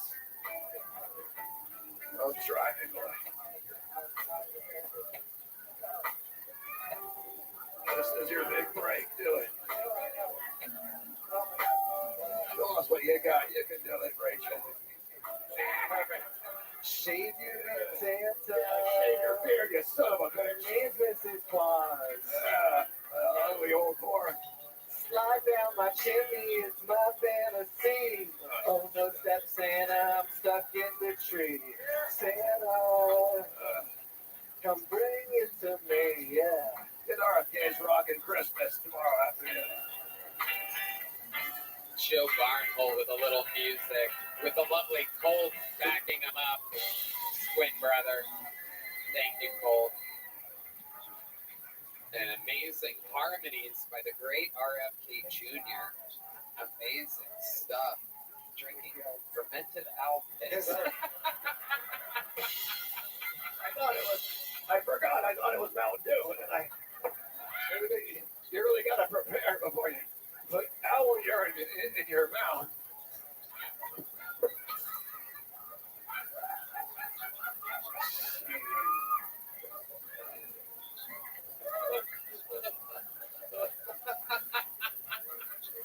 So, just a heads up, RFK Jr. is promoting KyleDunnigan.com. He's on tour. KyleDunnigan.com. That's DUNNIGAN.com. Important to know. Sometimes we have these people come on, like Dr. Phil promotes Adam Ray. It's exciting to have RFK Jr. promoting Kyle Dunnigan. I love it. You guys can promote anything in the world, and instead you take care of good, amazing comedians, free speech. This Kyle Dunnigan, you've met him before. He's a friend. Fantastic. He does like a lot of puppet work. And he juggles too. Go see Kyle Dunnigan. He actually just juggles the puppets. He doesn't actually mouth of it all. They just fly through the air. He was here this weekend. He was fantastic. KyleDunnigan.com for sure. I think it's one of the funniest people on planet Earth. Joe, what is the most interesting, craziest thing that's ever happened to you in your life? My band has played Red Rocks. Okay, So that's like your biggest accomplishment. How did you guys sell tickets for that? Are you guys famous? So, well, we're pretty well known in the Denver music scene, and we got the opportunity to play before they do a movie on the Rocks where they show a film. And, what was the movie? Top Gun Maverick. So, open for Tom Cruise. Wow. Which is sweet. Amazing. Amazing. A lot of people open for Tom Cruise. Yeah. All right, Joe. Well, okay. Did pretty decent. Right? You did good, right? Here's a big joke bug. Take one of these. There he goes, Joe Barnholt. Thank you. Let's get one more bucket full up here. Then we'll get a regular. All right, ladies and gentlemen, this looks like another new name. Exciting stuff. 60 seconds uninterrupted for Simon Perkovich. Simon Perkovich. How you feeling, guys? Are you feeling, guys? No, Tony is. Anyway, I am 11 months sober from marijuana. Yeah, look at that. Nobody's happy for me anymore. People are like, boo. That's only because you hear the good stuff, you know? They never talk about the negatives. Like, you notice that it makes you stop dreaming? Have you noticed this? Of course not. You're toasted right now. Big dreamer right here. Guys, I'm from Colorado. What if, like my whole state isn't dreaming? What if Martin Luther King Jr. was from Colorado? He would have never had that dream, dude. We would be peeing in different bathrooms. The marches, they would have never happened. Would you ever hit the doobie and think, guys, let's go on a hunger strike? All right, everyone, shut up. No, seriously, Joe. Okay, Simon Perkovich, ladies and gentlemen. Hi, Simon. Welcome. Hi. How long have you been doing stand-up? I've been dabbling for 3 years, but I'd say I've been doing it for like a month. Okay, and that's in Colorado? Yeah, Telluride. Nice. Okay, what do you do for a living? I was a bartender, and I'm trying to be a farmer. I wish. Oh. No, you can do that where I'm from, but you can't really do that here anymore, Virginia, unless if you're doing that weird Delta 8 stuff, right? I don't really know the industry that well. I just buy it and smoke it. No, but I like organic stuff. Like I worked on a mushroom farm, apple farm, all kinds of stuff. Okay, so this sounds very healthy. Are you a healthy guy? I try to be healthy. It's kind of tough when you move to a new city and you're not connected to farm stuff. Mostly you do eat healthy. Yeah, I think so. What's a guilty pleasure for you? What's something that you eat that's unhealthy? Guilty pleasure. I love donuts. Like eating donuts down the way. Kind of been fucking me up lately. Yeah, how has it been fucking you up? Well, so I live in a van, and I gotta find a. What? That's not much. Shut up. Nobody laughed. You're right. You can't just be like, "Hey, stop! That's not funny." But like everyone was just completely silent. He's dreaming. I wish it. But no, like I gotta find a place to piss in the morning. So I'm walking down, and it's always EB donuts. And like I'm trying, to eat healthy, like you said, but I feel guilty just going in and asking to use the bathroom. So I gotta get like at least 3 or 4. You eat 3 or 4 donuts daily. Yeah. RFK Jr. What do you think about 3 or 4 daily donuts? Well, depends what kind you're talking. What sort of donut are you talking about? That's a good question. Are there certain donuts? Oh yeah, there's definitely a bunch of things. They make actually a delicious spicy donut by me, and those are actually quite healthy. By the way, here I have some kangaroo meat. If you want to take a bite off that. You actually have kangaroo meat. Kangaroo meat. It's really high in vitamin Q. If anybody's interested in trying it. All right. Something about RFK Jr. I don't even laugh. I go directly to cracking the fuck up. Pretty special. Can't believe my hero is on stage right now. You're a big who's there? I've never been vaccinated, and like my mom. You're like my mom's biggest hero too. All right, I like to hear that. Have you tried any owl urine? Here's measles, mumps, and I'm hoping herpes. Please God. Please God. Oh. Take away the itch. Holy shit. So Simon, what do you do for fun? What's a guy that you help Telluride do for fun? Well, in Telluride, it's skiing, snowboarding, whitewater rafting. Is that what you do? Yeah, I do all these things. But here, I've been two-stepping. Oh, really? Yeah. You just never see blacks. Right? I mean, when do you? They come for one festival in Telluride. It's called Blues and Brews, and they're all on stage, and we're just staring at them.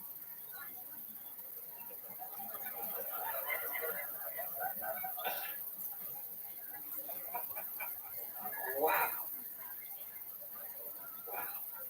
Blues and Brews? Yeah, like beer.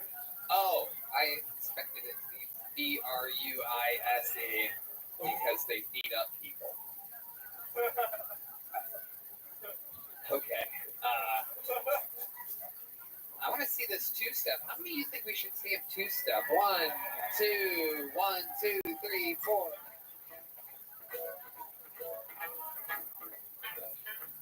Wow, it's a giant woman you're dancing with.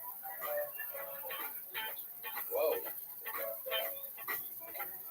Rudolph the red-nosed reindeer had a very shiny nose. It goes with, and if you ever saw it, you would even say it was all of the other reindeer. They used to laugh and call him names, goddammit. They never let that son of a bitch play any goddamn games. Lot of bullies and assholes out there. If they're reindeer, I'm gonna kick them in the goddamn head. I am having so much fun right now. Oh my god. Yeah, it's real hard two-stepping alone. Yeah. All right. Obviously, it's also hard doing comedy alone when you're you. Simon. What's your love life like up in Telluride? Telluride, nothing. Here, I had a girlfriend and she. So wait, you moved here? Yeah. Okay, I must have missed that. How long ago? Like a month ago. Okay. Halloween. You got a girlfriend here already? Yeah, I jump into these things real quick. How'd that go? Not great. She two-stepped right out of my life. Yeah. And actually, I was gonna call her today and kind of say, hey, we can still be friends. Did she tell you why she left you? No. No. Can you tell why? Can you tell why? Yeah. Why? It's basically how I am. I'm awkward and I get too attached to people. You did. Can you give an example of how you got too attached to this woman and how soon after you guys started hanging out did you get attached? Oh, instantly. So, but I like, was trying to play it off. Yeah, so give Well, us an example. I rush into these things because, like, it's kind of a trick to get that. Like, if someone cares about you, it's really easy to care about yourself. But then, like, when that person leaves, like, I'm supposed to still care about myself? I fucking don't.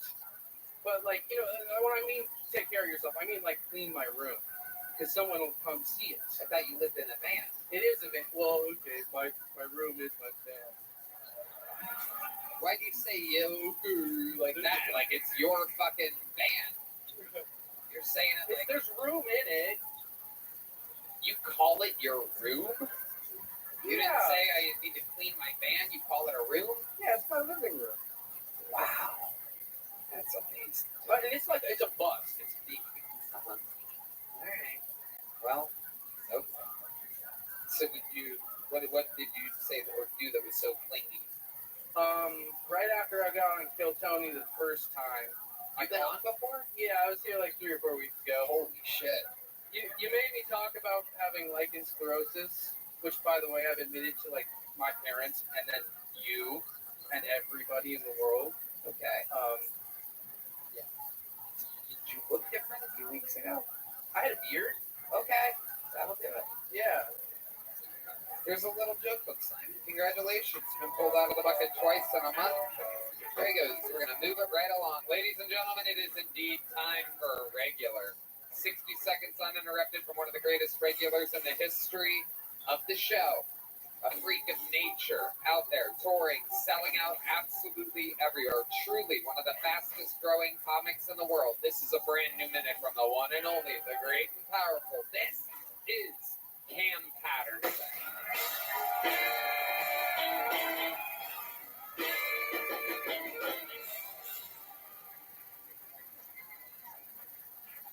So I'm still trying to do like the acting thing or whatnot, and I had like an audition for a role a couple weeks ago, and it was for a drug dealer, so right on time, right? So I thought I had it in the bag, and then I got there, and there was a lady with a camera and the gay dudes, right? Who was reading our lines and shit, and he was reading with me, but he was reading lines as my girlfriend. That's crazy, right? So I'm saying my lines and whatnot. I'm like, hey, bitch, there go the drugs, and then his line is, oh my gosh, I love you so much. And every time he said that, I laughed, because that's funny, right? Like, what the fuck? And he'll be like, you gotta be more serious. I'll be like, no problem. He says, yeah, I laugh again. And I'm gonna tell you something. I should get that role, man, because that was fucking great acting, dog. He had no idea I was homophobic. You know what I'm saying? And if you think I'm dead ass, I'm not homophobic. I have no problem with gay people. I have gays in my family. I don't talk to them, but they in my family, I tell you that much. Every time, there it goes. There it is, exactly a minute. RFK Jr. Tony, I haven't looked to my right yet. Is it a black guy? Oh my God. Oh, that would be so racist. My God. Well, you thought it was. I don't know. I just wanted to make sure. You do the health shit? You be doing healthy shit? Do the health shit. Hell yeah, it's good. That is his official title. The health shit. The health shit. Hell yeah. Yeah. That's hard, man. How about another hand for the great Cam Patterson coming out, getting some of the biggest pops of the night. Big pops of laughter. It was fun, man. Hell yeah, it's all happening. Hell yeah. You really went on an audition. Yeah, going out well. Yeah, I did. Yeah, I was already in LA doing shit. Yeah, you know what I'm saying? And so yeah, but it was funny. I'm not gonna get the point at all, but it was funny. Yeah. I got a joke out there. Yeah, you did. That's all that matters. See? Well worth it. And you still might get the role. Hopefully. Was it like a big thing? Yeah, it's pretty big. Yeah. Right. Star. What's that under your hat? Nothing. There's something there. No, it's not. Yeah, huh? There's a little something. Is that it? Is that what we call? Is that a do-rag? Whoa! Oh my goodness! It's like you're like a black genie. Oh my goodness! Whoa! Whoa! Wow! Wow! Whoa! Oh, it's you! It's you! I got really scared for a second. It's a ski mask because it's cold and shit be cold outside. And I got a haircut to help with my hairline and shit like that. Oh yeah. My people don't have that problem because y'all don't have. Y'all head on. You know what I'm saying? You get what I'm saying? Help niggas, right? Yeah, go get what I'm saying. The help nigga get what I'm saying. That's right, my Edward. Hell yeah. Type shit. Good, man. Hell yeah. This is nice. Hell yeah. Hell yeah. RFK Jr., a true politician, able to talk to any type of person. You the one with the worm in your brain. That type shit. Hell yeah. That's hard. Good, man. Hell yeah. It's fun. So, what's going on under there? It looks What like you mean? there's some stuff like happening under Out of my head? Yeah. Out of my, on my, well, I ain't get a haircut in a minute, so my hair look crazy. Okay. Yeah. So, fuck no, bitch. Wow. No. Hell no. I'll take it off for $200. Whoa, $200, lady. Bitch. Do you have the money, white bitch? Nope, she says no. She does not have the money. Shocker. So what else is going on, Cam? I was in Rochester, New York this weekend. Ooh. Yeah, that place is fucking terrible. It's terrible. You that guys, place, it's so interesting to be you and William. You were in Rochester, he was in Buffalo. Yeah. Truly, as I've said so many times before, absolutely two of the worst places in the United States of America. Upstate New York is the worst. Yeah, man. They had this shit up there called a garbage plate. And it was just like, it's exactly what you think it is. A bunch of bullshit on the plate. Puerto Rican food? Oh, shut up. Come on. Shut up. Puerto Rican. Exactly. Tony makes another joke about Puerto Rico. Extra. When did you get that? That's a new one. Got a bunch of new shit. Wow, you got a few new ones. First time the soundboard has changed in 7.5 years. For those of you keeping track, very exciting. What else do you have there that's new? Anything else good? No? Nothing. Nothing that you're proud of yet? Never heard of them. And don't want to hear of them. Oh, I just got it. I just understood what that was. That's funny. It's so funny. Where'd you get glasses from? He always had glasses. Oh, sorry, I was distracted. I was sending a dick pic to a journalist. Yeah, right. A little, I love it. So Cam, what were we talking about? Rochester? Garbage plate. Yo, yeah, garbage plate. Ass, nigga, it's terrible. It made me mad because they really stood by that bullshit. And I was me, Charlie, and my other homeboy Jar, who was all there. My cameraman is white. I got a white cameraman. Yeah, it's reparations. You know what I'm saying? White people out shit like that. I'm a good person. You know what I'm saying? What?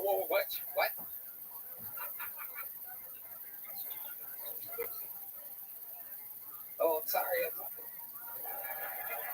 So I got a white cameraman, right? And we opened our food up, and it was the garbage place in front of us. And my cameraman just went, "Y'all want to be slaves so bad." That's how terrible the food was. It was like slave food. It was terrible. It was god awful. Can't be upset. I want to kill those people. Yeah. People was cool though. The food was god awful. Dog. Freezing cold up there. It was cold as shit. Yeah. It was cool. I like the cold. Nah, man. I'm a real trapper person. You know what I'm saying? be all around the world, and I be seeing snow and shit like that. They don't even phase me. Yeah. I just see snow and I go, that's snow, pussy, and I keep moving. That's right.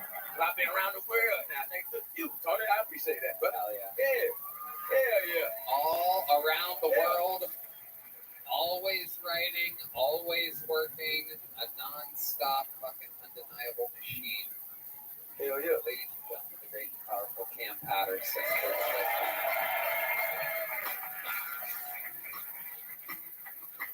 Another new minute. Amazing sometimes how the people that do it every week. Yeah. This has been a real sausage fest. Come on. Yeah. We're going to see what happens next. This is a one-word name. Anything could happen. Could be a boy, could be a girl. Ladies and gentlemen, make some noise for Law. L-A-W. It's Law, everybody. So when I was in high school, girls would play this game called Fuck, Marry, Kill. And it's like where you make a list on who you rather fuck, marry, or kill. And one time this girl made a list of me, Shrek, and the donkey from Shrek. Yeah, guess who got killed? The girl who made the list.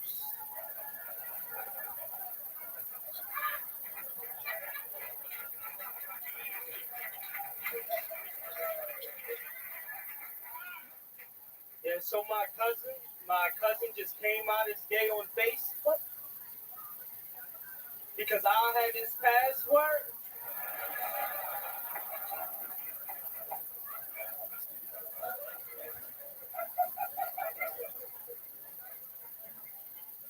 I remember one time my girlfriend and I were having sex, and she kept saying, "Is it in yet?" And as a man, that's not something you want to hear when you're fisting your girlfriend.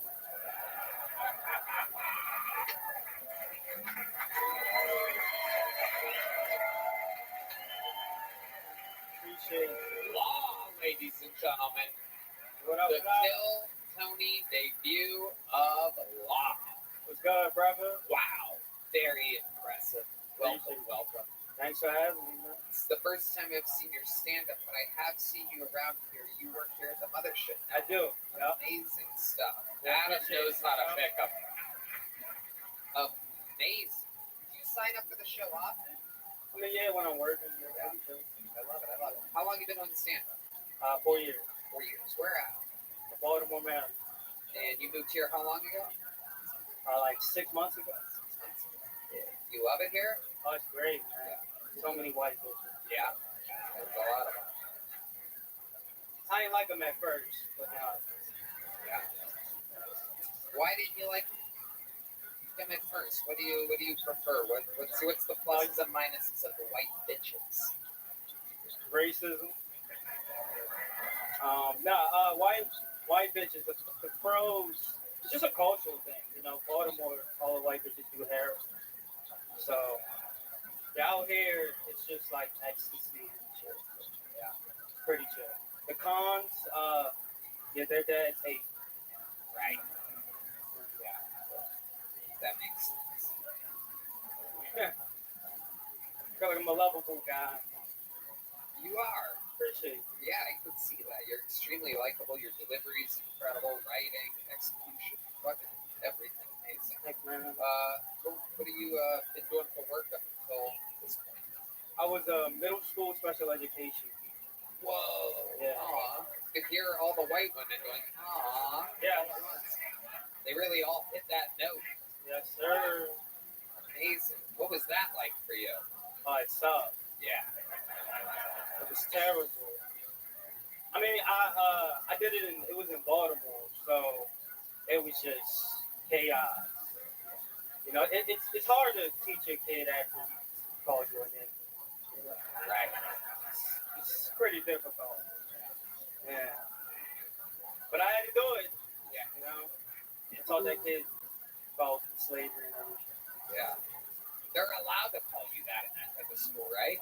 Unfortunately, yes. Yeah. That would have been fun. Well, but you yeah. We can restrain them though. So like I had to like learn different holds to restrain a kid. Yeah. So like I did get a couple of licks. Hell yeah. Absolutely. Were there any special ones that stood out to you? Oh man. Oh yeah. Yeah. I'm not gonna say his name, I guess. Right. Yeah, his name was Wayne. And it was this chunky ass white kid. And I mean obviously he was racist, but he like loved me. So all of the races would come towards me. So he would get into these things called like crises, where like he would just flip the table, and he hit all the kids, throw the desk, then he say the N word, and he'd be like, "See, you're making me racist." I don't think this guy had any mental problems whatsoever. It was tough, you know. By the end of the day, I mean he loved like cops, like police officers. Yeah, they all do. Yeah. It's just the lights on the car. Yeah. And so we would just bring in a police officer at the end of the day, and he would just be chilling with Wayne. I get to leave. You left him with the police officer? Oh yeah. You could teach the cops and stuff like that. Or they could teach him. Tony, I hate to interrupt, but I'm getting a little. What did you say your name was? His name? Your name. Law? I'm sorry. I probably shouldn't tell this story, but I was in Da Nang about 8 clicks out of Saigon, and I was helping this girl across the border named Law, and I haven't thought about her in years. Anyway, she stepped on a landmine, and it flew her into 2 pieces, and it was like a chicken when you kept walking. It was 2 separate beings, and she came to me like, help, and I pushed her together, but it was too late. But anyway, there's a funny set.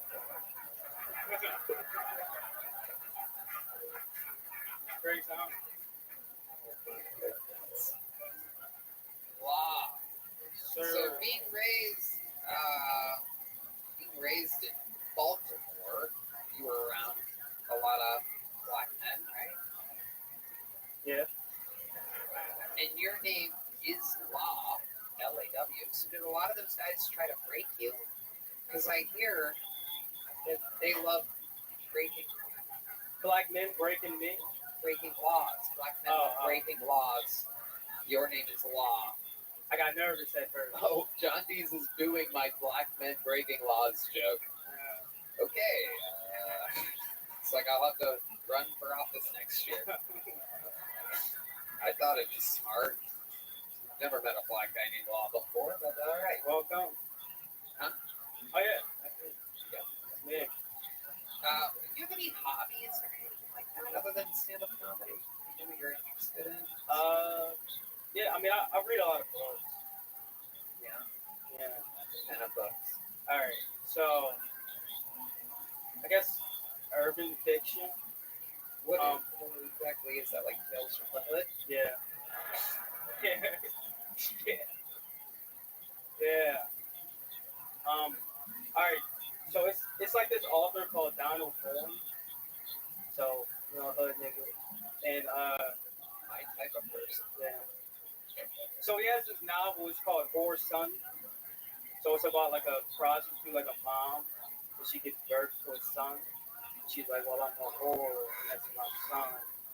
So we're gonna call him Whore's Son Jones. This is a real book. Like so it's like so pretty much he just becomes like a pimp. Is this erotic fiction like you're reading? Like it's like I mean if you like hidden women and stuff like that. Yeah. Is this like and it's about black people. Yeah, he's like a pimp. Is there a special like black library that you go to or something? Somewhere where you just take the books and don't check them out, you just leave with them or something like that? You should just yeah, it's like a one shelf in Barnes and Noble. Smashing with all the security cameras. Yeah, it's right there. Law, I am positive you're so funny. I just know it. Adam is the best eye for talent here, and if you work here and if you have multiple minutes, anything like that minute that you get, what's the longest thing you've ever done before? 25 minutes. What's the biggest audience you've ever performed in front of before? Biggest audience. About how many people this ball? Probably like 500. Very cool. Would you like to do a minute on December 30th live from the HEB Center and Arena? Sold out already. It'll be the new biggest audience you performed in front of by absolutely thousands and thousands of people. Appreciate it. I'd love to have you on the Secret Show Thursday again. I'm in there. And of course, you're getting a big joke book. That's it, the total package. He's performing in an arena. Appreciate it. Law, ladies and gentlemen. Be on the lookout for this guy. That's funny. That guy's funny. All right, we'll move it back to the bucket, everybody. You guys still having fun out there? Oh, shit. One of Kid Rock's ex-girlfriends is going to the bathroom. There she goes. All right. Another one-word name, back to back. Make some noise for Taija or Taija. Taija.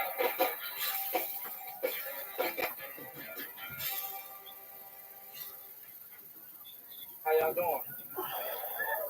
How the rest of y'all doing? Good. Now y'all look good, man. It's a very diverse room of white people. Now white people make some noise. All right, black people make some noise. Don't make no more noise, bitch. That shit was crazy, nigga. Nah, look, okay, let me get into it. I just went bowling with my grandfather. 70 years old, we get up there. Yeah. He whooped my ass, though. Beat the shit out of me. After he beat me, he got in my face. He said, "That's how you bowl, nigga." My granddad's white, by the way. Like that, like my racist granddad, man. He looked like you, nigga. I ain't gonna lie. Nah, man, I am biracial, though. I grew up with a white dad, and it's crazy. He used to make me do yard work all the time. Some shit just don't feel right. You know what I'm saying? Now, he used to say, "No, you make sure that yard looks nice so people don't think we white trash." I was like, "We? They gonna think I'm a slave, boy." All right, that's my time. Thank y'all for that time. Okay. Taija. Am I saying that right? Taija. T-A-I-J-A. That's a tough one. Everybody mispronounces that one, right? Oh, God, I knew a girl and never. Oh, I want to know. Oh, come on. Don't hold back now. Not as tame as the last story. Well. The one where you put a person split in two back together? Worse than that one, and I'd rather not say it, all right, Tony? It's a comedy show.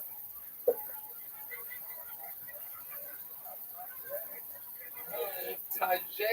Well, Yes. So you're half white. What's the other half exactly? Black is here. Just straight up black. Yeah, straight black. Interesting. Ethiopian? Nah, nigga, just like. Do you get that a lot? Nah, I get a lot of like miscellaneous shit though, like Hawaiian. Miscellaneous. Yeah. Star. Miscellaneous? Miscellaneous. I'm saying that right? Now you are. Yeah. I'm saying it right, You nigga. fixed it. You said miscellaneous twice. Miscellaneous. Yeah. Okay. Yeah. We there. I love it. We did. Okay, so just regular black and white. Dad's white, mom's black. Are they still together? Hell no. Why not? My mama crazy, bro. She just a crazy bitch, but she crazy. I love her, but she crazy. I love it. Tell me more about your crazy black mother. She got multiple sclerosis. Y'all know what that is? Yeah, but I think she lying though. That's the thing. I don't think she being for real because she likes to smoke. So when she got it, she got a weed card, a little license or whatever. And I think she's lying. I do think she's lying. My dad's reasonably crazy with her. Hey, tell us about your crazy wife. She got 3 baby mamas. Whoa. And, I said baby mamas, so they all black. They're all black. Wow. He smoked Black and Mouse. Wow. This is a white guy? Yeah, really white. He kind of looked like Red Band, just a little bit. Whoa. I swear to God, y'all think I'm bullshit, nigga. No cap. No cap. No cap on God, nigga. Bet. What's his name? Like Roger or something? Does he have a white Harley. name? Harley? Like a, yeah, what is it? Oh, what is that? Amazing. Yeah. Incredible. What does he do for a living? Yeah, real. Really? He sells real estate. Yeah. And he's got 3 black baby mamas. Yeah. Wow. This is absolutely incredible. Who is the one with MS? My mom. All right, I want you to do something because I can cure this. All right, listen. No, I mean, I want you to give her this. It looks like a lifesaver, but it's not. This is dehydrated fat cum. That's all you need to do. She'll be as good as gold in the morning. Real nigga. Yeah. So, what do you do for a living? I'm an electrician, but I ain't working hard enough. You know how to electric? Yeah, I do. I know how to do that shit. Yeah. You know, Where'd you learn that at? school, Trade school. trade school. Yeah. What do you do for fun? What are some hobbies other than stand-up comedy? No, yeah. I've been eating a lot of pussy with my shoes on. Okay, that makes sense. You look Yeah. like Brittany Griner, so that Yeah. makes sense. Eating pussy with your shoes on. Is there a reason why you leave your shoes on? Nigga, because if it tastes bad, I can walk right out of that motherfucker. I ain't bullshit, nigga. Right. And if it smells bad, it's definitely not your feet. Yeah. I guess, yeah. Indeed, sometimes the taste of pussy is so terrible that I cannot even take the time to put my shoes on. I must have them on already. I'm just like you, Tasha. Tajay, yeah. Tajay. Tajay. Write it like I sent it out. Tajay. Okay. How many times have you eaten a pussy in which you would leave your shoes on There you and go. immediately evacuate the premises in a timely, unbelievably timely manner? And how many licks does it take before you realize it's too many, or it's too not good enough for you? It happens pretty fast because, like, you can know as soon as you pull the pants down, that shit just hit you. Oh. You know? Yeah, like I ain't been eating bad pussy before, nigga. Yeah, but that seems like it happens a lot for you to leave I mean, your not shoes a lot, on by not a default. lot. Have you ever taken everything off except for your shoes? No, that'd be really black, nigga. That's super black. I wouldn't do that shit. That is super black. Yeah. That is super black because black people in foreigners leave their socks and sometimes their shoes on.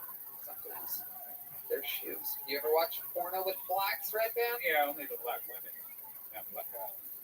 There you go. Just to make it look like he's super straight. Can't even have guys in my porn. It's just women on women on women. I just like the seeing women. those black women get What? What's from behind? I want to know if you can even guess what happens in a porno with women. Okay. I do have a girlfriend, though. You do have a girlfriend, and you take your shoes off for her. Nah, her pussy smells good. Right. Yeah. That's what I'm saying. So shoes off. Yeah. Okay. How long have you been with this girl? About 5 years. What did she do? She actually is in school to be a gynecologist. Wow. Yeah. Does she ever teach you any of the cool things that she learns? Nah, I don't think so. A totally unnecessary profession, but okay, go.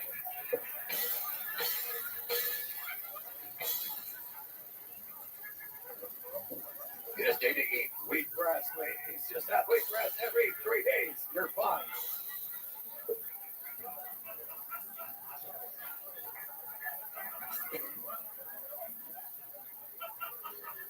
Wheatgrass would make gynecologists completely obsolete. You're bad cum. I don't want the bad cum. It's for your mother. It's for your mother's multiple sclerosis. You are rapid wheatgrass. I love it. Tajay, do you have any special skills and talents other than stand-up comedy? Have you ever been good at anything? Yeah, I play a little bit of guitar, small bit of guitar. Really? Yeah, that's my wife's man. Really? It comes out. When's the last time you played guitar? I you own a guitar? 2 weeks ago, I owned 3 guitars. You own 3 guitars. I want to see this guy play guitar. Heidi, can we get the guitar out here? It's been a music-heavy episode. Can you put it in drop D? I'll put it in drop D. Don't worry about it. Drop D. What the hell? Jesus Christ. Cheryl Hill, right? Right, Cody? Drop D. And he needs a pick. Give him a hair pick. How does that not get a bigger? Do you guys have any black friends out there? Can I get a pick, a hair pick? Nothing from these people. Like, why would he need a hair pick? Okay. Why would he possibly ever want a hair pick? Jingle bells, jingle bells, jingle all the way. Jingle all it is to run home and come and play. Hey, jingle bells. An amazing rendition of Jingle Bells. First black nigga to play guitar. First black nigga I can see that can play guitar. We go. We've had black guitar players on before. Madison Square Garden. You are the first half black to play guitar. Half black.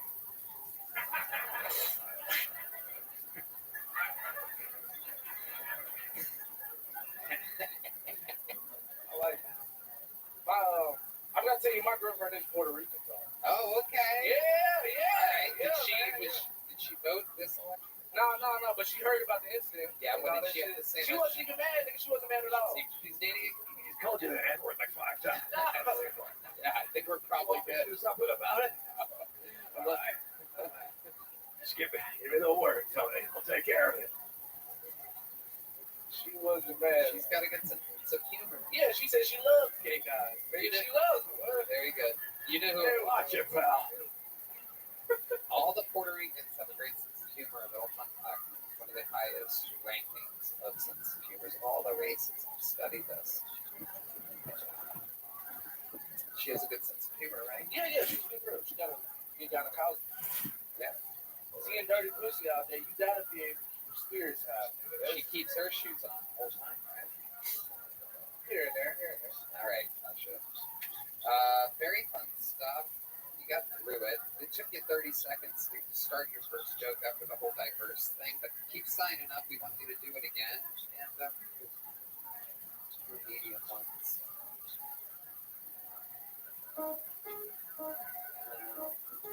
Crimson.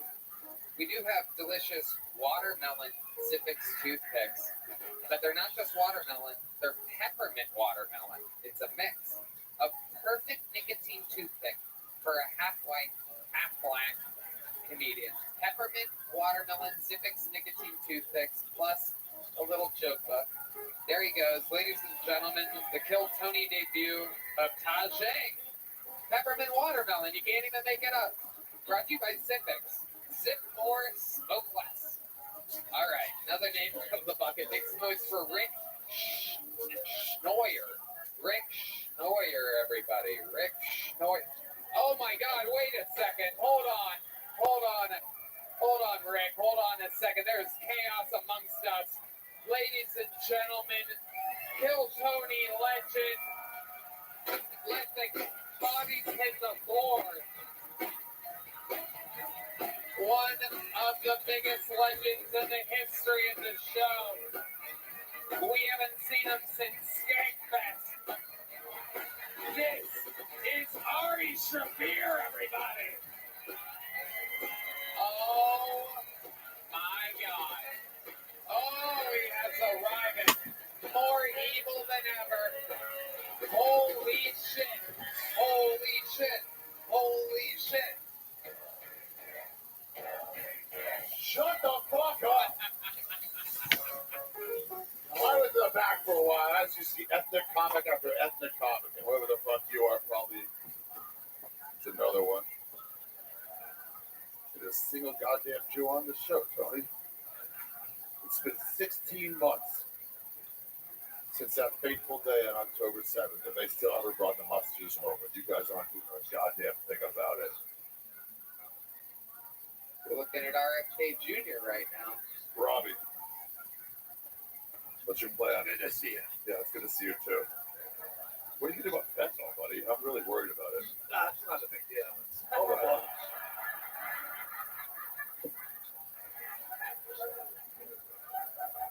Sick. I want to party. I'll see you guys later. Thank you very much. You're not gonna hang out, Ari?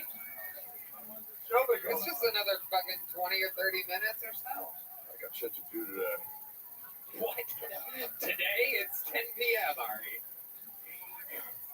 I mean, you're wearing the perfect shirt. Ari Shafir, ladies and gentlemen, joining the fray. We're just about to watch this guy do an uninterrupted 60 seconds. How you feeling? You ready for it? Oh yeah. Stop. Sorry to interrupt. That was my sister. It's all good. It's okay. Ladies and gentlemen, we're going to do it all together. How about one more time for Rick Schnoyer, everybody? Thank you. Thank you. Yeah, so I was in the HEB parking lot the other day, and I almost got hit by that thing. I forget what it's called, but it's kind of like the human centipede, except for shopping carts. Oh, the train shopping carts. Yeah, I'm just minding my own business, and almost had a train ran over. Pain in my ass, you know? I don't know, a train would be a lot. Give me a threesome though, any day. Specifically one with two girls. I feel like a threesome with a dude. It's kind of like going to a diner and you order a sandwich. You get a big pickle on the side with it.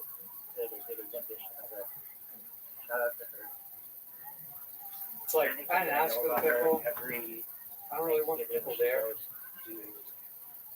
It's not saying it's taste color or thing that I want to eat. Alright, thanks everybody. Rick Schnoyer.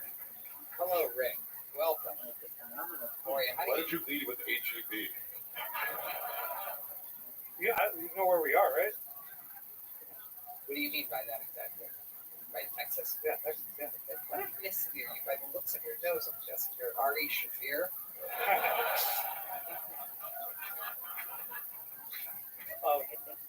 I'm actually German and Oh, wow. That's the opposite of what I would have got.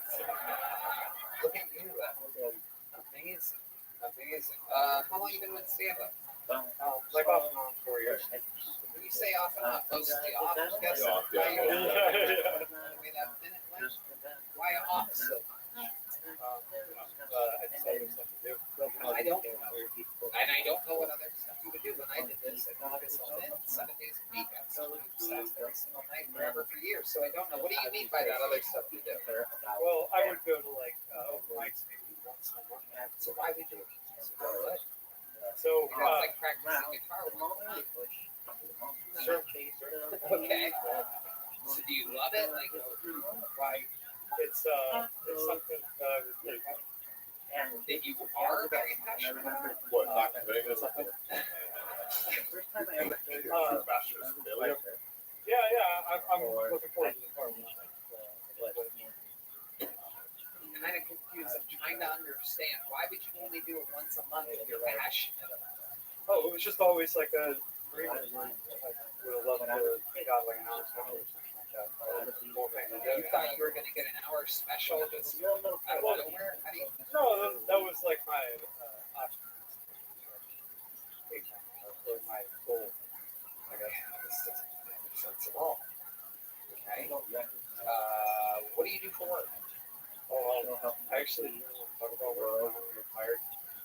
Okay. All right. You didn't want to do comedy? You don't want to do an interview? No, I'll talk to you about anything else. What field of work do you do? Biology. Are you good at it? I'm actually a biologist myself. So. What does that mean? Oh, God. You were a child president? What? Wow. Okay. Can you tell us anything interesting about your entire life before I get you out here in a record-setting length interview? Yeah, sure. So I'm from Pennsylvania originally, but I speak. Amazing. Wow, that's you. That's pretty cool. Yeah. You have Ford crusher right now. Yeah. But I spent. I didn't think you had it in yet, but you really stepped it up. Yeah, incredible. You and The comeback story of the year with that Pennsylvania story. Man, tough kid, dug down deep. You're a real tough booty.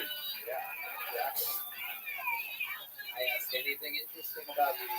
Quick answer, yes, I'm one of the 9 million people from Pennsylvania. Oh, well, I wanted to say that I spent maybe 3 years living out on the West Coast, so that was like California, Oregon. I put out my farm stuff. What were you doing there? I did some seasonal jobs. Really seasonal jobs. So I worked for the Amazon of course.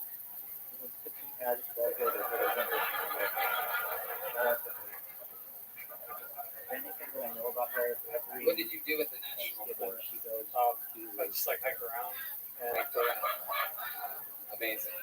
I gotta tell you, you might be one of the truly most boring fucking human beings that's ever signed up for the show. Absolutely incredible. I wish you the best of luck in the world of biology. Well, you do work in biology. Do you have any questions for RFK Jr.? He's written many, many books.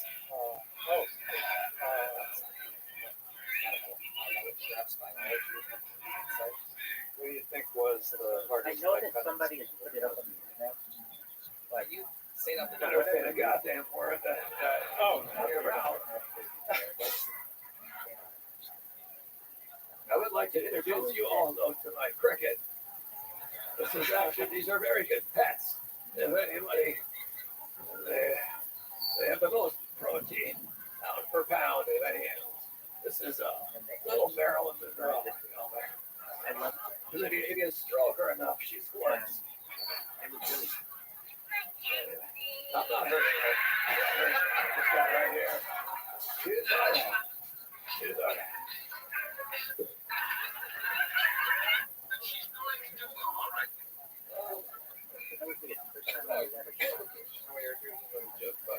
There you go.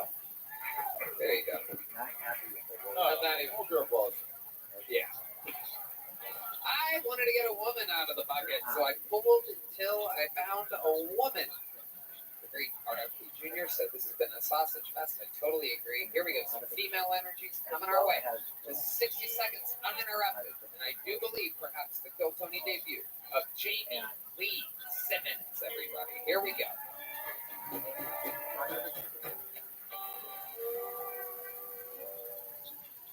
What's up?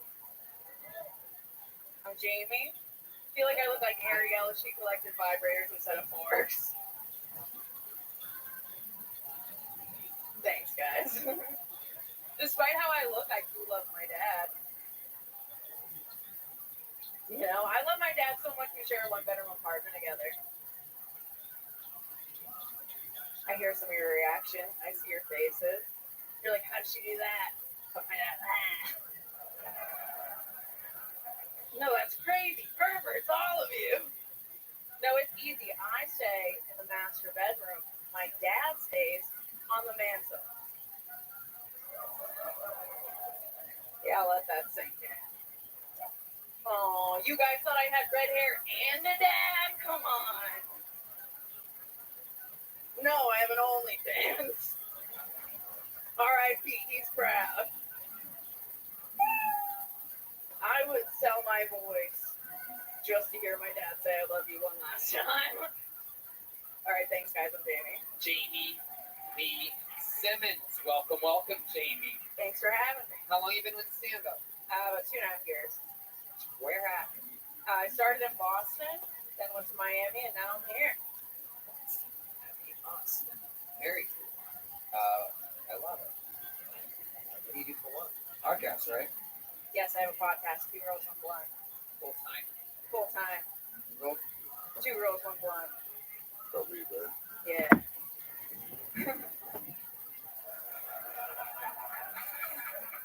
Good observation. Ari here, taking note. I love it, Jamie. How's Austin been treating you? I love it here. It's great. What do you love about Austin? I love the music. I love how nice everybody is. Yeah. It is incredible. Love the dating scene. Yeah. How's that going? It's going great. Hanging out with your friends. Yeah, men are actually responding back. Yeah. It's a good thing. Oh, because in Miami you're ugly? Yeah, I'm a Miami 4. He's not wrong. I'm the one they don't let in the club. That is so Ari. That is. It's okay. He'll hit on me after the show. It's fine. That is true. He definitely will. Or he'll look up my OnlyFans. I don't know. Is your OnlyFans Jamie and Lisa? Nope. Oh. Okay. I'll let him find it. The topless comic. Okay. You do comedy topless on your OnlyFans? That's how I started. Yeah, I would do like topless open mic comedy. It was terrible, and I was fat. And somehow I made a lot of money doing it. So here we are, living the dream. It's amazing. My dad is proud. It's so cool to think guys would sign up for your OnlyFans and watch you do stand up topless. Did anybody not use it? You know, I didn't ask.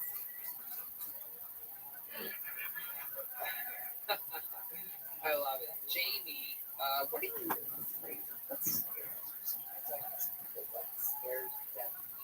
scares me? Are you like have a quirky fear of something?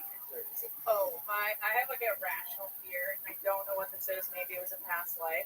But I'm terrified of sleeping on my back because I think if I'm sleeping on my back, someone's going to stab me directly through the nipple. And that would make my topless comedy crazy. Yeah, that would. Yeah. But then again, there's ones that are into that. All right. Does the carpet match your vagina? All right. We were all thinking that. I don't think that's exactly how the saying goes. He's trying. I love it.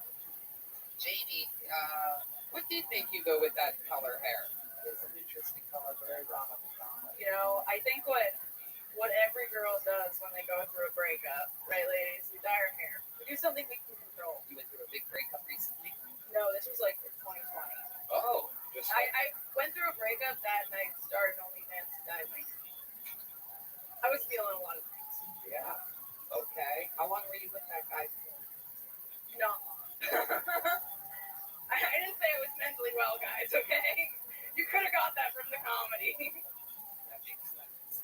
What are you into, like, hobby-wise, when you're not doing stand-up or something like that? Anything else wild? Yeah, I just stay home with my 4 cats.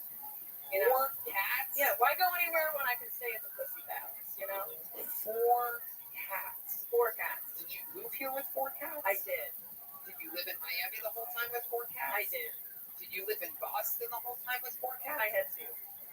So when you moved to Miami, you got 2 more. Yeah, break up, cat, you know. I'm a good time, okay? Don't Yoling has 6 cats. What the fuck? Are you fucking kidding me? Oh my god, you fucking creepazoid. 6 motherfucking cats. You have 6 cats? Yep. What are their names? Munchie Jones, Mr. Brown, Hair, Esmeralda, Dodie, and Pookie. Pookie! Wow. Pookie's a sweetheart. Absolutely incredible. If you, I'll talk to you. if you two got into a relationship, you'd have 10 cats.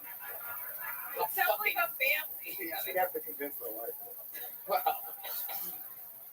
I've always wanted a dad, so. Imagine that household. Imagine that household. Just 10 cats, a husband, a wife, and a mentally ill topless comedian. Oh, and 2 daughters. You have kids? You have kids? You have 6 cats and 2 daughters? Jesus Christ, Matt Yoling. We need to have a conversation sometime. Hang out, bro. I didn't know any of this about you. We should grab a coffee sometime or something. Let's do it. We've been working together every Monday for years. This is absolutely wild. 6 cats, you have 2 daughters? Yeah, man. One of them's 16. What? Are you fucking serious? What's your only? You have a.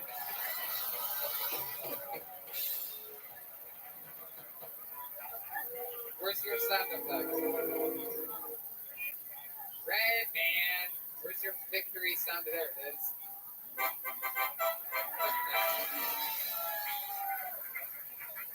You have a 16-year-old cat or a daughter? 16-year-old daughter. Wow. old's the other daughter? 12. Oh my God. How old are the cats? A couple of them are like 8. Wow. That's 100 years of pussy. Incredible. You have a century's worth of leave your shoes on pussy at your house. Amazing. Jamie Lee Simmons. So you've been sexually active while here in Austin, Texas. Not really. No, I've just been going on dates. Okay. I need those papers. What's the most fun date? What kind of papers do you need? The STD ones. Oh, You know? Yeah. Make sure that they're good. Okay. How you telling it? What are you so on a date? Yeah, I go, you want to fuck? Get tested. It's really easy. Right. And if they're like into you, they'll get tested. And then they hit you up like a week later, like, hey, what's up? Jesus Christ, I really need to fucking come. Oh my God, I'm freaking out. I'm on born off. Jesus. Yeah. Herpes free at the bottom of this glass.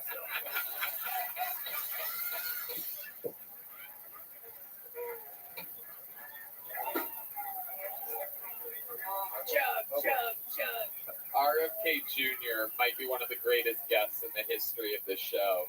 Oh, he chugged it. Oh my God, he's ready. USA!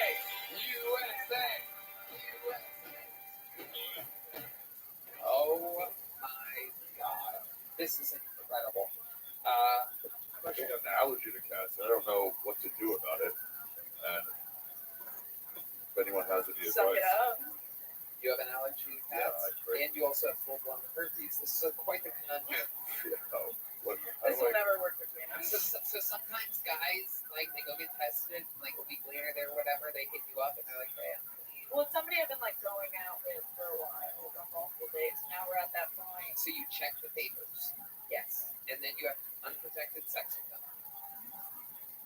I mean, that would be crazy to make them wear a condom at that point, right? Yeah. If Okay. you're good, we're all good. So let me ask you this. They show you the papers, then you have sex with them, right?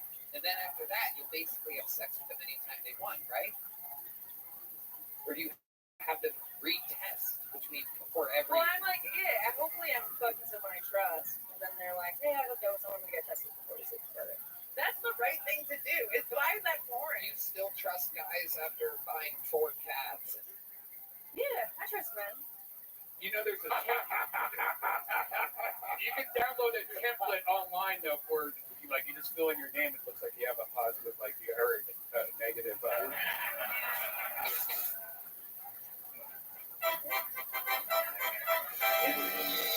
Red man.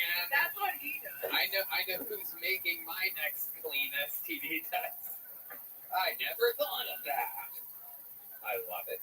Jamie Lee Simmons, very funny. Oh, look at me on the secret show. Oh my God. Can watch 24/7.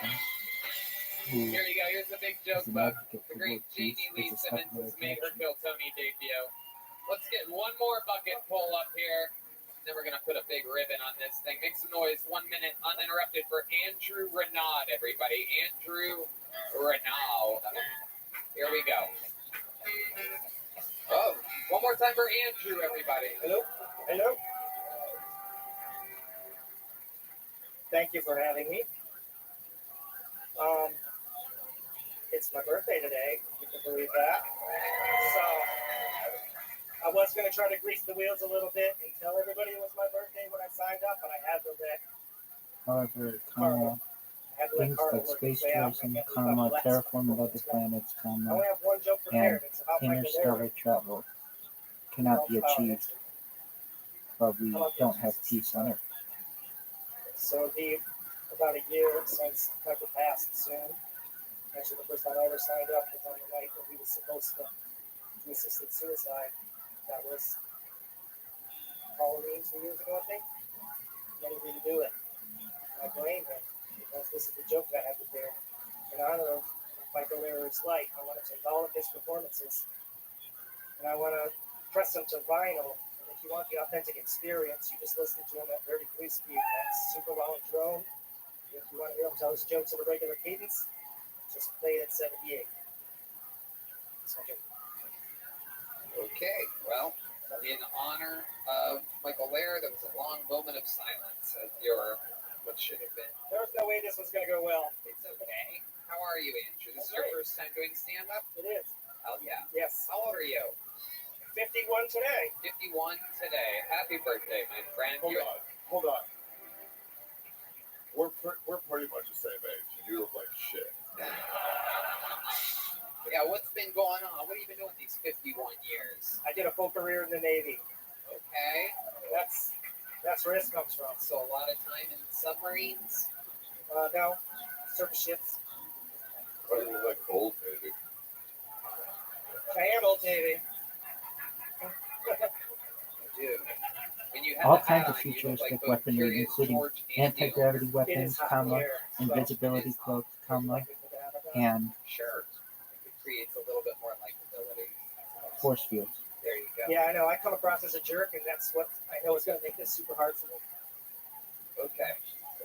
You're like if somebody pushed Jack Black and Kyle Gass together and took out all the comedy. Okay. What's the funniest thing you think you've ever done before? Funniest thing. You ever like pull a prank on the other 80 guys? Well, it's a super long story, so there is. Let's save it.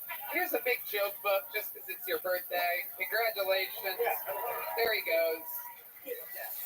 Andrew Renaud. I love that you paid tribute to Michael Lair. That's cool. The first ever member of the Kiltony Hall of Fame, the late, great Michael Lair.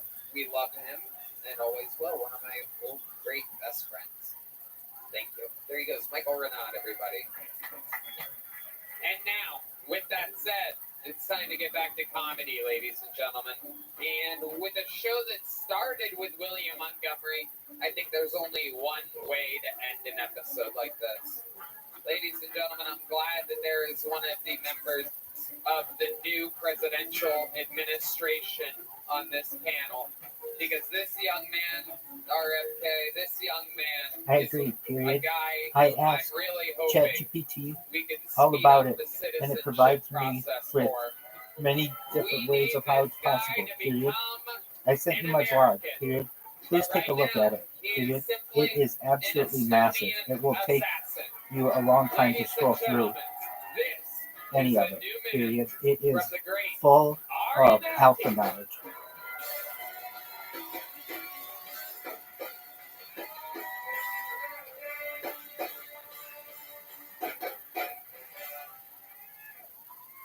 Hello.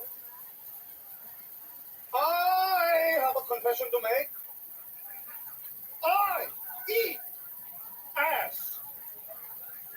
I'm tired of hiding it, ladies. Don't hide your asshole. My tongue is going up that ass. If you're a lady with a guy who doesn't eat your ass, what's wrong? A little poo-poo on your mouth? Ooh, a little poo-poo. Gay boy? I don't give a fuck. I remember when the research came out, they were like, it's official, squirt this piss. I was at home like, I guess I'm a toilet. I don't give a fuck. Every liquid you ladies make, I want in my mouth as soon as possible. Anybody on their period, say the tampon. I want to make some tea later.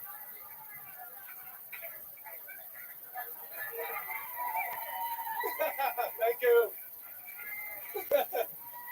Ari Matty has done it again. Add it to the compilation, ladies and gentlemen. Absolutely incredible. You have done it again. Every liquid a lady makes. How about tears? Would you take tears in your mouth? Everything. Tony, when I die, it's my will. When I die, mummify me in used panties.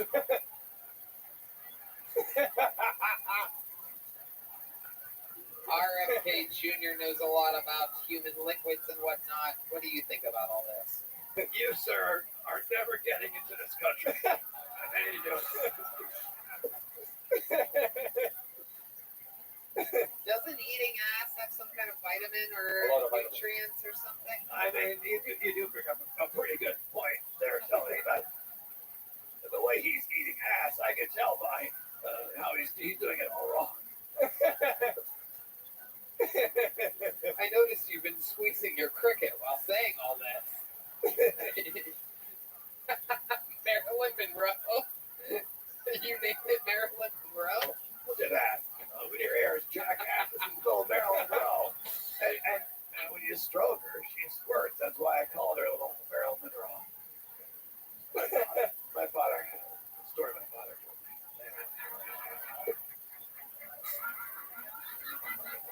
Yes.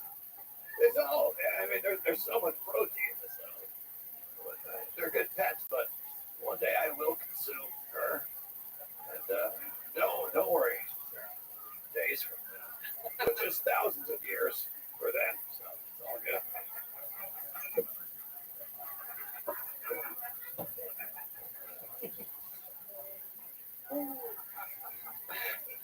Oh, Ari, how's life been? What have you been up to? Amazing. I've been chilling. Oh, I did a great show. I was so nervous before it, but turns out the Tony fans, they love me.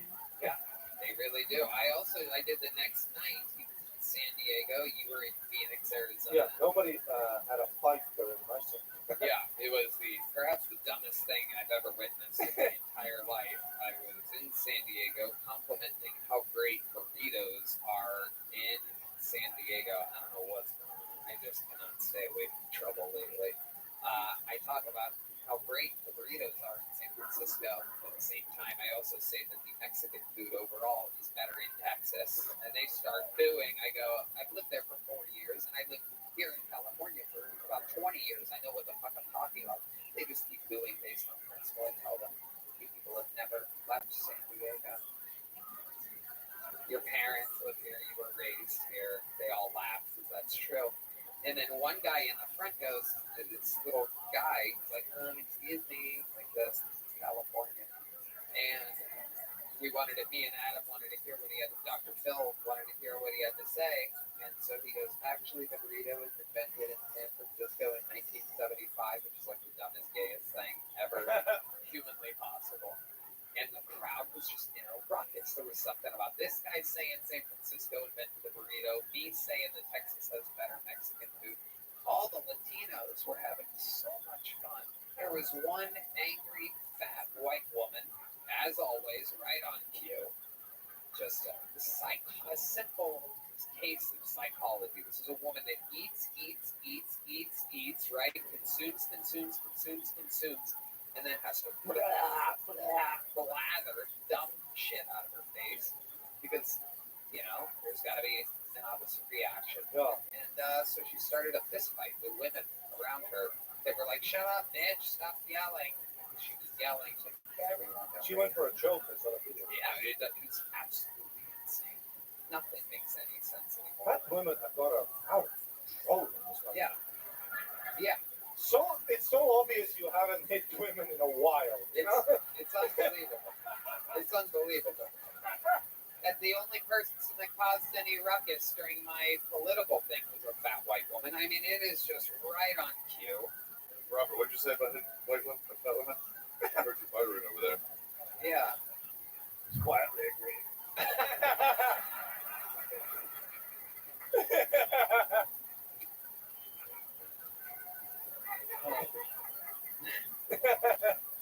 Anything else going on, Ari? Also in that video, she grabbed the girl's throat and the guy scooped her. I think isn't that a reason to, if you grab my girl's throat, it's over. You fat piece of shit getting head. Girl that was being grabbed was also really chill about it. She was super chill, and if you notice, the guy next to her, who's the girl whose neck is getting grabbed, is like laughing and pointing at the lady like that, which leads me to believe that his girl, who literally matched the exact, it was like they were grabbing each other's jugulars. I think that she had training of some kind, and the boyfriend's just like, you don't want to fucking do this, fat, stupid bitch. Yes. And like they were literally enjoying themselves. It was absolutely incredible. They had a great old time. What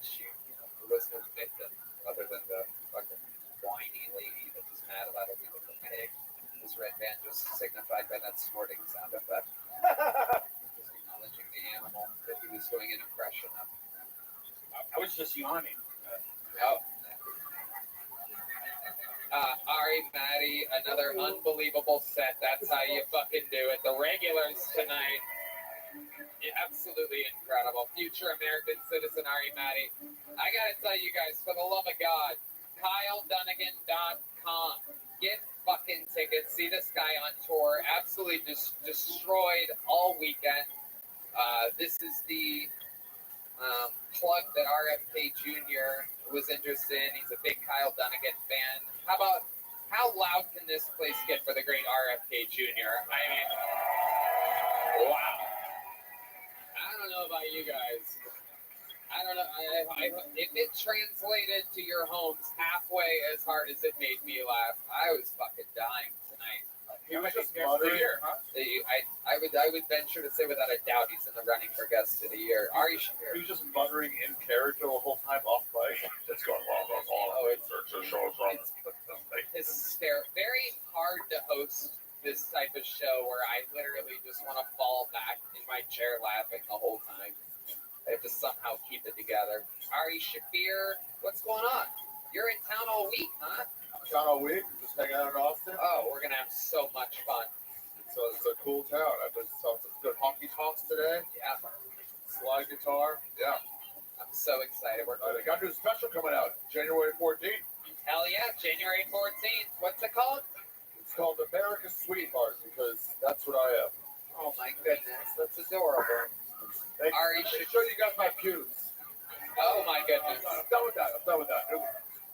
Check that out on Netflix. KyleDunnigan.com. He's on tour. You saw it here tonight. Let him know you came from the Kill Tony universe. The drawing from Ryan J. Bubba's in. Let's see what Chris Rogers has. Oh my God! Is that little baby Tony? Oh no, baby Tony! Oh my God! Oh my! That's adorable. Wow! That's the cutest thing ever.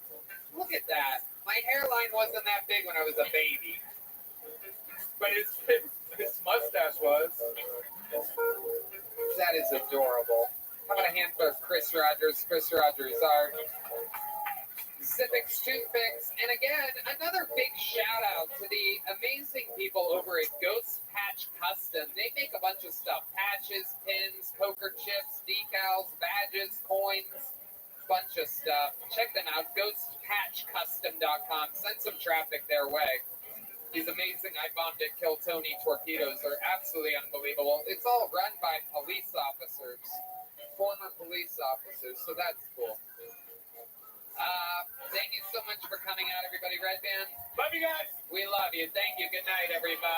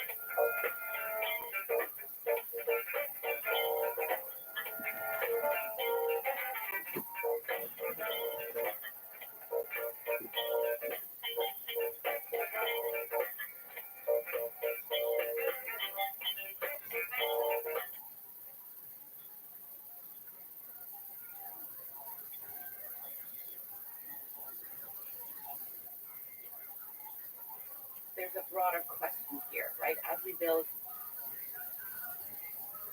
socially and emotionally intelligent machines, what does that mean about our relationship with them, and then more broadly, our relationship with one another, right? Because this machine is going to be programmed to be amazing at it.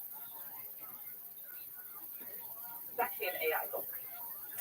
So, and he's done all these experiments to basically show that when you over-optimize, it's like the trade-off is you're less creative, right? And to create true greatness and truly creative solutions to problems, you can't overplan it. You can't. And I thought that was, and so he generalizes it beyond the AI, and he talks about how we apply that in our personal life and how, and our,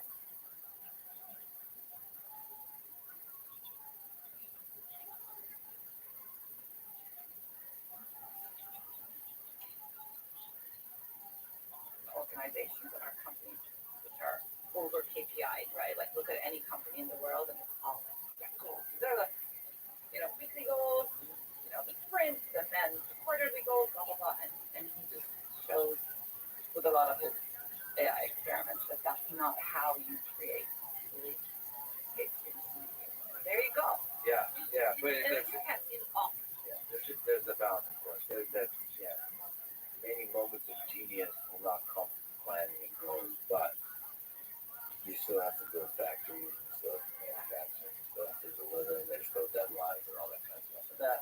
For that, I do goal setting with my kids. We all have our goals, but I think we're starting to morph into more of these like bigger future goals and not obsessed about like I don't know. It's hard. well, I honestly think with especially with kids, it's better, much better than the plan and have goals and so on. You have to learn the muscles, like what it feels like to get stuff done. Yeah. But I think once you learn that, there's flexibility. Because I spent most of my life with goal setting and so on. So like, I've gotten good grades in school. I mean, school, if you want to be successful in school, yeah. I mean, the kind of stuff in high school and college kids have to do in terms of managing their time, getting so much stuff done. It's like, taking 5, 6, 7 classes in college, they're like, that would break the spirit of most humans if they just one of them later in life. It's like really difficult stuff, especially engineering curricula. So I think you have to learn that skill. But once you learn it, you can maybe because you can be a little bit on autopilot, use that momentum, and then allow yourself to be lost in the flow of life. Just kind of, or also give like I work pretty hard to allow myself to have the freedom to do that. That's really right. That's a tricky freedom to have. Yeah. Because like a lot of people get lost in the rat race and they also like financially whenever you get a raise they'll get like a bigger house. Right. Something like this. I put very so like you're always trapped in this race. I put a lot of emphasis on living like alone by means always. So there's a lot of freedom to do whatever hard decides. That's a really but everyone has to decide what's the right thing. For some people, having a lot of responsibilities, like a house that you barely afford, or having a lot of kids, the responsibility side of that, this really helps them get their shit together. Like, all right, I need to be really focused on this. And some of the most successful people I know have kids, and kids bring out the best. They make it more productive. Right. Accountability. Yeah. Accountability thing. And also something to actually live, fight, and work for, like having a family. It's fascinating to see. Because you would think kids would be a hit on productivity, but they're not. For a lot of the successful people, they really they're like an engine of efficiency. Oh my God. Yeah. It's weird. Yeah. I mean, it's beautiful. It's beautiful to see. And also social happiness. Speaking of which, what role do you think love plays in human condition? Love. I think love is I think it's why we're all here. I think it would be very hard to live life without love in any of its forms, right? Yeah, that's the most beautiful forms of that can take place. Yeah, I feel like everybody wants to feel loved, right? In one way or another, right? And to love. Yeah, and to love too. Totally. Yeah. Both of it. I'm not even sure what is better. Both of it like that. Give love too. Yeah. And it is like we can talk about an interesting question whether some of that, whether we one day we'll be able to love a toaster. Okay, some small. I wasn't quite thinking about that one. The toaster. Yeah, I love that. That's all I was thinking about. I was thinking about Brad Pitt. It's great. All right. Well, I think we started on love and ended on love. This was an incredible conversation, Ron. Thank you so much. You're an incredible person. Thank you for everything you're doing in AI, in the space of just caring about humanity, human emotion, for love, and being an inspiration to a number of people in robotics and AI and science and the world in general. So thank you for talking about. Thank you for having me. I'm a good fan of your help. It's been a pleasure. Thanks for listening to this conversation with Rhonda Elton for the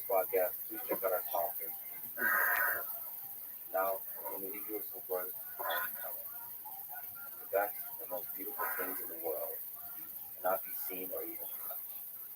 It must be felt with the heart. Thank you for listening, and hope to see you next time.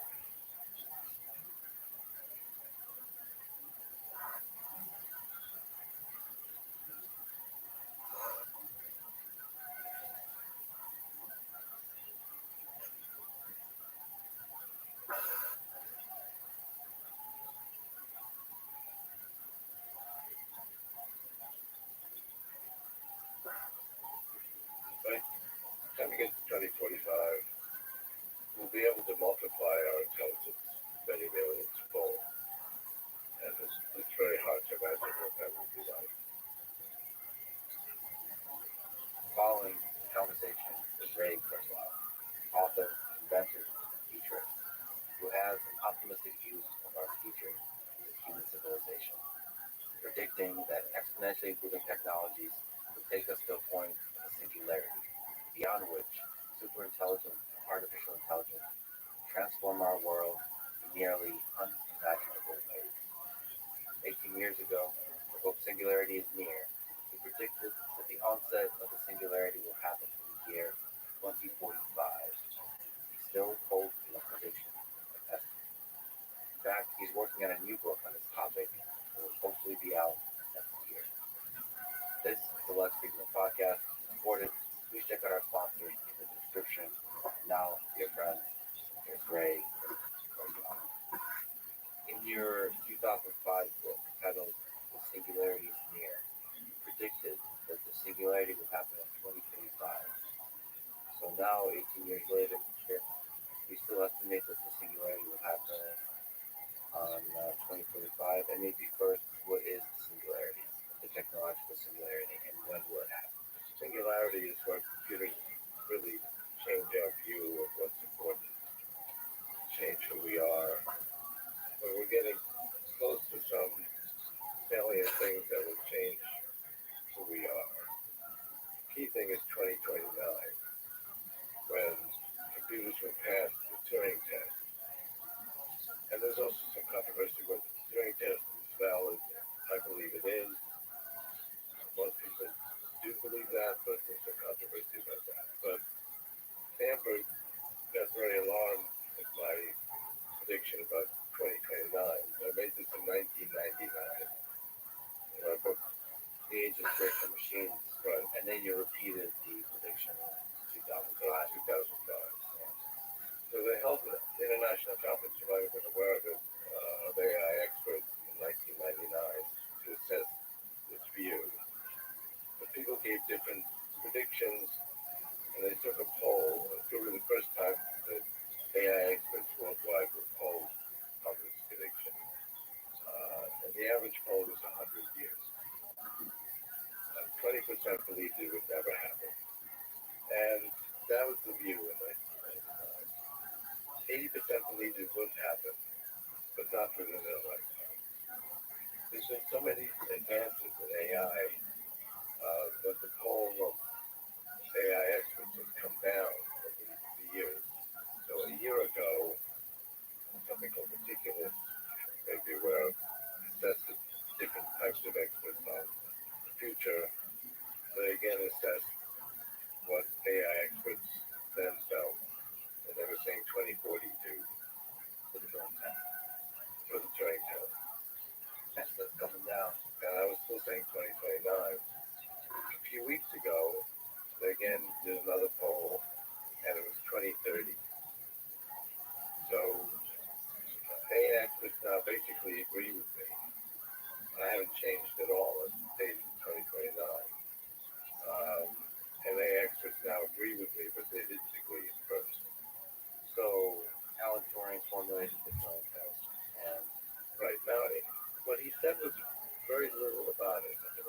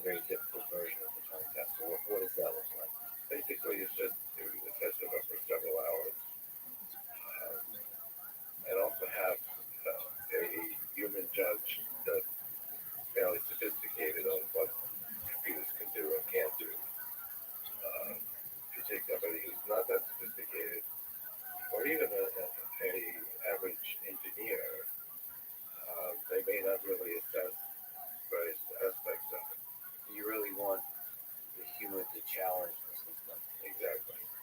On its ability to do things like common sense reasoning, perhaps. That's actually a key problem with large language models. They don't do these kinds of tests that would involve setting chains of reasoning. Um, but you can lose track of that. If you talk to them, they actually talk to you pretty well, and you can be convinced by it. But it's somebody that would really convince you that it's a human. Whatever that takes. Maybe it would take days, weeks, but it would really convince you that it's human. Large language models can appear that way. You can read conversations and they appear pretty good.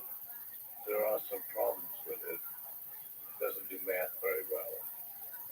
You know, how many legs do 10 elephants have, and they'll tell you, well, okay, each elephant has 4 legs, and 10 elephants have 40 legs. You know, okay, that's pretty good. How many legs do 11 elephants have? And they don't seem to understand the question. Do all humans understand that question? No, that's the key thing. I mean, how advanced the humans do you want it to be? But we do expect the human to be able to do multi-chain reasoning, to be able to take a few facts and put together, not perfectly. We see that, you know, a lot of polls that people don't do that perfectly at all.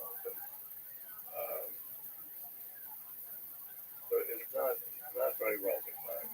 But it's something where it really would convince you that it's human. Is your intuition that large language models will not be solely the kind of system that passes the Turing test in 2029? Will it be something else? I think it will be a large language model, but they have to go beyond what they're doing now.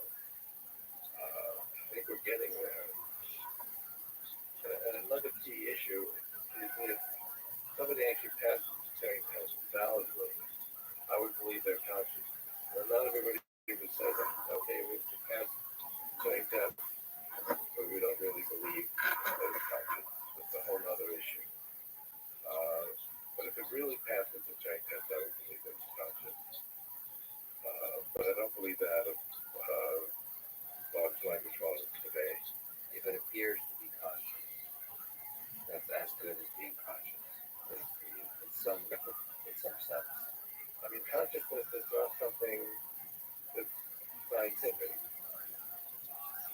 I mean, I believe you're conscious, but it's really just a belief. And you believe that about other humans that at least appear to be conscious. When you go outside of shared human assumptions, like are animals conscious?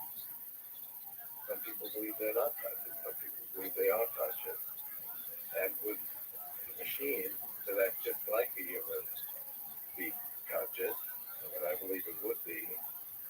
But that's really philosophical belief. It's not, you can't prove it. I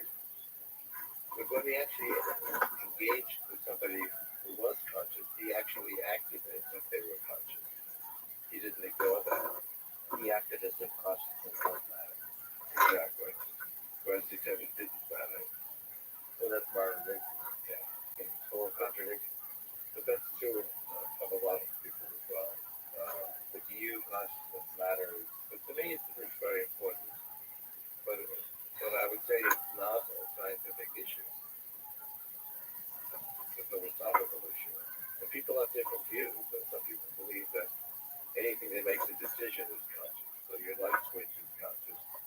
Its level of consciousness is low, not very interesting, but that's a consciousness.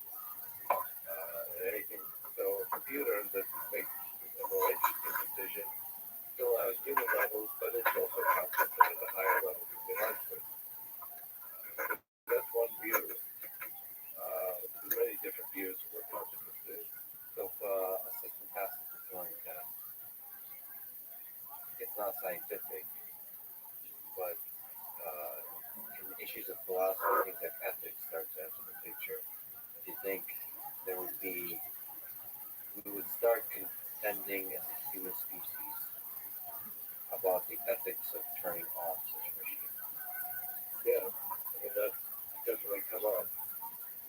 Hasn't come up in reality yet, but I'm talking about 2029. It's not that many years from now. So what are our obligations?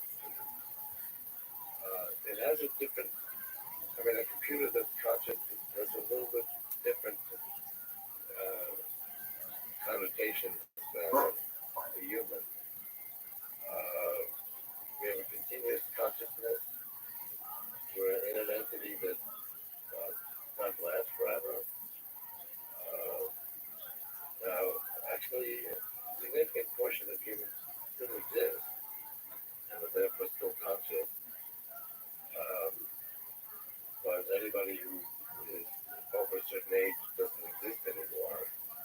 That wouldn't be true of a computer program. And you can completely turn it off, and then the copies could be stored, and you could recreate it.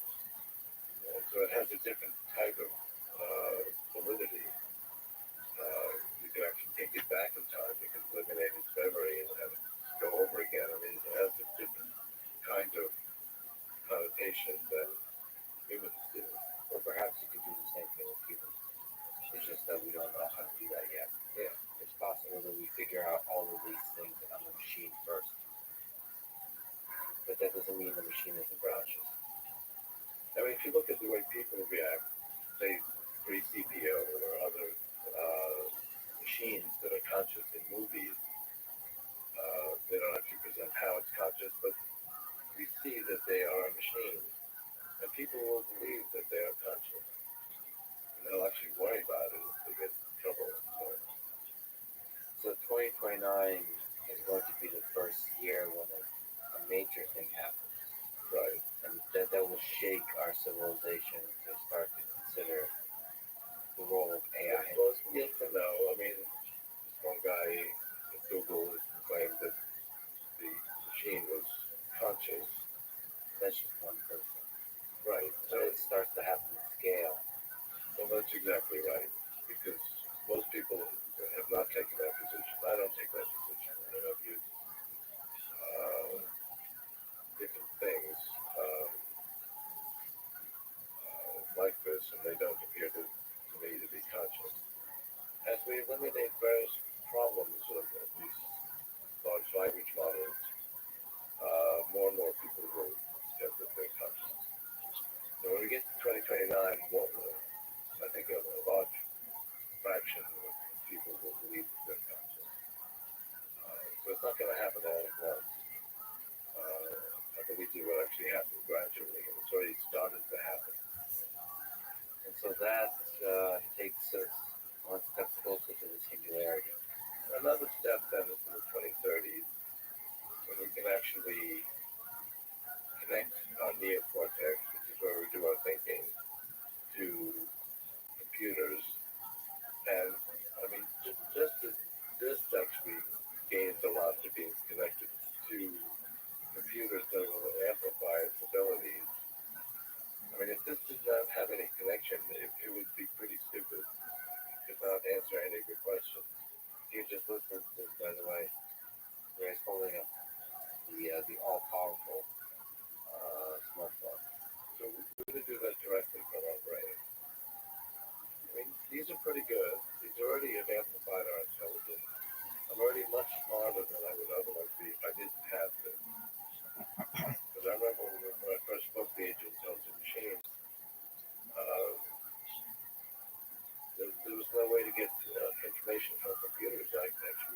library, find a book, find the page that had an information I wanted, and then go to the copier. And my most significant information tool was a roll of quarters where I could do the copier. So we're already greatly advanced that we have these things. There's a few problems with it. First of all, I constantly put it down and let it work. I've actually never lost it, but you have to find it, then you turn it on. But there's a certain amount of steps. It would actually be quite useful if someone would just listen to your conversation and say, oh, that's, so-and-so actress, tell you what you're talking about. So going from active to passive, where it just permeates your whole life. Yeah, exactly. What your brain does when you're awake. Your brain is always there. Right. That's something that can actually just about be done today, where you listen to your conversation, understand what you're saying, understand what you're not missing, and give you that information. But another step is to actually go inside your brain. And there are some prototypes where you can connect your brain. They actually don't have the amount of bandwidth that we need. They can work, but they work fairly slowly. So it actually would connect to your neocortex. And the neocortex, which I described as how to create a mind, the neocortex is actually, it has different levels, and as you go up the levels, it's kind of like a pyramid. Top level is fairly small, and that's the level where you want to connect these brain extenders. So I believe that will happen in 2030. So just the way this is greatly amplified by being connected to the cloud, we can connect our own brain to the cloud and just do what we can do by using this machine. Do you think it would look like the brain-computer interface of like Neuralink? Or would it be? Well, Neuralink's an attempt to do that. It doesn't have the bandwidth that we need. Right. But I think, they're going to get permission for this because there are a lot of people who absolutely need it because they can't communicate. I know a couple of people like that who have ideas